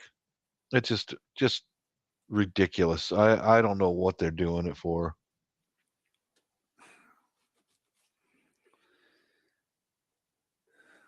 Yeah, and the problem is the Russians has they lack of fuel as well, so they just abandon their vehicles. Yeah, makes sense. They're useless now. They can't use them. The logistics win wars. If you can keep your men in the field supplied with what they need, you're going to win or have a better chance. Yeah, I just wish they would get out of there and just stop all of the killing, man. It's just crazy. Yeah, and I heard something else. There were the Russians had, I believe it was the paratroopers.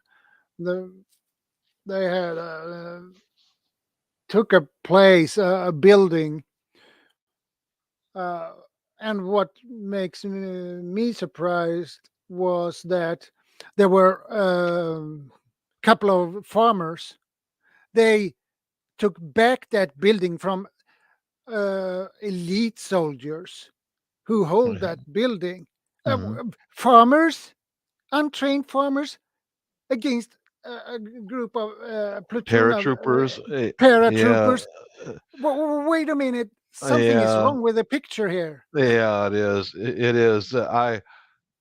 I could see farmers shooting you if you're out on the road and stopping the logistic supplies, but going head on against paratroopers, these guys might have been mercenaries. Mercenaries who know how to tactics and evade and attack, but farmers, unless maybe they were former Ukrainian military, they might have been. They have an idea how to do it, But yeah. And they say the Russian paratroopers are good, and the Spetsnaz, and all these guys. Yeah. But the Spetsnaz are actually pretty good. Mm-hmm. They are. But but the rest of their army, well,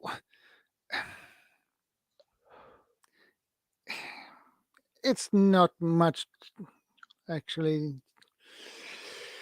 They could be better trained. Mm-hmm. Russia hasn't had very much money for a long time now, so they're lacking in some equipment and ability to train their men unless they have the money to be able to do it. Yeah. And how come? Yeah, that's because the leaders, the elite, take all the money and put their money in their pockets, and they. Yeah.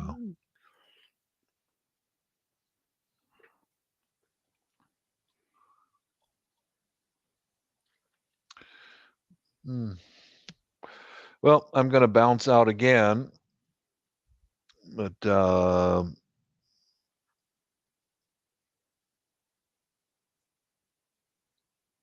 I'll see when I'm over in Davao. The offer goes to you, Miss Verna, and any other Filipina that's listening in. If we could do a collaboration video, get together. Well, I'll probably have my brother-in-law with me or a niece to, something like that. Yeah, my wife won't allow me to travel alone, especially since there's been so much unemployment because of the virus stuff going on. You know, a lot of people don't have. So she wants to make sure that I don't travel alone and get taken advantage of. You know, that's the way.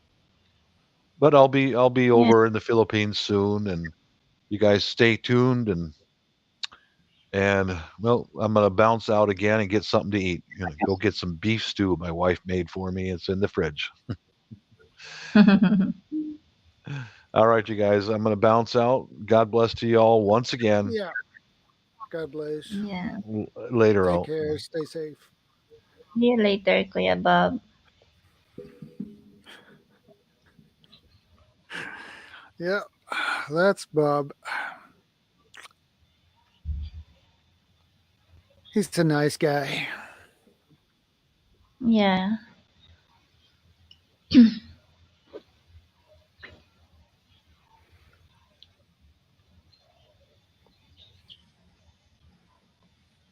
He has a lot of knowledge.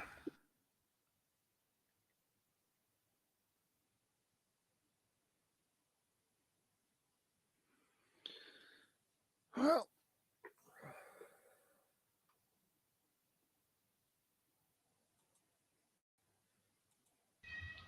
She's Ivy still sleeping. yeah. Mamays, akyat ikaw. It's all fake, Bob. Do not watch CNN. They put pics and vids from years ago and say it the invasion. And there's a lot of fake news around. That's why I'm not watching news. I'm not watching TV. Well, I don't know what's happening around the world.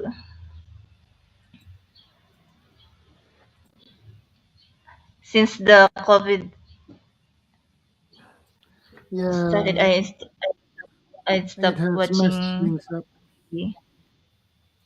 Yeah, I it has can't messed be things up. my toddler is a mess. Oh.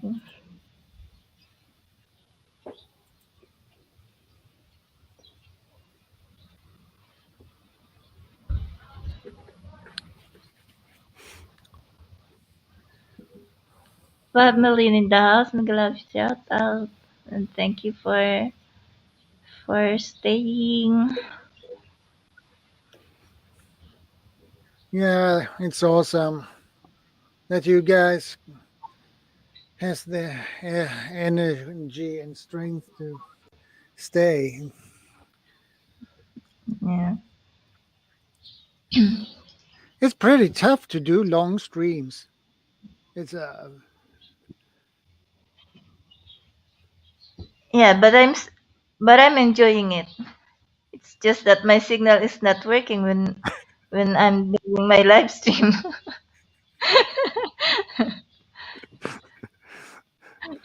So unfair, right?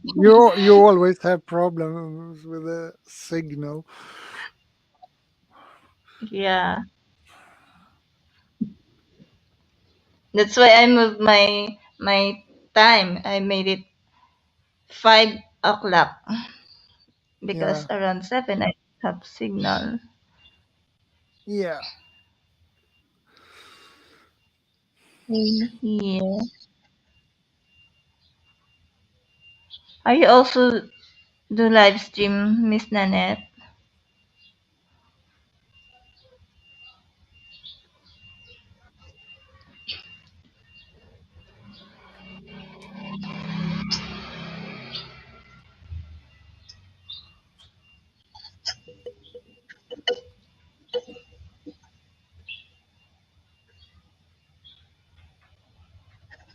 Four days ago.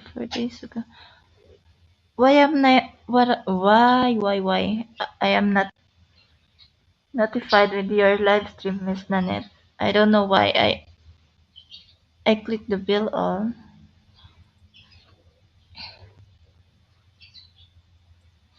Yes. She's she using data instead of Wi-Fi. I am also using my router and still don't have signal.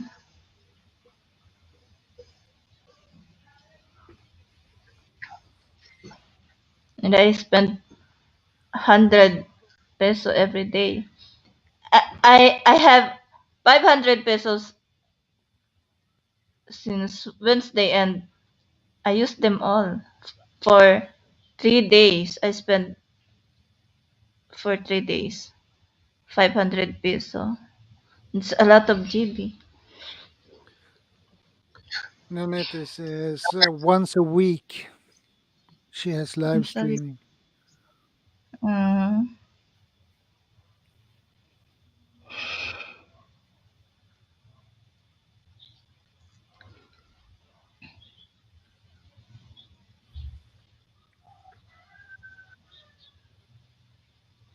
I'm only used 50 pesos for for 3 days.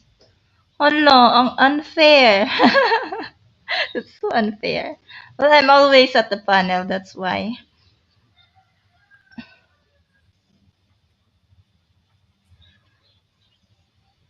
Only 50 pesos for 3 days. Yeah, mine is 500.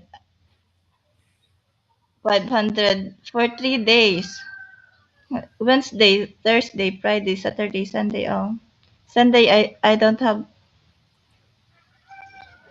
signal. I don't have load.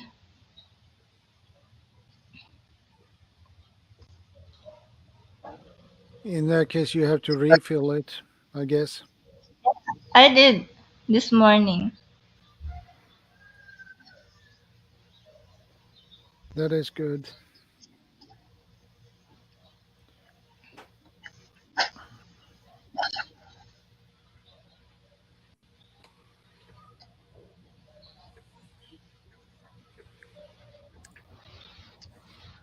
If my watch hours low down below 100, I'm doing my live.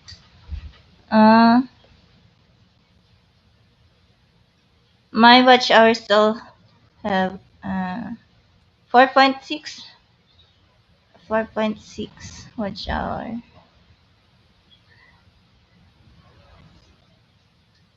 But before I'm having my live streaming everything. It's because I'm supporting lives streaming every day and I'm always at the panel and also we have premiere marathon every day.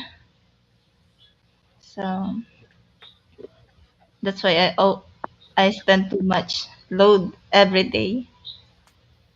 Yeah. And that's 3,000 a month. I have 10k watch hour.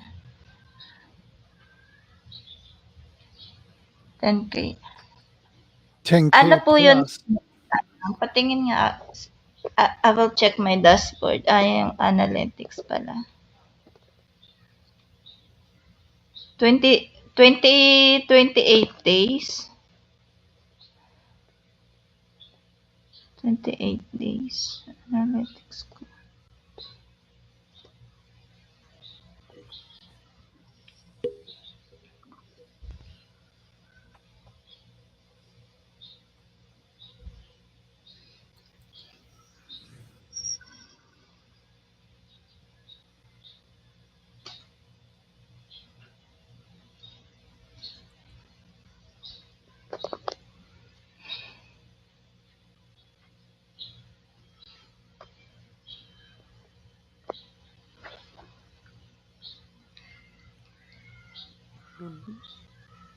There you are. Let's see now. How many watch hour you need before you monetized? I'm gonna check that. See, for 28 days, I have 4.6 watch hour. I have 2,888 watch hours.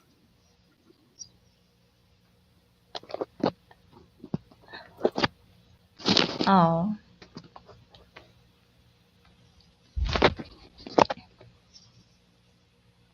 365. Let me see.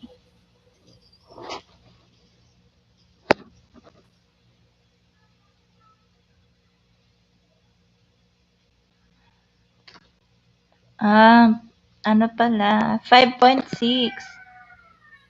5.6 watch hour. I have 5.6. And also, my revenue. I have now 42. $42. Not bad. Yeah. Wait.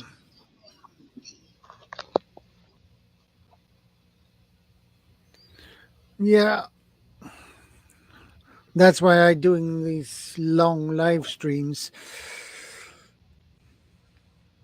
600 was And that helps. last.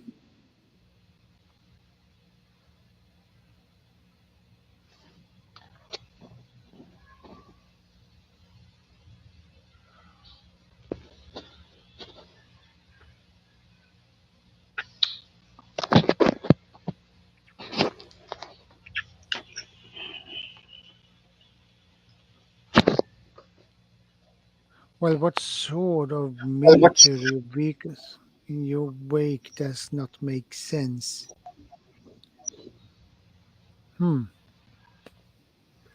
Happy to see my analytics. But my membership is all red. It's all red. Only have 8 members now.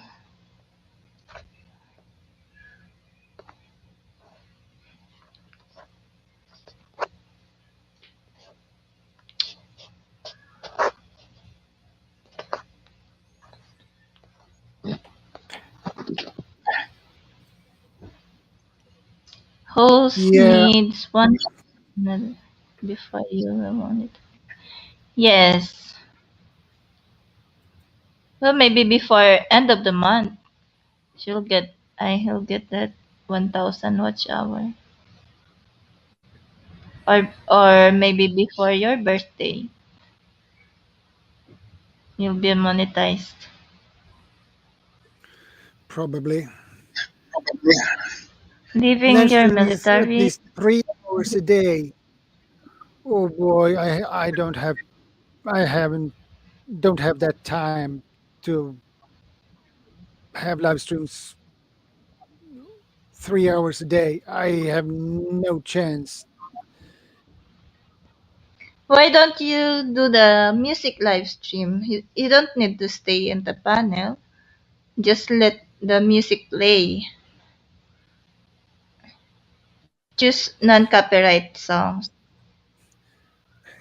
The interesting thing, it's a new feature in StreamYard. Yeah.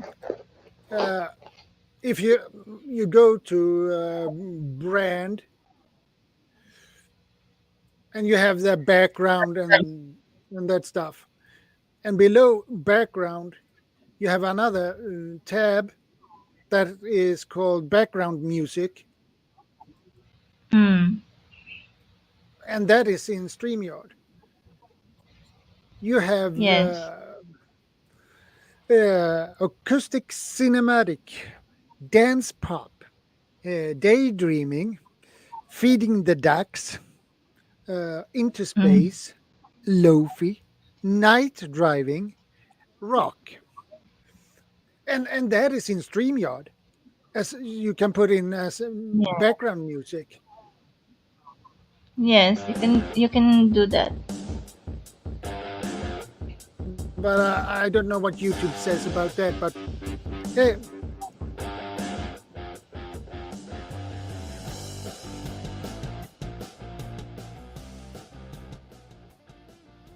it's nice music. It's nice music, background music. Yeah, and I can adjust it as I want. And I can set that for as a loop as well. So yeah. And this is in the StreamYard. a new feature for StreamYard, so you can have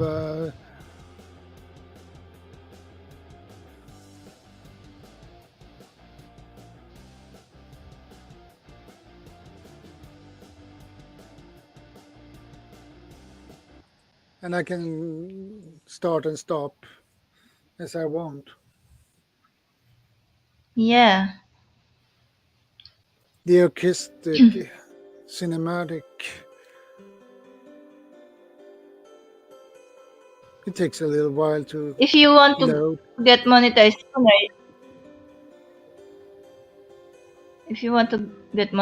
sooner, just do the music live stream every day. It will help you your watch hour.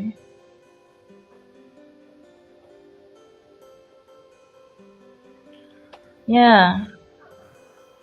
The problem is I don't have the time to, when I work, I don't have, from Monday to Friday, I don't have the time to do live streams. If you have an extra gadget, just leave it silent, LS. People will always come to see your live stream, to visit your live stream, or stay in your live stream.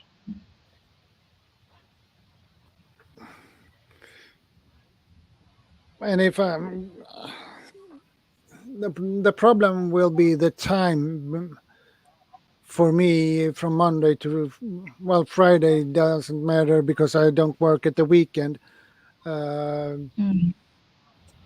The problem will be from Monday to Thursday.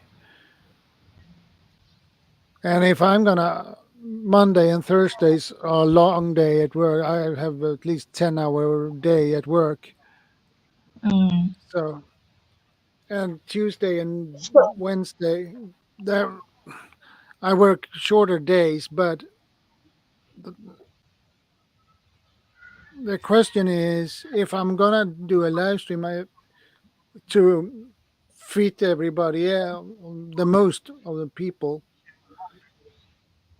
it will be you should have it the same time every time at 8 p.m. The problem is if I'm gonna run that for 3 hours, I will get less sleep. No, you don't need to stay. Just leave it. Just leave your live stream. You can also do live streaming while you're sleeping.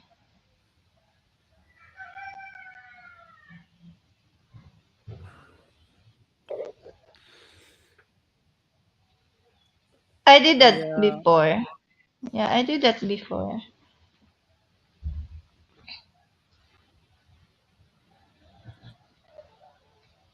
Just leave it in silence. Yes. And that's why I'm always on J Mike's stream in the mornings. Because you have a chance to win watch hours there. J Mike's live stream. Silent, not silence. Silent. You can also put background music, non-copyright music.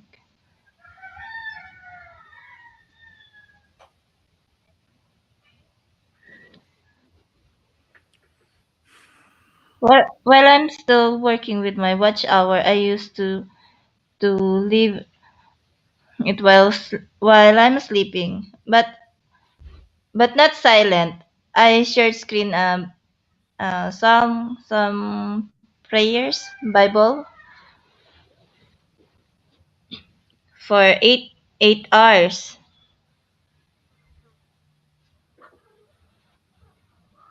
Or music live stream. I'd never did the silent LS. I never done that either. So Just try. Just choose non-copyright music, and if you're using StreamYard, then just share screen and put it in full screen.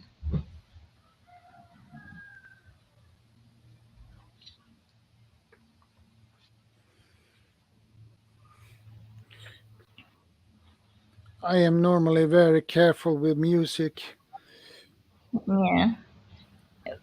There is a non-copyright music. The NCS sound, non-copyright sound. Yeah. You can use. But I believe you have to pay for that. No, it's free.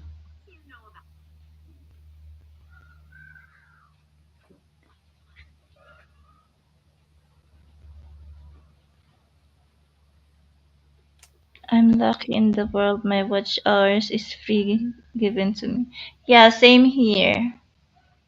Same here, Miss Nanette. 1,000 watch hour from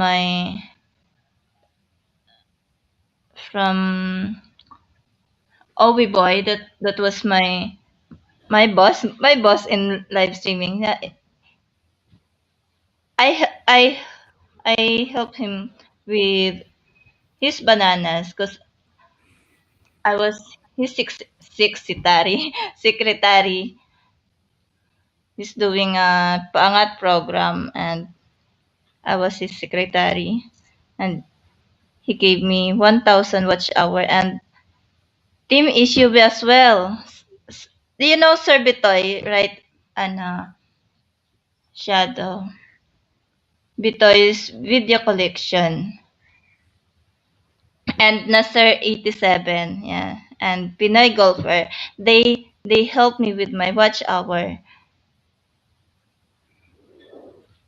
Gave me 2,000 plus, 2,100 watch hour. That's a lot. Yeah, because they challenged me. It was my first time in the SUV, and they said if I sing, they will give me super chat, and I said I I'm not even monetized yet, and then they said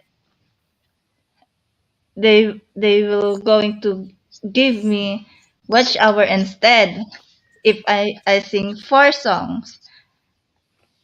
And yeah, I grabbed the chance. It's a watch hour.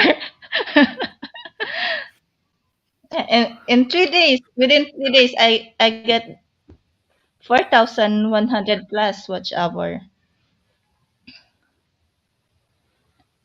I get that 4,000 plus watch hour in 3 days, and I applied 23 December 23, and YouTube approved December 24th at 2 p.m. Yeah, it's my Christmas present. Yeah. Mm.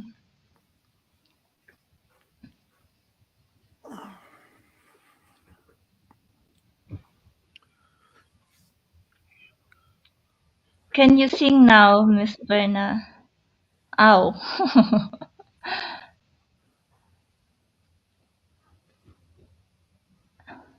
Tama, dapat walang hiya-hiya.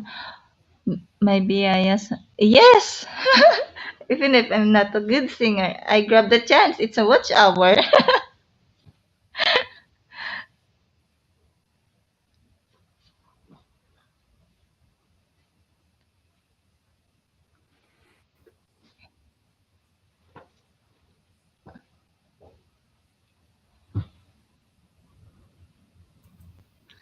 Yeah, that was my second time I came up the SUV panel. First in Pinoy Golfer panel, and then Rides on TV panel. I meet all the SUV there. Yeah, right, and Ma'am Maze. I get monetized because of SUV family. Yeah. Yeah. SUV playing your playlist.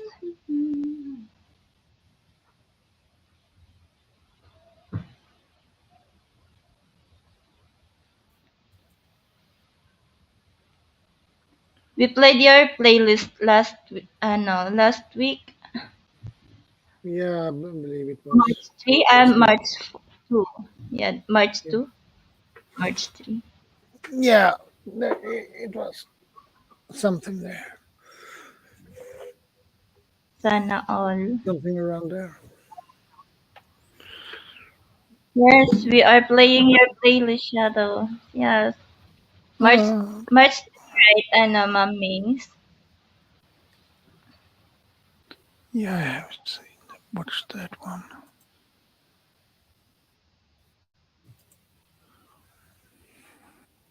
Because you're always supporting the TV family. So Yeah, I do my best, actually. I do my best. We'll get there slowly but surely. Yeah.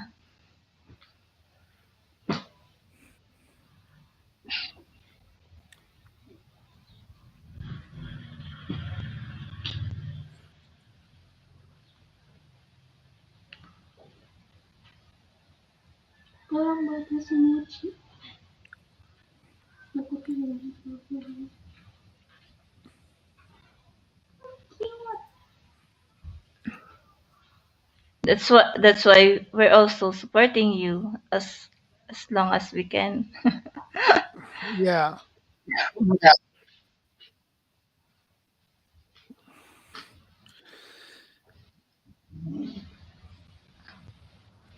I think the community here on YouTube is awesome. If you have the luck to get in there to the right community. And I was Yes. lucky. I was lucky that I got into a good community from the beginning. Otherwise, I don't know what if I would be here today with what I have today on YouTube. Yeah. Because there are bad communities as well on YouTube. Yeah. Some of teams are only taking advantage from their members. They only want to play their videos, but the small I've been there before. I help them for their watch hour, but when it's my time to work for my watch hour, they never played my videos. Only two in that team that played my Thank you, video. Nana. I I had the bad luck to get into a one channel, and it was a small community. You could say that with other channels, and that guy, what he requested from every member, you should be on his channel every day Oh, and but play he never. everything, almost every video he had. Not into, not at the same time, but that was, and he would do the same for me. But Yeah, but that's really unfair. that is really unfair. And if you didn't, what's because you didn't have time one day, you were out. If Yeah. in that case he unsubscribed he took away the subscription from your channel. If you didn't you're on Karma his always channel there every day. to. That is impossible. You can't be on one and the same channel every day like Yeah. that. Yeah, because that you get in a bad circle. Because that you That what he means requests he's is only using all his members as well. yeah. So that was not only his channel. You had to be on the other channels he had in the group as well. So that was my real bad luck. But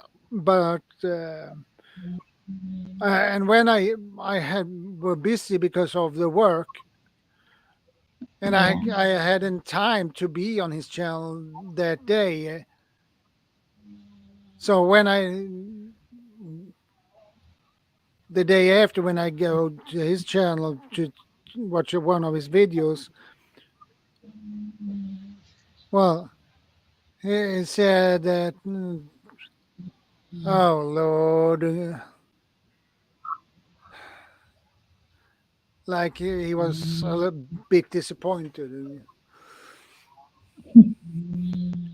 So that was not is not good. It's not good for any, because I don't put that request on my subscribers. I don't. If they don't have time, fine, they can take it another day. You have to respect that. You have a life outside YouTube. Yeah. Well, it's another Create more thing if Premiere, more people watch you. Yeah, just sit on Premiere if you upload the video.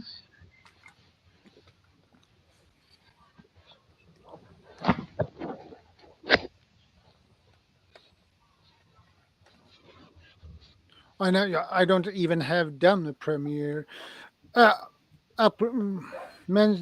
Speaking of premieres, when I heard you could do premieres, when I checked the premieres up, what it was, I don't know if that has changed or things like that, but what I got, the answer I got when I checked it up was premieres it is more like a trailer for the next video and the next video and the next video. So what? I don't know what I'm gonna do. If I do a video, I don't know what kind of video I'm gonna do the next day time. I can't. So that's why I put the premieres aside, because that is not I'm gonna use. So, but I don't know if that is change, if they had changed it or something. I don't know.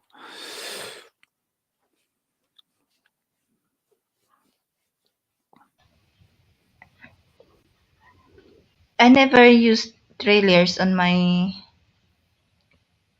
any premieres.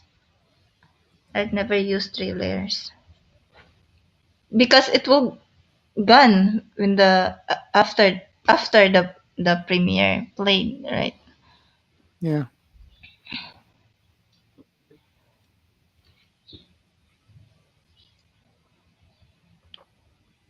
Evan and Risa, mega love shout out po.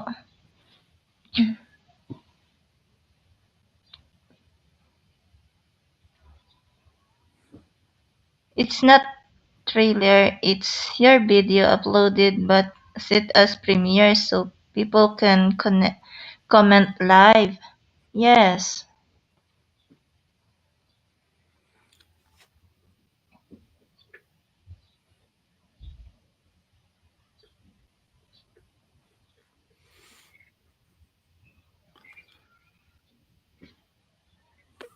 Well, in that case, I might be reading understand it, misunderstood it, probably, or read it wrong.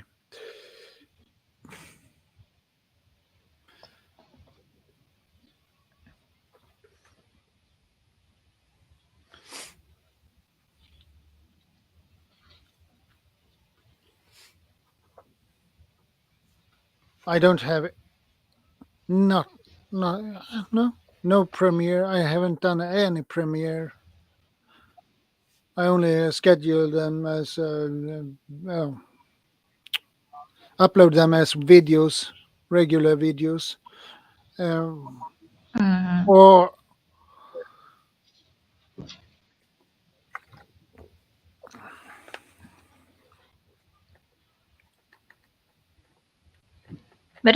But it is better if you sit as premiere and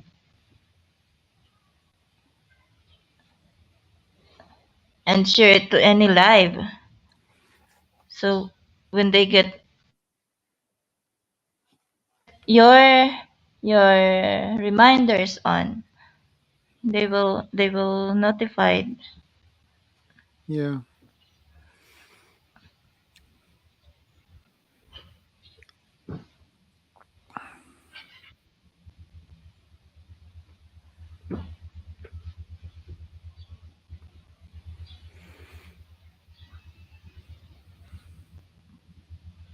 Well, that is something I need to think a little bit more before I decide.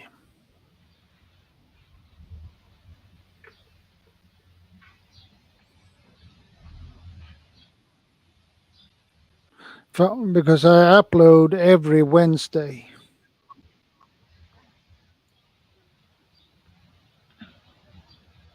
I upload one video because I always do my videos the same day I upload them. I don't do make my videos day before or a couple of days before. I don't do that. I do them upload them the same day, make them the same day. My editing takes 15-20 minutes. It depends on. So mostly I put some filter on text at the end. That's all. That's all. And put some music on the intro.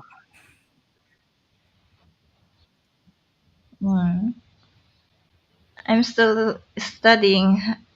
I'm still learning how to edit. Well, I'm not good at editing at all, but I edit on my phone all the time. So, but it works pretty good for me. I know one guy.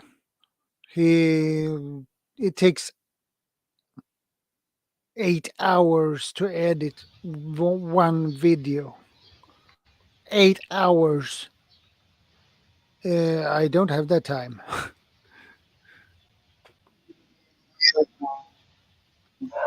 Edit.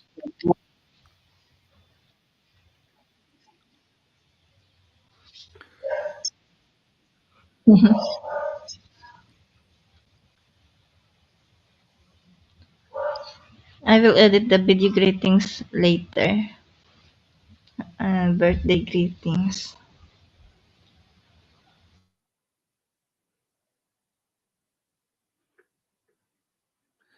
Yeah, she lost her signal again.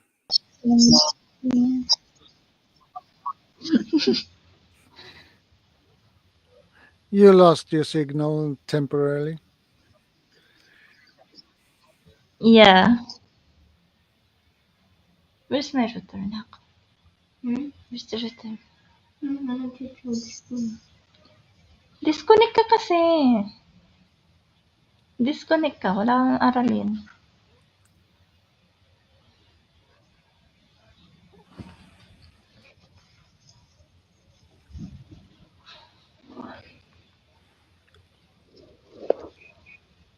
I have mole here.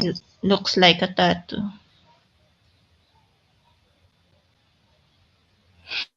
Yeah.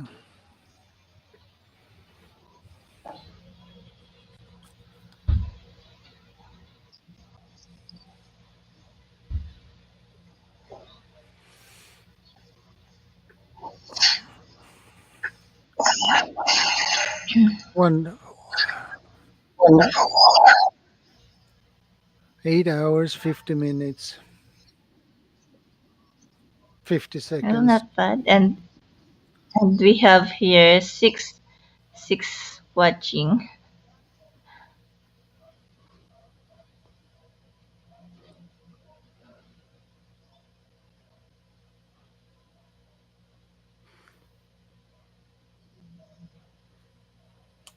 I'm curious how they count on watch hours. Is it per hour watch time, or is it 6 watch hours for 6 hours, 6 hour stream, or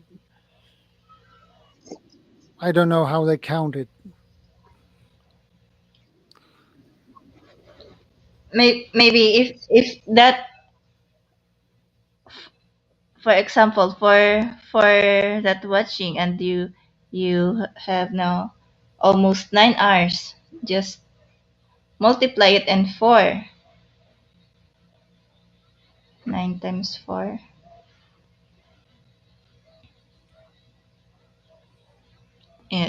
You have 36 hours.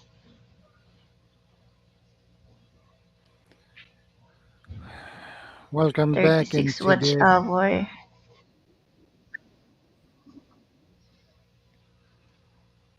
NCDev, wow. Hello. Yeah, that's a big wow on that one.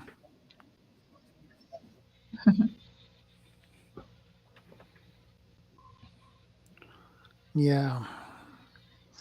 And if you do that every day live streaming, you'll get monetized before end of the month.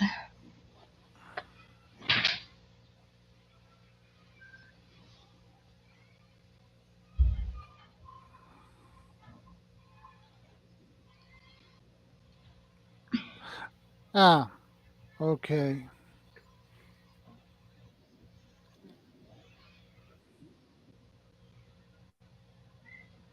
That is unreasonable request on the month's price.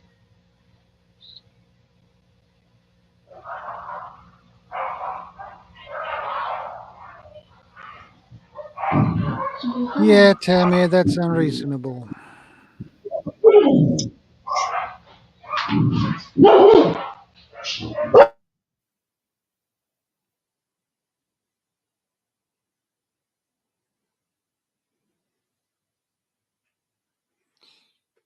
Yeah, Tammy, I agree. It's unreasonable.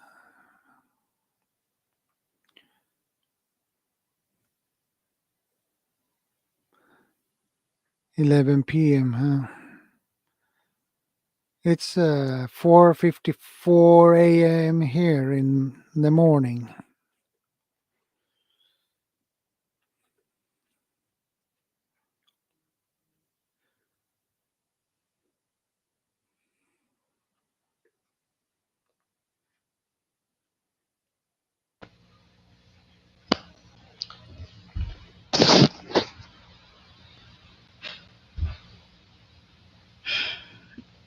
It's almost 12 here. 11:54. You don't sleep at Sunday.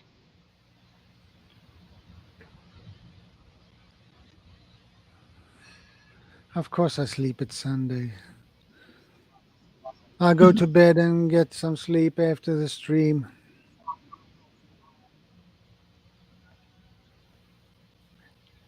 Well, it depends on how long we want to run this. Well, you can still leave this live stream. Just mute your mic and let it run.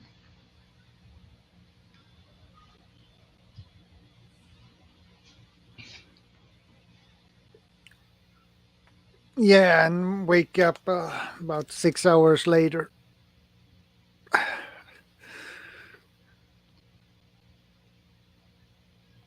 And I am loading, I guess.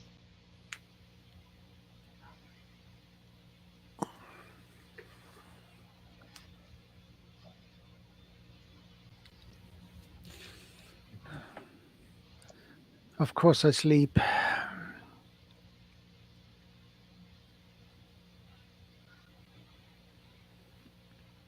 Everybody needs to sleep. Of course, I sleep.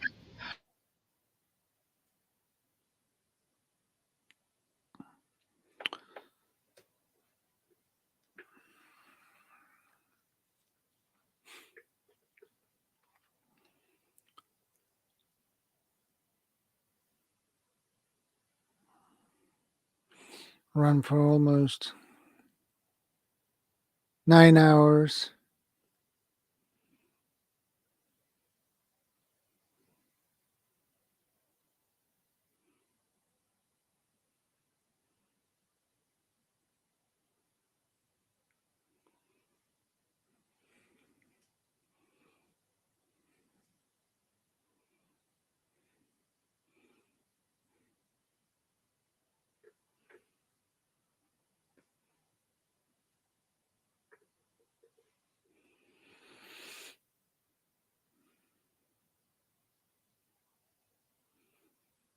Well, I guess we can run for 3 minutes more.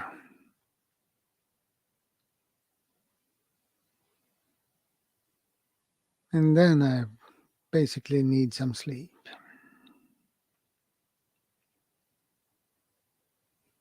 Yeah. Yeah, Verna is tired.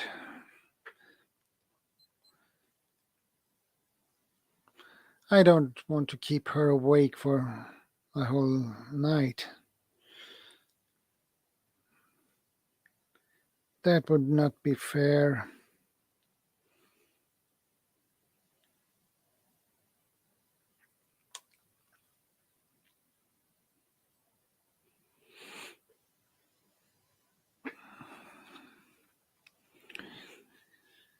Everyone of us needs some sleep.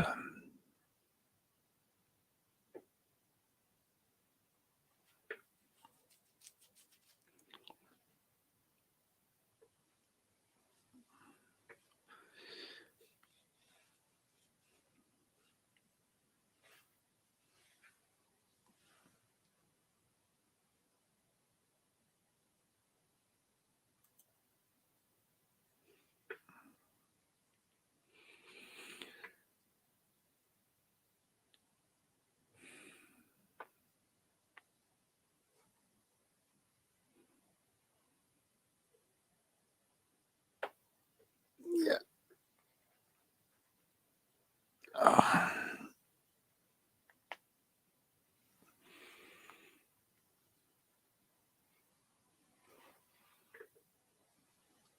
Oh, jeez.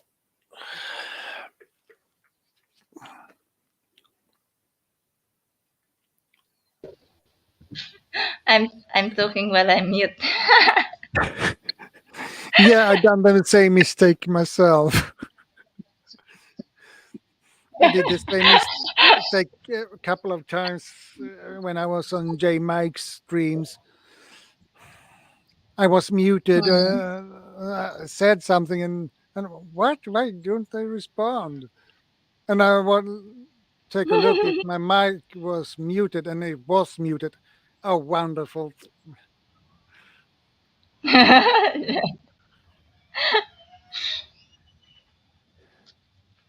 Yeah, that happens.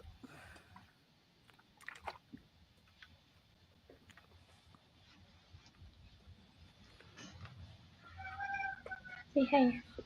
Hello. Cute doggy.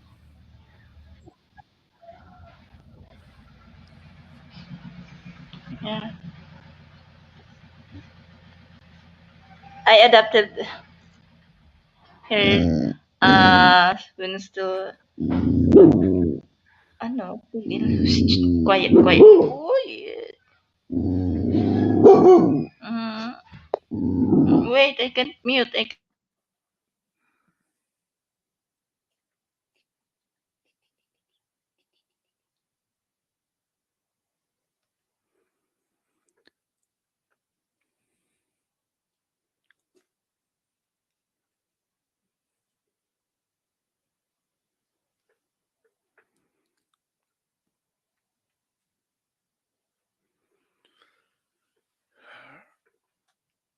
9 hours, 1 minute, 12 seconds. Oh, Lord. Well, not bad. Just 9 hours. It's quiet. Quiet, quiet.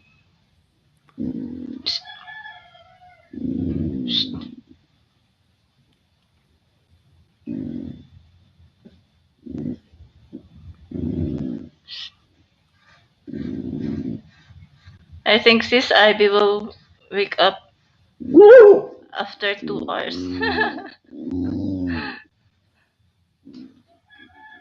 Yeah. And I probably will wake up 6 hours later. Mm.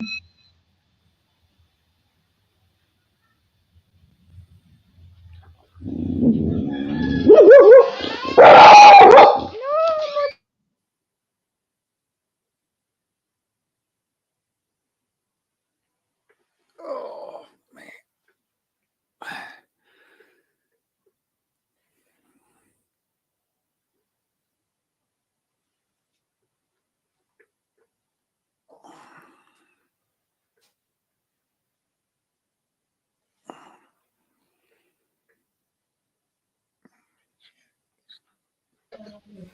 You you can go to sleep and leave your live stream.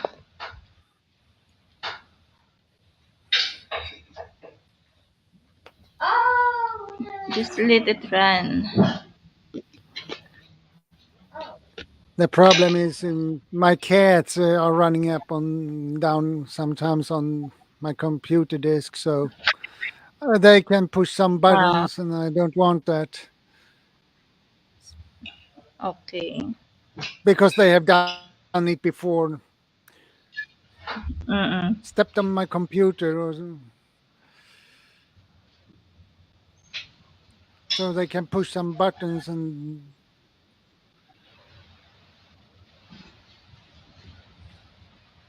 I don't want Yeah. to take that risk. Because the stream can, well, behave weird or something. Or they shut the computer down.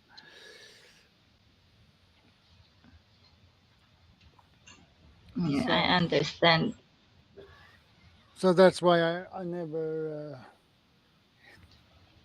have anything running on my computer.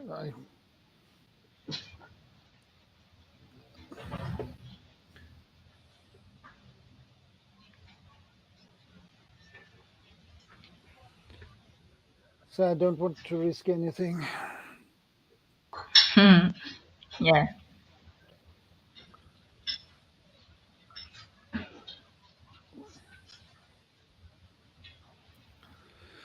two kids that are on play mode at the moment.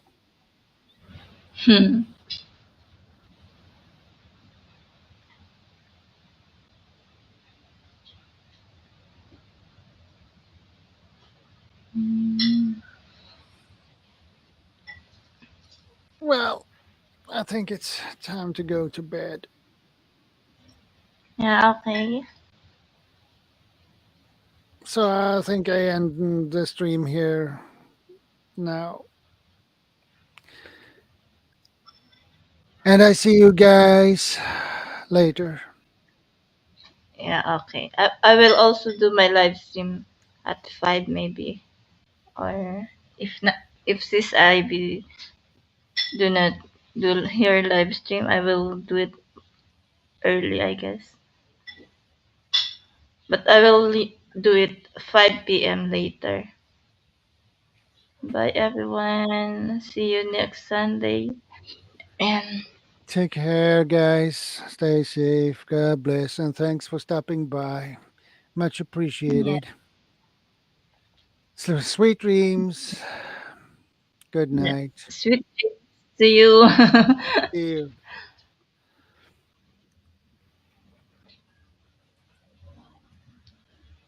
And bye bye. Have a blessed Sunday, everyone.